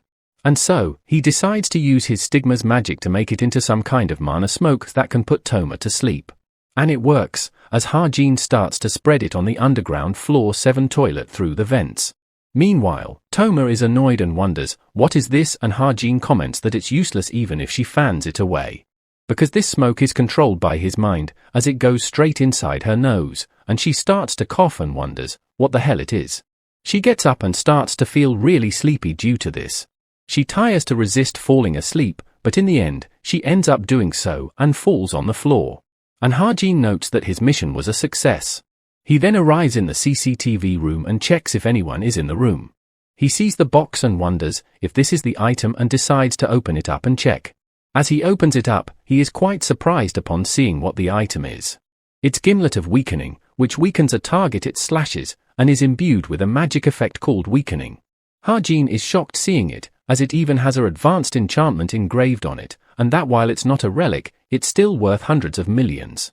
And so, he gets happy as the item now belongs to him and he starts to leave with it. While leaving, he has also deleted all the recordings, which solves all of his problems. Upon reaching the above floor, he notices Rachel is standing there, and questions her current conditions upon seeing her like this. As he calls her out from behind, she freaks out, and as she turns back, Ha-jin tells her to calm down, as he is in the black team as well. He asks her on what happened and she replies that she was part of an ambush and failed. And then she ran into Suho, from whom she barely escaped, and then Naeun caught up with her, and after getting away, someone else fired magic at her. Hearing this all, Ha-jin comments that she went through a lot. She asks him, how many people has he taken down, and he replies, none, and asks back same to her, and she replies, only one so far. Ha-jin notes that at this rate, Rachel will get a low score in the Relic War, and it's not hard to catch up on those scores. And while it's okay for him to rank in the middle, it's not the case for Rachel, because her goals are really high up, and it's not too late either. He decides to give this relic to her, and upon receiving it, she asks if he found this and Ha-jin tells her to transport it to the top floor, since she is faster than him. She is quite surprised hearing that, and asks why would she, but Ha-jin insists her to take it, while saying that he wants to help her. Rachel is quite surprised at this situation, as she looks on at him with surprise. He also tells her that there is an emergency staircase on the right-hand side of where he came from. She can go from there, as he doesn't think anyone would be there. But Rachel is still hesitant, and asks if it's okay for her to do this. Suddenly, someone yells at her from behind that they found her, as she turns back. And we see it's Naeun, Yoon-ha, and their group, seeing which Ha-jin gets a bit worried as well. Naeun also notes Ha-jin, and sees the relic in Rachel's hand as well, and notes that she took it from someone else's hands. Ha-jin tells her to hurry up and go quickly, but she still hesitates to do so. He then tells her that he would buy her as much time as he can. And so, she tightly grips the relic and starts to run away while blushing and thanking Ha-jin for it. One of the girl, upon seeing Rachel run away, shoots at her to stop her from running. But much to her shock, her attacks gets intercepted and blocked before it could reach Rachel. And we see it's Ha-jin who shot her arrow down in mid-air, as she calls him a pest for doing so. She tells Yoon-ha that she would go with Jun-young to chase after Rachel, but she stops her from doing so, and tells them to stay on their toes while referring to Ha-jin as a strong opponent. As we see Ha-jin standing in front of their group, facing them all alone. Naeun questions Ha-jin if he thinks that he can take on 6 people by himself, and if he is out of his mind for thinking that. But Ha-jin simply replies, who knows, with an unconcerned expression. He starts observing his surrounding, noting that there are a lot of stuff here that he can grab onto, and he can possibly get away from them with Parkour. And so he gets ready while telling them that they would know after they give it a go. Meanwhile, his true objective is to buy enough time. The brown guy behind them gets annoyed and questions Naeun and Yoon-ha about being scared of him, as he is just a guy with a firearm in his eyes. And so, since no one comes forward, he decides to rush in first himself to attack Ha-jin. Ha-jin quickly puts his weapon and shoots at him, which he dodges by backing off. Yoon-ha and Naeun provides him support by attacking from behind the guy. And as 2 attacks are coming at Ha-jin at once, he starts using his bullet time, and is able to dodge the attack, and counters by an attack of his own. His bullet flies straight towards the arrow, which was aimed at him, and collides with it in mid-air, which causes the arrow to change its trajectory towards that guy who was rushing towards Ha-jin. Seeing the arrow come for him, makes him realize his mistake, as it hits right on his head, knocking him out. Seeing this, everyone is left shocked and speechless, including Ha-jin himself. Naeun asks the guy if he is alright, and he gets up again. while crying and complaining about Naeun hitting her own teammate, as he gets blindfolded and disqualified since his HP reached 0.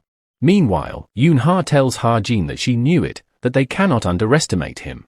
She feels threatened while telling Ha-jin's shock that he was able to calculate the trajectory of the arrow and even the angle of ricochet. Ha-jin himself is left shocked hearing that, while not knowing that he did something like this himself. We switch scenes to Rachel, who still seems to be running. While thinking about the rumor that Ha-jin likes Rachel, and she wants to believe that it's not true, she calls it quite unbelievable, and something that's only a malicious rumor. But she calls her thinking just her trying to rationalize everything, even though she knows the truth. As she finally reaches the top, she finds her teammates, who are glad to see her okay. They ask her, what is she holding, and before she could answer, they notes and announces that Rachel stole a relic. Seeing this, Rachel thinks that she shouldn't have taken it from Ha-jin, and that she is not in a position where she can feel emotions towards someone. Because for the sake of her country, her parents and her guild, she decided to sacrifice everything. And she don't wish to give up on what she has to protect yet. But despite this all, she makes a decision and gathers everyone, telling them that there is someone who they need to help in underground floor 6, while thinking that at this rate, she might end up just having expectations of his emotions. But as they arrive down there, they see a bunch of cadets knocked out. Rachel is quite surprised seeing this, as the guy behind her asks about the one who needed their help, which Rachel is unable to answer. She calls it really surprising, as while she knew that Ha-jin was strong, but taking on 6 people at once is still shocking to her, as just then someone arrives from behind them. Rachel turns around thinking that it's Ha-jin, but the mysterious person greets Rachel instead. But as she turns around and looks, the person turns out to be Shin Jong-hak. Now we go back in time to a while ago, at underground level 5. We see both Suho and Shin Jong-hak are standing face to face of each other. Shin comments that he has been waiting for a day like this to arrive, and asks Suho if he is racking his brains to come up with a smart way to escape, but Suho smiles and replies, not a chance. Shin aims his spear towards him and says that he is dying to see how long Suho can act tough, so he should bring it on and he would show him the difference of worlds between them. Suho smiles and rushes towards Shin to attack, taking him up on his offer. Both of them clash, as Suho states that he is not going to go easy on Shin. And Shin replies that he should at least not show him a pathetic performance. As their battle continues, they both seems evenly matched, and Suho dodges a strike of his spear. Shin quickly pulls back his spear, causing him to graze Suho's clothes and notices an opening to attack. He slams his spear on him, but Suho dodges, which causes Shin to comment that Suho dodges like a rat. But as he tries to pull his spear back out, he is unable to do so, as it's stuck in the ground. He gets worried and annoyed, and realizes that he made such a beginner mistake, while Suho takes advantage of this and kicks Shin on his face. It causes him to fall on the ground and also disarms him of his spear. Suho points his sword at Shin, signifying his loss, as he again remarks that it's like he told him before, that he won't be going easy on him. But Shin believes that it's not over just yet, as he strikes the floor with his palm. Suho asks him what is he talking about and notices that Shin has struck a pipe that was going through the ground. It explodes and causes a smoke screen, blinding Suho for a bit. And in the midst of that, Shin is able to escape and disappear. As he walks down the stairs, commenting that he let his guard down this time, and he would make sure to pay him back next time for sure. Back to current time, Shin says that he was doing something else here. Both Rachel and Shin notices each other and glares at each other awkwardly. One of Rachel's teammates asks Shin if he defeated those guys lying on the ground, and while he stutters a bit at first, he acknowledges that he is the one who did it. Hearing which, causes a reaction out of Rachel, while her teammate comments that there was no reason for them to come here. We then get her explanation for this from Ha-jin, who explains that Shin, who lost to Suho in a fight, discovered Yoon-ha and Naeun having trouble with someone who was speedy. And so, he launched a surprise attack by throwing his spear and disqualified 2 cadets with it.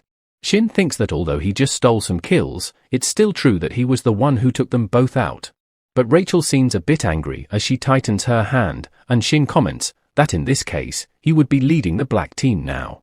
The other members have no problem with it and asked Rachel if she is coming with them as well. But she replies that she would leave here. Her teammate comments that he thought she was coming with them, and Rachel replies that she can do it alone from this point. He tries to convince Rachel to move together with them, but she still refuses and starts to leave, as she doesn't want to team up with someone who steals the credits of others. Shin simply sees her leave and feels as if he has been wronged. After all that, the mock relic war proceeded at fast pace. Shin was able to gather rest of the surviving black team and stole 2 relics.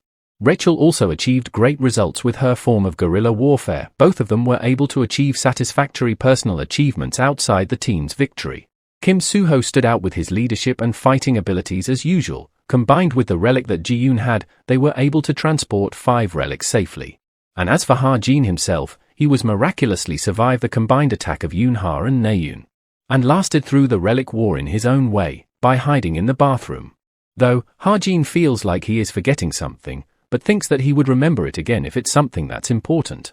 And so, we switch scenes to Toma, who seems to have woken up. She remembers that she needs to find the item and looks at her watch, and notices that it's 3 p.m. She sighs and blames her watch for showing her the wrong time, and complains being given a faulty watch to use in her mission. She then pulls out a cadet watch, and sees the same time in that as well. She freaks out seeing it and wonders what's wrong with the time, and also gets an unread message. It's a notification informing her that the relic war is over, with the results out as well. Seeing which, she freaks out and quickly runs out of the bathroom to check outside. And upon seeing it completely empty, she wonders what the hell is going on in frustration. Now, as all the cadets are out of the underground, the professor questions about Toma's whereabouts, and wonders what is she doing. He then starts to announce the MVPs and the results. Black team, 12 members survived and retrieved 3 relics, and MVPs are Shin Jong-hak and Rachel. And the white team's MVPs are Kim Soo-ho and Chai Naeun. 11 managed to survive and keep 5 relics. And so, the winning team is the white team. But despite her team winning, Naeun is still frustrated, as she couldn't finish her fight with Rachel, and they couldn't take down Ha-jin either, even though there were 6 of them. And the thing she heard, that Ha-jin likes Rachel. Yoon-ha arrives and asks Rachel if she is upset because of what Ji-yoon said earlier. She freaks out and denies, claiming that she doesn't even remember what she said, and Yoon-ha starts to tease her, asking her what would she do if Ha-jin gets stolen away. But once again, Naeun denies it and tells Yoon-ha to stop talking nonsense, while she laughs at Naeun's reaction. Naeun blushes while saying that there is nothing about Ha-jin that people have to fight over, while Yoon-ha comments that while she doesn't believe the rumors, she thinks that he might have joined her team since Naeun kept pushing him away. And Naeun replies that if Ha-jin swayed his heart so easily, then he is not the kind he would like to be with. And so, Yoon-ha once again chuckles, and asks Naeun who does she like better, Soo-ho or Ha-jin, which pisses her off. She shouts at Yoon-ha again, yelling that it's nothing like that. Hearing her shouting, Shin arrives, asking her what is happening and why is she screaming. Seeing Shin, Yoon-ha gets happy and excited, and Naeun asks him, since his team lost, how does he feel? He tries to act cool, replying that it's unfortunate, but since he is the MVP of his team, it's good enough, and it cannot be helped. Since Naeun was on the white team after all, and hearing the praise, she starts to get on high horse, acknowledging the fact, which makes Yoon-ha think that she is so simple. They all then notes Professor scolding someone. And we see it's Toma, as the professor asks Toma to explain herself for staying in one spot throughout the whole test. Everyone else wonders what is happening over there, as Professor scolds Toma. Shin starts to leave, since there is nothing else to do, and Yoon-ha also happily says bye to him. But he ignores her and instead tells Naeun that he would talk to her later, which kind surprises her, and Yoon-ha gets upset over it. She once again calls out to Naeun, and she asks, what is it? Yoon-ha questions that if she doesn't like Ha-jin or Soo-ho, then perhaps it's Shin Jong-hak, but before she could even complete her sentence, Naeun gets pissed and calls her crazy for even thinking that, which makes Yoon-ha sure that she definitely doesn't like him. Yoon-ha suddenly tells Naeun that she is envious of her, and Naeun doesn't get what she means, and asks, what is she talking about? Yoon-ha doesn't reply and speaks in her mind that Naeun has 3 people she can choose from, while she has no one.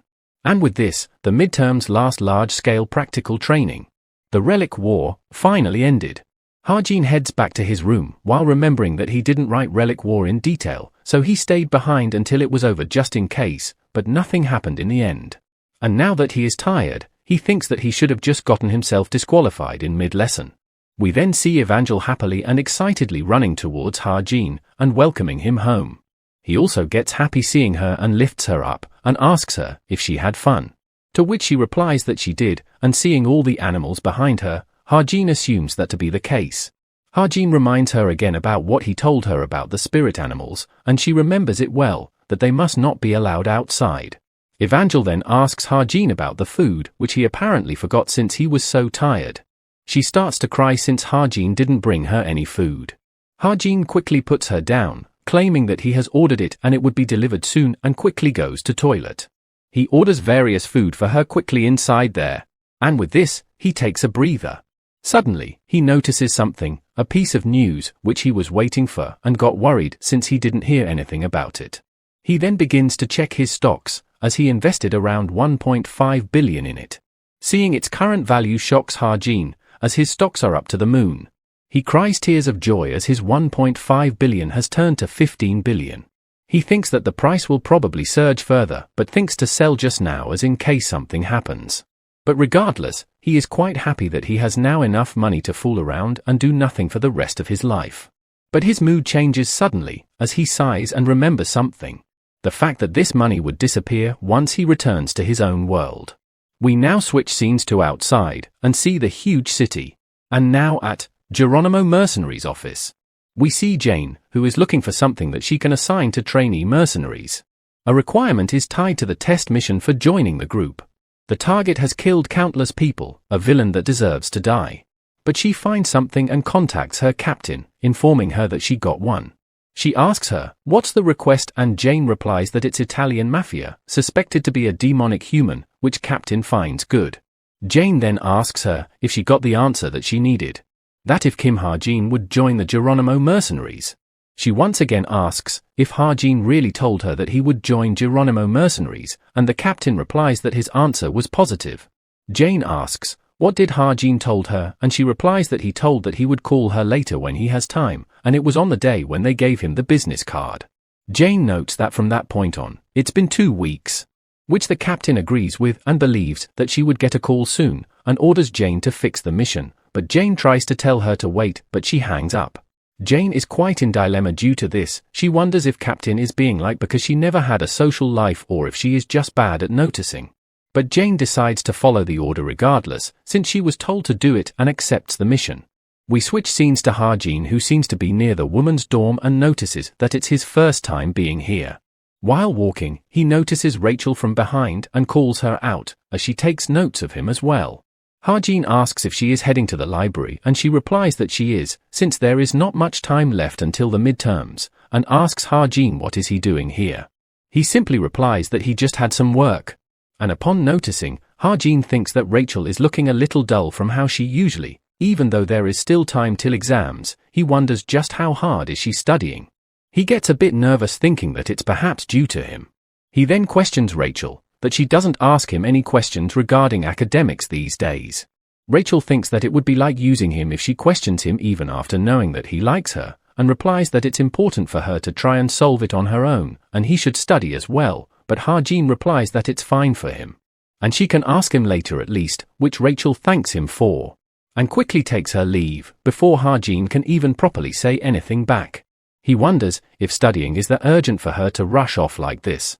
He then meets Yoon-ha, who seems to be waiting for him. They both greet each other and Yoon-ha speaks up, asking Ha-jin what is it about that he was looking for her, and he replies that it's nothing big. He asks her about the pharmaceutical company that she opened. She replies that she wasn't necessarily hiding it, so it's not strange that he knows. It's only been like a month or 2 since she started, and asks, what does he want with it? He opens up his small pouch and throws something from it at Yoon-ha. And seeing the item, which is a 5-year-old wild ginseng, she is quite surprised. It's the wild ginseng that he found in the Geomac mountain. Ha-jin wondered how should he use it for a long time. He thought that since he have enough money now, he doesn't need to sell it, and decided it would be best to make it into an elixir. And he planned to make it immediately, right after he decided to do so. However, nothing came out of just 2 strokes, which leaves him with no choice but to give to a person who has enough connections and facilities to make an elixir nearby, which is Yoon-ha, as he confusingly asks if he is giving it to her. Ha-jin tells her that it's an investment, she can use it for research purpose, and then repay the favor through a good quality elixir. Yoon-ha thinks that nowadays, wild ginseng are difficult to find, even in the purple banquets, which gets her wondering just where did Ha-jin got it from. Ha-jin asks her if this works with her, and she smiles and replies, of course it does. And while it's going to take some time, she would make sure to return it to him with interest. She gets quite happy, looking at which, Ha-jin thinks that of course she wouldn't reject it. Her pharmaceutical company is definitely destined to succeed, but it would be 10 years in the future. Suddenly, she gets a call from someone, and excuses Ha-jin, while he wonders, what call would that be which made her expression that serious. He decides to listen in a bit, and it's apparently about some kind of rumor among the nurses. A rumor that Chai Jin-yoon's finger has moved. Though, it does need a confirmation, and so Yoon-ha cuts the call, while telling them that she would call them back. Ha-jin asks her what is it about, and she replies that it's just network management. Ha-jin doesn't inquire further, and looking at Ha-jin, Yoon-ha gets a bit nervous as she sees his expression, and asks him about it. He replies that it's nothing, and starts to head back. She shouts and thanks him for the ginseng, and assures him that she would repay him without fail. Though, seeing him go like this, concerns her a bit as she wonders, why is he like this?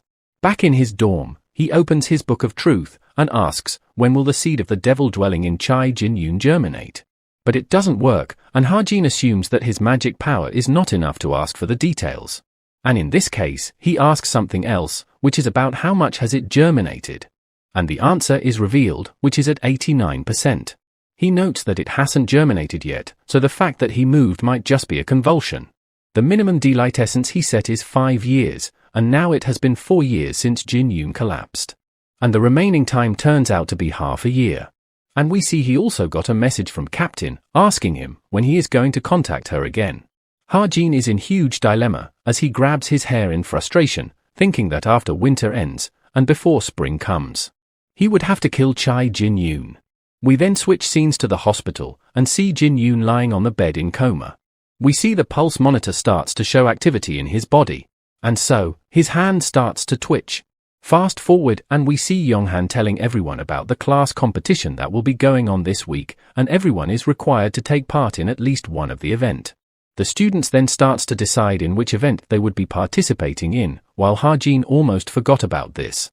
The class competition is, as the name suggests, a competition between each classes. The fields they compete in start with ones that relate to actual combats, and eventually, branch out to almost everything within entertainment and sports.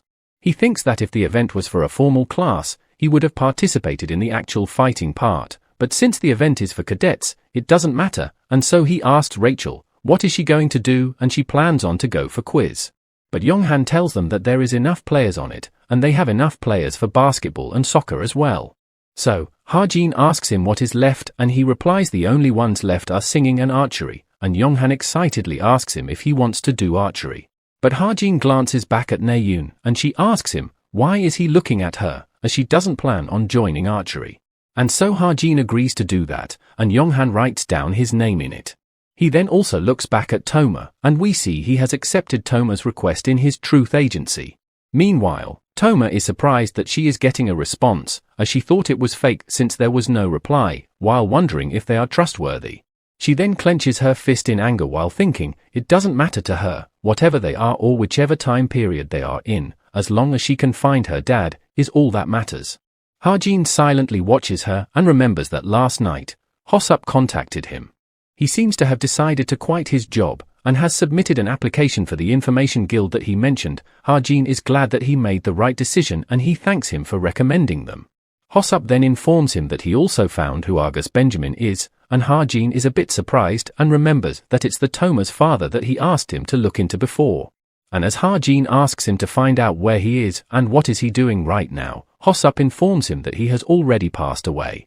Now, on the day of class competition, we see students cheering up their classes, while Ha-jin remembers what Hosup told him. Apparently Toma's father spent time in nursing home within Korea, and passed away 4 years ago, and Hosup also sends the address of nursing home to Ha-jin. Ha-jin is a bit surprised to learn that he died, and thinks that it was no surprise why the Book of Truth wasn't able to find him. He also remembers that soon enough, the main story will start again, and he would need to deal with Toma before that happens. We then see him getting up and starting to leave for somewhere, and Yoon-ha notices him leaving as well. We then see him arriving and sitting in a church. He thought that he would feel a sense of reverence, but doesn't feel it. He then starts to check up his message from the captain, as he converse about the money, and the captain also tells him various other benefits besides that. Ha-jin remembers, the Geronimo mercenaries are the chameleon troop and they are a villain organization. While they have an unspoken rule of not taking unnecessary lives, they are no different from evil society, that kills people and plunders their wealth. But if he were to join the chameleon troop, he wouldn't have to worry about straying away from the main story, and since the pay is pretty decent, he should be able to deal with any unexpected situation that appear. And most importantly, he will be able to kill Chai Jin-yoon. From the very start, he knew that he wasn't capable of doing it alone, but it does bother him that he would have to commit crimes in order to do it, and it gets him thinking if he can really kill another person. And he is unable to decide that, since to him, this world no longer feels like it's just the inside of a novel anymore. Suddenly, Suho arrives at the church as well, and gets surprised seeing Ha-jin there and asks him if he is Christian. Ha-jin asks him, what is he doing here, and also disagrees with his previous comment, while asking him the same thing, to which Suho also disagrees, and tells Ha-jin that he was just reminded of his past. And so, Ha-jin asks him if he attended church in the past, and Suho replies that it was something like that. So, Ha-jin takes a lot of guesses on what he attended, but he was wrong every time. And lastly, he asks if it's a religion from another world, which visibly changes Suho's expression. Though, Suho calls that claim ridiculous. But he then calls out Ha-jin, and asks if he thinks that there might be another world, something like the Lord of the Rings. Ha-jin thinks and says, the outcall that happened 50 years ago, if they just think about the world in Anno Domini, there were no monsters or mana for 1970 years. And so, instead of monsters suddenly appearing on Earth, it would make more sense to think that they came from another world for a certain reason. And in that case, it would be a part of the otherworld theory, which Professor has talked about. Suho asks if it's one of the theories that is used to explain why the outcall happened, and Ha-jin agrees, and says, while there are people who say it's absurd, he still believes it's possible, and the outcall is already something that should be considered absurd itself. Hearing this, Suho agrees with his reasoning. From this, Ha-jin remembers that Suho is actually in a similar situation to his.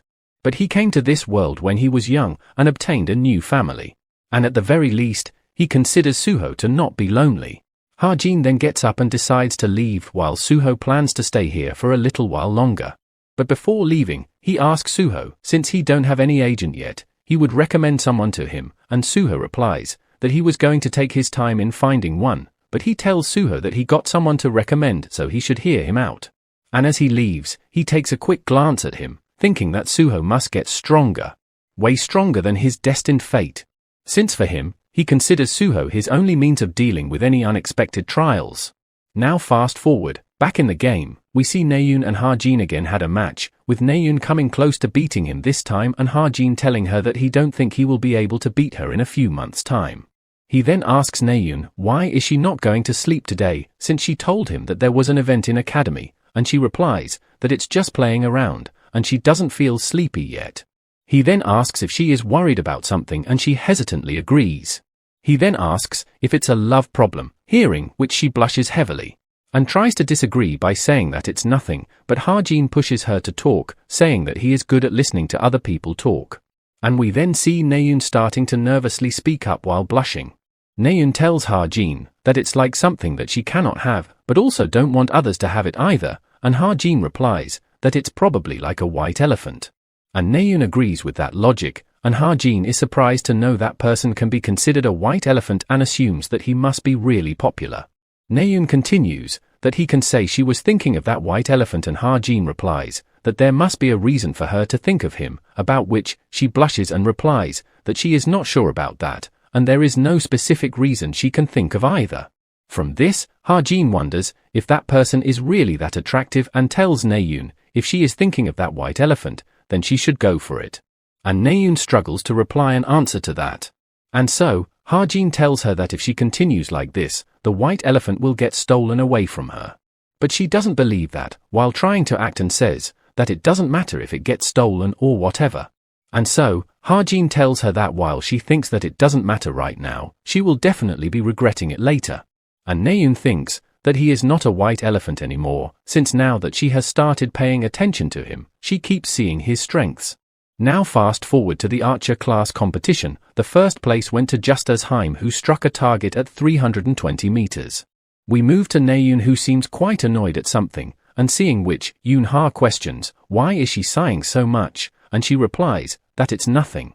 She then moves on and questions, why are there so many mags here today, and remembers hearing that there will be 8 start mages here today, and that perhaps they all gathered so they could see each other at least once.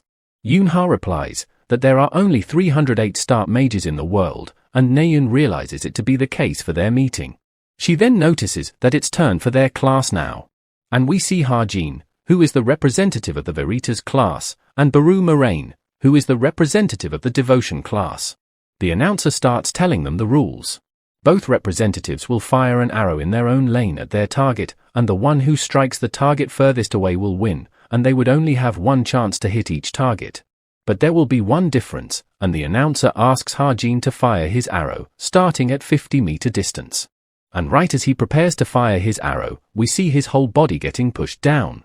As the mages will be inflicting numerous effects to hinder the archer, and Ha-jin thinks that in this world, just hitting the target is no fun for both the audience and the archers. But, regardless, he finds these effects way too strong. We then see someone getting asked if the cadet with the red hair down there is their nephew. And the person in question is an 8-star mage, Archduchess Ahane. She replies, he is, but unofficially, though she does consider that he has grown up splendidly, which the mage behind her agrees. Ahane comments that her nephew looks even better when placed beside Ha-jin, whom she refers to as an average-looking boy, hearing which, the mage behind her chuckles nervously. And looking at it, Ahane doesn't find Ha-jin form to be too bad. She then asks the mage behind if she can take over from 350 meter onwards, since she believes that no one will be able to reach 350 meters anyways. The guy then remembers getting orders from his superior to let Ahane do whatever she wants. So the guy agrees, saying that it's just an event after all, and the cadets would feel honored just by her attendance here alone. And now we see Ha-jin has reached and struck the target at 300 meters, and Baru comments that he is pretty good, and that his talent isn't a lie. Ha-jin replies that he looks pretty relaxed, and Baru responds that it's just the difference between their skills, which pisses off Ha-jin. He asks Baru if he is not considering the fact that his aunt might be trying to hinder him. But Baru nervously denies the allegations and tells Ha-jin that he is talking nonsense because he doesn't think he can hit the target. The announcer announces that both of them have surpassed the record for first place, and starting from 350 meters distance, the speed of target will be increased and the sequence will be changed. Baru then gets his turn, and looking at him, Ha-jin remembers that he is the beloved nephew of Ahane, but even then, he didn't expect the favoritism to be taken to this extent. Suddenly, Baru gets surrounded by a bunch of tree roots, seeing which, Ha-jin is surprised and wonders if an 8-star mage can do that as well. And looking at it, the plants are incredibly tranquil to Baru, almost to the point of patting him, but he also notes that Baru looks quite scared of those things right now. And when Baru takes his shot, he misses the target completely. Seeing this, Ha-jin says that the first basics of an archer is to remain calm, under his breath, while the announcer announces Baru's failure. Ahane also sighs due to it, and calls Baru a little rascal for missing. But regardless, she considers that it is going to be the last one, since if the dumb-looking boy fails, it would result in a draw. Now in Ha-jin's turn, we see the plants acting more ferocious. But regardless, he thinks that he just needs to shoot through them, and is also starting to get upset, and since they were just playing, he wasn't going to go this far, and decides to use his bullet time ability to slow down the target. But he then notes that the direct line of sight to the target has been blocked, and calls it a cowardly move, but he is not even able to see the target before he fires. He then suddenly comes up with an idea, and uses his identify skill with the random enhancement system. He selects the bow and arrow as the target, and changes the elasticity of the bowstring, and the flexibility of the arrow that will embrace that elasticity. And so, he enhances them with these properties, and takes his shot, which starts to swerve through the plants. Seeing this, both Ahane and Baru is left shocked, as the latter wonders, how is the arrow curving? And it also successfully hits the target, and the announcer declares Ha-jin's success in hitting the target at 350 meter distance. Baru questions, who on earth is he, and accuses Ha-jin of using mana, but he replies that his aunt would have noticed if he used mana. And like that, Ha-jin throws away the bow right in front of him, while saying that this is what a difference in skill really looks like.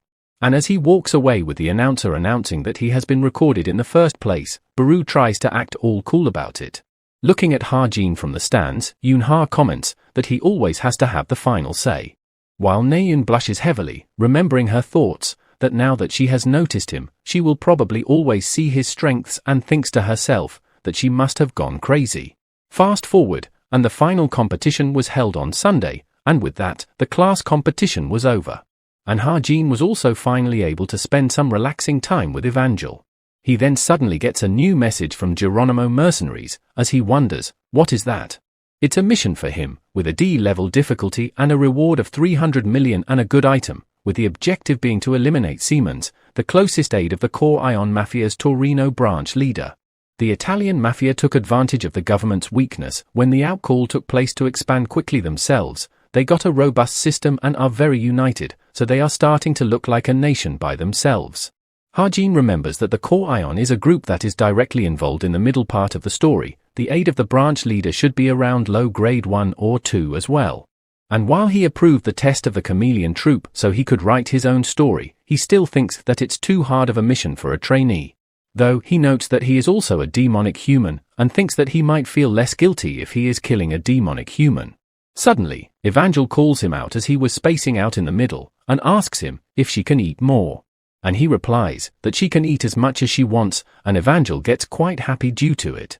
Ha-jin thinks that he doesn't intend to start the mission immediately, he would still need to make preparation in advance. In this world, constitution refers to something that is innate from birth, something similar to talent. One can think of them as body's talents. And the constitution that Ha-jin has written is body that can use mana. The restriction of being unable to use mana with the body that can't use mana enables the positive effect of having vitality substitution. A normal person would call this constitution the worst, but Ha-jin cannot use mana to begin with, so he doesn't suffer any losses from it. And vitality substitution doesn't have any lasting practicality, but it's able to survive an ambush that would cause instant death once, which he thinks is the best for a low-rank hero like him to survive in the main story. The required SP isn't too much either, which he assumes is perhaps because the restrictions are a huge one, and so he takes it without any hesitation. And we see his special stats, accumulation of luck, gets activated. And he gets a golden letter when calamities becomes blessing, which makes it so that the accumulation of vitality can raise his stats permanently, which surprises Ha-jin. As he thinks that although it says that only a very small amount would be able to, it's still just giving him free stats. And so, he loudly and excitedly shouts that it's awesome, and Evangel gets annoyed and scolds Ha-jin to be quiet when they are eating, and he apologizes to her for it. Fast forward, and he also went to retrieve the obsidian bracelet that he entrusted to Soul Magic Tower. And upon seeing its stats, he calls it worth the money. The guy also informs Ha-jin beforehand that the enhanced magic power is something that he can only use once in his life, so he should use it carefully, and Ha-jin realizes that the guy didn't know about its automatic charging function. Though, he did find him pretty honest, unlike what was the first impression of him. And as he is thinking to introduce him to Yoon-ha when she sets up a magic tower later on, Soo-hyuk arrives and calls out to Ha-jin. He apologizes to Ha-jin for keeping him wait and asks for him to head to the office with him. Seeing it, Ha-jin is quite impressed, and Soo-hyuk informs him that they already have 11 employees. He also got 5 exclusive hunter contracts, and the office was an investment from Yoon-ha. He then shows Ha-jin the bike he told him to get, and Ha-jin is quite happy upon seeing it. It's an Augusta Vigilante, and seeing its stats and features, Ha-jin is not surprised that it's so expensive. He thanks Soo-hyuk for getting it for him, and he replies that there is no need for that, he can just let him know if he needs anything. Though, he won't be able to do everything he wants, and he then hears some noises coming out of Ha-jin's bag and asks, what is in it? And from it, a cute puppy comes out, seeing which Soo-hyuk is quite surprised. He finds the dog really cute, and asks him, why does have a dog, and Ha-jin replies that he somehow got it. But Soo-hyuk doubts that and replies that it doesn't seem like him. But he then gets a call and tells Ha-jin that he would have to leave now since he got something to attend to, and Ha-jin decides to leave as well. He once again thanks Soo-hyuk for the bike and they both part ways for now. Ha-jin then decides to go somewhere without any prying eyes and makes sure the area he is in has no CCTV. He has apparently also added new settings to his bike and uses probability activation using his Stigma magic, and the bike seems to be getting converted into the shape of a briefcase. Though, he notes that it's still quite heavy, over 20 kilograms. He then thanks the dog for staying in there, since it must have been quite stuffy. And we see the dog is actually Evangel, who pestered Ha-jin that she wanted to visit Seoul. He then asks Evangel to get going with him, and as she asks where to, Ha-jin replies, to get some good food. We then switch scenes to Yoon-ha, and some lady who is telling her to take a good look, as all the land around here will become hers in the future, and that old lady is Yoon-ha's mother, Jin Yo-jung, who is a real estate mogul. Yoon-ha tells her to not worry, as she has already thought on how she would make use of it all, and her mother is quite happy with it, and calls Yoon-ha quite dependable, which makes her mom wonder why is her dad so immature, and the guard behind them realizes that the berserker Yo Jin-young is just a normal husband at home as well. Though, Yoon-ha tells her that he has gotten much better these days. Suddenly, as she turns around, she sees Ha-jin. But setting that aside, in shock, she wonders who is that kid with Ha-jin. She immediately decides to find out and tries to call him out, but her mother grabs her hand and asks her where is she going, as they need to go visit the tenants of their building now. She tries telling her mom that she got something urgent to do, but her mom tells her that she has to stay here, as she will be inheriting it later on, while she looks back and sees Ha-jin getting farther and farther away. But regardless, her mom drags her away with herself, while Yoon-ha really wants to check it out. We switch scenes to Evangel, who is eating out with Ha-jin and is really liking the food as well. Ha-jin asks her what else does she want him to cut up for her. He then asks Evangel if she will be able to get through the weekend by herself, hearing which she suddenly stops eating and goes dead silent with a blank, despaired expression on her face. Seeing her face like this, and noticing that she has stopped eating, Ha-jin thinks that she is going to cry, and tells her that he will buy her all the toys she wants today, so she can tell him if she wants anything. But she gets sad regardless, and agrees to do what Ha-jin told, while Ha-jin wonders what should he do, as she got super depressed. Suddenly, the waiter arrives with more food, a tomahawk steak that they ordered, and seeing this, she again gets excited and happy, and asks Ha-jin to quickly cut it up for her, as Ha-jin mentally apologizes to her while saying that he will come back quick. We then see them walking down back home, as on the way, Evangel notices something. Ha-jin asks her what is the matter, and we see she has taken a liking to a cat. Ha-jin wonders what is a cat doing at a place like this, and Evangel asks Ha-jin that she wants to play with Whitey. Ha-jin asks her if that's his name, and she replies, it is. Ha-jin also thinks that it's really cute, and with the dorm room he is staying in, he could easily afford to take in one more cat. But he asks Evangel what would happen to her spirit friends if she raised this cat, as it might try to fight them, but Evangel replies that she will make sure that they don't fight. And so, he asks Evangel to make a promise to him, which she does. Fast forward, and we see Evangel getting angry and scolding Whitey for biting a toy. Ha-jin seems to be leaving, as he tells Evangel that he will be back just like he said, and that she should make sure to get along with Whitey. But she completely ignores Ha-jin, and seeing this, he notes that she is treating like he is not even here, which is making him kind of sad. But he feels much better like this. Fast forward, and we see Ha-jin has arrived in Turin. He was quite nervous since he has a fake passport, but it got through without any issues, which is a testament of how good Chameleon Troop is. And looking around, he notes that this place is quite fascinating, as in his novel, Italy was a rather unique country. One of the main reasons would be the existence of the mafia. In the story of this world, they are different from some lawless and reckless organizations. On the surface, they seems to be in conflict with the government, but they come to a relationship of cooperation when monsters appear. They created a guild and are viable both in shadows and in sunlight. They live independently within the confines of the law, for now that is. He sighs knowing that the Korean Mafia, which his target belongs to, is the strongest group among the mafias, and that he is supposed to kill one of their members. But he thinks that there is a chance that this assignment might have been ordered from within the Korean Mafia. Suddenly, he gets called by someone from a corner, and upon looking, he notices that it's the captain, who seems to be waving at him. Fast forward a bit, and she seems quite fascinated by the fact that his briefcase just turned into a bike. And Ha-jin asks her if she is here to help him, to which she replies she will not be assisting him. So, Ha-jin asks, why is she here then, and what is she doing right now? The captain tells Ha-jin to start riding, as apparently she wants to go for a drive, as there is a lot of time left, so they should go take a look around Turin. We now switch scenes to Naeun and everyone else, who seems to be tired from training, and Suho calls it understandable, as they have been sparring since classes ended. Meanwhile, Yoon-ha seems to be in thoughts, and Naeun asks her, why is she not sparring? But she is still thinking about the child that was with Ha-jin last night, and wonders who is she. She doubts that he would have kid at such a age, and he cannot have a niece either, since he is an orphan, and she didn't find any relatives of him either. Naeun gets tired of being ignored and asks Yoon-ha, what is she thinking about, and if she got dumped by Shin or something, hearing which she gets pissed off, as she got rejected by him when she asked to study together. So she takes her revenge by telling Naeun that Ha-jin said he hates her now, and Naeun gets flustered by it and asks, what is she suddenly talking about? Suho asks if she is serious, and she replies, she is, and that rumor has already spread throughout the academy as well. She continues on, that if she was in Ha-jin's place, she would have also preferred Rachel over Naeun. It starts to piss off Naeun as well, as she asks if she is going to keep talking like this. But Yoon-ha asks her, why does she care, since she said that she hates him before? As the tension starts to rise between them two, Suho is standing confused. And so, Naeun angrily walks away, while Suho asks them, why are they suddenly quarreling? He gets all teary, thinking that everyone was getting along just fine until a moment ago.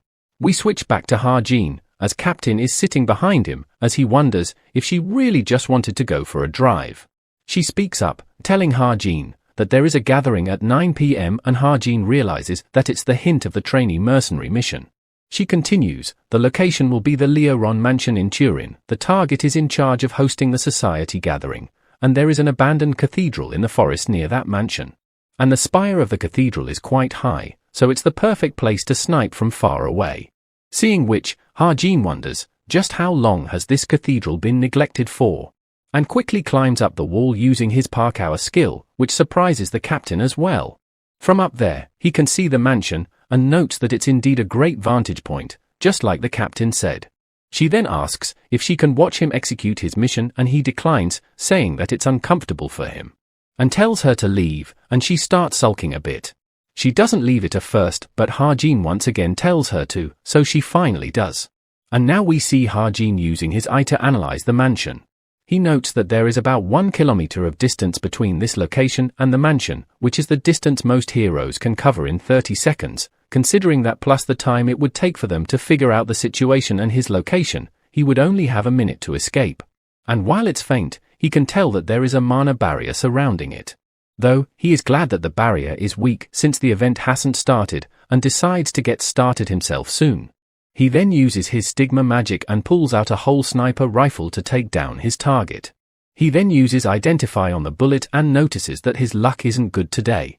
Though, he still considers it fine, as he will use the mana of Stigma to buff the enhanced bullet with anti-demon properties. As in order to get rid of any evidence, he also made it so that it will oxidize right after it penetrates through the target. In other words, there is no need for him to worry about the failure of the mission, as he will kill him in one shot. Ha-jin hesitates to pull the trigger, thinking what if his target is a human? Since him being a demonic human was just a rumor, what would he do if he isn't a demonic human? And questions himself if that would make him a murderer. While he knows that he is within a novel that he wrote, and they are just characters that he created. But now, it feels like that they are real to him. He then remembers his parents, and we see blood starting to drip from his mask. He thinks that he will be spending at least 10 years in this world, and he might end up being here even longer than that. Which is why he thinks that he has to become indifferent to these situations.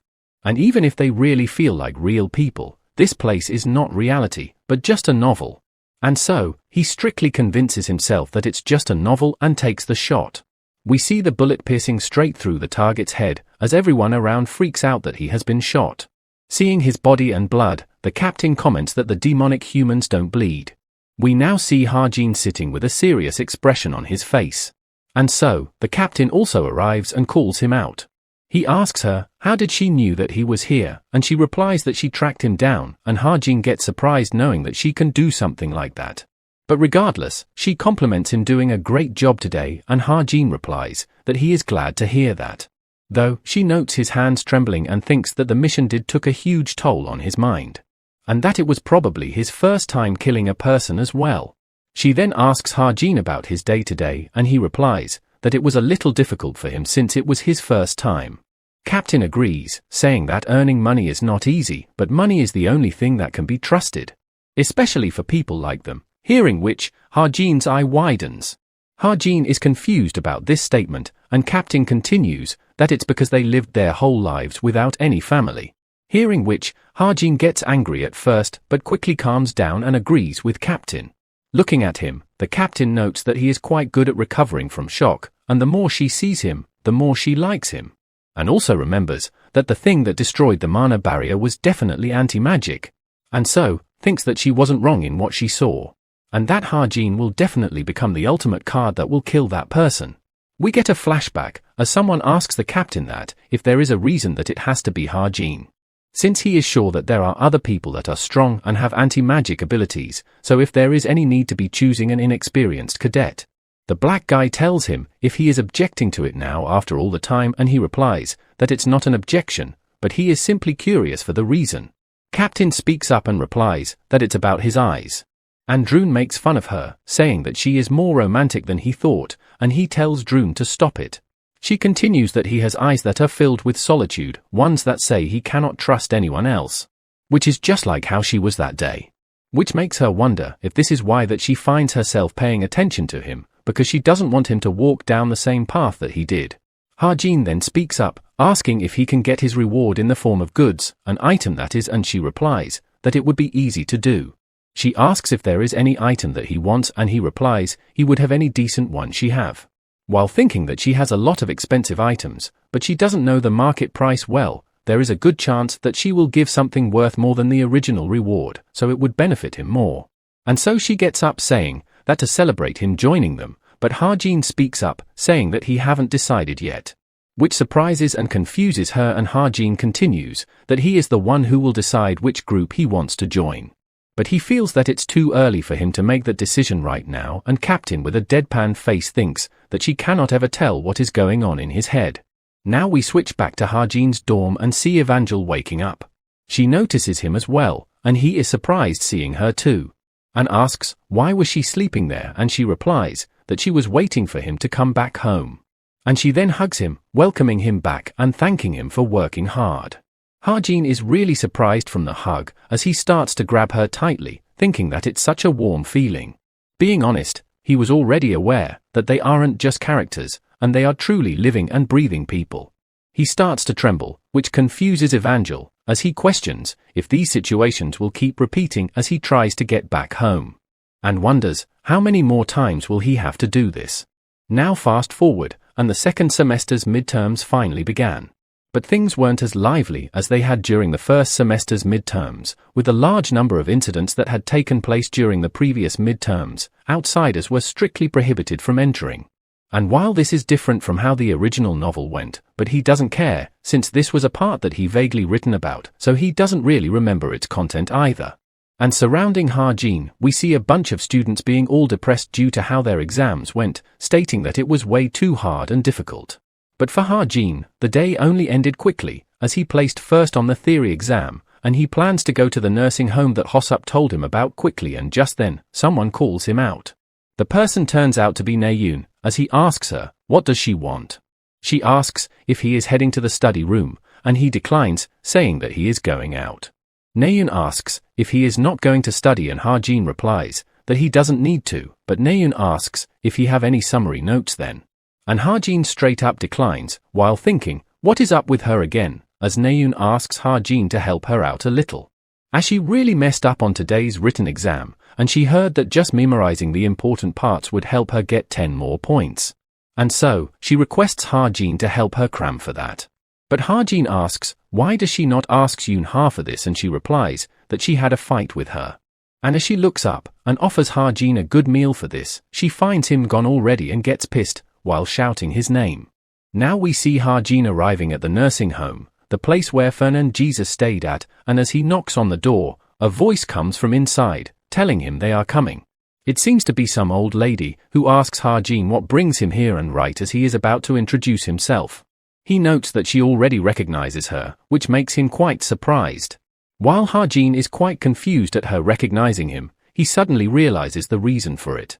Remembering that his body was Kim Chun-dong before.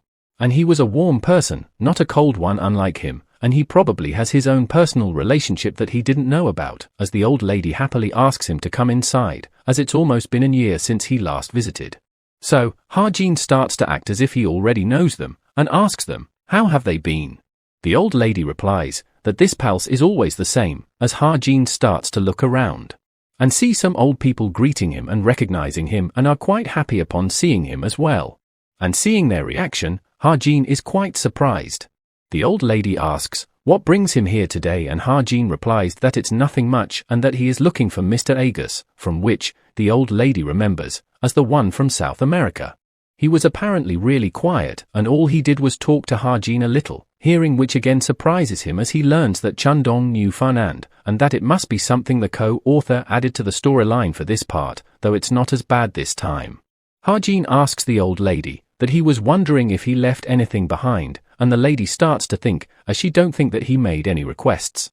And right as she is about to tell him, they both speak up at the same time about the letter that he must have left behind.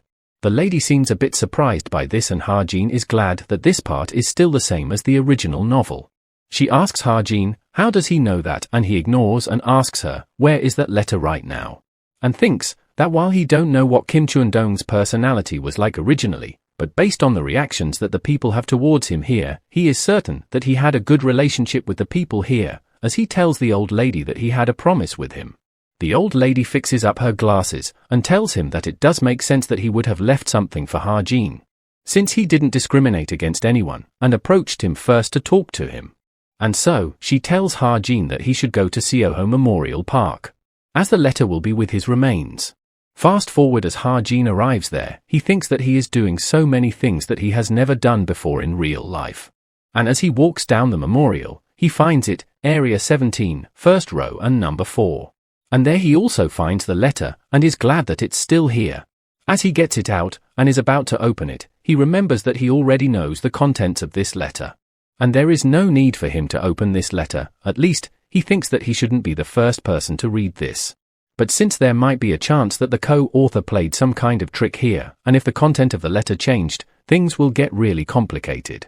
We switch scenes to Yoon-ha, who learns that Ha-jin, before he entered Cube at the age of 11 years old, used to do volunteer work. There were many records of him doing it at orphanages or nursing home, learning which surprises her. And she wonders if this is the reason that he has been going out frequently, knowing how there were many rumors about him, but to think that this was the truth.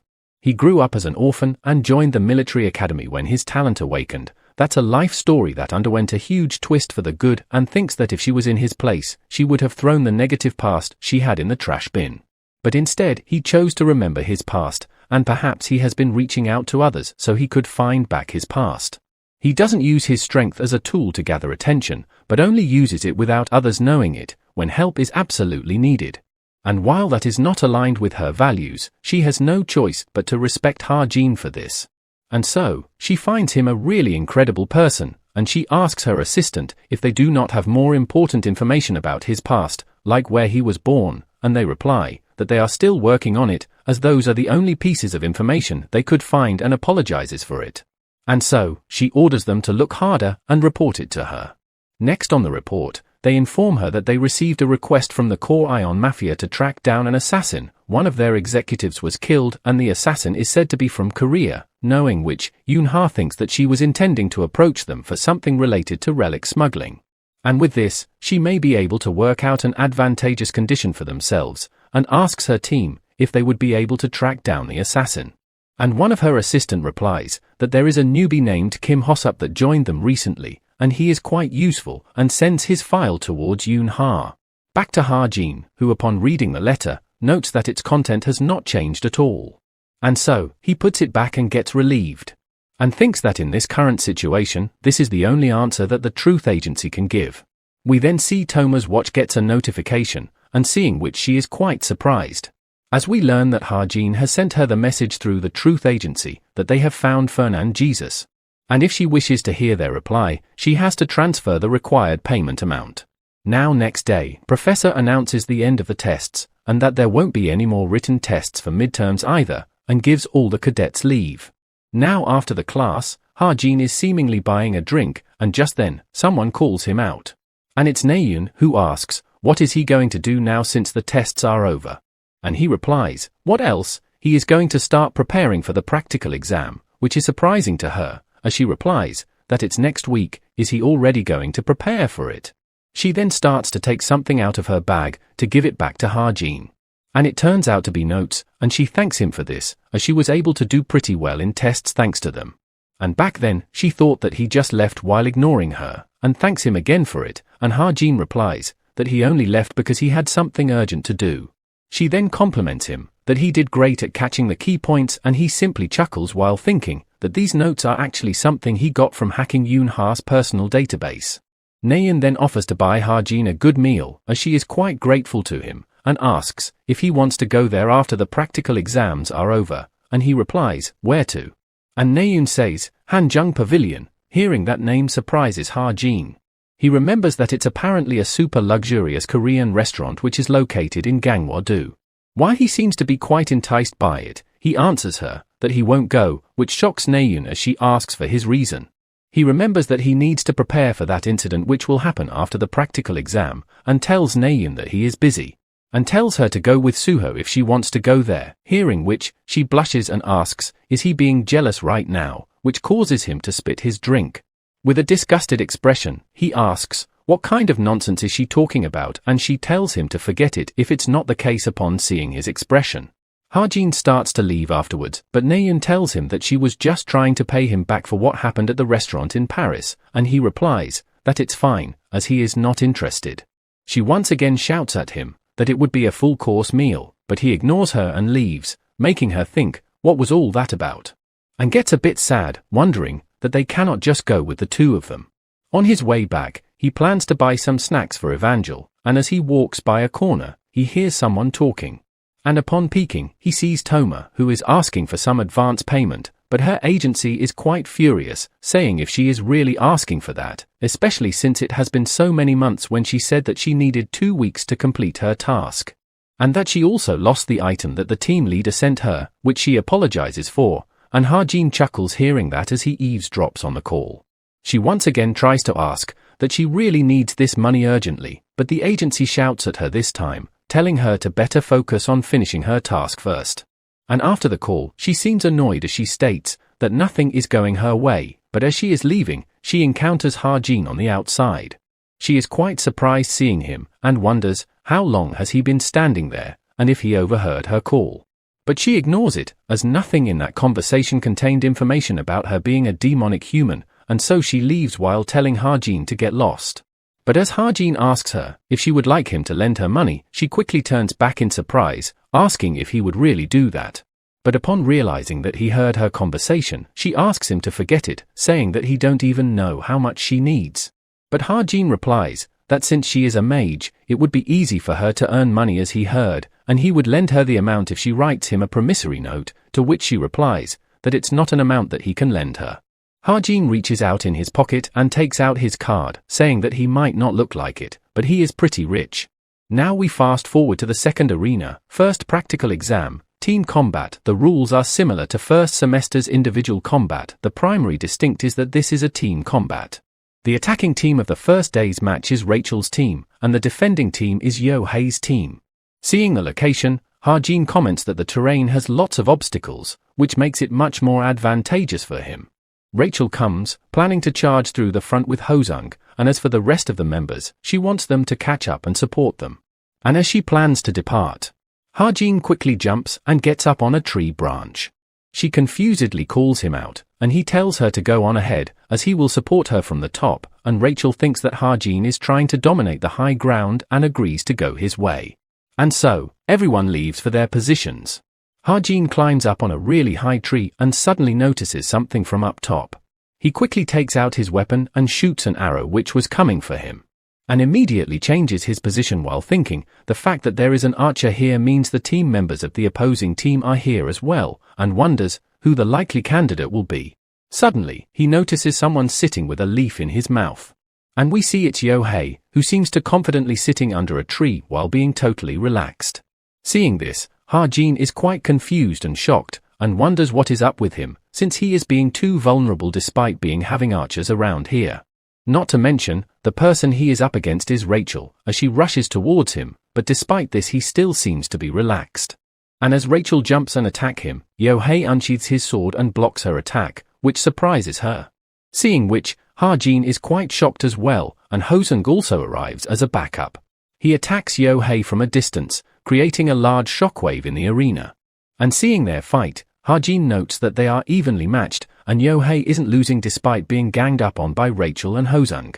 And so, in shock, he wonders if Yo-hei was always this strong. Even Hosung seems surprised that he is not letting up even when fighting both him and Rachel. They wonder if he is using a magic buff, and from this Ha-jin also gets a rough understanding of the situation. Yo-hei will stop the enemies at front, while the archer supports with the arrows in the middle.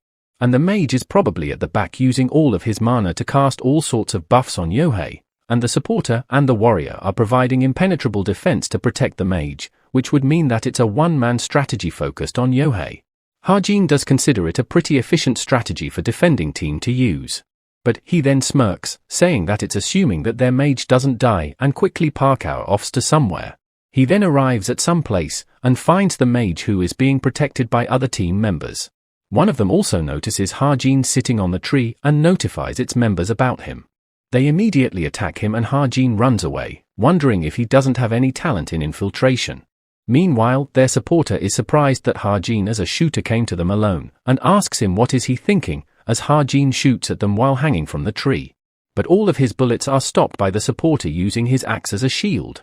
Ha-jin gets down and starts running and gunning at them, while their supporter asks her if her buffs are going well, to which she replies that they are all fine. Ha-jin notes that he is hiding himself really well, but even then, he believes that he would be able to easily shoot him down from above. And so they plan something and the warrior rushes towards Ha-jin, which makes him question if he is planning to take him down on his own. But which in return works great for Ha-jin as he jumps up and grabs onto a rock, thinking that there is no way they can catch him in a place like this with many obstacles. And so Ha-jin makes fun of them while running and the supporter and the warrior starts to get annoyed, with the former saying that he is unable to catch Ha-jin at all, which is a pain in the ass. He then uses one of his skills, Combine, and forms and brings multiple shields together. And it creates a perfect round ball made completely of shields, seeing which, Ha-jin comments if he is an armadillo or something. Their warrior tries to land a powered-up attack on Ha-jin but he backflips over it. And while in mid-air, he goes over their shields, saying that no matter how much they block, a shield would still be a shield. And he is also able to see it clearly. Their shield's blind spot, as the bullet he shot curves around and goes right inside the shield through a small gap. Yo-hei is shocked upon the buffs getting removed and we see the mage is knocked out. And the announcement is made as well, that his team mage has been retired, which is quite shocking for him. Meanwhile, Ha-jin thinks that if the mage had even one barrier cast on him, he wouldn't have knocked out in one shot. His mistake was trying to preserve his mana. Their team try to call Ha-jin coward, to which he replies, while smirking, "Who are they calling a coward?" As it's just them being strategic, as we see Yo-hei is getting pushed with his mana being consumed at a really rapid rate. And so he starts to get scared, thinking that he is screwed, and is losing his strength. Meanwhile Toma takes care of their archer and Ha-jin simply hides in a tree up top. And with that, Team Rachel gets an overwhelming victory. Back in the waiting area, Rachel tells everyone that they did really great, and they tell her that she did great as well. Ha-jin notes that she seems to be in a good mood, and her voice and gestures are slightly different than usual. She then looks towards Ha-jin, saying that he did especially well, as they were only able to win because he took out their mage, and he replies that it was a decision that he made on his own. Hosung comes along and puts his arm around him, saying that if he failed, he would have been a troll, but since he succeeded he is a hero. And their team was apparently really surprised when he said that he would go and bring back the head of the mage, which made them think that he was Guan Yu or something. Now after the match, Ha-jin wonders if he worked too hard, and Naeun arrives from behind and calls him out, saying that Suho told her to tell him that he put up a great fight. Ha-jin asks if Suho said that and she replies, he did, and he just went into his match. She then asks that the shot he just made, his bullet made a turn, how did he do that? And he gives a one-word answer, that it was just his talent, and she replies that it's a boring explanation. She then goes on that she wanted to fight quickly as well, but her match is only in the afternoon and evening, and Ha-jin gives an half-hearted response in return. Suddenly, as they are walking, he notices Shin and Yoonha standing. And Shin starts to glare at Ha-jin, questioning why is he talking to Naeun, and Ha-jin notices his glare, wondering if he is acting in a thriller movie or something with that glare.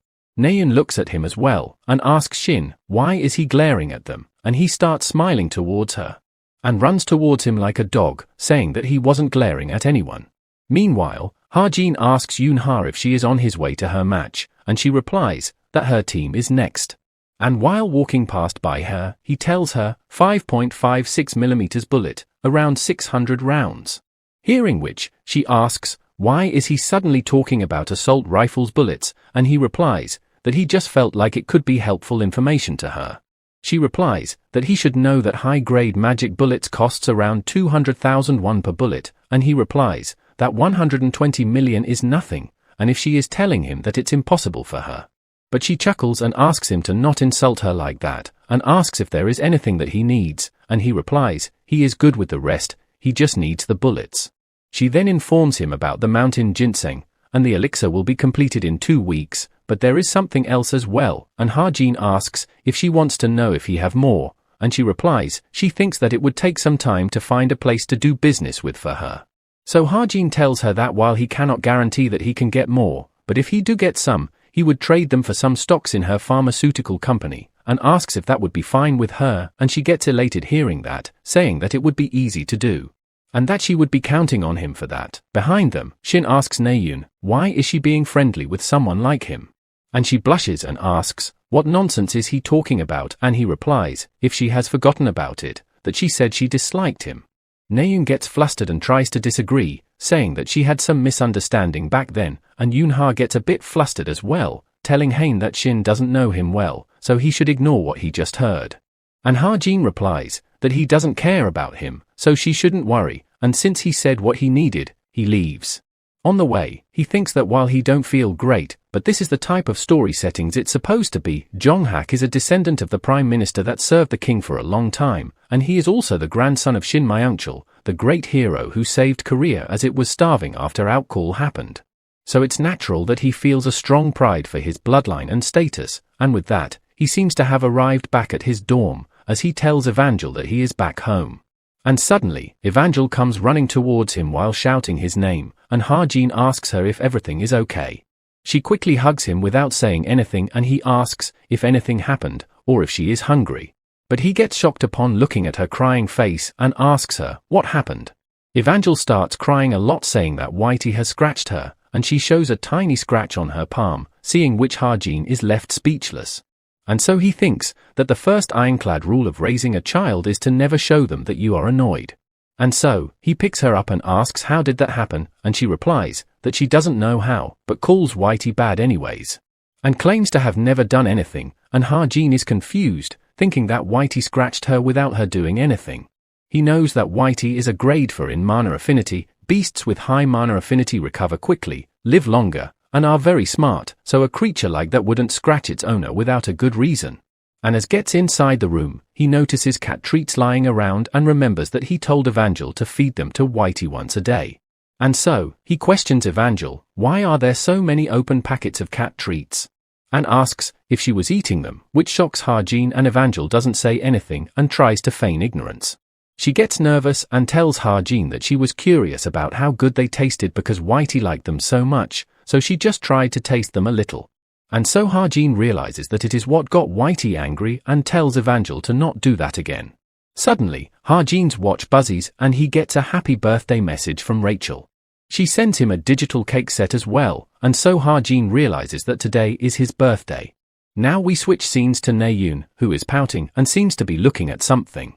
And it's Yoon-ha's post, seeing which, she says that she is suddenly active on social media just because they finished the test. And from that post, she also get to know that she is close with her team members, and thinks to perhaps celebrate with her team as well, but immediately drops the plan after since their presentation was a mess already. From that she also remembers her fight with Yoon-ha, and the fact that she hasn't talked to her since that day, and also realizes that she was the one who was at fault, and now wants to make up with her. She starts to roll over and get frustrated, trying to think what should she say to her. And so, she starts by liking her post first. She then scrolls and also sees Shin Jong-hak's post, looking at which, she thinks if they are some kind of gangsters or something, and wonders, when will he stop being so childish? She then Suho's post, who posted a picture with Ha-jin, seeing which, Naeun wonders if Suho is doing this on purpose, and starts to compare on how they both look. And below their post, she also notices a comment from Yoon-ha, and wonders, what is she doing here, and calls her intention too obvious. But soon enough, she starts to get bored of scrolling, and when she is trying to see if she has any unread messages, she notices something. And sees that it's Ha-jin's birthday today, and thinks to perhaps buy him a digital gift, and a cake at that. But decides not to, thinking that if she is going to give him something, then she should give it in person. But that thought causes her to blush hard and get embarrassed, as she wonders if she has gone mad to do that, and doesn't consider herself to be that close with him to do that. And so, she decides to not give him any presents at all, and simply send a happy birthday message to him instead. Now few minutes have passed since she has sent the message, and she already starts to wonder, why is he not replying? And so, he finally replies, with a simple thank you, which disappoints her. And so, she clicks her tongue and goes back to bed, saying that he is acting all chic, that little rascal, while being annoyed. Now fast forward to Thursday, which marked the end of all the tests, and while Ha-jin didn't do very well on the individual tests, he did very well on the team tests, due to which he was able to rank within 200, which he was aiming for.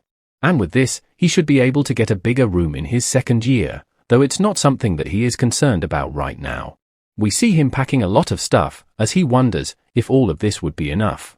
His watch again buzzes, with a notification that Cube will be on break next week, which is a good news for him as they won't be attending classes, which is all because of the external investigation.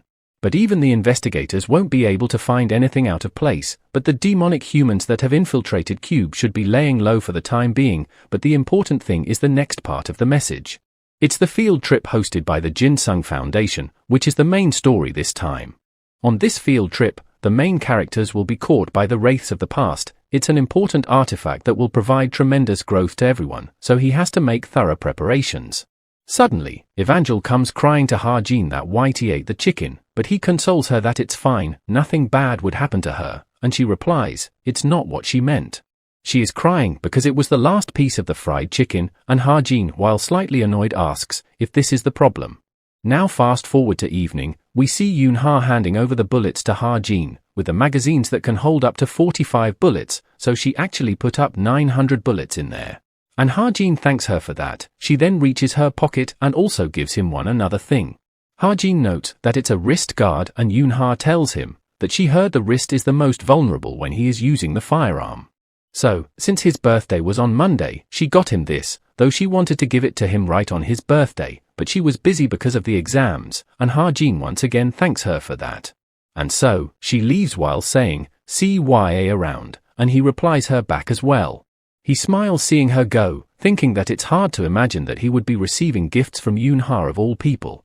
But as he looks at the clock, he notices that it's already late, and he is going to be late for his appointment. And so, we see him meeting up with his teammates, as Hosung asks if he is trying to be late because he is the main character, and he apologizes and replies that he had something to do before this. Rachel seems excited and asks if they can go in now, since Ha-jin is here. And so, we see them going to a karaoke, as Rachel peeks into someone singing. Hosung buys the ticket at the counter, and they tell them to go room 17. Rachel seems nervous and starts looking for room 17, and once they find it, they all head in. While going there, we see Naeun coming out of room 16 to get some water, as she encounters Ha-jin. And upon seeing him, she gets quite shocked.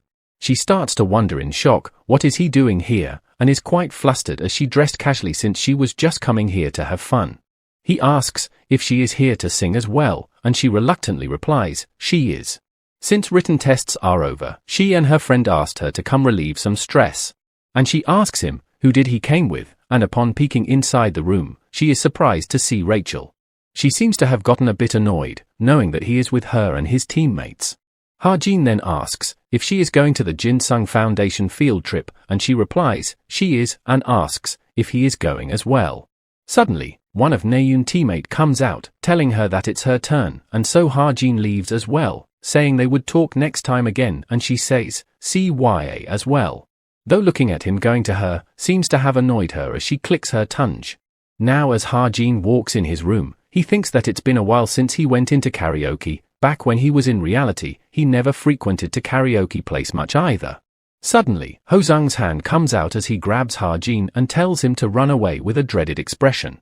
He is shocked seeing that, and asks, what is he suddenly talking about, and we see his other teammates lying on the floor as well. And from this, Ha-jin remembers something, that Rachel loves singing, as she notices that he is back. And he also remembers that she is a terrible singer, and wonders, why did he design her like this? Now fast forward, Ha-jin is back in his dorm. He thinks that his plan to put the sapling's dust in the bracelet and giving it to Rachel is perfect. But the question is, he doesn't know how can he give it to Rachel. Originally, he was going to figure out the effects of this with the future Suho, but if he wants to reduce the gap between this story and the original, he would need to give it to her quickly. But even if he were to give it to her somehow, just wearing the bracelet won't have any effects. And just then, he gets a message from Rachel, as he wonders, why did she message him? And she is asking Ha-jin to teach her a little, how can she better control her magic power, seeing which surprises him, as he wonders, why does she have to learn from him? But he soon realizes that this situation works for him. And so, fast forward to night, he meets up with Rachel, who comments that he is already here. She thanks him for coming out, even though it was a last-minute request, and he tells her to not worry about it, while thinking that he is the one who is thankful to her. He asks Rachel if there is really anything that he can teach her, and she replies, to not say that. She reviewed the fight today and found there were lots of areas that she can improve in. If it weren't for Ha-jin, she believes they wouldn't have gotten such good results. Which is why she wants to ask for his help, and so she once again requests to help her, and asks, how can she become strong like him? Ha-jin replies that it sounds to him that she is saying that she wants to try his training routine.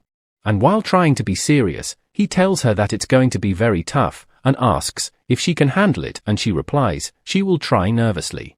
Now first things, they sit down and Ha-jin asks her to try sitting like he is.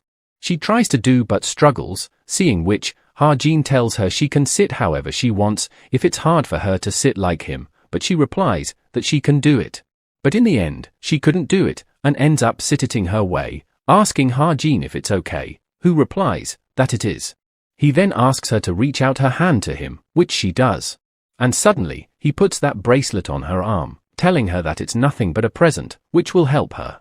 But she is hesitant to accept, saying that he is already training him. Would it be okay for to accept the gift as well? And he replies, it's just a normal bracelet so she shouldn't worry about it, and she thanks him for it.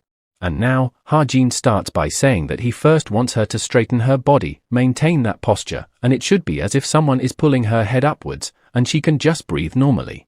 In that state, he wants her to try focusing on the movement of mana. It should be flowing uniformly from her fingers to her toes, and she replies that doing it like this does seems harder than usual.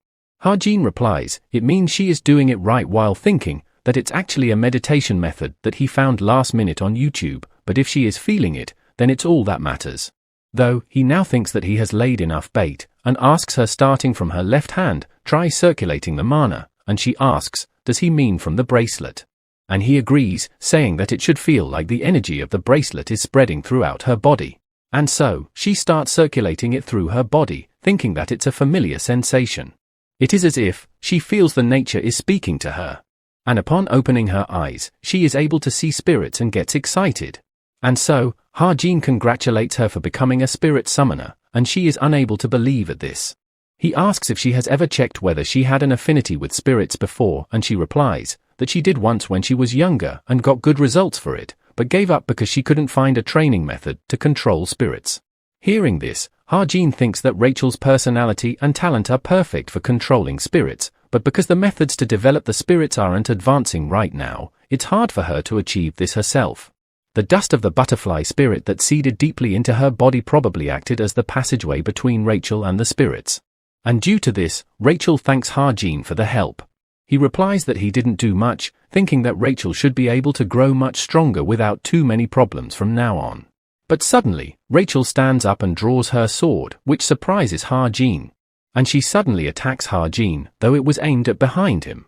She tells Ha-jin to be careful as someone is there, and targeting them, which shocks Ha-jin as he looks behind. And he realizes that there aren't many people who will be after him, meaning that person's target is not him. And we see a hooded guy coming out of the bushes while laughing, saying that while she did through an attack, but seeing how unaware she is of who he is, the spirits must have told her of his existence.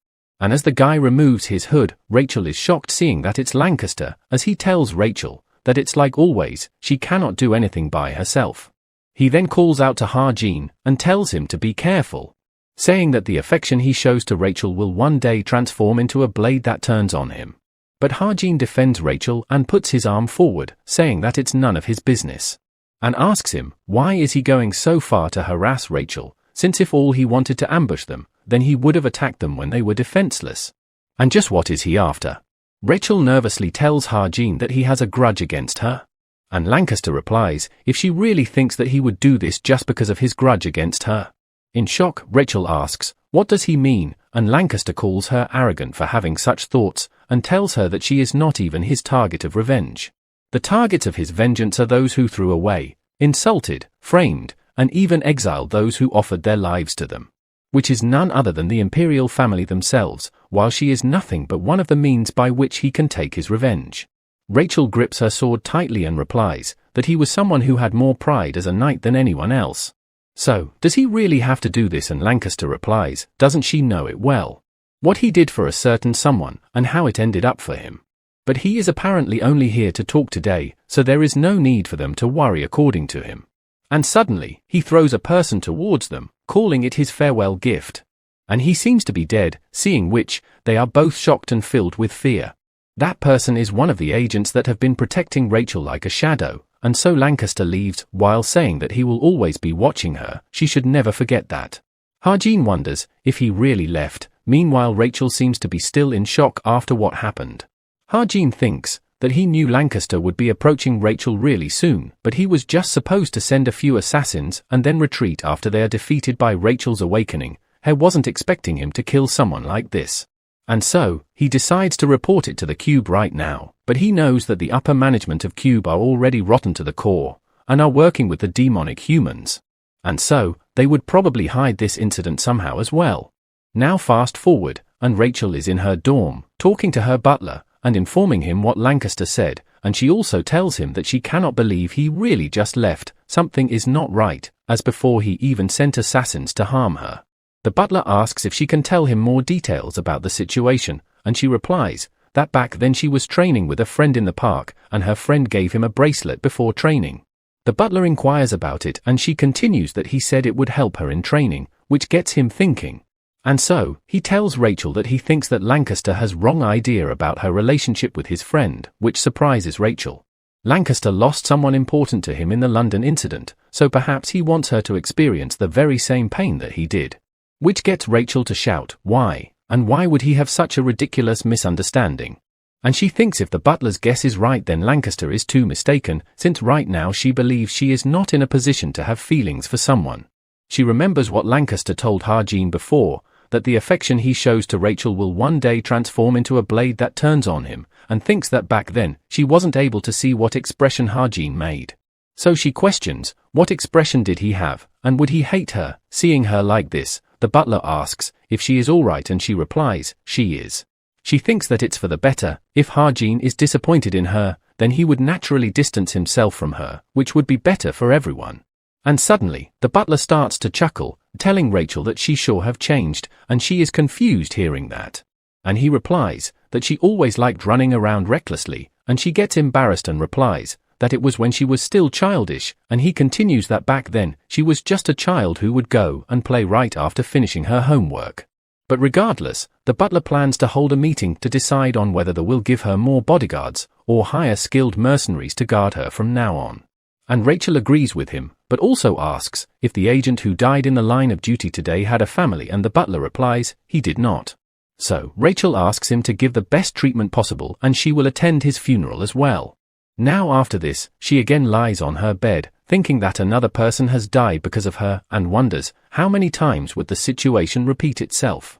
And so, she retorts that she has to become stronger quickly. She then notices the bracelet that Ha-jin gave her, and remembers him telling her that it's just a normal bracelet, and smiles upon remembering that. And so, she quietly closes her eyes and sleeps. All the while, she is holding on to it.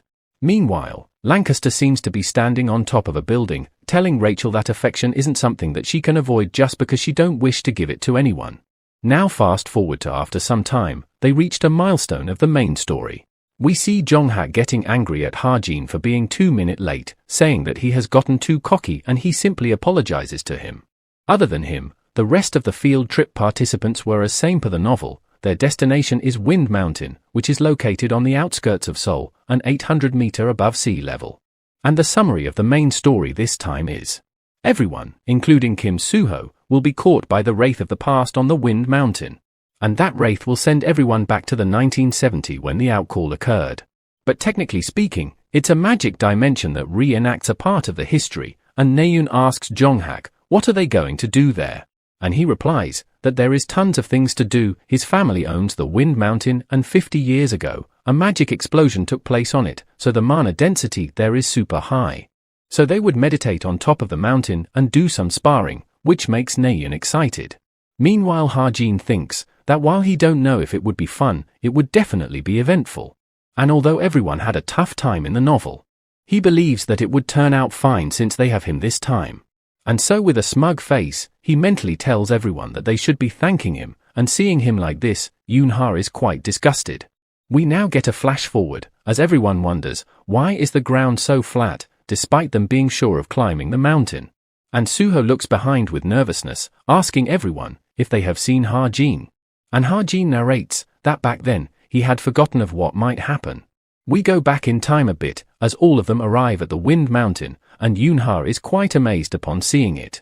Naeun seems to be humming and in good mood as well, saying that it's a good place for picnic, which Harjin kind of agrees with. But seeing Harjin's mild reaction, she asks if Jonghak has rubbed off on him, and he replies, that's not it, making Shin annoyed at her remark. Their assistant then tells them that there is a house on top of the mountain, and the master that Jonghak has invited would be arriving late at night there.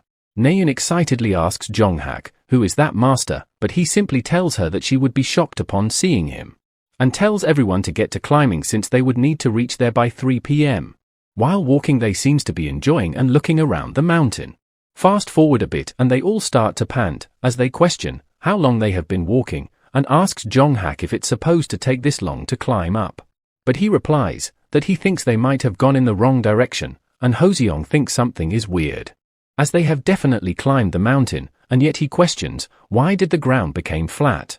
And Soo-ho notices Harjin is missing, and asks if anyone has seen him. Naeun replies that he has been following them all this time. But when they look back, he is nowhere to be found, making Naeun think that he is pranking them, and Yoon-ha gets nervous as well, as he was just behind them a moment ago. Naeun realizes that he has really gone missing, and Jonghak tells her to calm down, while saying that Harjin is an idiot, so he probably couldn't catch up properly, and must have gotten distracted by all the precious herbs here. But regardless, they decide to find him first, since he might have gotten lost. But suddenly, the ground starts trembling. They wonder what is happening, and as Yoon-ha looks up in the sky, she gets terrified upon noticing the sun. Suddenly, the whole landscape changes, and they all seems to have gotten surrounded by tall grass. But Hoseong notices that the earthquake has stopped for now, and Yoon-ha wonders if nature magic did this. And as she is trying to their eyes on what happened, Soo-ho stops her, as they see someone approaching them with a light. The person, upon noticing them all, says that he thought it was some mountain beasts, but they are just kids. And we see it's some middle-aged guy, who asks them, what are they doing here? And then asks if they lost their way, while telling them that explosions can happen anytime here, since it's danger zone. Hoseong wonders if it's mana explosion, and Yoon-ha wonders if he is talking about mana explosion that they read about in textbook. Though, she does say that it's a phenomenon that happens rarely. And Soo-ho comments that there are too many things that they don't know about, but for now, he suggests to follow that guy to get out of here, and they should be able to meet up with Harjin at the destination they are supposed to be at. As they get to the city, they are quite confused, seeing as how everything is destroyed, and wonders, what and where is this place? The guy replies that it's the only safe place near here, and asks if they don't know about Gwangmyeong City Hall. Hearing this surprises Soo-ho, and Naeun asks if it's the same place that they passed by in a car, but this one is in total ruins. Soo-ho then nervously asks the guy if he knows what date is today, and he replies he doesn't have any idea, as they don't have energy to keep track of something like that. But Soo-ho asks for a rough idea, and upon thinking, he replies that it's around 1972, which shocks all of them. Soo-ho realizes that it all makes sense now, the ground that suddenly became flat, a situation that felt out of place in their era. They have somehow gone back to Gwangmyeong City in 1972. Though, he questions, how did that even happen? And suddenly someone grabs Naeun by her arm, telling her that it's dangerous to stay outside, but she gets angry and tells him to let go of her. Jong-hak arrives and pulls the guy, while angry telling him to let go of her. Suddenly, the middle-aged guy snaps his finger and others arrive as well, as he tells Jong-hak to not be too harsh, as they are not bad people with a wicked expression. Realizing that it's a trap, Suho quickly takes out his weapon, but notices something wrong. He notices that he cannot gather any mana, and same thing happens with everyone else as well, while their ambushers gets ready to attack them. And as they are all completely surrounded, Suho asks them the reason for doing all this. And the guy replies, who knows, it's perhaps they could become a threat to them. But suddenly, someone fires a bullet at them, as they notice that it's an ambush. And we see it's Ha-jin with his bike and shotgun, and seeing him they all remember him and get scared, calling him the monster that eats human. Due to him, they all try to run off, as the guy plans to report this back quickly to Azura. But before they all run away, Ha-jin fires his shots and takes care of all of them. Everyone is left quite shocked by this. And Suho questions, who is that person, as he doesn't recognize his Ha-jin. But Jong-hak immediately rushes to attack and unmask him, since Ha-jin is not doing himself. He tries to tell him to stop, but Jong-hak lands a solid strike on his helmet regardless. And as his helmet flies away, we see him getting a slight scratch from the strike. As he tells them that he should give him a chance to speak before attacking him. And greets them by saying, long time no see. We go back in time a bit when Ha-jin disappeared. He realizes that he was wrong, since just because they were in the same time period and space, he thought he would be sent back to the same point in time as them. And as Ha-jin turns his head around to look at Frog, the next moment, he is transported back in time. In that brief moment of letting his guard down, the place he arrived in the past was Gwangmyeong, but way before Suho and others arrived. A whole 5 weeks earlier at that. At first, he fell into despair, but the situation was better than he thought. He apparently overlooked that in the original novel, only 5 people were sent to the past, so the current situation is actually the correct version. The demonic humans that were trying to rule over this place were way stronger than expected, and he had many things to do before Suho and the rest arrived. He set up his base at a distance from the enemies where he was still able to observe them. And he attacked them, and prevented them from growing any stronger. Just like that for 40 days, he ate meals by himself, shot at enemies by himself, grew stronger by himself, and ran away by himself. And finally he met up with the others, as everyone starts to follow him and Suho asks if it's really that place. And Ha-jin agrees that it's really Gwangmyeong in 1972, a living hell where outcall had only taken place 1 year and 3 months ago. Suho asks, how long has he been here? And Ha-jin thinks and replies, a year, which shocks them all. But seeing their reaction, he quickly takes back his lie, and answers correctly that it was about 5 weeks. But they all don't seem to believe in him, and Ha-jin replies that he is serious and had a decent life here as well. Jong-hak asks if he has figured out what caused the phenomenon, and he replies, he has roughly. But he tells them to head to his base first before they talk any further. Jong-hak mockingly asks if this his base, and Suho with a crying expression asks if he really lived here for a year, and Ha-jin gets annoyed, saying that he should believe him when he says that he was here for 5 weeks. Both Yoon-ha and Naeun are quite in dread upon saying the base, as Yoon-ha comments that there is really nothing here, but Naeun replies, it's not true, there is something here. And it's a cockroach, seeing which, they scream on top of their lungs. Yoon-ha almost passes out, while Naeun gives Ha-jin a thumbs up saying that she really respects him now, and Ha-jin sighs while telling them to wait a bit. He infuses his mana into the magic tent and it inflates it to regular size. Naeun is quite surprised seeing a tent appearing, and Ha-jin asks them to eat since they must be hungry, and everyone gets excited learning he has food as well. But Ha-jin then states there is a problem, they would need to slaughter to eat. Everyone is quite surprised hearing that, and Ha-jin says that he ate all the food that he brought in case of emergency, so there is nothing that can be done about it. Suho volunteers for it, stating that he is good at it, and Ha-jin asks Young-han to help Suho out as well. Jong-hak makes fun of Suho, saying that it's the perfect job for him, and Ha-jin hands him over a bucket, telling him to get them water from a stream nearby. He gets angry upon getting an order from Ha-jin to do that, but Ha-jin asks Naeun to go along with Jong-hak, which immediately causes him to change his mood, as Naeun gets ready to go. Yoon-ha gets annoyed, as Ha-jin sent Naeun along with Jong-hak, and seeing her reaction, Ha-jin wonders if she is upset because he sent Naeun with Jong-hak instead of her. And so, Ha-jin states that after they bring back water, he plans on cooking ramyeon. Yoon-ha confirms if he just said ramyeon, and he replies and asks if it's not up to her rich standards. She immediately gets happy, saying, while that it cannot be helped, it's better to eat it instead of starving to death. Now fast forward a bit, and they have settled up the tables and tents. Suddenly, Yoon-ha remembers and asks Ha-jin, why can't they use mana here, as they could have done this all in minutes if they could. Ha-jin replies, in this time period they cannot use mana that they brought from future, but if they wait for a little, it would start accumulating again. The mana density is way higher and richer here since the outcall happened recently, but it's way rougher and harder to control, so it would take about a week for them to get used to it. And so, all the rich kids here should stop being fussy and start eating the food. As they would need to eat up so they can fill up mana faster, the beasts here contains a lot of mana.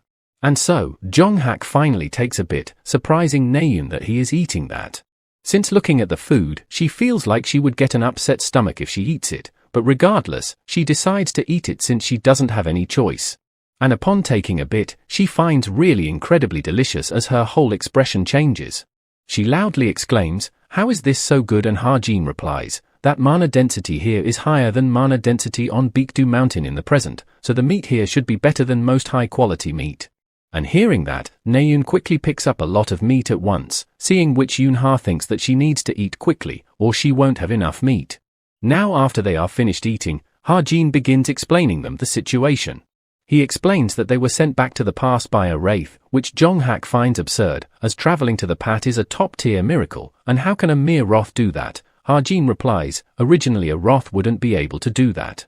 And ask Jong-hak if there is a Tower of Time on the Wind Mountain, and he agrees, saying that his grandfather conquered it in the year 2000.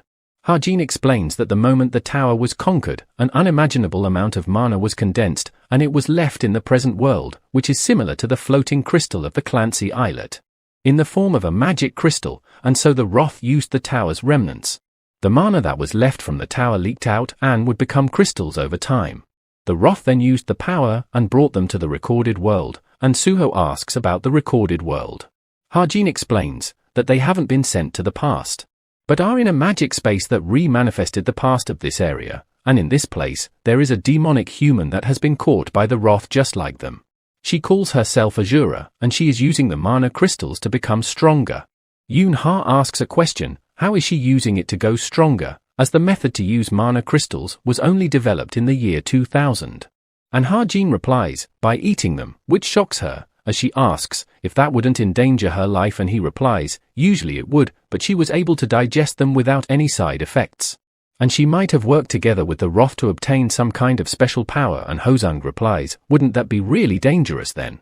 And Ha-jin thinks there is actually no need to be concerned about Azura. While she is a little stronger than she was in the novel, he still definitely has the advantage when it comes to abilities.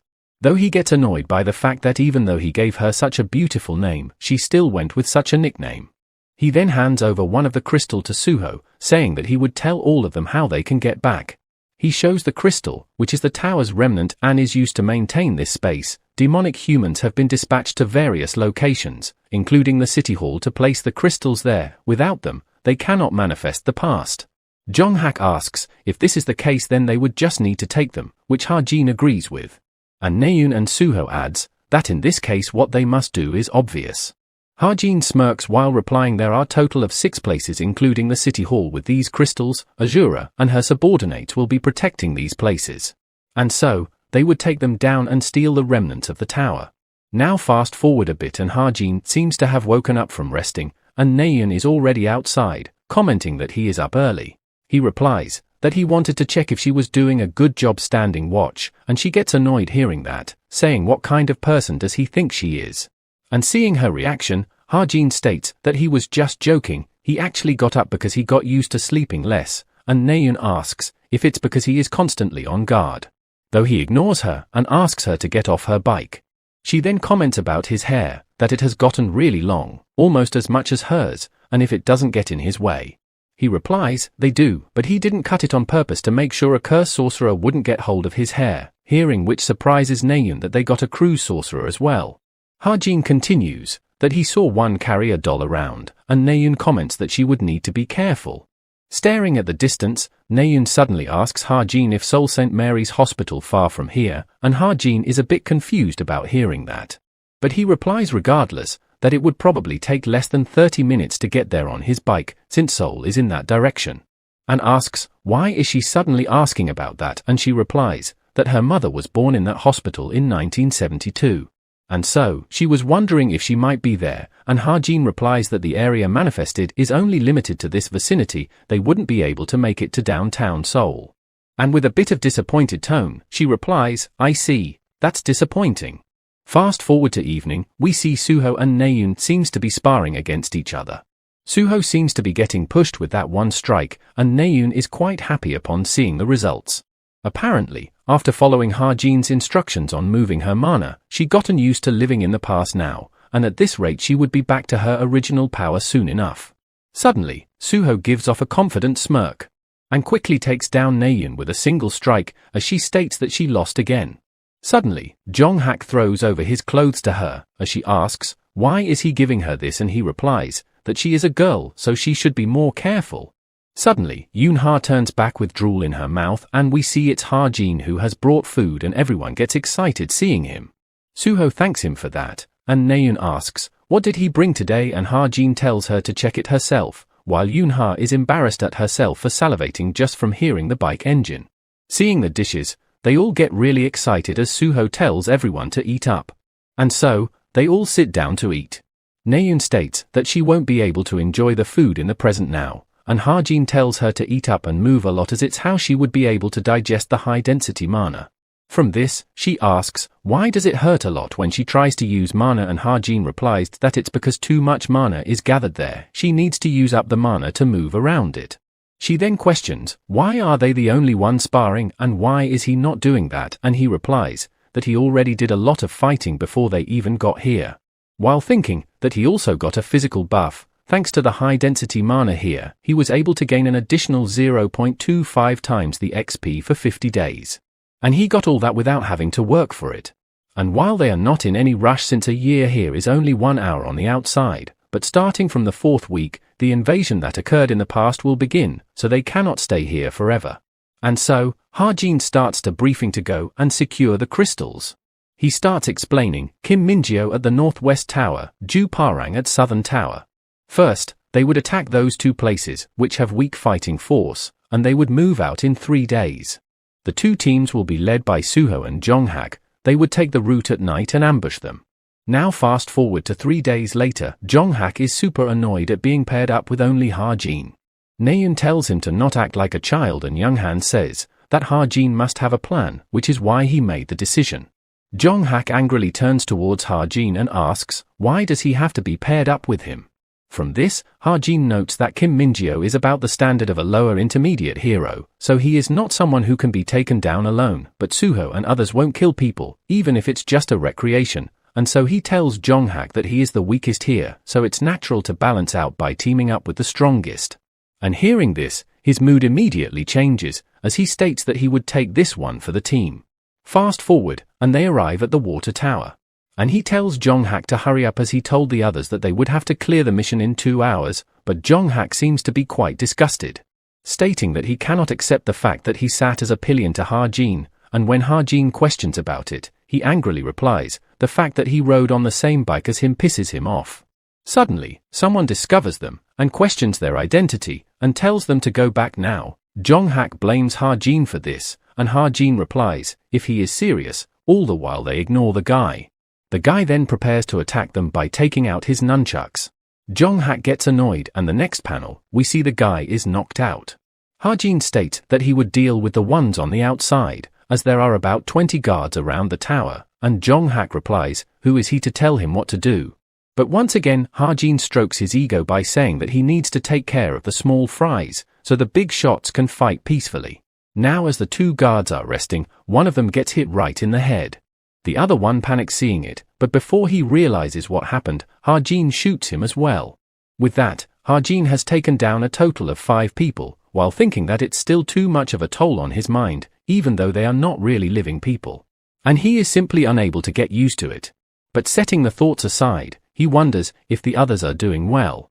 We now switch scenes to Suho's team, and they are wondering how should they proceed with the plan, and Suho asks Yoonha for suggestions. She notes that the steel tower has been imbued with magic, taking it down with her whip would be difficult. Meanwhile, Naeun notes that there are around 40 enemies, each around the same level as a cube cadet, and Younghan gets a bit scared hearing that, wondering if it's really possible with just the 4 of them. Yoonha notes that there is a difference of rank within the hero grades, meaning that someone of a certain rank would be able to beat 10 people a grade below him. But the difference between their abilities aren't that big, except for one person, which is Kim Suho. And so, she asks Suho to draw as much attention as possible. While a couple of them might stay where they are, most should come after him. And while Suho buys them time, they would subdue the rest of them, and then join up to subdue even more of them. Naeun asks if it's not too dangerous for Suho, and he replies that he thinks she suggested the best solution. And so, he gets ready to go and rushes off after flaring his magic power. And when he arrives at the location, he starts off by punching one of them right in the face. The guy gets sent flying and everyone notices Suho and alerts others. They all get distracted by Suho and Yoonha notes that her plan worked. And so now, they all jump in from behind as well. Fast forward a bit later, and they have taken down most of the enemies. They start to leave to take care of the tower, and Naeun asks Yoonha to come as well. But as Yoonha turns back, suddenly the guy behind that she took down suddenly gets back up. But she is able to stop him in time, though she does get a part of her hair cut off. She gets quite pissed off from getting her hair cut off, as it took her long time to grow them out, and plans to just crush his head, since he is not a real living person anyways. But decides to let him go in the end, and simply knocks him out when he asks her to spare his life. And tells him that she is only sparing him because she doesn't want to feel bad after this. We then see Suho and Younghan climbing up the tower to take care of it. Now fast forward to 2 hours later, they all cheers as their raid went smoothly. Younghan asks Ha-jin if he is not going to eat more, and he replies he doesn't have much appetite. While both of them note Suho and Naeun eating up like crazy, as if they haven't eaten in quite a while. Regardless, Ha-jin commends everyone for doing a good job, and they should keep going like this and secure the crystals one by one. Suddenly, Yoonha starts coughing and Naeun asks her what's wrong, and she replies that her chest is feeling stuffy. Ha-jin quickly takes notices of it and gets a bad feeling about it and notes that she doesn't seem injured anywhere, but notes part of her hair missing. In worry, he quickly stands up and asks about her hair, and she replies that it got cut off while she was fighting, surprising Ha-jin. He gets worried, thinking that he made a mistake, as he already knew that they won't kill anyone, yet he gave them a proper warning. The enemies must have gathered her hair when the main squad came back, and it must be in the hands of the cursed sorcerer now, and a curse by the sorcerer in this situation would most likely be a curse of weakness. Seeing Ha-jin's expression, Yoonha asks what is wrong, stating that she is not so sick that he looks like that, and Ha-jin informs them that they have a cursed sorcerer by their side. If they got hold of her hair, and what is she experiencing right now is the symptom of the curse, then her life could really be in danger, hearing which scares both Naeun and Yoonha. Naeun also remembers that Ha-jin told her about this, but she has forgotten about it since she thought that it wasn't important. Ha-jin replies that it was his mistake, as he only mentioned it briefly to her. And so, the atmosphere gets tense and everyone goes silent. Yoonha smiles, asking about their serious looks and saying that they don't know if it's a curse for sure yet. And that she actually has pretty high resistance for magic, so she can easily overcome something like a curse. But Jong-hak comes in and pats her head, telling her to tell them if she is in pain.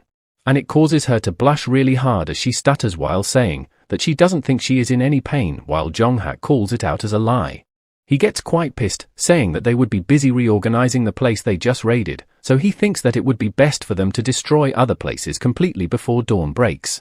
And asks if anyone agrees, and Ha-jin does, saying that if it's really the curse of weakness, then they don't have time to take things slowly, so Suho gets ready to depart quickly as well. Yoonha tries to go as well, but Naeun tells her to rest. She tries to argue, but Ha-jin says that with all of them going, they would be back soon. Thinking that Jong-hak has a trait that increases his physical ability the angrier he gets, and it's time for that ability to shine. We now switch scenes to Azura, who is informed by his henchmen that the water tower and the weapon storage were raided and all the crystals were stolen overnight. They apologizes to him, and he tells them to not make a fuss, as they have already found out who they are. He knows Suho and Jonghak, the two promising cube cadets, an unexpected harvest for him. And if he were to offer both of their heads, becoming the executive of the evil of destruction won't be far off. And so, he orders his men to gather the remaining crystals and bring them to the city hall. He knows that if they retrieve the crystals, then the people of the past that are in charge of them will be weakened, but since they have a cursed sorcerer on their side, it's the best solution they have. Since there is no way that they would just let their friend die. He then gets up and starts walking, calling them pitiful brats, assuming that they would ruin their own plans being swept away by emotions.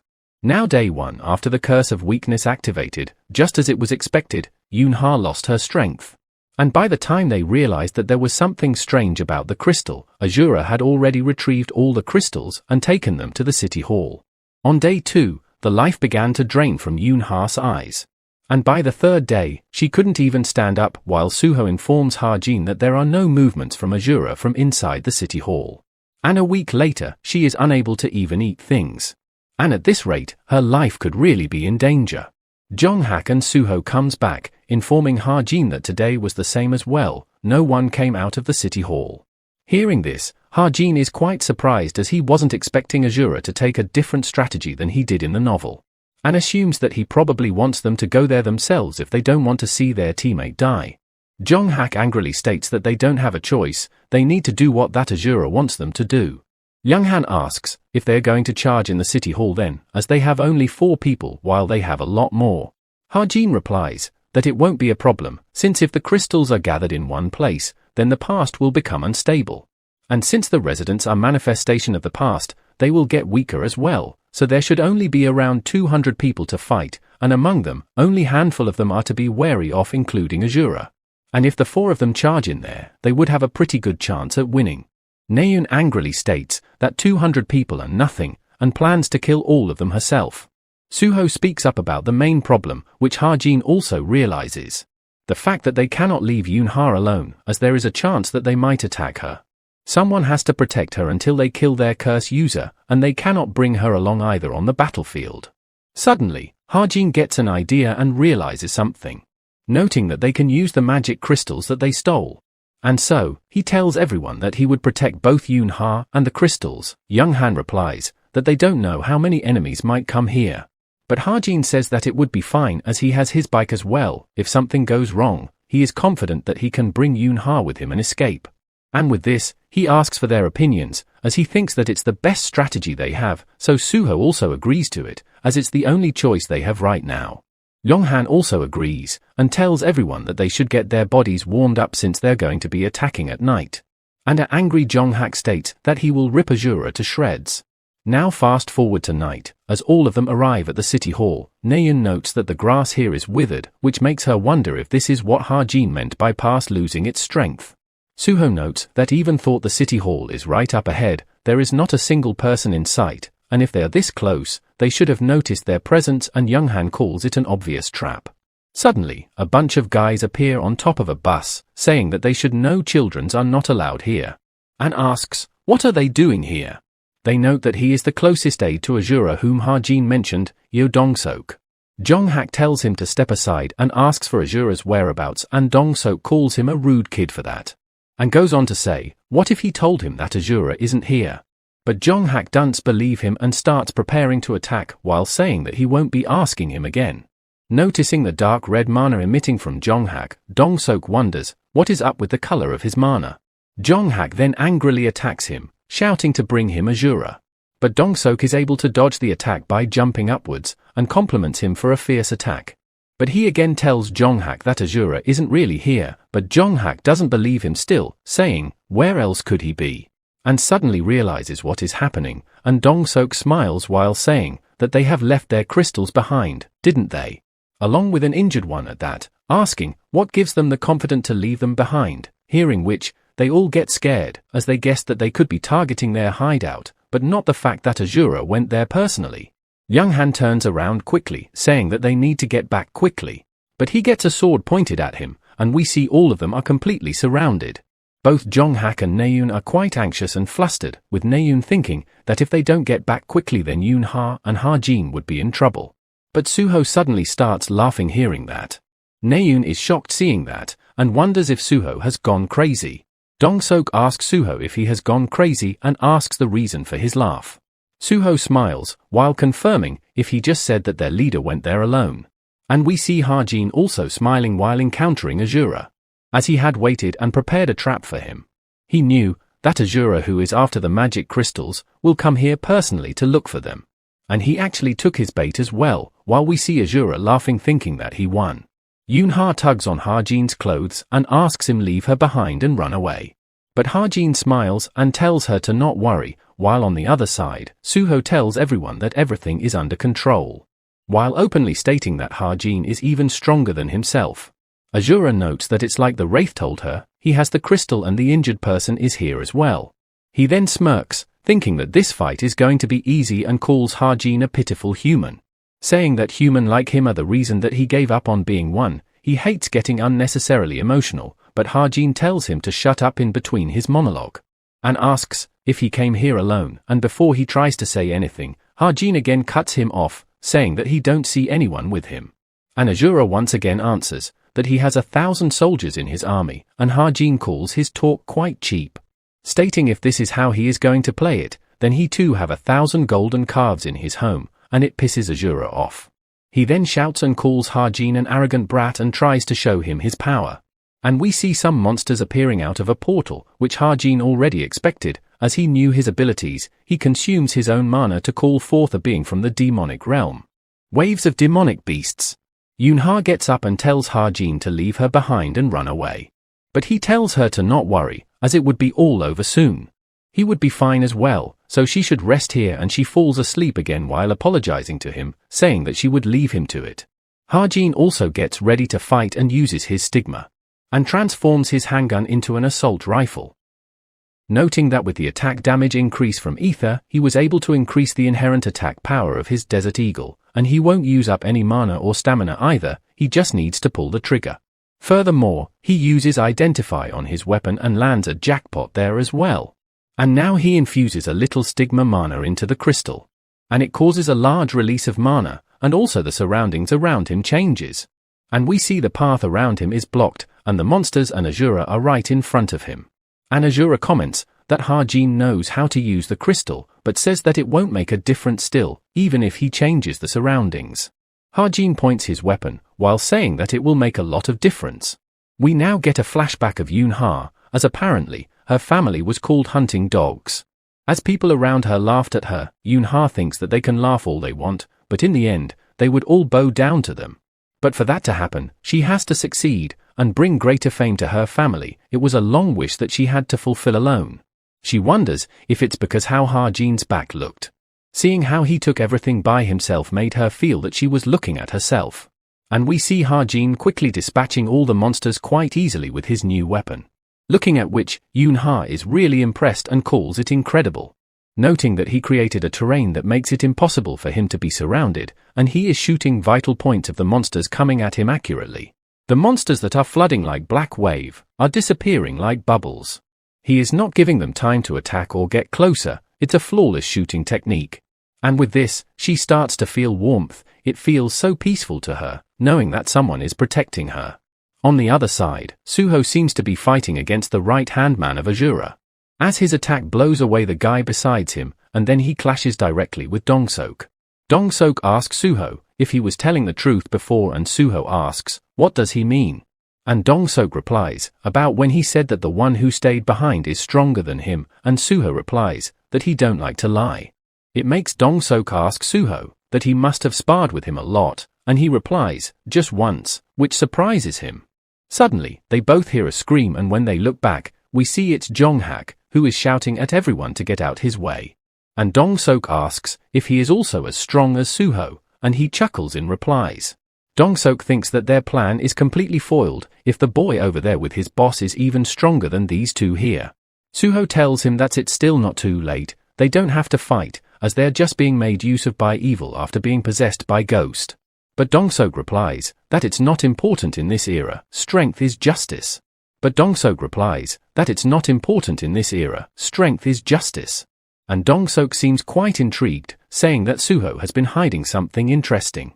And so, Dong-sok also drops his weapon and starts to change his form in return, stating that it's time for him to show his trump card as well. We switch back to Ha-jin and Azura, as Azura thinks that he didn't sense anything great from Ha-jin. He was just some kid who was struggling after being driven into a corner, or so he thought at least. And yet, he keeps taking down every monster that comes his way. Azura calls it all impossible, and questions, why is that even after he summoned so many demonic beasts? But Ha-jin has yet to receive a single injury. And what on earth is his power and reaction speed? He is unable to believe that there is not a single opening against him, even when he is swapping magazine. And at this rate, he won't have any demonic beasts left, and suddenly, Ha-jin speaks up, that there is too many of them, and asks, if it's due to Wraith, what does he want, is it revenge or is it wealth and success? Though whatever the answer is, the results won't change, as Azura starts to get visibly concerned. But soon enough, Ha-jin runs out of bullets. He takes out the magazine and checks and it's seemingly empty. And Ha-jin tells Azura that he doesn't even hate him, he does understand him, he probably had no choice but this in order to become stronger. Ha-jin knows that the reason that Cheon-hwa became a demonic human is simple, it's because he wrote it that way, as Azura smirks saying that the reason was Ha-jin talking so much is that he ran out of bullets. He had no backstory, he was just a tool that was to be used for the growth of the protagonist, as he tells Azura that he still have some bullets left. And no matter what kind of life he had, there is where his story will end, and Azura replies that he is doing everything he can to buy time, isn't he? And believes that Ha-jin cannot do anything, as the magazine doesn't even fit his weapon. And right as he tells Ha-jin that he would rip him apart, Ha-jin again starts shooting and bringing down his demonic beasts. As Ha-jin thinks that no one would have to think if Azura can even be called a villain. He was just an extra, as he tells Azura that is over for him, it's just how the cliché goes, and apparently, Ha-jin also feels a little sorry for him. A bit later, Naeun arrives calling out Ha-jin's name and asking if he is alive, and he waves at her, while Azura looks scared and nervous. And along with her, everyone is here, even the villagers, as Azura wonders, what are they doing here? And they are surprised to see that Azura really lost. Azura gets angry, thinking that they all betrayed him. And wonders just how much mana and time he wasted on single brat like him. As he realizes that there is no longer a chance for him to win.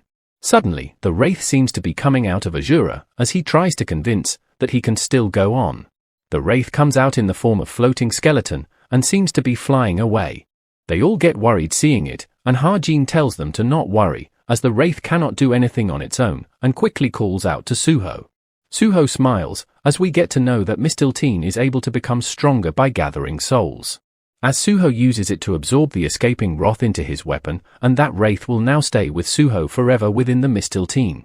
Ha-jin finally falls on the ground from being tired, thinking that he don't know how Suho managed to convince the people of the past, but the ending of the story is somewhat similar to the original. And states that his mind is also tired, and just then, we see he has gotten a bunch of rewards and upgrades to his skills. He also obtained 330 SP, which again gets him back. While having Master Sharpshooter at rank 5 is great, the attribute Understanding has now been added to Ether will definitely have effects on his Desert Eagle weapon as well. And as he is analyzing and thinking about his new ability, he slowly opens his eyes and looks in front. And Naeun and everyone seems to be quite surprised, and Ha-jin asks, why are they looking at him like that? And Naeun asks, does he think that the situation makes any sense, as we see they were looking at the number of monsters that Ha-jin just killed. And he tells her that they would disappear since their source of magic power is gone, and Naeun replies, it's not what she is talking about. And she blushes slightly, stating that he is making her feel embarrassed for worrying about him. And Ha-jin then tells her that it's like he said it before, he simply has a talent related to firearms. Which is all thanks to his new weapon, as he shows it to Naeun and everyone, and they are quite enamored upon seeing it, as Ha-jin states that this time, he was simply a bad matchup for Azura, as comparing to swinging a sword 2,000 times, it's easier and effective to kill a large number of weak enemies by just pulling the trigger 2,000 times. And everyone is indeed quite taken in by all that and is really intrigued by his weapon. He then asks Suho if he brought the crystals with him, which he did as he hands it over to Ha-jin. They asks if they would be going back, and Ha-jin declines, saying that they need to return these crystals back to their original positions. Suho asks, why do they need to do that, and Ha-jin replies, it would be a waste otherwise. and asks if they have forgotten that this place is basically a gift from the nature. Since it's not affected by the time of reality, they can train effectively here. And so, they should stay here for 2 more days, which gets Naeun excited. And right now, they also have way more people they can duel against too. Fast forward, and as they are leaving, Suho receives some gift of rice and meat from the locals. It is their thanks for driving Azura away, and Suho asks if it's right for them to receive so many gifts from them. And the old lady replies, of course, since it's all thanks to them that they were able to escape Azura's grasp. He was always on about mana crystals and making them suffer in return, and so, Suho accepts their gift with gratitude. They also asks them come and eat with them, which Naeun and Younghan thanks them for. One of them asks Harjin to go and eat with the others, but he replies that he is eating while cooking. He then overhears Naeun and others talking about Seoul, and apparently, Gangnam is divided between Shin Myungchul and Chai Juchul. Jonghak asks in excitement, what is Shin Myungchul like, and the old dude replies that he is a good person, and he was the one who brought peace to the Gwanak area. And is also still out there, saving many people, hearing which surprises Jonghak. And hearing them talk quite positively about his grandfather, has seems to made Jonghak made a serious expression for some reason. Naeun asks about her grandfather, Chai Juchul, and they reply that he cannot be trusted, and he knows it because he lived in Seoul for a short time, but he always felt like a snake. Harjin notices Jonghak leaving into the forest, and wonders why did he react like that when they talked about Shin Myungchul, as Jonghak's character is supposed to revere his grandfather in the story. Thinking that there might be a problem with the storyline, he quickly rushes off to Jonghak, leaving the cooking to Younghan. As Jonghak is walking alone in the woods, he suddenly sighs, as he has noticed Harjin, and asks why is he following him, and Harjin panics, wondering what should he say, as he cannot just say that he is doing this to protect the storyline. Jonghak once again asks him, and Harjin replies that he wanted to tell him that his meat is ready. And with an uninterested expression, Jonghak simply replies, okay, while Harjin gets relieved that he got through it somehow. Harjin knows that he followed him without a plan, and wonders, what should he talk first? Suddenly, Jonghak calls him out and asks, what does he think about Shin Myungchul, and Harjin realizes that he can confirm Jonghak's reaction with this question and tells him that he is a hero who saved the world. And someone who deserves to be revered by everyone, and Jonghak chuckles and replies that it is what lowly people like him would think. Harjin notes his negative reaction and continues that from what he knew, he hated having classism in the world. And it suddenly causes Jonghak to attack Harjin. But Harjin activates his bullet time and is able to dodge his attack. Noting that if that attack would have connected, it would have definitely broken his bone. It is Jonghak's special ability, the angrier he gets, the stronger his physical abilities get, Berserker. And at Jonghak's current speed, Harjin notes that he is at the limit of his anger, but why is he reaction like this whenever his grandfather is mentioned, and if there is a reason that he don't know? Harjin tries telling him to calm down, and Jonghak tells him that people like him are the problem, if they weren't so weak. Then his grandfather wouldn't have to sacrifice himself. He would have been still with them, hearing which takes Harjin by surprise as he blocks a punch from Jonghak. Harjin finally crashes on the ground, and tells Jonghak that despite this, he thinks that his grandfather never regretted his decision. Jonghak angrily grabs him by the collar for continuing to talk about it, asking, what does he even know, and Harjin replies that he protected his family, didn't he? And isn't this is the reason why he reveres his grandfather? And so, Jonghak finally calms down and lets Harjin go, saying that he really don't know when to stop acting up. And Harjin finally takes a breather, but Jonghak turns around and tells him that he won't get off easy if he tell others what just happened. And Harjin completely feigns ignorance, saying what is there to even talk about, causing Jonghak to laugh and leave while saying he knows, but he is just warning him in case he would dare to do anything. And so, it makes Harjin think that there is no problem then. He wasn't expecting Jonghak to miss his grandfather so much, but Jonghak isn't even a villain to begin with. And even though he is the one who created his character, there is still so much that he don't know about him. Suddenly, he gets a notification that he does not have the authority to view the storyline change of Shin Myungchul, which shocks him. As apparently, he is a core character of the story, so a storyline change for him is quite insane. As so, it makes him wonder just what in the world is going on.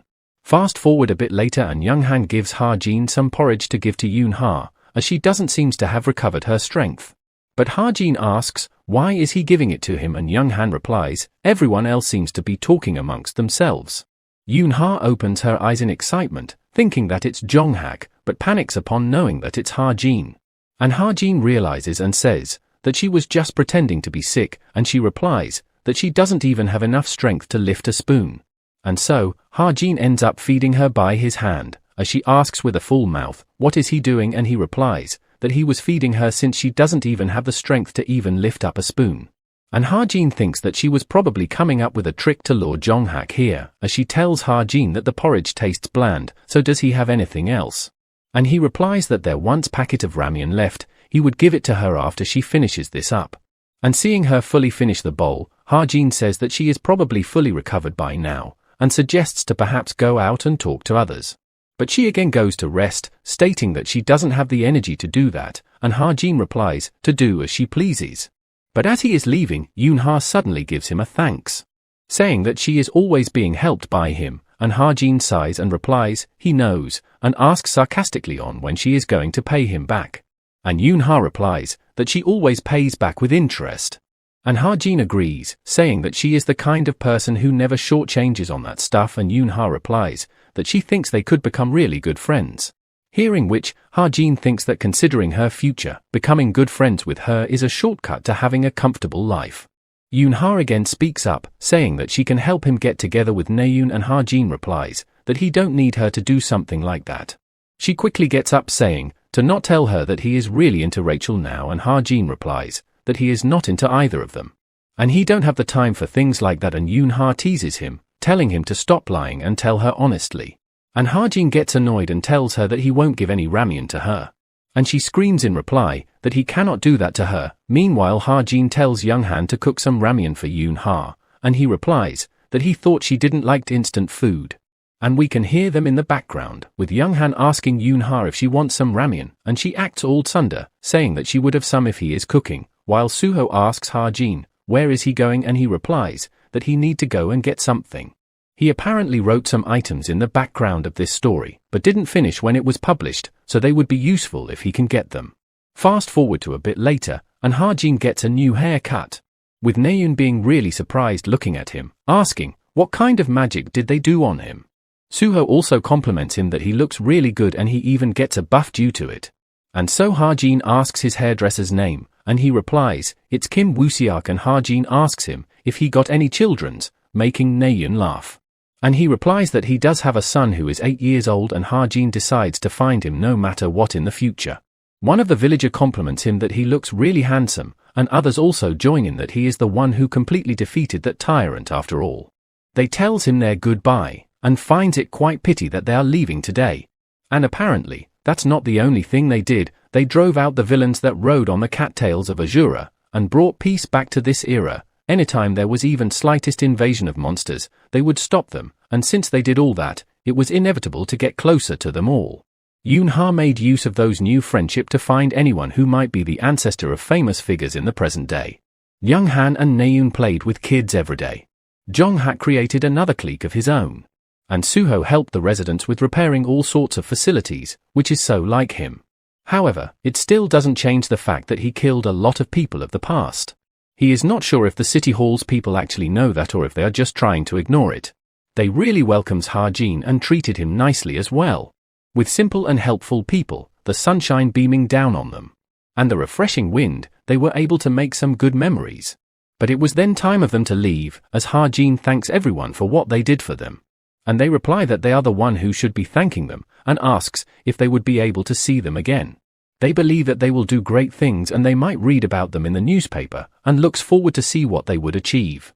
With Ha-jin thinking that it's better for them to now know things, this place is in the past, all of them are nothing but records of the past.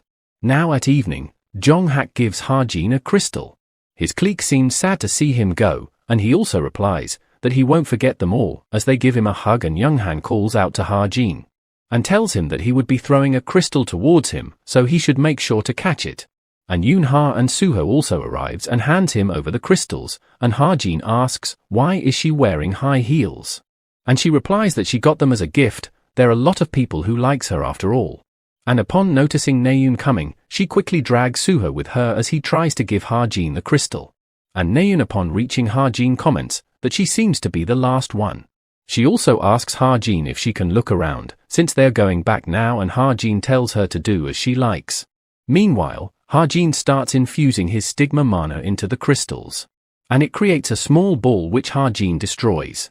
And with this, we see the past is getting destroyed. Suddenly, Naeun calls out to him and asks if they would forget everything that happened, and Harjin replies, what is she suddenly talking about? And she replies, she was just wondering if memories just fall apart as time passes by. As no matter how hard she tries to recall it, she cannot remember her mother's voice. And even her happy memories with her have begun to get fainter. She was wondering if they are all going to go away like this. And Harjin tells her to not worry about that, as there is a saying, flowers that don't wither has no fragrance. Memories are precious since they can be forgotten. Memories must fade and wear down to some extent so that they can become someone's precious memory. And Naeun clicks her tongue and replies that it's not comforting at all, and Harjin knows that he understands how scary it can be to forget. He hands her over something, stating that he wants her to do it instead, and she asks, what is it? And Harjin replies, it's a ticket that allows her to go and see the flowers for a little while. Naeun asks about the time capsule, and he replies that she can change the number on it to go back to the past. Though it's more like exploring memories buried in her subconsciousness, but Naeun tells him that it's not what she is asking. She is asking if didn't he looked for it, since he could use it for himself, and while he agrees with it, he tells her that it's no use for him, since he don't know how they look like anyways. He was holding on to it in case his memories of his parents started to fade. There are many items that he wrote in the settings book for this timeline, but he couldn't find a use for it in his novel. But his current body is of Kim Chuan-dong's, so he don't know whether this would work even if he uses it, so he believes it would be better to let Naeun use it than wasting his mana. But Naeun replies that she won't be using it either since that's the case, causing him to get shocked as he asks for her reason. But she replies, if one of them doesn't use it, then other wouldn't shouldn't either, and calls it loyalty, which is confusing to Harjin. But regardless, he pushes her to use it. Before she regrets it later, she still hesitates to do it.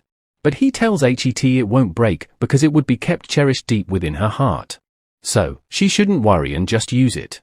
He then asks what time would she would like to travel to, and she replies, 2013 March 13th.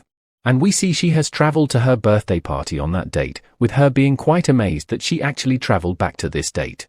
She gets really happy seeing her birthday cake, and someone arrives from behind, asking her if she is already eating it. She should wait so they can all eat together. And as she looks behind, she is left shocked.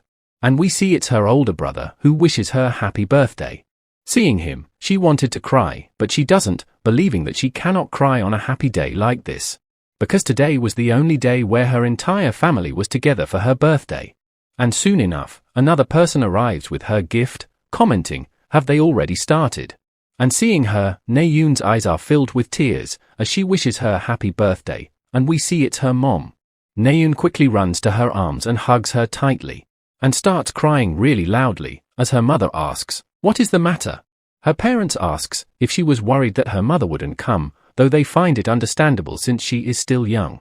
Her mom also consoles her, believing that Naeun was scared, and tells her that it's alright, as she will be by her side.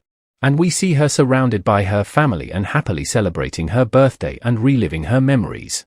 They all then prepares to blow out the candles, with her mom telling her that her wish will come true if she closes her eyes before blowing out the candles. Naeun thinks that her wish actually has been granted since she got to meet her mother again. But she decides to get a bit greedier and wishes to let her cherish these memories forever, and also to let her meet her older brother again. We now see Harjin is back to the present. When he reopened his eyes, he was back at the mountain. Naeun is also back, as she shouts his name from behind, with him noting that everyone has returned safely as well it seems. The time capsule didn't disappear even though Naeun already used it, but for some reason, required mana recharge appeared. It needed around 15,000 mana, and since it's too much, he decided to give it to Naeun. Harjin suddenly gets a message, while Naeun wonders where everyone else is, believing that they gotta be somewhere close. And looking at Harjin go, she asks him, where is he going? And he replies that he is heading home, to which she asks, what about training? And he replies that he is too tired, which makes sense to her, and so he asks her to tell others for him. But before he leaves, she also smiles and thanks for everything he did today, and offers to treat him something nice sometime. which he agrees for, and notes that she looks happy, as he wonders, what kind of happy past did she saw? And now, we see he has gotten a request from Toma for the money, and decides to finish this task as well. Before coming to the mountain, he made Toma sign a loan agreement and a mana oath. And as soon as he transfers her the money he offered, we see she has immediately completed the transaction, and has deposited the money into his truth agency. And so now, Harjin decides to simply switch out Fan and Jesus to the fake name, Agus Benjamin. Suddenly, he hears some footsteps and looks behind in him, and sees Naeun running down in shock with her panicked expression. He wonders, where is she heading off to in such a hurry? And suddenly, he realizes that the only thing that can cause her to make such a serious face, as he wonders if it's related to Chai Jin-yoon. Harjin quickly rushes down the mountain behind her as well, noting that it must be related to her brother. And upon finding her and judging by her expressions, he realizes that she is thinking how can she reach the place that she wants to go. And so, Harjin quickly starts taking out his bike. He then calls out to Naeun, asking, where does she want to go? And a bit later she arrives at the hospital, where their security was waiting for her arrival. She asks him about her brother's condition, but they tell her to come with them first, but stops Harjin in between, telling him that only official family members are permitted. Seeing this, Naeun halts, thinking that he brought her all the way here and yet he is stopped. But Harjin tells her to not stand around and go in quickly, which she does with her security while thanking him. Meanwhile, we see Harjin being in quite serious mood. Suddenly, Yoon-ha arrives and calls him out. Harjin tells her that she came faster than he thought, and she replies, it's because her family must be involved in all of important matters of Chai family, so she got down and took a helicopter upon hearing the news. Though others would be late because she came rushing in. But seeing Harjin's dreaded expression, she asks him, why is he making such face? Meanwhile, Harjin remembers that he saw the information in Book of Truth that Jin-yoon seed will sprout in 1 month, so he thought that he still had some time, but he overlooked something. The possibility of him regaining consciousness before the seed sprouts. Noting that he would have to kill him if he wakes up and starts trembling on that thought. Yoon-ha notes him sweating hard, thinking that he is that worried and quickly wipes his sweat with her handkerchief, telling him that he didn't regain consciousness, but there were some slight meaningful changes. Though the situation still isn't hopeful, it's not to this extent that a fuss like this should be made. And Harjin gets a bit relieved hearing that, though Yoon-ha also says that Naeun is probably thinking otherwise, since it would be hard for her to keep calm even if slightest signs are shown by her brother. And she also thanks Harjin for bringing her here. She hands him over the handkerchief and Harjin starts to leave, saying that he would go out first. She asks if he is not going to wait for Naeun to come out and say goodbye to her. But he surprises her by saying that he don't think that he should be here. While Yoon-ha asks, what does he mean by that? A bit later we see Naeun waiting outside and Yoon-ha meets up with her. And she gets really happy and hugs Yoon-ha tightly in excitement. Yoon-ha asks her about the situation and she replies, while she don't know, she saw a lot of graph fluctuations and it was different than usual. Yoon-ha says, isn't it a good sign regardless, and she agrees, saying that the doctor said similar thing happened to another case before, and the majority woke up in 3 months.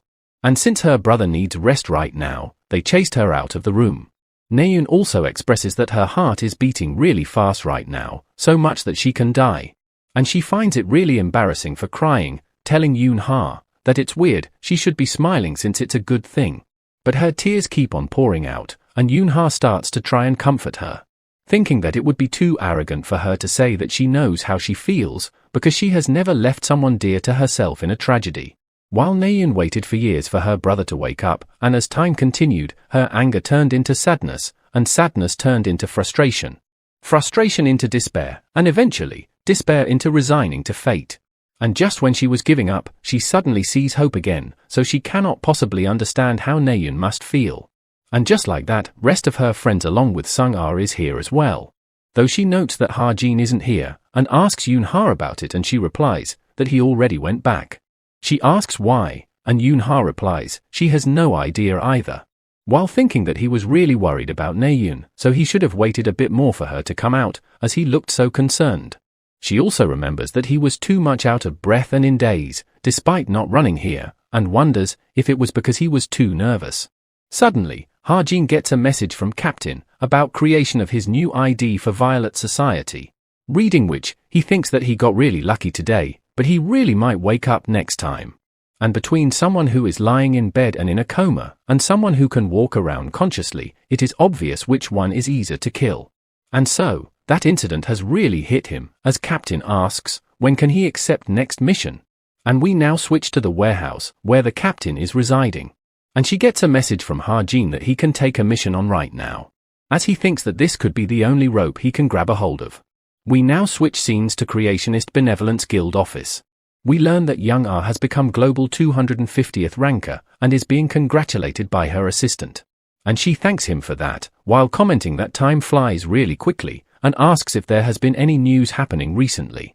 Her assistant informs her about a rumor that a new mercenary has joined Geronimo, causing her to get a bit excited. As she says, that demonic human extermination requires a lot of mercenary help, so it's quite good for them, and asks about the skills of that person. The assistant replies, it's assassination and sniping, with Sung Ah commenting that he must be a specialist if he got into Geronimo, and asks if he hid his identity. And her assistant agrees. Even the intelligence agents only know of this little piece of rumor. There is very little information about him, which Sung Ah finds quite interesting. And they also barely found out his code name, Demonic Wolf. Back to Ha-jin, who finds this code name quite grand sounding, and realizes that it must be reference to Fenrir, the mystical wolf that appeared in Northern Europe. And when he asked about his code name, she gave him a nonsensical answer according to him. Suddenly, Evangel calls him out to herself, as he comes around and asks, what is the matter? She then shows him a wolf that she made. Ha-jin praises her for it, commenting that it's really well made, and she offers it to him as a gift. And he is quite surprised upon hearing that. She then asks him to watch what she is doing, and she brings the wolf to life. Ha-jin is quite surprised seeing it, while the wolf suddenly pounces at him. He gets taken back by it, but the wolf goes inside him, much to his shock. Evangel starts laughing at him, and Ha-jin tickles her for playing a prank on him, while she laughs and tells him to stop. A bit later, and she tells him that she didn't play a prank on him, and in shock, Ha-jin notices a mark of wolf on his chest. As he wonders, what is it, we see he got the spirit of wolf dwelling inside him now, and it even provides him with various buffs. Ha-jin wonders if Evangel did this because she wanted to show him her new ability. And so he tightly hugs her and calls her sweet while apologizing. Though upon not receiving any response, he notes that she has fallen asleep already. But regardless, he hugs her warmly and thanks her doing all this for him. He tucks her into the bed, and Whitey arrives as well, whom Ha-jin asks if she wants to sleep besides Evangel, as she yawns as well. He was wondering if he shouldn't have brought Whitey back, since the two of them always bicker, but he is glad to see it wanting to be by Evangel's side, meaning they are actually good friends. And back when he came back from the Wind Mountain, Evangel didn't want it to be with him due to his new hairstyle. He was really hurt by all that. Suddenly, he gets a notification of getting an item delivery, a message from Violet Society it is. He guesses that it's the reward that the captain talked about, and receives it. And we see it's a top grade Under Armour. And seeing its information and stats, Ha-jin is quite surprised and elated. He quickly wears it and starts infusing his mana into it. And notes that it's covering his whole body with mana, and it's something that is just worth 300 million, but at least 3 billion, and thinks that he knew he could trust Captain for it. Among the messages, she also informs him that his next mission has been decided. We switch scenes to Toma, who seems to arrive at the orphanage, and tells the receptionist that she is looking for a certain patient. Argus Benjamin, a Latino like herself, and pretty old. And when the receptionist doesn't recognize, she shows her a photo, and the receptionist then recognizes him.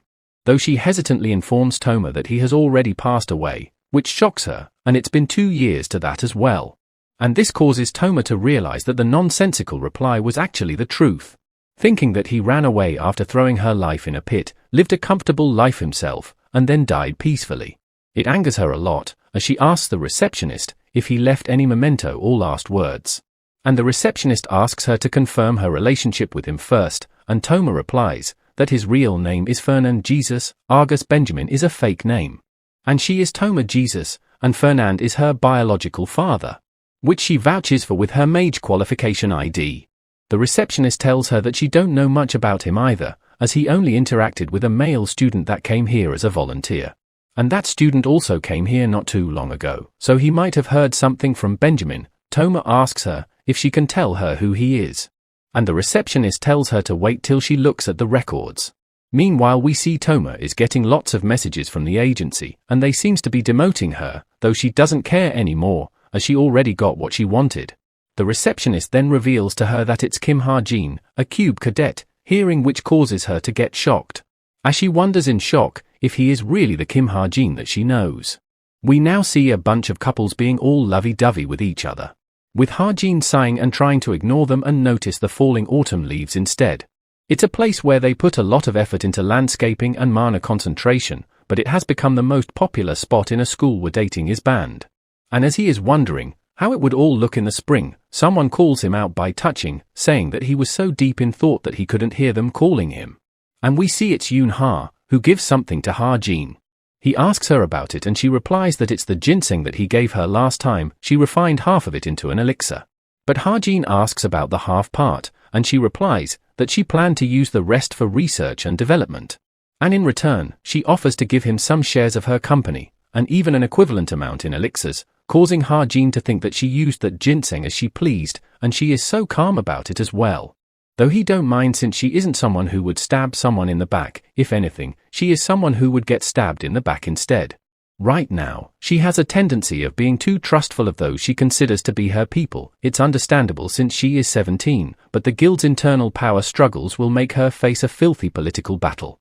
And from that, Ha-jin also remembers about an incident that it's going to happen around winter break, Yoon-ha's power abuse scandal stemming from that incident. But upon hearing her telling him that he should take 1 elixir a day, he snaps back from his thoughts, as she tells him that 1 pill costs around 1 billion, which greatly shocks him, as she informs him that they are made by condensing mana crystals and wild ginseng after all. He asks if it's really that valuable, and she replies, it's not, but it's how marketing works. They could make same dose of other medicines about 300 to 400 times, while this one can only be made about 20 in comparison, so unless they are selling it at that price, it would be a loss. And upon seeing its stats, Ha-jin finds them better than expected as well, and decides to return the favor to her in that case and give something to her. And it turns out to be another wild ginseng, seeing which she gets elated, as she asks, where did he got it from this time? And he replies, Wind Mountain, which surprises her, so Ha-jin says, then he should give it to Jong-hak instead by the principal, but she panics and tells him to wait instead, stating that Jong-hak once forgot her birthday party, so it would make up for that. And with that she leaves, while saying she would contact if there is any progress. And Ha-jin then remembers and looks at his watch, noting that Toma hasn't replied to his text yet. Based on the situation, he assumes that she has visited the nursing home, and must be having complicated thoughts right now, so he decides to wait till she sort them out. Fast forward a bit later, and Ha-jin receives his briefing for rescue mission, with location being China. As soon as the classes end tomorrow, he plans to use the portal to head to Beijing. In his story, a lawless zone exists across the Mongolia and Russian border. This place is a trafficking and smuggling route frequently used by demonic humans. It's their hideout, a chaotic zone, ruled by the law of power, where brutal crimes are committed. Even this lawless zone has its own form of demonic human society and set of regulations. The demonic humans call this place the Masked Demon Palace, or Pandemonium. Fast forward and we see Ha-jin arriving at the northern Beijing bridge area. Realizing that it's a mid-danger zone, he starts to feel eerie of it. Today's targets are demonic humans who have thrown away their humanity and become self-proclaimed dogs of the devil. Demonic humans are created when negative emotions are magnified through contracts. The weaker they are, the more desperate they become, committing heinous crimes without regard for means or consequences. Due to this all, he believes that he won't feel much guilt when killing them, though he don't know if he should be happy about that. We then see a bunch of trucks coming and Ha-jin prepares his weapon. First up, he targets the driver of the truck, and hits a headshot. This causes the truck to go off-road, causing others to wonder what is up with him, and Ha-jin quickly takes out the other truck driver as well. They all finally realizes that someone is attacking them, and quickly goes on to guard the goods. They realize that there is a sniper somewhere, but before they know, one of them again gets shot. They finally locate Ha-jin and quickly rushes at him to kill him. And Ha-jin eats the ginseng, and also activates his under armor, and switches his weapon to assault rifle and activates bullet time, and shoots down everyone who was rushing at him. A bit later, and we see him opening the truck, thinking that it's going to be fine if he doesn't lose focus. But suddenly, another guy pops in and jumps on Ha-jin to kill him. And Harjin realizes that he let his guard down, while the guy seems to have almost pierced his chest with his weapon. But as the dagger hits, the wolf spirit that Evangel gave him comes out and attacks the guy. And it starts to brutally mutilate it, seeing which Harjin seems surprised. He wonders if that thing just came out of his body, and suddenly remembers the effect of the spirit, and notes that he has a lot to improve on for letting his guard down in a place like this. But nonetheless, when he opens the back of the truck, he finds the hostages, shivering in fear. He throws them the watch, telling them that he has killed the demonic human, and that now, it's time for them to go home. He also sends the message to Captain, which she confirms from her side as well. And we see all the members of Chameleon Troop were watching the Harjin alongside her. Khalifa asks if it's fine for only 5 of them to be here even though the rookie evaluation is really important, and Jane replies, it cannot be helped, since all of them has their own schedule. Though she is also surprised at him killing 20 people in 21 seconds, making her question, how can a long-range weapon be that strong? And believes his talent lies in enhances and transformation of his weapon using mana, and asks others, what do they think of him? Jin Yoan replies that he is probably at least upper intermediate grade, surprising Jane that he is rating Harjin that highly, and asks if he even knows that that grade means, since even he can kill 10 people, but he replies that it has to be around 100 people at least. Khalifa asks Jane's opinion, and she thinks that he is around intermediate grade, similar to Kim Suho. And while she don't know how strong he is in a one-on-one situation, she believes he would be really helpful in fight against large groups. Yoan says that Jungyang is good at evaluating someone's ability and asks if he is still in demonic realm, and Drun replies, he is, and it doesn't seem he has any intentions of getting out either. They all wonder if he is not sick of it, and one of them replies that he should come back after having some fun instead of just staying there. But regardless, Jane asks Drun if he figured out what that spirit wolf was just now, which he replies that it must be his pet with a straight face, causing Jane to question, would a pet really come out of his chest? Captain replies that she would ask him directly about it, and Jane questions if he would just tell him. And she grins and replies that Harjin will tell her since he trusts her a lot, which Jane really doesn't buy. Back to Harjin, who tells a sleeping Evangel that she really saved his life today. And when he saw the wolf stat, he at one point that he should be wearing the armor instead, since his stats are that good, which makes him think that it really might become a demonic wolf. Evangel seems to have woken up and reaches out her hand towards Harjin while chuckling, and asks for delicious food again, and he tells her to sleep a little more and eat the food later, while thinking that he cannot remember when, but Evangel started becoming a deep source of comfort for him. It's only been a year to him since he fell into this world, when the main story comes to an end and he returns to his reality. He wonders if he would really be able to go back to his original life. Can he forget everything that happened and everyone that he met? Fast forward and he is back to school and also very tired since he only slept for an hour. He thinks about Toma, who hasn't contacted him since her last message. And when he visited the memorial park, he prepared something that would help him get Toma as an ally. Fernand's grave is surrounded by the flowers that he gave as a present as well. And he wonders if she hasn't found a letter. Suddenly, someone starts to sit beside him. And when he looks to the side, it turns out to be Toma, who seems to be writing something on a paper. She passes him the note, asking if he did any volunteer work ever, a question which takes him by surprise. And he agrees that he has, and she then asks if he met someone named Agus Benjamin at a nursing home before. And he agrees to that as well, and adds that they were quite close, which makes Toma make a visible change in her expression. She then asks, what was he like, and he replies that he always seems kind of lonely. She digs in further, asking how did they become friends since he never opened up to the nurses there. And he replies it was because they were in a similar situation, he also didn't had any family members. Harjin then questions her, why is she asking about him, and she replies that he is her birth father, as Harjin realizes that Toma has found out.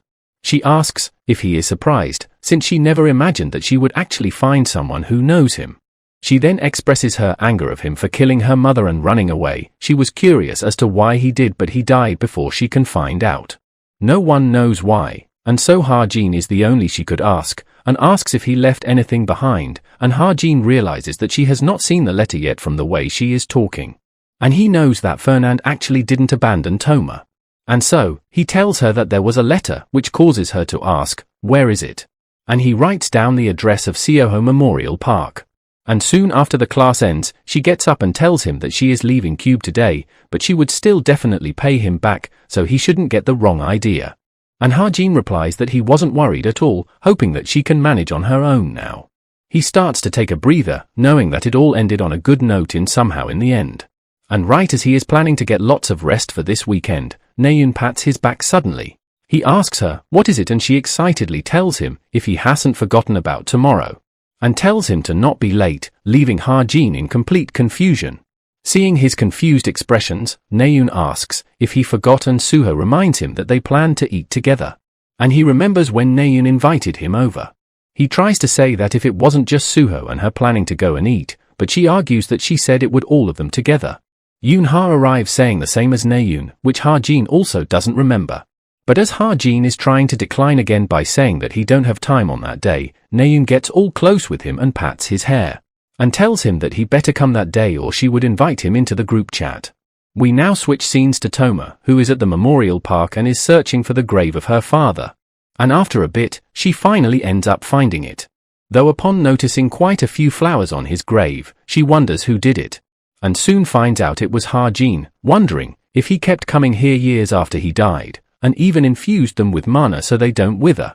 Noting that her father died peacefully in a cozy place and is being honored like this. Which makes her angry since he killed her mother, and throws the flowers away. She questions herself, until now, what did she even do all that for? And she then remembers about the letter, and upon seeing it, she seems quite surprised. As it seems to be addressed to her only. He felt in quite conflict when he was writing it. One part of him hopes that she never reads it, and another part hopes how she would feel when she reads it. Believing that now words can heal the wounds she carry, but as her father, he didn't thought that it would be right for her to live without learning the whole truth. And reveals that his wife and her mother sold her soul to a demonic human. We now get a flashback with Toma, who seems excited to see her dad, while he seems nervous. She tells her dad that their mom is taking them to the amusement park, but he asks her to let's go home first, and Toma tries asking if something is wrong. And her dad nervously replies that he and her mom needs to talk. A bit later, we see him being angry at her mother for trying to sell their child to a demonic human. But she doesn't believe there is anything wrong with that, surprising Benjamin. She believes that it would make her stronger, and she can do even worse things then. And her child will understand that too someday, which makes him call her insane. And after that, she tries to leave while calling herself a busy person and calls out to Toma as well to take her with herself. But her dad disagrees and tries to pull her back, causing her to slip and fall and seemingly die, with all of that happening in an instant. Toma comes out asking about her mom, where she went. While her dad gets worried, knowing that if it's discovered that his wife is a demonic human, then even Toma wouldn't be safe. And so, he asks her to go outside and call someone for help. Toma tries asking, what is going on? And her father tells her that she hit their mom, reading all of which causes the present Toma to cry. Furthermore, he wanted to live a stable life in Korea, and gave everything he had to his friend and asked him to take care of her. But years later, when he came to Korea, Toma was gone, and he tried everything to find her, but he couldn't, neither her nor his friend, though Toma doesn't believe it all. Questioning if he is really expecting her to believe such shit now, and crushes the paper. And suddenly, she notices another thing and remembers giving her dad a gift for his birthday. Her dad thanks him for it, and she asks if he likes it. It's apparently of the same color as the brooch that he gave her on her birthday. And we see the letter also had that gift inside of it, with her father having it kept safe for all this time. Back to Ha-jin, who is putting Evangel to sleep. He suddenly gets a message from Toma, a thank you, making Ha-jin realize that she has made there safely. After that last message to him, she completely disappeared, but she stated that she would repay his money no matter what, and since their mana contract still exists, their connection hasn't been severed. But regardless of that, he gets a feeling that she would become a strong ally of his in the near future. Fast forward to the next day, we see Ha-jin being excited upon looking at the served food. And Naeun happily tells him that the food here is really good, so he should look forward to it. And seeing her expression and tone, Ha-jin seems a bit surprised, noting that her attitude has changed. Meanwhile, she talks about their get-together reminding her of when they were in the past, noting that she grew much stronger due to the stronger, and feels unstoppable now. But Younghan shits on her parade by pointing out that she just lost to Rachel, causing her to argue that it was a draw. Jonghak then asks Suho if his final preparations are going well, who replies that it's in progress and asks about his. Jong-hak smirks, while saying that he is different than him, he has never prepared for anything. While referring to himself to born of a superior bloodline, causing Suho to awkwardly chuckle at it. Ha-jin notes that them two are also being more friendlier with each other than he expected. According to the novel, things should have been quite intense by now, noting that things are deviating quite much from the original story. But putting all that aside, he still couldn't ignore the delicacies in front of him. With the food melting as soon as it goes into his mouth, Naeun also forwards him another piece herself. With her expression clearly saying a young lady has given him a free dish, though Ha-jin is not too impressed by it. And by this point, he is sure that something has definitely changed, and thinks that perhaps it's due to the time capsule that he gave her. Or perhaps that she has developed feelings for him. Naeun notices his stare and asks if he wants more food, but he declines. But regardless, she still calls the waiter to get him some more, even though he keeps on declining, and seeing her behave like that, he convinces himself that it's the gratitude for giving her the time capsule. A bit later, and we see all them going to the karaoke as Yoonha suggested. With Ha-jin singing captivating everyone around, even people who were online. Seeing how Naeun is out of it, Yoonha wonders if she is still caught in lingering emotion from Ha-jin's song. She also does think that Ha-jin sang incredibly well, and just then, her watch starts to ring. And it's from Ha-jin, who asks her to come out as he got something to talk about with her. Outside, he calls her buddy in English, causing her confusion as she asks, why is he suddenly speaking in that, to which he replies, that buddy means comrade. Though she tells him to stop joking around and get to the point, and he chuckles and hands over something while saying that he wants some bullets. She asks about the envelope and he replies that he wants her to grind what is inside that into the bullets, and asks if she can. Yoonha smirks, saying that they got cutting-edge compression technique that can inject mana even into bullets smaller than a finger. And upon opening up the envelope she finds a leaf inside of it, causing her try her luck, saying that he wouldn't tell her about it even if she were to ask, would he, and he replies that she knows him well. But regardless, she agrees to do it and he thanks her for that. He also asks her to tell everyone that he is leaving first. She asks if he is going already and he replies that ever since he finished singing, Jong-hak eyes have been scary. And with that, they both part ways. Suddenly, Yoonha gets a message from her subordinate with something urgent to report. While investigating Ha-jin, they have discovered a suspicious incident, which she finds quite shocking. During the year that he was born, there was an incident known as Gwang-o incident, and for some reason, all related materials for that incident have been concealed. And during the incident, one of their agents was attacked as well. She asks about their condition, and they are apparently fine and are recovering without any major issues. She asks him to first submit all the information to her and suspend the investigation for now, since the safety of their agents takes priority. The name of the incident sounds familiar to her, and she suddenly remembers something. She saw something similar in her father's diary a long time ago. Back then, she couldn't read Chinese characters, so she didn't understand the content, but her dad scolded her for reading that day's diary entry. And if Ha-jin is really connected to that incident, then she believes she can truly return the favor to him as a real comrade. And luckily her dad is also on a business trip, so she plans to check the diary at home. Suddenly, she encounters Naeun and asks her, what is she doing outside, and she replies that they all didn't came back in, so she came to check. Naeun starts to look around and Yoonha tells her that he already left, which surprises her. She asks him, what did they talk about, and where did he go, and bunch of other questions. This causes Yoonha to burst into laughter, which embarrasses Naeun, as she asks what is wrong with her. And Yoon calls her really cute when she is not being honest, which again makes her blush, as she calls it all a nonsense. We now switch scenes to Yoonha's home, where she greets the butler and asks, how has he been? He replies that she has came back after a long time, and informs that both her parents are out right now, though she tells him to not mind him. As today, she just needs to check out one book in her father's study. Inside her father's office, she remembers that it's been a while since she has been here, and remembers the book being under the desk, hidden with a cloak. Though, there she finds a safe instead, and it wasn't there last time she saw it. But since it's her dad, she thinks that the password might be her birthday. And when it doesn't open, she tries her mom's birthday, but it's not it either. And so, she comes to the conclusion that there must be only one answer, and with that one, the safe finally opens. As it turns out, the password was the combination of both her and her mom's birthday.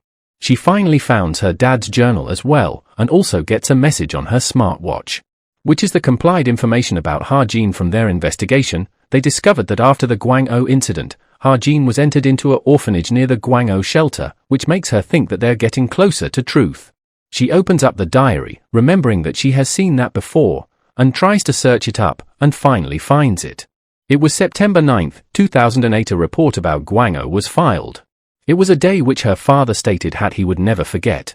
What happened that day in Gwang-o for the rest of his life, reading which her expression starts to turn a bit grim. Back to Ha-jin and Evangel, who notes that both her and Whitey are fully focused on the TV. And Evangel aside, even Whitey is watching it like she understands, as he notes that her intelligence must be really high.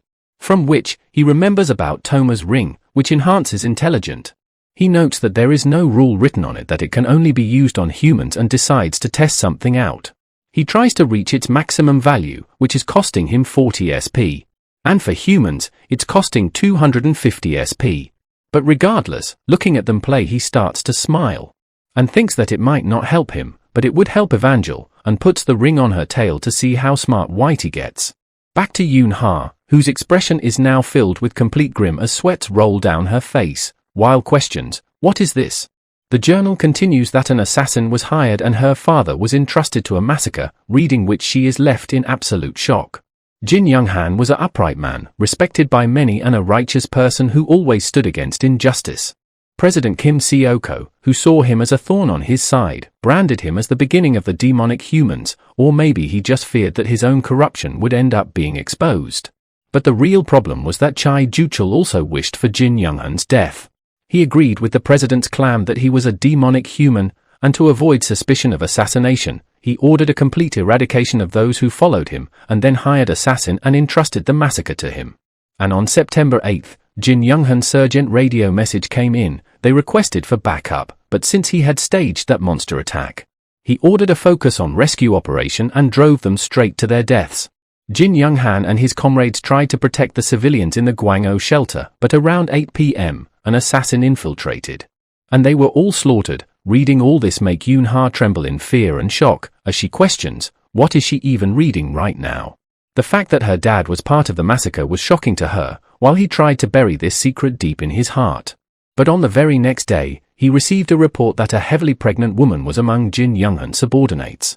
And as Yoon-ha turns the pages, she starts to realize where it's getting, and tries to deny that there is no way they can be Ha-jin's parents, and the report that her father received was shocking to him.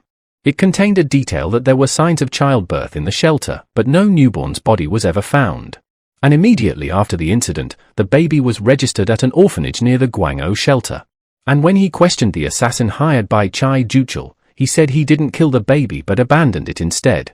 But that baby was fated to die that day, so her father sought him out, and tried to kill him with his own hand, reading which, Yoon-ha is left absolutely disgusted. Back to Ha-jin, who receives a text from the travel club about an upcoming trip to Busan Festival. But he doesn't want to go since wherever the travel club goes, trouble follows. Though he still accepts, since it was written in the original novel so there can be some rest. He then thinks if it's from the Saturday onwards, he asks Evangel if she wants to go out next Friday. Who gets really excited hearing that and immediately leaps into Ha-jin's arms.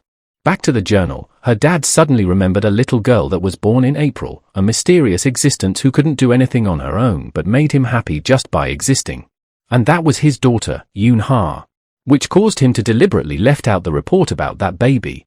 But even then, he knows the fact remains that he abandoned a child to his death and killed his parents. He knows he already lived his life in cowardice, so a little more filth won't change anything for him now. And yet, the reason that he is recording in his journal right now, he believes it to be his last shred of conscience perhaps, or a coward's self-justification even. Or maybe even a silver of guilt towards Chai Ju-chul, he is unable to tell anymore. In absolute shock, Yoon-ha drops the diary and remembers her own words to him that they could be good comrades. She knows that Ha-jin risked his own life for her, and also remembers when he called her buddy. This causes her even more despair, as her face turns to disgust from the fact that he called her his comrade. And with that, she is overcome with disgust and anger, as she puts her face down and screams in guilt. Fast forward to Friday, and we arrive at Busan's top hotel, Lotus Hall. And Ha-jin seems to be staying there along with Whitey and Evangel. As soon as his class ended, he came to Busan to enjoy the festival with Evangel. With him noting that his room is usually really hard to book even if one is willing to pay the price, but he got really lucky since someone cancelled their reservation at last minute. So he finds it all really convenient when he has high luck and enjoys the view. But just then, he notices two people walking down on the road. And he uses his eye ability to peek at the guy, noting that he looks strange. But the person is able to notice Ha-jin looking at him and glares back at him, surprising Ha-jin. And we see he was able to detect it from all the way to the ground. And starts to smirk at him, making Ha-jin wonder if he really saw him from that far away. Causing him to nervously wonder, what is this, and gets an ominous feeling. His instincts as the original author starts to shout at him, as he seems to be realizing something. An otherworldly being like Suho, a villain who was molded by a sense of loss from losing their home, shaped by countless betrayals. And turned into someone complete opposite of Suho, a growth-type final boss. But upon looking closer and seeing him wave, he thinks that perhaps it's not the case, because his smile is too easygoing, it's not how he was originally portrayed. And his image is totally different as well. And unless the co-author messed with things again, and just then the girl also turns towards Ha-jin. And seems to be quite pissed at him. Causing Ha-jin to wonder, why is she glaring like she wants to kill him all of a sudden, and suddenly he hears the guy calling her Sahyuk. Which causes Ha-jin to sweat nervously as he seems to realize something and calls the co-author a jerk for going too far. He agrees that the final boss's personality, ideology, and beliefs and everything was meant to be opposite of Suho. But the co-author also ended up changing the gender of the final boss.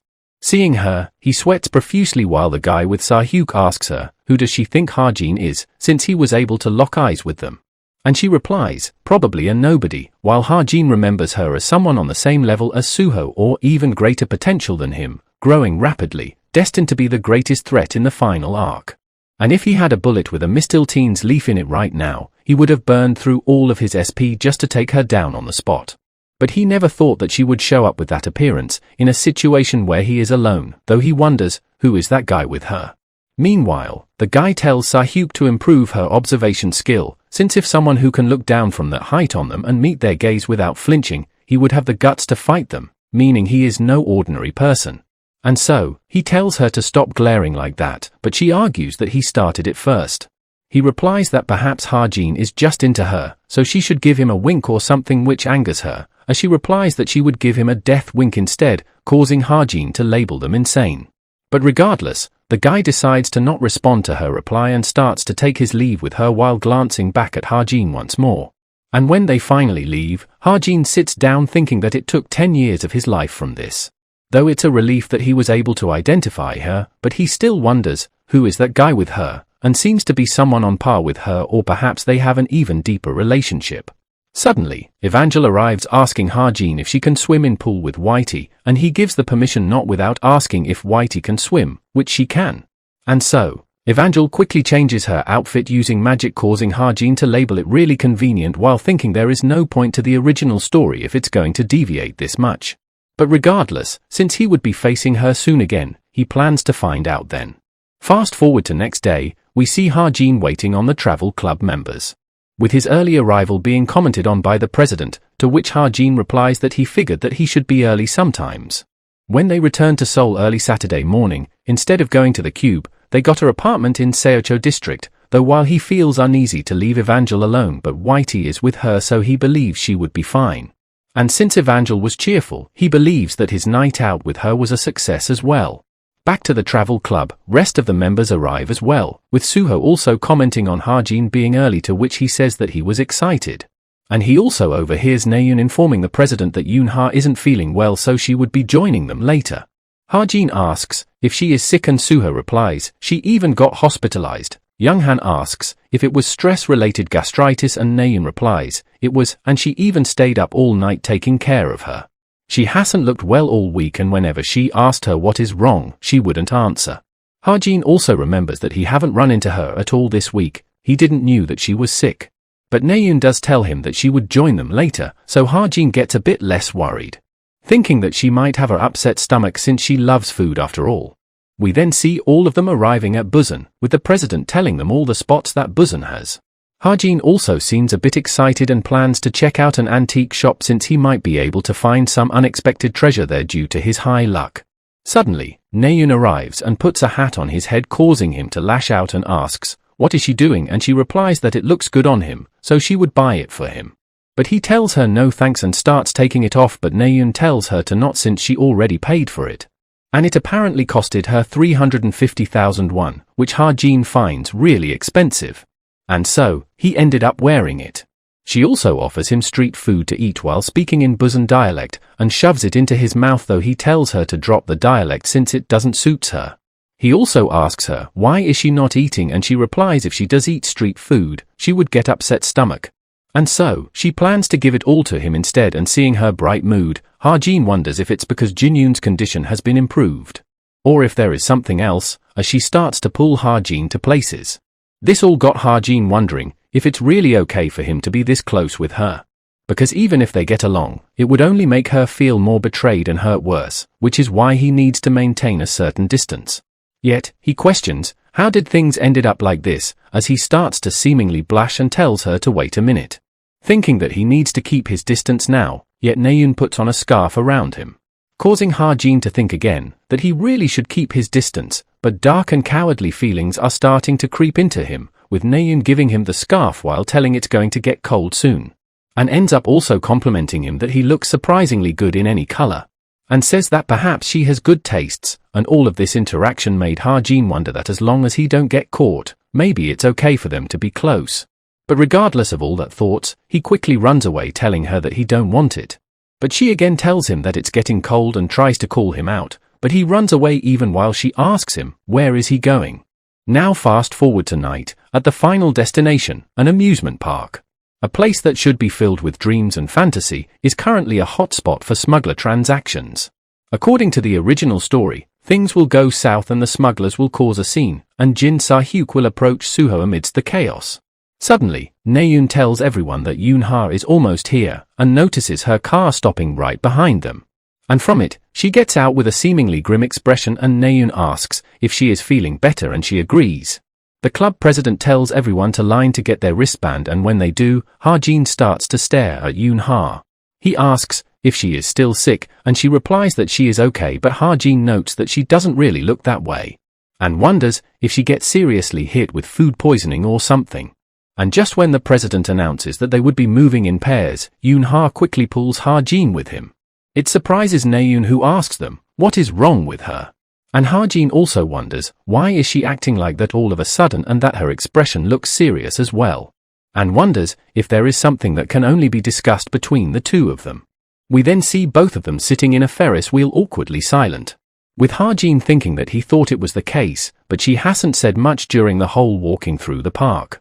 She just kept sighing and sneaking glances at him. And then out of nowhere she asked to ride the Ferris wheel with him, but he knows that they aren't here for date.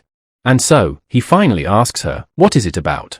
If it's something about his bullet or something wrong with it, but she denies, saying that it would be done by next month, and tries to tell something about those leaves he gave her. To which he replies that they are not ordinary leaves he knows, and asks her if he can use some of them for research purpose if they are left after processing, which agrees, though she doesn't seem much into it all. And so, Ha-jin continues on that they have to make the project a success since they are partners, hearing which again gets her filled with guilt. She then finally musters up courage to tell him something, but Ha-jin looks is still on about the project. She finally speaks up, saying that she got something to tell him with a very concerned expression. And just as Ha-jin tells her to go ahead and say it, we see something happen, causing the Ferris wheel to shake. Ha-jin looks outside upon finding the Ferris wheel stopped, and realizes that it's starting. Sa-hyuk tells Suho that he seems to be a celebrity around here, thanks to which she was able to recognize him right away, but Ha-jin is shocked, and asks, how is she here? She replies that he has recognized her, though not without remarking that he would have been an idiot for not doing so, since they are the only ones here. And as for Suho's question, she replies if he really thinks that he was the only special one that day in that situation. Suho starts to get angry and asks her reason to be here, with Naeun being surprised seeing Suho angry like this for the first time. While wondering who is that girl, Sa-hyuk tells Suho that it's none of his business to know, and asks if he forgot how to show her respect. Because no matter how much the world changes, he shouldn't forget their past relationship. But Suho replies that after all this time, she don't have the right to say that. But she replies that she always have the right with a confident smirk and plans to fix Suho's attitude since he is acting too arrogant despite being a lowborn thing. Naeun gets pissed and speaks up, saying that she don't know what is her deal with Suho, but if someone like him is angry, then 9 out of 10 times she is the one who is garbage in the situation, making Sahyuk pissed. And as she tells her to get lost, Sahyuk immediately attacks her and sends her flying all the way back.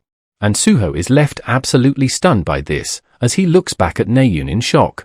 And we see Sahyuk is about to use her power again, this time to attack Suho, who is checking up on Naeun, causing Sahyuk to get angry again since he is showing her his back. And we see her forming and summoning tons of weapons around her, leaving Suho nervous. Meanwhile, Hajin is surprised to see Naeun go down in one hit like that, since no matter how strong Sahyuk is, it shouldn't be possible. And so, he plans to interfere again and tells Yoonha that they would be talking later.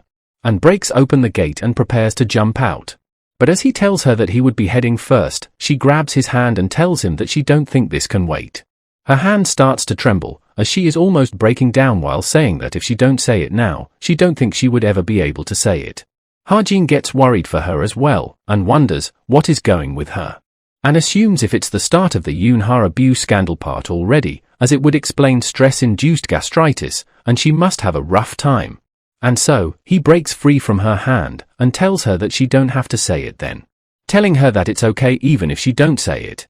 Because he would help her, whatever she is worried about.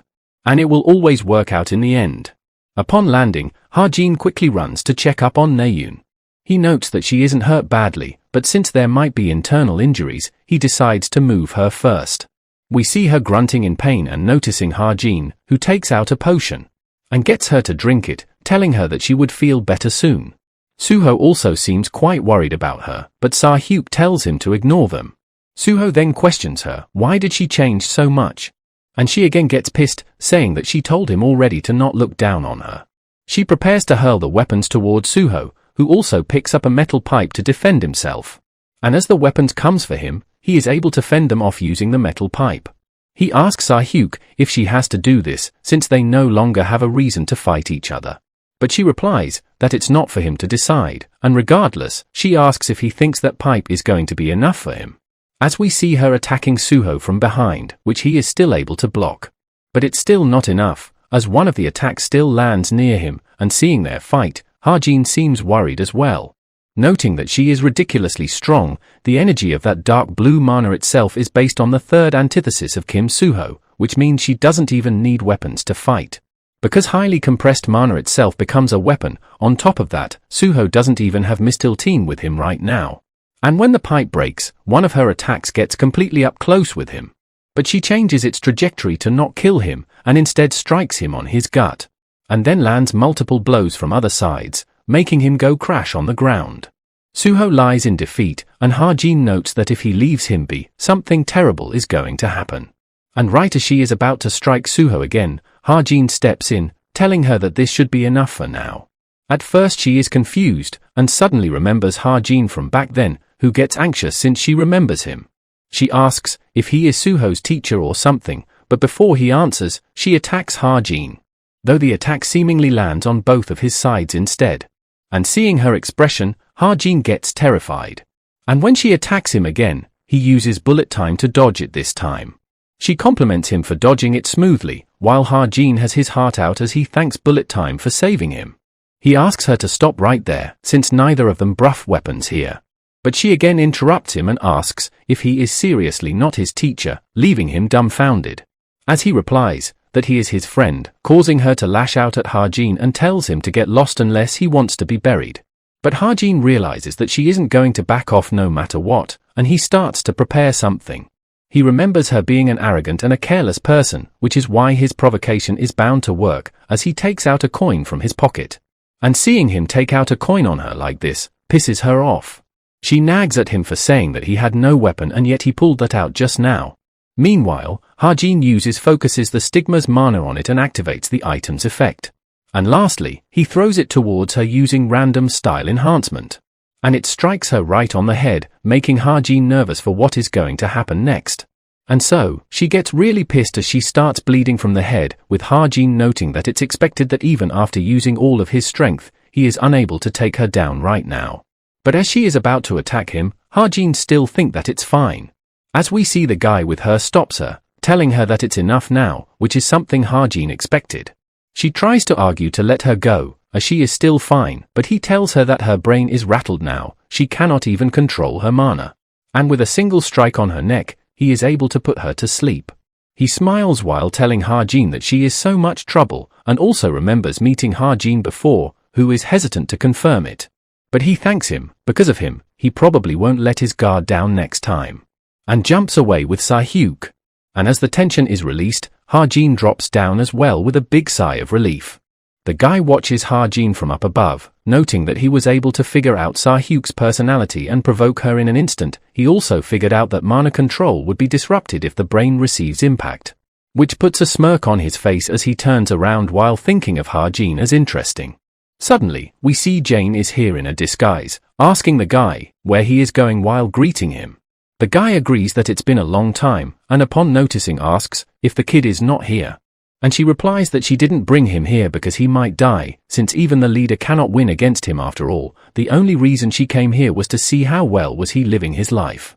But to her it seems that he already found a new child. And the guy agrees, but calls her way too special to be called just his apprentice. She is someone who is always looking for ways to kill him. But that aside, he easily rip apart Jane's disguise, saying that she must have gone quite a bit of confidence. Or perhaps she has just become more fearless. She replies that didn't he said that those who have things to protect cannot make reckless moves. Even if she cannot kill him, she can at least kill an unconscious person. Which he agrees with and starts to take his leave. She asks if he is just going to walk away, and informs him that the new black that new leader found, the wolf solely hired to kill him. The demonic wolf, he is right here.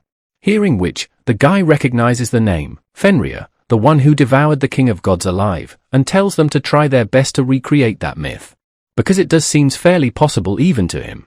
Back to Ha-jin, who notes that the police has detained every smuggler who caused chaos in Desaline land, and it would be all over the news tomorrow. Seo-hyuk's group hasn't been caught, Naeun is safe at the hospital, only one left is Suho. He asks if he drank all the potion and Suho replies that he would pay him back, but Ha-jin declines. And asks if he knew that woman from earlier, and he replies, just a little. Suho then speaks up and tries to tell Ha-jin something, but stops. Deciding not to, confusing Ha-jin as well. But regardless, he tells Suho to not be too dejected by it, and he replies that it's not that bad. Ha-jin looks back and sighs and rubs his hair frivolously. Suho doesn't understand what was that for, but Ha-jin replies that he is really going to leave now, confusing him even more. But regardless, Suho seems to be feeling better. Ha-jin notes that Suho must have been lost in thoughts upon meeting Seo-hyuk, someone from the same world as him. There must be a grief of losing his hometown. And those feelings are similar to him, but unlike him, Suho doesn't have a chance at returning home. Being able to only watch makes it tougher.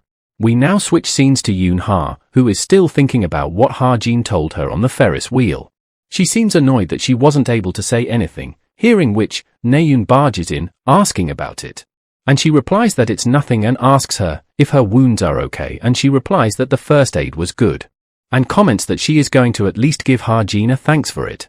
Yoon-ha knows how much Naeun respects her grandfather, but he is one of the key figures responsible for the past, just like her father. He probably only ever showed a kind face to his granddaughter. She bets Naeun would feel a great betrayal when she finds out. Which makes her wonder if she should tell Naeun about Ha-jin's past. Should she tell her that her grandfather, a person she respects, was one of the culprits, responsible for killing Ha-jin's parents and forced him to grow up in complete solitude without a family? And so, she calls out to Naeun, who looks up to hear what she has to say. Only for her to go silent the next moment and decides to not tell her and instead tells her to be nice. Naeun doesn't understand what she means, and Yoon-ha replies that whenever she texts Ha-jin, they are all always grumpy. And so, she shouldn't regret whatever happens later. We now switch scenes to Evangel, who is sharing her food with Whitey. While Ha-jin is glad seeing them figure out how to share without fighting. And now due to the last night's incident, he received lots of SP, and he can add another setting he wanted now. He remembered preparing few ideas for it before and also wrote it down. Doping selling, a concept he came up with after anticipating that he would do quite a bit of doping in the future. The effect consumes drugs and reproduce them internally. because if he is going to dope, he is going to make it advantageous and permanent. He finds the cost of it to be quite steep, but he expected permanent stats to be this much. But regardless, he saves the settings. He immediately begins trying it out by eating one of the elixir Yoon-ha gave him. His body remembers 4% of the effect of the elixir, meaning 25 more of them, and he can reproduce them internally. Just when he is thinking it's not too bad, he suddenly feels something and starts to tremble. And falls down on the floor, with sweat rolling down on his face. He notices something strange about his stigma.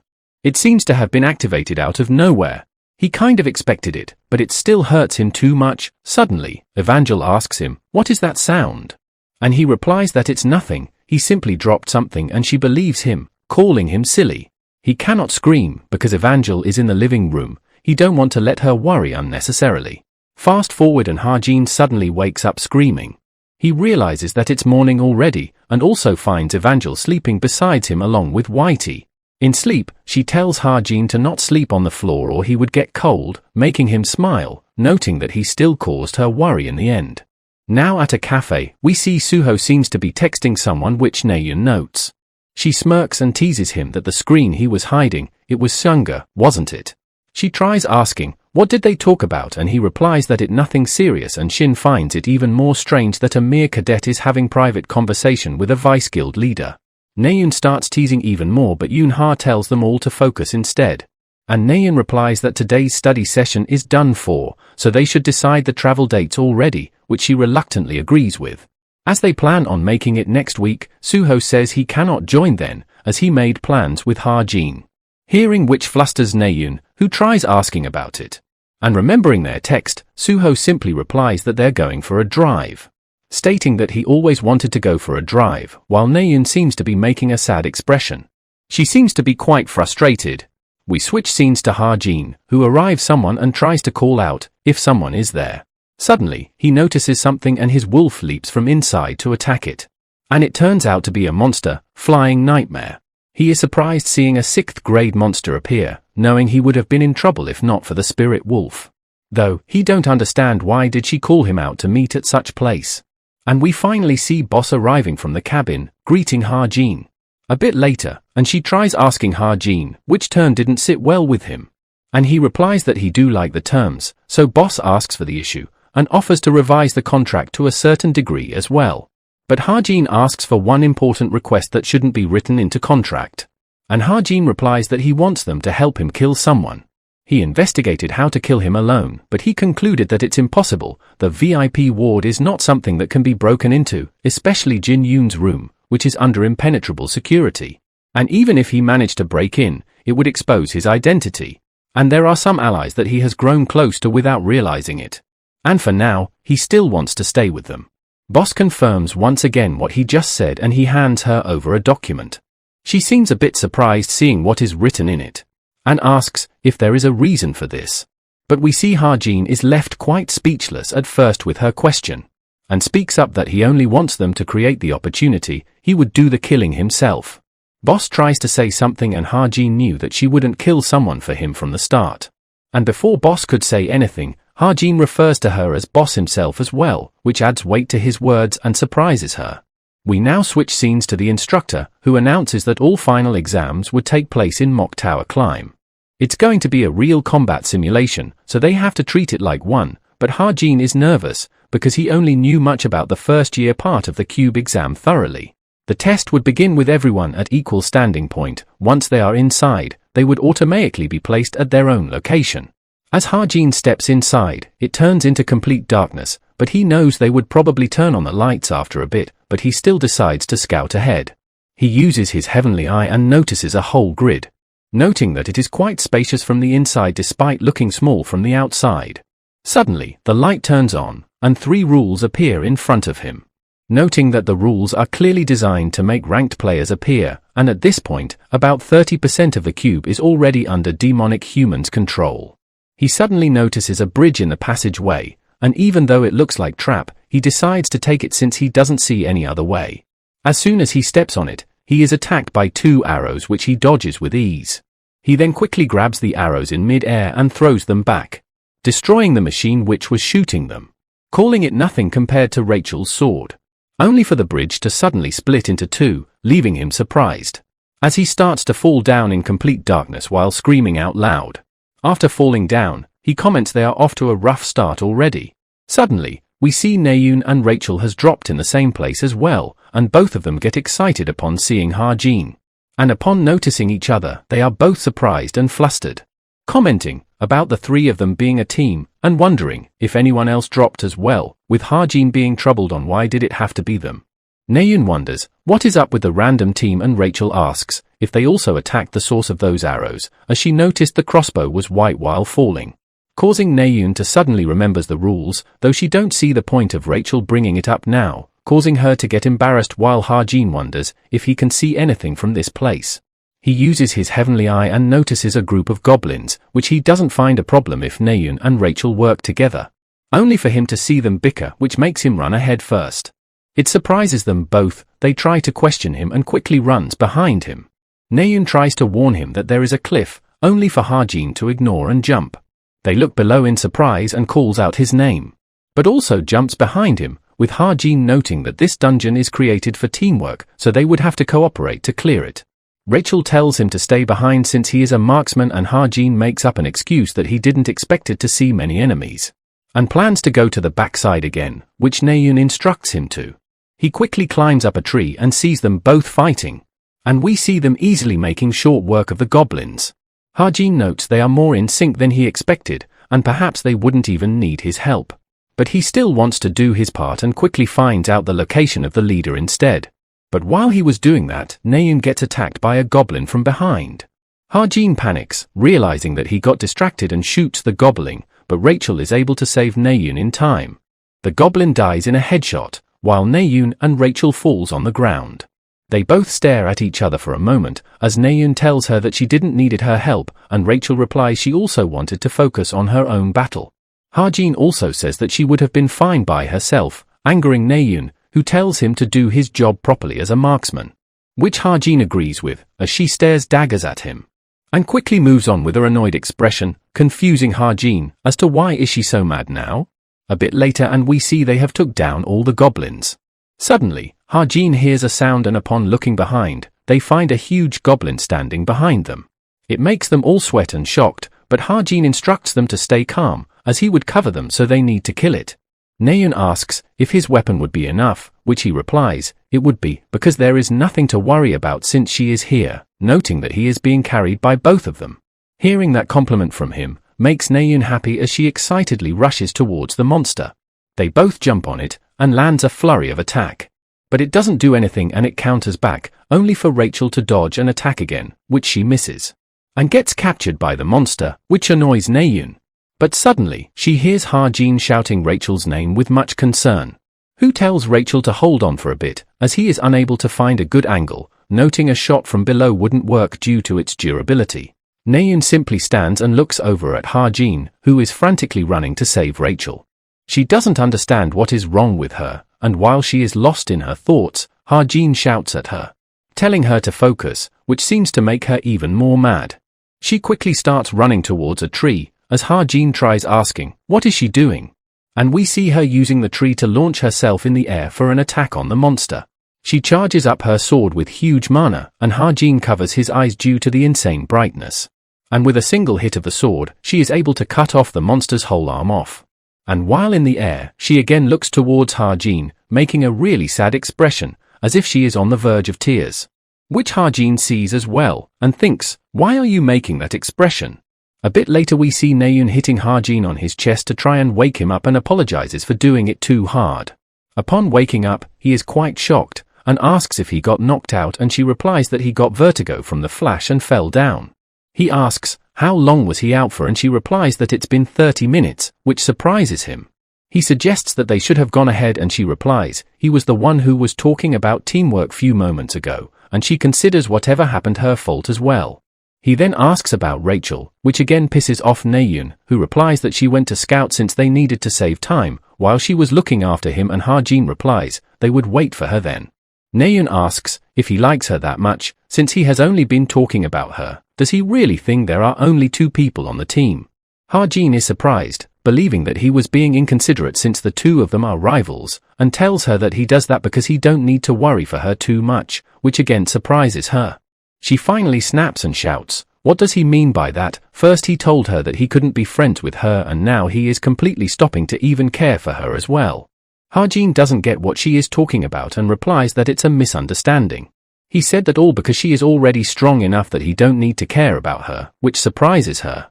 Ha-jin apologizes for upsetting her and only paying attention to Rachel, but clarifies that he didn't meant it that way when he said that he don't need to care for her.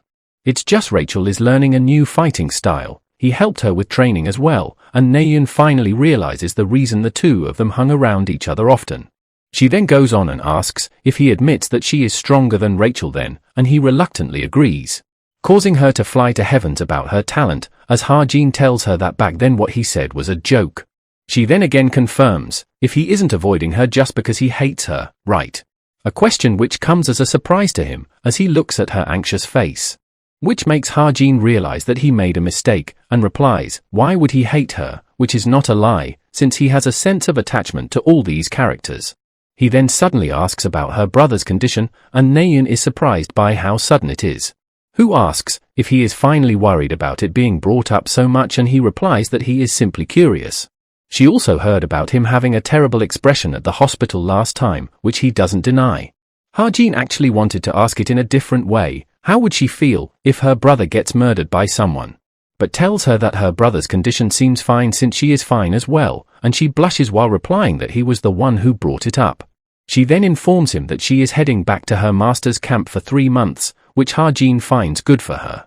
So she suggests to go on a trip with others before she leaves, and she wants to go with him as well. But Ha-jin declines, saying that he is busy and gets up to leave. But she grabs his hand, saying that she would match his schedule so he can just tell her when he is not available. And the fact that he has time to go on drive with Suho but not this, leaving him speechless and confused. Suddenly, Rachel arrives, happy to see Ha-jin back up again. He assures her that he is feeling fine and she informs him that there is a wall that looks like a door nearby. He tries to free her hand from her, but she seems determined to hear his answer. And in the end, he replies that he would think about it, which makes her really happy and excited as she quickly follows those two. They arrive at the wall, but Ha-jin is not able to see much, thinking if there is some kind of mechanism to it. He asks Rachel to summon her spirit for a second, as they should look over the door just in case. Even though spirits are duller than humans, they can scan large area through emotions. And so, Rachel gives it a try. She sends her spirits inside and is able to find something, detecting killing intent, surprising both Ha-jin and Naeun. She warns them to move cautiously, with Ha-jin noting that it must not be her instructor behind the door since Rachel has detected killing intent. They all start to slowly move inside, with Ha-jin wondering, who could it be? But whatever it is, he knows that it's going to be annoying enough to develop the storyline, as we see a guy in a robe welcoming them as cadets. The guy introduces himself as the instructor for final stage, Black Lightning, but Rachel is quick to point out his lie. So he suggests them to face him head on to find out and creates a bunch of clones. Naeun tells them to focus on the main body, and Ha-jin asks if she would be alright alone. And she replies, of course, as he was the one who said all that before and he also trusts her with it then. Ha-jin quickly goes on to take his position, while the guy also prepares to attack them. He sends some flying swords towards Ha-jin, only for Naeun to block them. She tells Rachel to try and find the real body using her spirits, and she goes on to do just that. And her spirits are quick to figure out which is the real body. And so, Rachel also doesn't spare any time and attacks the main body, cracking his shield. The guy commends Rachel for having sharp instincts, never expecting her to grow to this extent. And seeing the mark on his hand, Rachel recognizes it to be that of Dark Moon of Death. She asks him about the person who gave him the order to do this. The name also rings bells in Ha-jin's head, who also remembers them. They are one of the secret organization tied to the Chameleon Troop. The Chameleon Troop had many connections with many different groups and organizations. But rather than relationship, they were more like deals, and none of them had any idea who they were dealing with, and the Dark Moon of Death is one of them. But they are usually active in Pandemonium, so he doesn't understand their reason to be here. But the guy comments that they have become really famous for the princess herself to recognize them and start summoning some object in his hand. Ha-jin wonders if it's some magic device and the mana flow feels similar to him. It's like when he was falling into the test. And so, he quickly tries to shoot it, only for it to get blocked. The guy starts to activate it and Ha-jin shouts at Rachel to get away. As the device opens, creating some large tendrils, as it turns out to be a teleportation device. But Naeun comes in clutch and is able to save Rachel from it. And asks about the situation, and Rachel briefly explains about the guy they are fighting. Ha-jin shouts at Naeun to take Rachel far away while she asks, what would he do? And we see him taking out his ether and grabbing the leg of the guy. And quickly pulls him, planning to take the device, knowing that it would only teleport to close location. And so, he quickly slams the guy against the wall, leaving him quite damaged. The guy grunts in pain as Ha-jin tells him to stand down, since his mana is still on him. He knows that their target is Rachel, but he has no idea of their intentions, but since their leader is based in England as well, he believes Lancaster has made some kind of deal with him.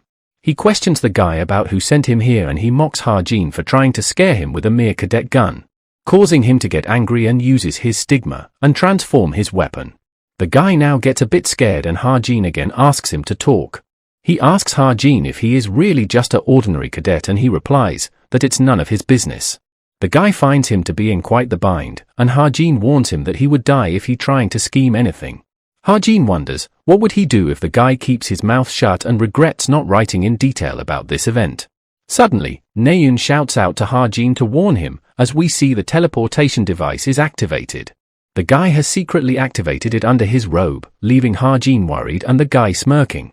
And we see Rachel and Naeun are watching from afar in shock, as the device starts to envelop Ha-jin inside of itself.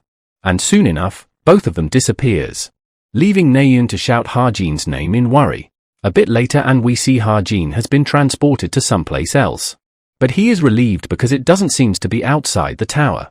Suddenly, he feels an attack coming and quickly dodges. Ha-jin finds the guy really persistent, who is also annoyed as he was only planning on taking the princess, but he interfered. And so right now, he really wants to make Ha-jin disappear, as he summons lots of swords. Ha-jin counts the amount of sword he has, noting that he can control it with his mana, and since even Rachel had trouble fighting him, he is at least an intermediate level threat. And the teleportation device he used must be really expensive, but if Lancaster is really behind him, then this guy would be desperate. Ha-jin sighs, thinking it's better anyway since Rachel would have trouble fighting this guy using her spirit. But he should be able to defeat him using his Stigma. He then uses his drug recreation ability and applies body strengthening to himself. He finds the effects quite good, never expecting to having it used so soon. The guy then quickly attacks Ha-jin using his swords, which he dodges using bullet time. And counters, but his bullets get blocked easily, causing the guy to mock for being weak. Ha-jin seems quite flustered as well, and suddenly, an attack comes from right behind him. But he is somehow able to dodge that as well by tilting his head slightly. He doesn't understand what just happened, he somehow knew the trajectory of the sword would change. He wonders if it's due to bullet time, but it only lets him move fast, it doesn't have the effect of prediction. But upon dodging some more attacks, he finally realizes what is happening. The guy throws his sword using his arm, and grabs the sword using his mana again to change its trajectory, which makes it firmly come under ranged attack, and his gift, Master Sharpshooter, is at pinnacle of all ranged attack variants. So if he is up against ranged attacks, he can easily see through them. But even if he can do that, it doesn't mean that he can also dodge them. His bullet time also lasts for 3 minutes, and like this, his stamina will give up first.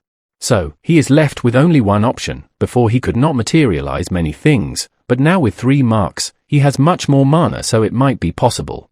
The guy keeps on blocking his bullets, and is in a difficult position to reach for him with Parkour, and he has seen him use ether, so he would be on guard against it.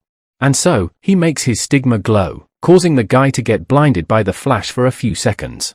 We see some kind of portal appears and Ha-jin also disappears. Right as the guy is wondering where did Ha-jin went, he suddenly appears behind him. The guy looks behind in shock, wondering how did he got there, and Ha-jin takes his shot. But the attack is blocked again, with the guy commenting that his attack would never work as long as he parries those bullets. But Ha-jin smirks, and finds his opening. And his chest starts glowing, as the spirit wolf comes out, whom Ha-jin instructs to bite black lightning. The wolf obeys Ha-jin and starts munching on the guy while he screams. But before it kills him, he quickly recalls the wolf back. He then steps on the guy, once again asking if he is not going to talk. And this time, the guy is more visibly anxious, and since he doesn't speak up, Ha-jin tells him that he is simply going to shoot him. The guy finally gets scared and tells Ha-jin to stop. But suddenly, the bell rings, and the end of test is announced, with the cadets being summoned back. And Ha-jin is perplexed by it, while the guy chuckles in satisfaction, with Ha-jin commenting that he is surprised to see someone even luckier than him. But he also thinks they would soon meet again. If he keeps something up, he would deal with him properly then. But regardless, he plans to report it to the boss at once. After getting summoned back, we see other cadets are here as well. Ha-jin finds it a waste, thinking he should have at least shot him once. Suddenly, Naeun comes running towards him, shouting if he is all right. She frantically questions what happened to his face as he looks even uglier than before. He tries to assure her that he is fine, but she tells him to wait till she gets him a potion, which she quickly runs off to get, while Ha-jin comments that she really don't have to. Suddenly, he gets a notification. It's from Boss, who had a meeting with the squad about his request. He gets a bit anxious for them to contact him at this time and place. The result was 5 in favor and 5 against it. Ha-jin knew that even for them, killing someone like Jin-yoon is a bit much, yet the vote is split 50-50. But the boss hasn't made her decision yet. She tells him that he has killed many people already. It was for mission, but most were evil enough to deserve death. But this time, he has said he wants to kill someone himself, regardless of reason. A kill carried out by his own will, it would leave a psychological scar on his heart. Would he really be able to handle that? She questions and suggests to talk privately later about this. Seeing the mighty chameleon troop hesitate like this is making him hesitate as well. Suddenly, he starts to hear some crying noises and wonders if he is hearing it wrong. But looking over, he finds Rachel, who seems to be teary-eyed, and he expresses his relief of her being safe. The instructor tells her to not make a scene, but she gets pissed, trying to explain that there was an intruder instead of a regular agent, but he doesn't seem to take her seriously. The instructor tells the higher-ups that headcount is confirmed only for Rachel to call him an idiot, but Ha-jin tells her that it's fine, as they would tell the homeroom teacher later. But she still isn't convinced, but upon looking at his face, she is left speechless for a moment. And finally calms down and asks, how did it go with that Dark Moon of Death guy? And Ha-jin replies that he won, surprises Rachel. But regardless, it seems to relieve her a lot. Fast forward to some time later, and we see Suho and Ha-jin on their supposed drive. They are finally done with the monster and starts cleaning it up. Ha-jin gets a new feature called Spell Imprint, which he got from fighting Black Lightning, which he kept on delaying, but now he is getting alerts and plans to go imprint teleportation for now. And upon doing it once, he feels tired already. Suho asks, aren't dungeons fun, because they get to see bosses they never seen before, but Ha-jin doesn't find it a normal thing to say and tells Suho to not say it in front of others. He also questions his decision to tell people that their dungeon trip is a drive, and he replies that he didn't thought to casually say they are going to a dungeon, and Ha-jin is annoyed because people are thinking that they are dating due to this. Suddenly, Suho gets a text and tells Ha-jin to hold on because he needs to reply to it. Ha-jin asks if it's Sunga, and Suho looks away while feigning ignorance that she is their senior, and Ha-jin smirks, while replying that he is not denying it. Suho acts all innocent, replying that there is no way someone like Sunga would be interested in him, only for Ha-jin to get annoyed, thinking that Suho could live off his face alone for 30 years. But more importantly, he confirms if Ha-jin is really not coming to trip with them, and he asks if he really likes trips that much. But Suho really wants him to come and offers him the reward they got from the last town. And it's the Pot of Desire, something which Ha-jin does find tempting, with Suho replying that they won't see each other for 3 months if he leaves. But if they are together, he would be a little less lonely for those 3 months, and Ha-jin asks why would Suho not seeing him would make him lonely. Suho also believes it would be good chance for him to get close to Naeun too, and Ha-jin catches up on the two part, and teases Suho that he must also be planning on getting close to someone, and he again tries to deny it while blushing. Ha-jin thinks that back then, he shouldn't have changed the subject. And in the next panel, we see him going on the trip with everyone, with Naeun sleeping on his shoulder. He wonders if she is asleep and starts to gaze out the window. Narrating, as the wind chill sank deep into his bones, he set off on a journey with these guys. Fast forward and we see a excited Naeun, who invites them up to their vacation place, which is apparently hard to get reservation in. She tells everyone to put down their luggage and gather up. Suho asks, what are they going to do? And she lists tons of games and activities for them to do. They tell her that she seems quite excited and in better spirits than usual. And she glances towards Ha-jin while asking, "Really?" Fast forward to evening, we see Ha-jin cooking and Naeun comes to him, asking what should she do with this, and he asks, "What is it now?" She shows him a burnt piece of meat, which he annoyedly tells her to throw away, and to go do something else, but she refuses, and asks for his secret to grilling so well, but he replies, "For starters, there should be no one getting in your way," which annoys her, as she hits him on the shoulder. But he tells her that she don't need to know to do something like this, but she simply smiles in return while saying, "Even so." Young-han notices their interaction and starts to tease them. "What are they two doing here?" he asks in a teasing manner, and she tells him to shut up. Meanwhile, Ha-jin glances at Jong-hak, who is teeming with anger. Young-han asks if she has to stay by his side, since he offered to cook anyways, and she replies that she is feeling sorry for making him cook alone. So, Yoon-ha teases that it's not like she is there because she feels sorry, and Suho also comments that they look good together, leaving her to blush slightly. She also tries to tell Ha-jin to not get any weird ideas, and he shoves his meat in her mouth. And upon confirming with her that it's cooked, he brings it to the table for everyone. They now make usual banter, with Jong-hak inviting Suho to a game of billiards and Yoon-ha trying to get them to make some ramen for her, which they all do end up eating as well. We now see both Ha-jin and Naeun resting on a chair while Ha-jin is lamenting that it should have been soju to drink. She taps him with her elbow, saying that it's just like she told him, that it's going to be fun if they came here. And he replies that it's not boring at least, but she chuckles and tells him to admit that he is enjoying it. She then informs him that she also got a motorcycle, surprising Ha-jin quite much. And it's parked in the parking lot. He asks if she even got a license, and she replies she did, but only at the beginner level. And asks to go on a drive later, and he replies if she is trying to risk lives or something, and she asks him to drive if he is that worried. Looking at the sky and the waves, surrounded by people who now felt essential to him in his life, standing there in the middle of it, an old, bittersweet feeling came up inside him. He felt like that maybe it would be nice if things could stay like this way just a little longer. Back in the room, they seems to be playing cards, and we see Naeun's phone starting to ring. She tells them to continue on as she goes on to pick up the call. And upon picking up, she seems to have heard something shocking. Hearing her surprised voice, everyone is shocked as well and glances towards her and asks what is going on as they find her on the floor. Yoon-ha asks if she is unwell or something, and with tears in her eyes and her body shaking, she tells her that she needs to go. Yoon-ha tries asking what happened suddenly and why is she crying. Ha-jin also tries to reach her, telling her to calm down and tell him what is going on. But she grabs his arm and asks if he can give her a lift, which he agrees and asks what happened, and she stutters in her words, but finally reveals that her brother has woken up, leaving Ha-jin really shocked. He finds this thing impossible, noting that there should be still plenty of time left for him to wake up.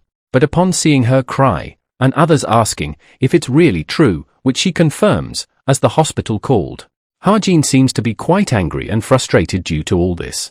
He quickly asks her where is the bike, and she informs in the parking lot, so he pulls her by the arm to go with her. Yoon-ha finds it way too dangerous for them to go on a bike, and he replies that they have to get there as fast as possible, so Yoon-ha tells them to go ahead, as they would follow them from behind. Ha-jin gets on the bike and asks Naeun to sit at the back. Upon sitting behind, she clutches her hand with his clothes tightly, and seeing her like this, he grabs her arm and pulls her forward much closer, telling her that she would fall if she hold on like that, which leaves her really flustered and blushing as she grips on tightly to him. With that, they finally leave for the hospital. On the way, he thinks that he shouldn't have pushed it back, it was something that he had to do, but he didn't even wanted to think about it. He wonders, why does he have to be the one to do such thing, and if there is really no way other than to kill Jin-yoon. He knew that it was not something that he should have delayed due to some trivial thoughts. Because for him, as the author of the novel, he have a duty to kill Chai Jin-yoon. Soon enough, they finally arrive at the hospital, but Naeun seems scared stiff. But he claps his hand and wake her up, asking if she is all right and can stand by herself, which she assures. He asks about her other family members, and she replies that they would be late since they are overseas, leading him to comment that even the chairman cannot open portals any time, which he replies goes without saying, since being a chairman is not everything. But now she notes that her trembling has finally stopped. One of the guard comes running upon seeing Naeun. She asks where is her brother, and he points her to the direction, telling her to hurry up. He asks about Ha-jin as well, and Who is about to say something, but Naeun clarifies that he is her friend. Who escorted her here, so she wants to take him in as well. The guard agrees, and Ha-jin seems quite frustrated. The doctor calls it a miracle, even though full activity is not possible yet. She would understand when she sees him herself, as his condition is very good. But since he recently woke up, his memory is still incomplete, but his recovery is really rapid, so he would likely get everything back in a month. This situation makes Ha-jin feel like sitting on a cushion with nails, and questions his purpose to be here. And seeing Naeun smile and being happy like that, it's the worst for him. They both finally enters the room of Jin-yoon. Seeing whom, Naeun is about to cry and calls out his name, as Jin-yoon finally opens his eye hearing that. He looks towards Naeun and immediately recognizes her, leaving her to cry tears of happiness as she goes beside him, and he starts to console her. He comments that she has grown so much over the years, and she agrees while crying. He asks if she has gotten used to the bow yet, or like she promised him, did she found something else that she truly wanted to do? And she replies that she picked up the sword again, which seems to have made him excited. As he praises her that whatever she does, she would do well, and hearing their conversation, Ha-jin seems quite off. Jin-yoon notices him as well, and Naeun asks him to greet Ha-jin, calling him her friend, who helped her realize what she truly wanted to do. We now switch scenes to Boss. Jane calls her out, informing that Jin-yoon has apparently regained consciousness again, and asks if they are really going through it, but she doesn't answer, leaving her to realize that it's already been decided. But she questions if the current number of people would be enough, even if the plan is carried out by Ha-jin, and she replies that there is no need to inform everyone, they would proceed with minimal personnel. Jane comments that it might be the only to pull Ha-jin in, but she still finds the risk too high, as they don't even know why he wants to kill Jin-yoon. And more importantly, they would make that old man their enemy. But the boss declines, saying that Jin-yoon's energy core, which stores mana, was destroyed that day, so that old man won't feel sympathy for Jin-yoon, who could no longer be a hero, when he is neither fully alive or dead. Not even if he is his grandson. Chai Jukiel was always that kind of man. He might even welcome it. By sacrificing one grandson, he would buy the world's sympathy. Jane replies that while she cannot be certain, he was the one who cut ties with them first. But she still finds Ha-jin to be acting strange, since even the money devil, Yo Jin-hyuk, says that he won't take the job this time. Which she finds really odd, since he is someone would clean anyone out as long as you pay him, yet he refused for Ha-jin, which leads her to assume that he perhaps investigated his past before. Meaning that Ha-jin definitely has a special past that could endanger someone. And Boss finds it a reasonable assumption as well, so Jane suggests to ask for more information from Yo Jin-hyuk. But the boss declines and suggests to try other information guild, and Jane says that she got her eye on two places. One is Falling Blossoms, a rookie guild that has been on the rise. It's only been half a year since they started, but their reputation and results are solid. And the other one is the Truth Agency. Boss finds the design of the website horrendous, and Jane tells her that it's quite famous regardless of it. But she is still not convinced and asks her to go with Falling Blossoms instead. She informs Boss that all preparations are done, and all that is left is for Ha-jin to review them and give the green light. Back to everyone else, Jin-yoon is meeting everyone else, noting Suho. He asks, how did he know? And he replies that it was from the Agent Military Academy's times. Naeun mentioned him a lot. She also said that he looked all delicate and acted like he knew everything, and that he is really obnoxious as well, which embarrasses Naeun, who complains that it was such a long time ago. With a sad expression, Suho tells Naeun that she is being too mean, and she replies that it was back when they didn't knew each other and all. After Jin-yoon regained consciousness, Naeun visited him every day, and his condition improved day by day, but Ha-jin discovered that his progress rate has already reached 97%. So there was an estimate of 2 months left, with no time left to lose. Jin-yoon asks Ha-jin what is he thinking about so deeply, and he replies that it's nothing, but he is only tired. But Jin-yoon thanks Ha-jin for coming every day, surprising Yoon-ha, who asks why did he came that often, and Jin-yoon says that he came every day with Naeun, though he was only tagging along so he could talk with Jin-yoon privately. But Naeun says that Ha-jin is his fan, and he has been talking about him for ages, always bringing him up.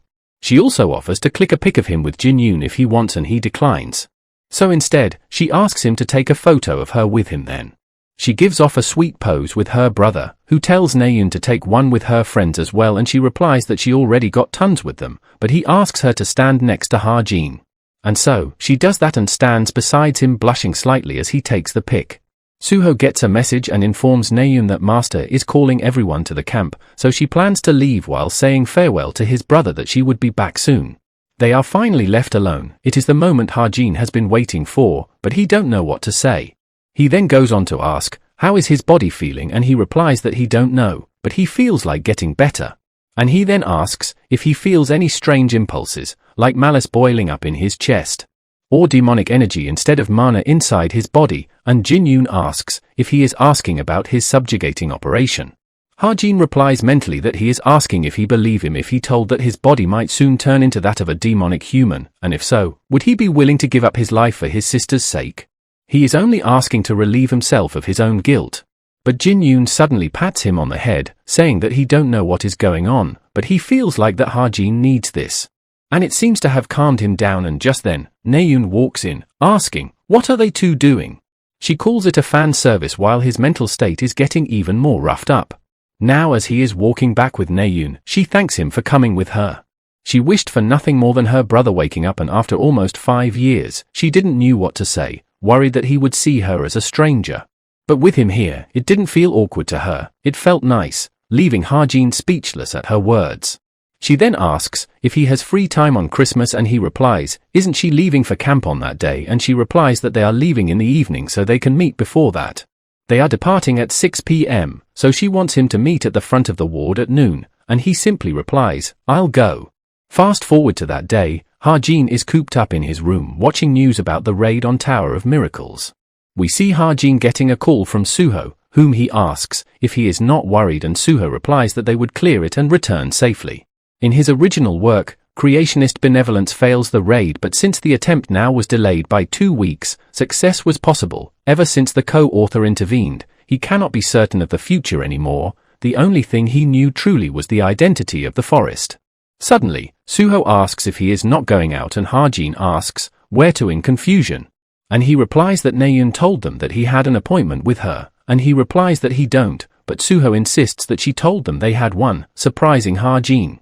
He then quickly realizes he meant to say that he would go on his way, not that he would go with her.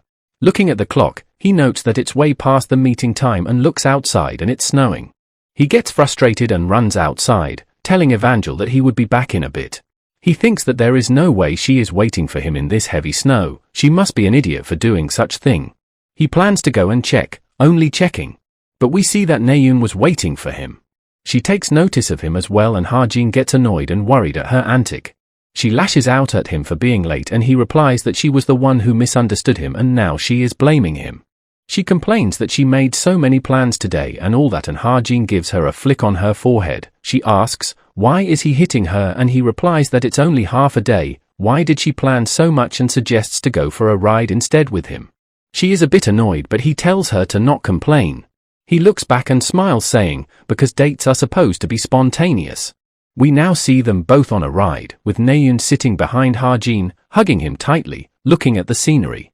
They both then have some snacks and it gets evening as they look at the sunset. Naeun found today to be quite fun, and Ha-jin is glad to hear that, leaving her to chuckle. She is then about to say something, until she arrives, but suddenly stops, saying, never mind, we'll see each other soon anyways. She then forwards her hand and Ha-jin asks, what is she doing, and she replies, a handshake. Ha-jin indulges her and we see her happily smiling. She then starts to leave, happily waving him goodbye, saying that they would meet again soon after it's over. But Ha-jin doesn't say anything, only apologizing to her repeatedly in his mind. Back to the hospital, we see some nursing staff getting ready to check on Jin-yoon. And the guard also lets them in. And we see it's Jane and Ha-jin, with the former asking about the CCTV, and he replies that he has dealt with them already. She then calls out to her captain, who uses her ability to isolate Ha-jin and Jin-yoon, informing Ha-jin that not a single sound will leak out from here, so he only needs to worry about his goal now. And in case the mercenaries notices something, Jane would buy some time for him, hoping that he would finish it as soon as possible. Ha-jin finds Jin-yoon's face to be same as Naeun when she is sleeping. But suddenly, he wakes up, calling out Ha-jin's name, and tells him that he was waiting for him, much to his shock, as he asks Jin-yoon, what does he mean? His hand starts to tremble, as he realizes that Jin-yoon knew. And he simply smiles in return, saying that after he woke up, he found himself engulfed in senses that he didn't experience 5 years ago. Everyone told him that it would take him time to get used to things because he haven't moved in 5 years. But he felt like something fundamental has changed within him. Those senses were more like impulses to him. Which is what Ha-jin was talking about to him. What is this strange sensation and why did he ask him such a thing? After thinking it over, he realized that Ha-jin would come to find him again, and hence asks Ha-jin if he can tell him why must he die. And with a troubled expression, he replies, because his body is destined to become that of a demon. The seed of a demon, it's probably a concept that has not yet been established in the world, a kind of evil god seed that takes root in human's body. Once it germinates, the vessel loses its consciousness, will, and body and is completely taken over, becoming the demon itself. Jin-yoon asks if the unfamiliar sensation that he felt up till now was that of the seed sprouting, and Ha-jin agrees, and before he can explain the only way to stop it, Jin-yoon replies that it's for him to die. He simply looks at Ha-jin with a smile even after knowing that, and thanks him for making such an incredibly difficult decision.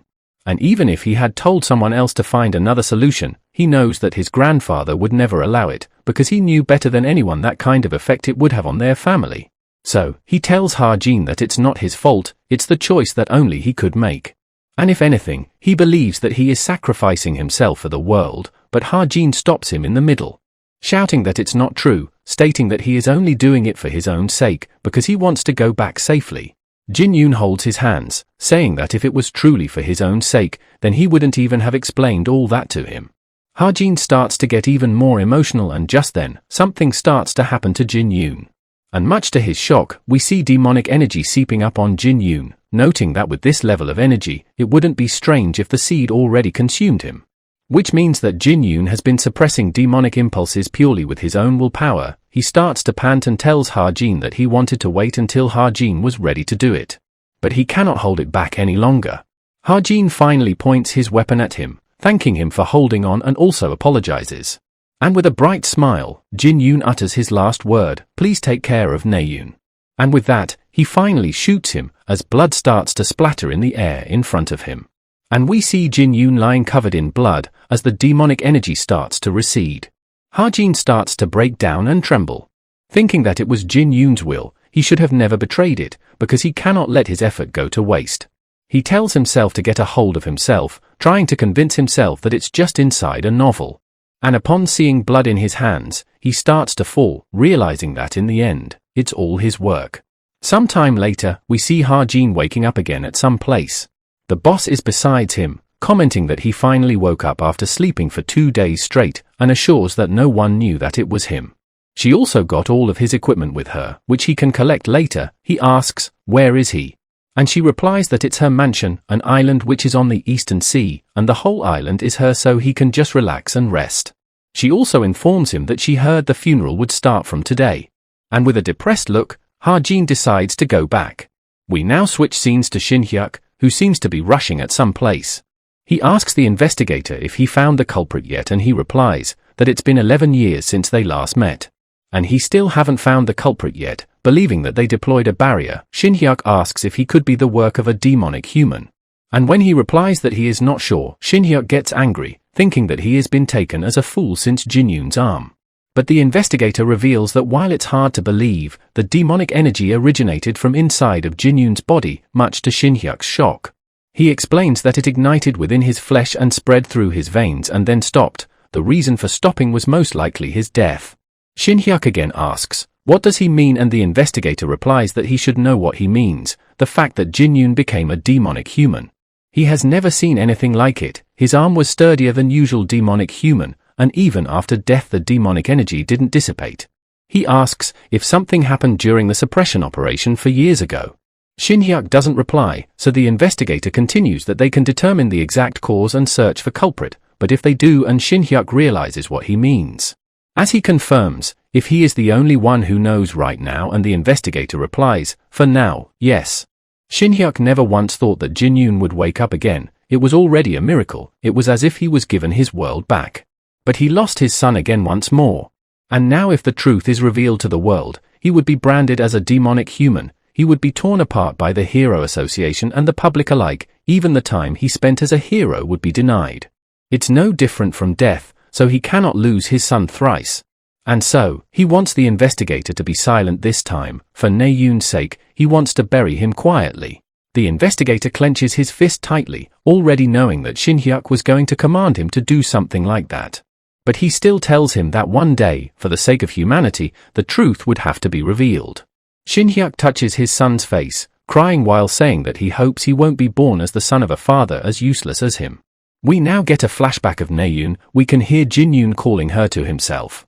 He complains that she has been training all this time, and not relaxing, while Naeun argues that she wants to become a greater hero even than him. But Jin-yoon still tells her to take it easy, as she even forget the days they were supposed to go out together. And Naeun replies that there is always another time. Right now she has a tough opponent to beat, but Jin-yoon still tells her to pace herself, or she won't grow tall. And with that, Jin-yoon starts to leave for his work, and she also waves him farewell. Back to the present, we see Naeun waking up from her sleep.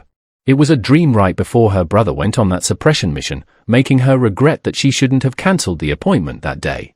But right now, she looks at their present-day photo, thinking that she wouldn't make the same mistake again.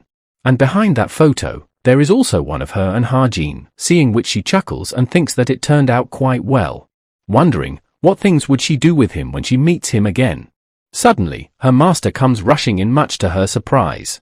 She asks him, what is the matter, and he asks her to step outside for a moment.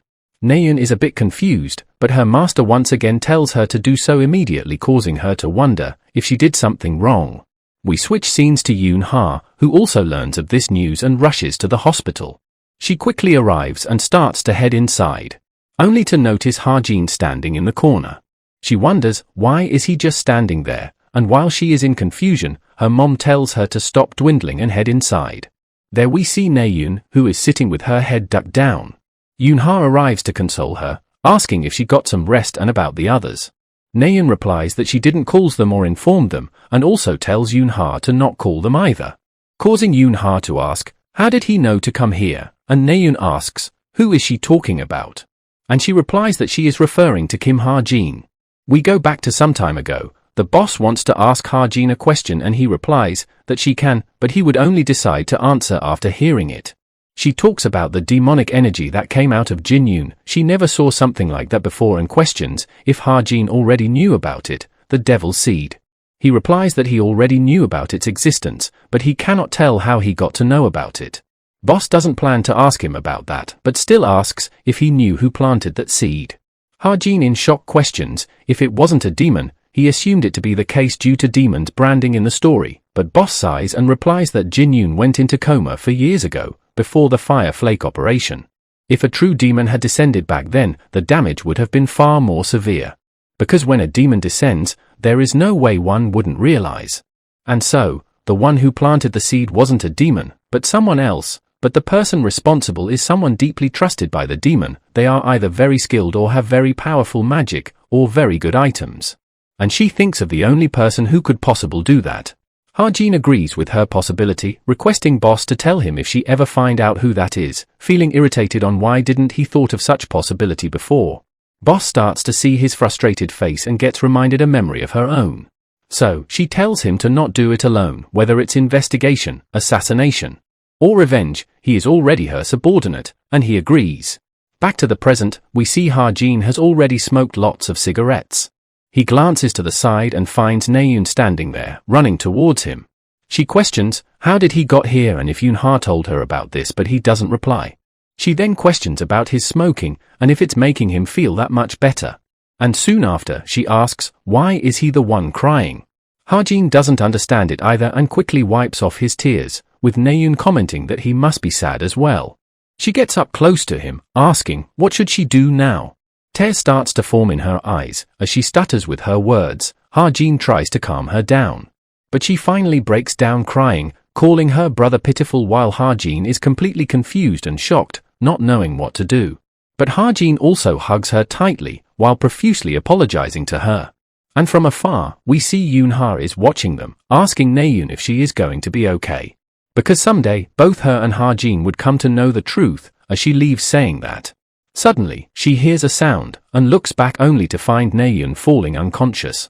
She quickly rushes towards her, asking what happened so suddenly. And upon seeing Ha-jin's expression, she is really surprised. A bit later, we see Ha-jin arriving back at his room, overhearing Evangel planning to surprise him, causing him to smile a bit. And as soon as he opens the gate, he is greeted with Evangel trying to scare him. He pretends to be scared, while she asks, why is he so late, and he replies that something came up, and asks if she has eaten, which she did. She hugs him and asks if he has eaten as well. But Ha-jin hugs her tightly instead, causing her to ask if he is okay. But Ha-jin assures her that he is fine, he really is fine. Back to Naeun, who is awake again. Her master asks about her condition and she replies that she is fine, who calls it a bold claim for someone who fainted not long ago. Naeun replies that she didn't eat anything, so it's not a surprise that she collapsed, but regardless, her master tells her that the position of the dojo would be ready whenever she would want it back, so she can take her time to recover. But Naeun says that she would go right away after the 3-day funeral. He tries to tell her to not overdo it, but she suddenly crushes the juice box in her hand. Saying that he was murdered, her master replies that he did heard some rumors like that floating around. And so, she plans to find the culprit and kill them with her own hands. He tries telling her to not have any foolish thoughts, but suddenly stops. Upon seeing her expressions, and instead says that they would talk later since she seems really shaken up right now. But he still tells her to not do anything reckless and leaves. Soon after, Yoon-ha arrives, asking about her condition, and she replies that she is fine. And asks Ha-jin's whereabouts, and Yoon-ha replies that he went home soon after bringing her here. She quietly lays back down, wondering, how did he come to know? And quickly after she asks Yoon-ha, which is the most reliable information guild these days. Who replies and tells Naeun to forget the shady ones, she can leave it to her, she would find the right one. Prompting Naeun to call her really cool, but Yoon-ha asks her to promise one thing, that she would not do anything alone. Since they are supposed to be friends, aren't they, which Naeun agrees. But she still has some other thoughts, as she clenches the bedsheet tightly, thinking that this is still something that she has to do herself. We see Naeun's grandfather, Chai Juchul, who seems quite pissed that his grandson was practically murdered in his own backyard. He glares at manager Kim, which makes him piss himself, as he stutters in his replies, that he don't dare to imagine someone doing that, and neither does Chai Juchul. He profusely apologizes, assuring that they did everything they can for the security, but since it already happened, Juchul calls everything he says plain excuses. But seeing how his hot-blooded son has been quiet all the time, he believes his grandson must have some kind of problem as well. Manager Kim ends up telling him about the demonic seed, and asks for what they should do. Juchul orders him to call Yo Jin-hyuk. Heeding the order, Kim asks for what price they should offer. Juchul is pissed hearing that, instructing manager Kim to tell Jin-hyuk to look at his head that is still on his neck. For him, it's a matter of saving face. He cannot allow someone to leave who laid hands on the bloodline of Chai clan. Back to Ha-jin, he is here upon getting a message from Naeun to meet her at the park at 3 p.m. Again remembering her brother's words, he doubts that he has the right to accept the request of taking care of Naeun. Suddenly, Naeun arrives, leaning on his shoulder. When asked, what is she doing? She instead questions Ha-jin, what is he thinking so deeply about, and if he is mad that she is late, and he replies that he was just thinking about some stuff. She suddenly puts her hand over her nose due to him smelling like cigarettes. Ha-jin tells her to get off if that's the case. But she instead pushes in him more. Ha-jin then asks for the reason that she called him here. And she replies that she just wanted to see his face, much to his confusion. Though she quickly reveals that she just wanted to tell him goodbye before she leaves. He asks if she is going to be okay like this. And with a smile, she assures that she will be. And to wait for her for a month, he asks, what is she going to do if he does, and she replies that it's a secret. So Ha-jin promises that he won't run away. And suddenly, she gives him a tight hug. And quickly leaves afterwards, leaving Ha-jin quite surprised. Making him smile and question, why is she doing something that she never does? Seeing how strong she is, Ha-jin decides to steel himself as well, calling what he did the best option. Because if Jin-yoon had become a demon, a lot more people would have gotten hurt or died, and she would have been one of them. So, he convinces himself that what he did was the best option, for her too. He suddenly gets a notification that chapter 1 of the story will soon end. Making him immediately realize that he didn't do it for her, but for himself. It's just so he can make it back home safely. Back at the cube, students are talking about Ha-jin's rank having another huge jump, from 334th to 121st this time. A rumor also goes around that he is going to become a mercenary. Ha-jin, who is quite pissed with all this, curses the damn story. And if it's for that reason that Jin-yoon had to die, Naeun getting hurt, and him suffering right now, then he will make sure to get whatever ending the co-author decided on. We now see the former owner of Black Seat, Bell, who is surprised learning about Jin-yoon's death, missing it out by staying at Pandemonium for too long. His assistant asks about him, and he replies that it's some rich family's young master, someone who was supposed to remain alive but died. He knew that he had a demon seed which was about to be awakened, but he was murdered like this. Even though there shouldn't be many people in this era who knows the existence of the seed, he tries to think if it was some kind of power struggles between demons or a faction with a grudge against Chai clan. And if it was neither, he wants to know whose doing could it be. He knows that Jinhyuk is Jukiel's hunting dog, and the Chai clan has enemies with clear grudge, and these days, Yoonha is also focused on expanding their influence. And if Jin-yoon died, there is only one cadet below him who isn't interested in fighting. It can be judged that way, so for now, he decides to shake this side first. He then asks his assistant, Rumi, to do him a favor.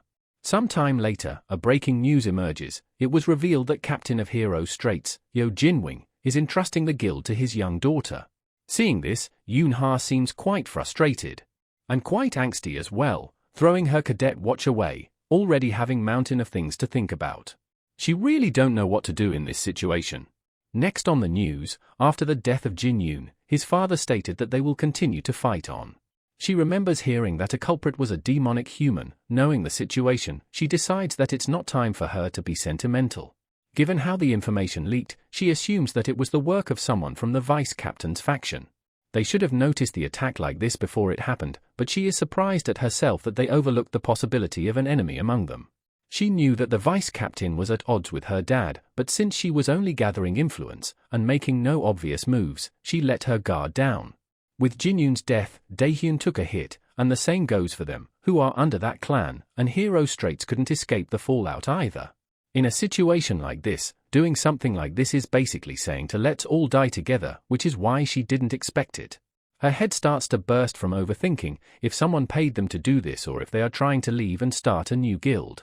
Suddenly, one of her attendant informs her of someone here to see her. She replies to just throw them out if it's a reporter, but the attendant replies that it's a cadet, who said that she would know who he is. If told that he is her colleague, she quickly realizes that it's Ha-jin and asks his attendant that she would go out herself.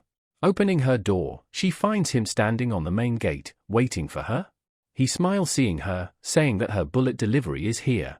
She doesn't understand what it means. And looking inside the bag, it's all the things she loves to eat. But once again shouts at him that she don't like these kinds of things. When asked if he just came here to give this, he replies that it's for when she crashes out mentally and stop eating for days. She is surprised that he knows something like that, and he then hands over something she would know what it is when she opens it. It's from the Truth Agency. She found the name quite weird though. Looking inside, there is a list of people who planned her abuse of authority scandal. First up, Park Sang-ho, who secretly recorded the Jinwing family's dirty laundry and uploaded it to his personal database, and also participated in many of Vice Captain's illegal dungeon raids. There is also a video recording proof. In shock, Yoonha asks Ha-jin on how did he get this information. Ha-jin simply leaves, while telling her to also check the materials on the USB stick he left inside. But regardless, it makes her mood much better, as she plans to do the right thing now. In the news, she revealed the terrible action of the vice captain's faction. The narrative shifted from suspicion surrounding Yoonha to the vice captain's corruption. A bigger fire swallowed a smaller one, but even though the target changed, it was still a scandal for the whole guild, so a short-time drop in ranking was unavoidable, but the root cause was all taken care of. There will be nothing left but a ruse. Yoonha would make sure of it. Evangel asks about the news, and in simple terms, Ha-jin explains that it means people did bad things. He also get a message from Yoonha, who thanked him for all this and again asked how did he got this information. He assures her that it's fine, but Yoonha doesn't plan to stay in debt, and plans to help him with whatever he needs in the future. But to her, he also looked kind of pale, so she asked about his condition and he assures her that he is fine. Evangel asks the same thing as well and he assures her as well, claiming that as long as he have her and Whitey, he is going to be more than fine, which is half true for him. Ha-jin gets a congratulation message from Rachel for reaching the top 100. She didn't move from her third place. While still not versed in spirits, she would lose to Naeun in direct combat, but due to the excellent written performance, she is ahead of her overall.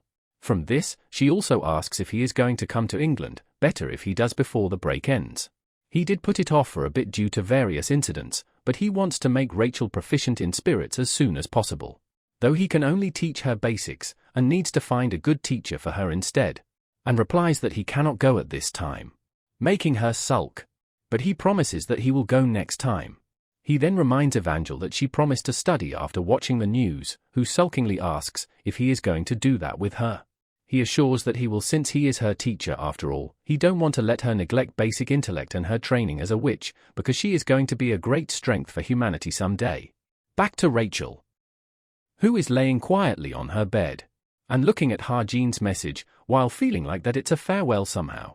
We now switch scenes and see a courier arriving. The person immediately rushes to collect it as soon as the bell is rung.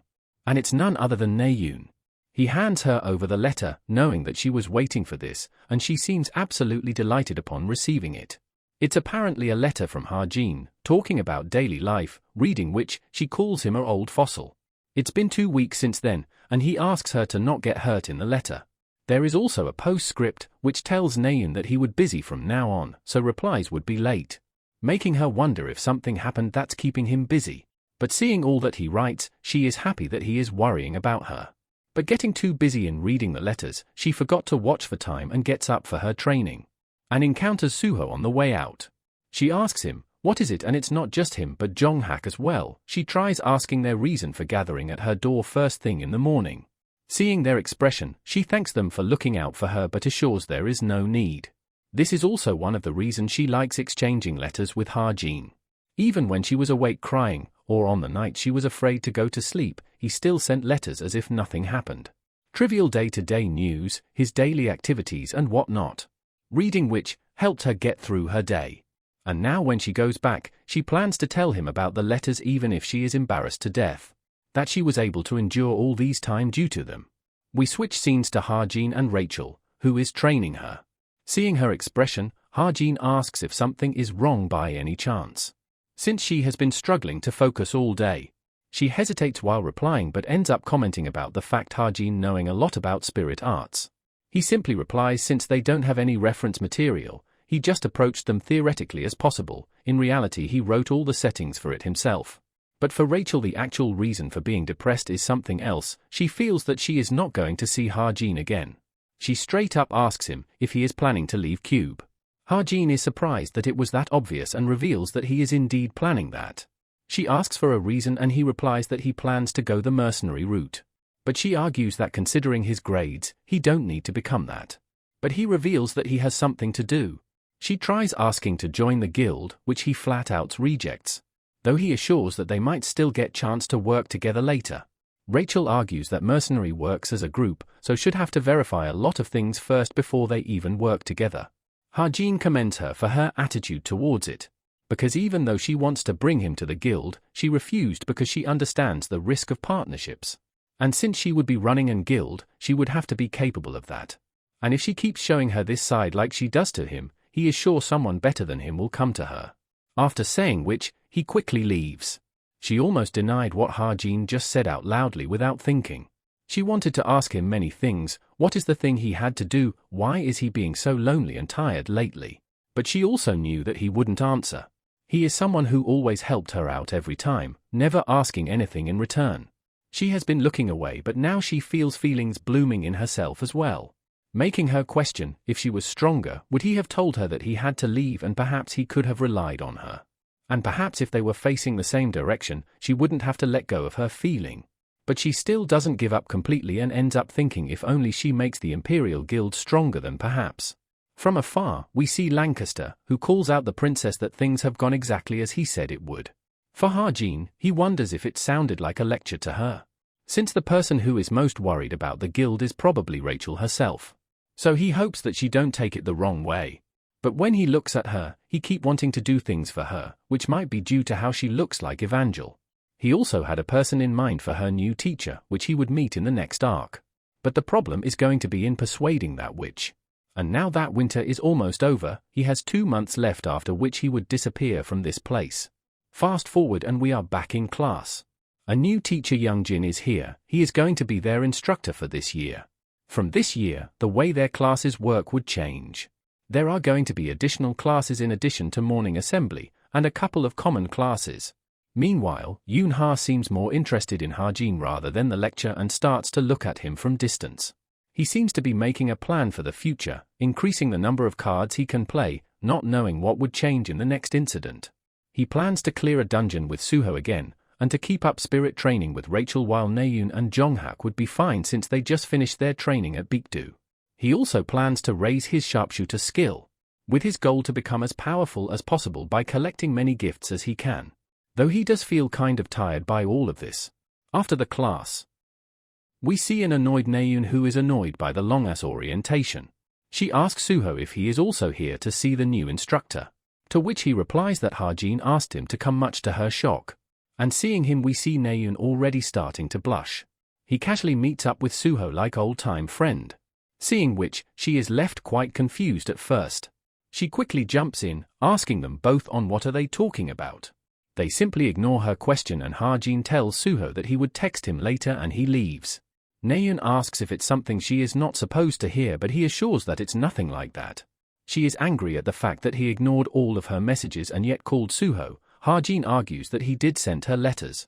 She replies, she meant after coming down from Mount Baekdu, she wanted to do many things with him.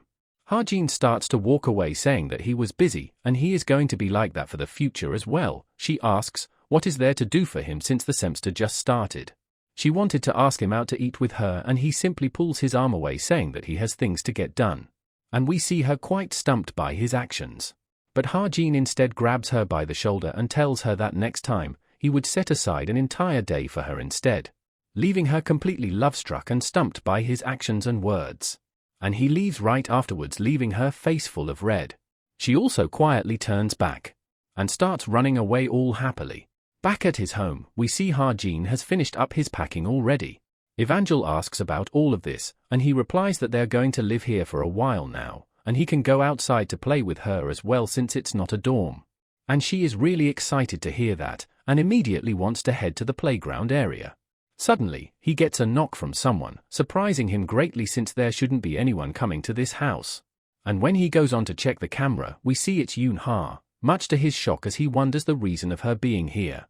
Soon enough, he greets her at the door, with bunch of cats in his hands. She excuses herself and decides to come in. Ha-jin is glad that he had Evangel transform in advance. He is a bit embarrassed about it all being messy right now, but Yoon-ha assures that it's okay since she was the one who showed up suddenly. Regardless, he asks her on how did she found this place. She went to the dorm but he already had his things moved out, so she went to the administration office where they told her the address. He is surprised they would tell someone's personal information. She had something she really wanted to give him and hands over him some kind of envelope. It's to repay him for the last time. It's the same card that she uses, it doesn't have any limits. Next time if he wants something, he can go directly to the armory. She then looks at the boxes and asks him if he is leaving. He confirms and she asks him the reason for doing so. He replies it's because he already finished what he wanted to at Cube. She is unable to argue back and simply accepts the thing the way it is frustratingly. But he still assures her that she don't need to worry. He won't make her regret becoming his ally. After a short tea, she quickly gets back on her way. Evangel asks Ha-jin, where is he going? With tears almost flowing out of her pretty eyes. He assures that he is going to stay here with both her and Whitey. Hearing which, she immediately gets happy. Back to Yoon-ha, she assumes that Ha-jin's goal was probably revenge. Since he said that he finished what he wanted to do, she assumes that he probably got his revenge. But his targets were Chai Juchul and her dad, and nothing has happened yet. She then suddenly remembers Chai Jinyun's death and is hit with a realization. She tries to deny that possibility since it was said that the culprit was a demonic human. And if it was a revenge aimed at Juchul, he wouldn't have gotten so close with her. She is quite tired at this point, and realizes that she needs more information. So, she plans to get in contact with her uncle again for it. And in between she also get a thought that the dog she saw at Ha-jin's place kind of looked familiar. Switching to Jin-hyuk, he seems quite tired. His assistant asks if he was able to find anything. He explains that the mana density is too high and there is also a storm of demonic energy. And when asked if the culprit was a demonic human like they announced, But Jin Hyuk explains that Jin Yoon actually became a demonic human himself, actually something even more, a complete demon. Chai Shin-hyuk wanted to hide this information and the authorities took their side as well. And when asked about the information for the culprit, all he got was a single tattoo. Even that took him weeks glued to this thing. His assistant is not sure if Chai Juchul would find it enough. He also asks him to write up the truth about Jin Yoon in classified document and store it in Violet Society database. His assistant is scared for being found out, but Jin Hyuk knows that even Juchul cannot mess freely with that society. He needs at least one safety measure in case things go wrong for him. A bit later, he is seen happily watching some kids play outside.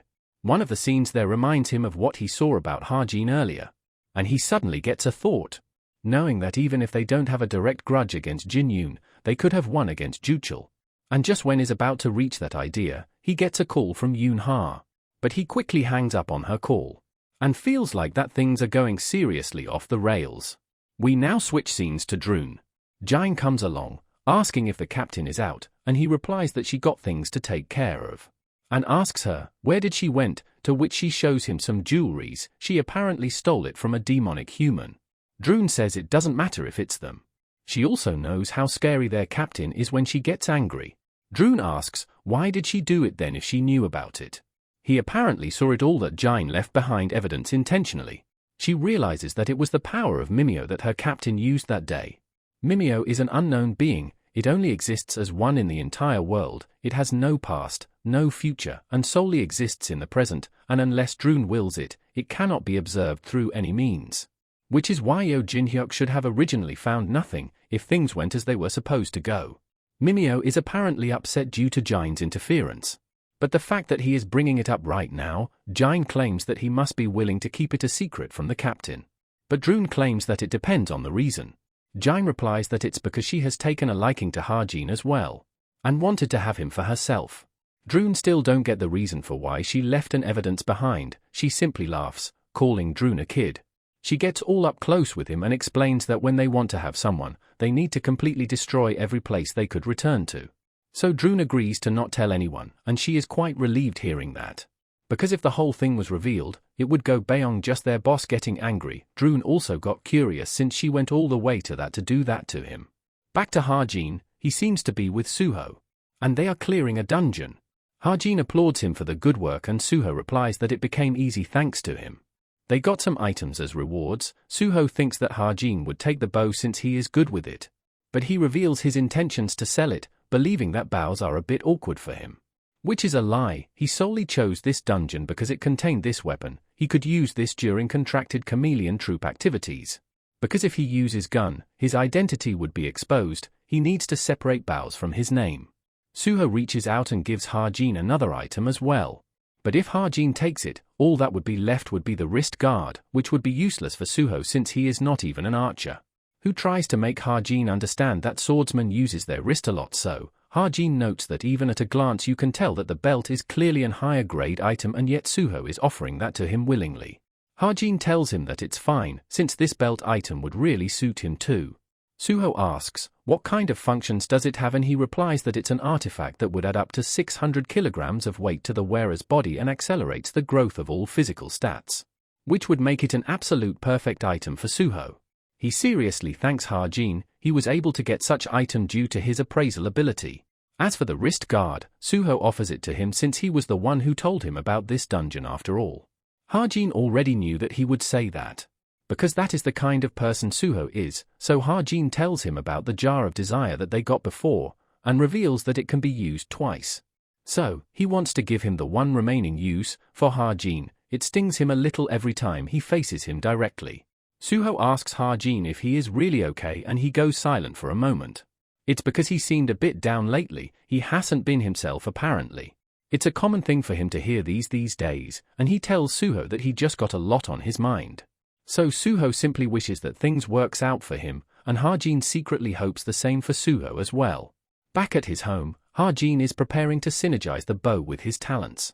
His multiple talents and abilities comes together and is able to harmonize with the bow, creating another ability, Eye of Horus, which he can use to pierce his field of vision beyond the horizon, even through his targets for 5 seconds. He didn't expect that it would also synergize with his Stigma that well. And with this, his preparations are more and less complete, and now it's time to open the jar of desire one last time. He placed ether in it as soon as the new semester started. And given his luck, he definitely would have gotten a good enhancement. As soon as he opens the lid, he sees the light of accumulation of luck. But its color turned into pink, which terrifies him greatly for some reason, even though he doesn't consider it bad. He waited 10 days, but it got that function out of everything. It became desire of aesthetics. His ether would now react to beautiful things, and actually his charm would increase by 0.002 every 24 hours, up to a maximum of 1.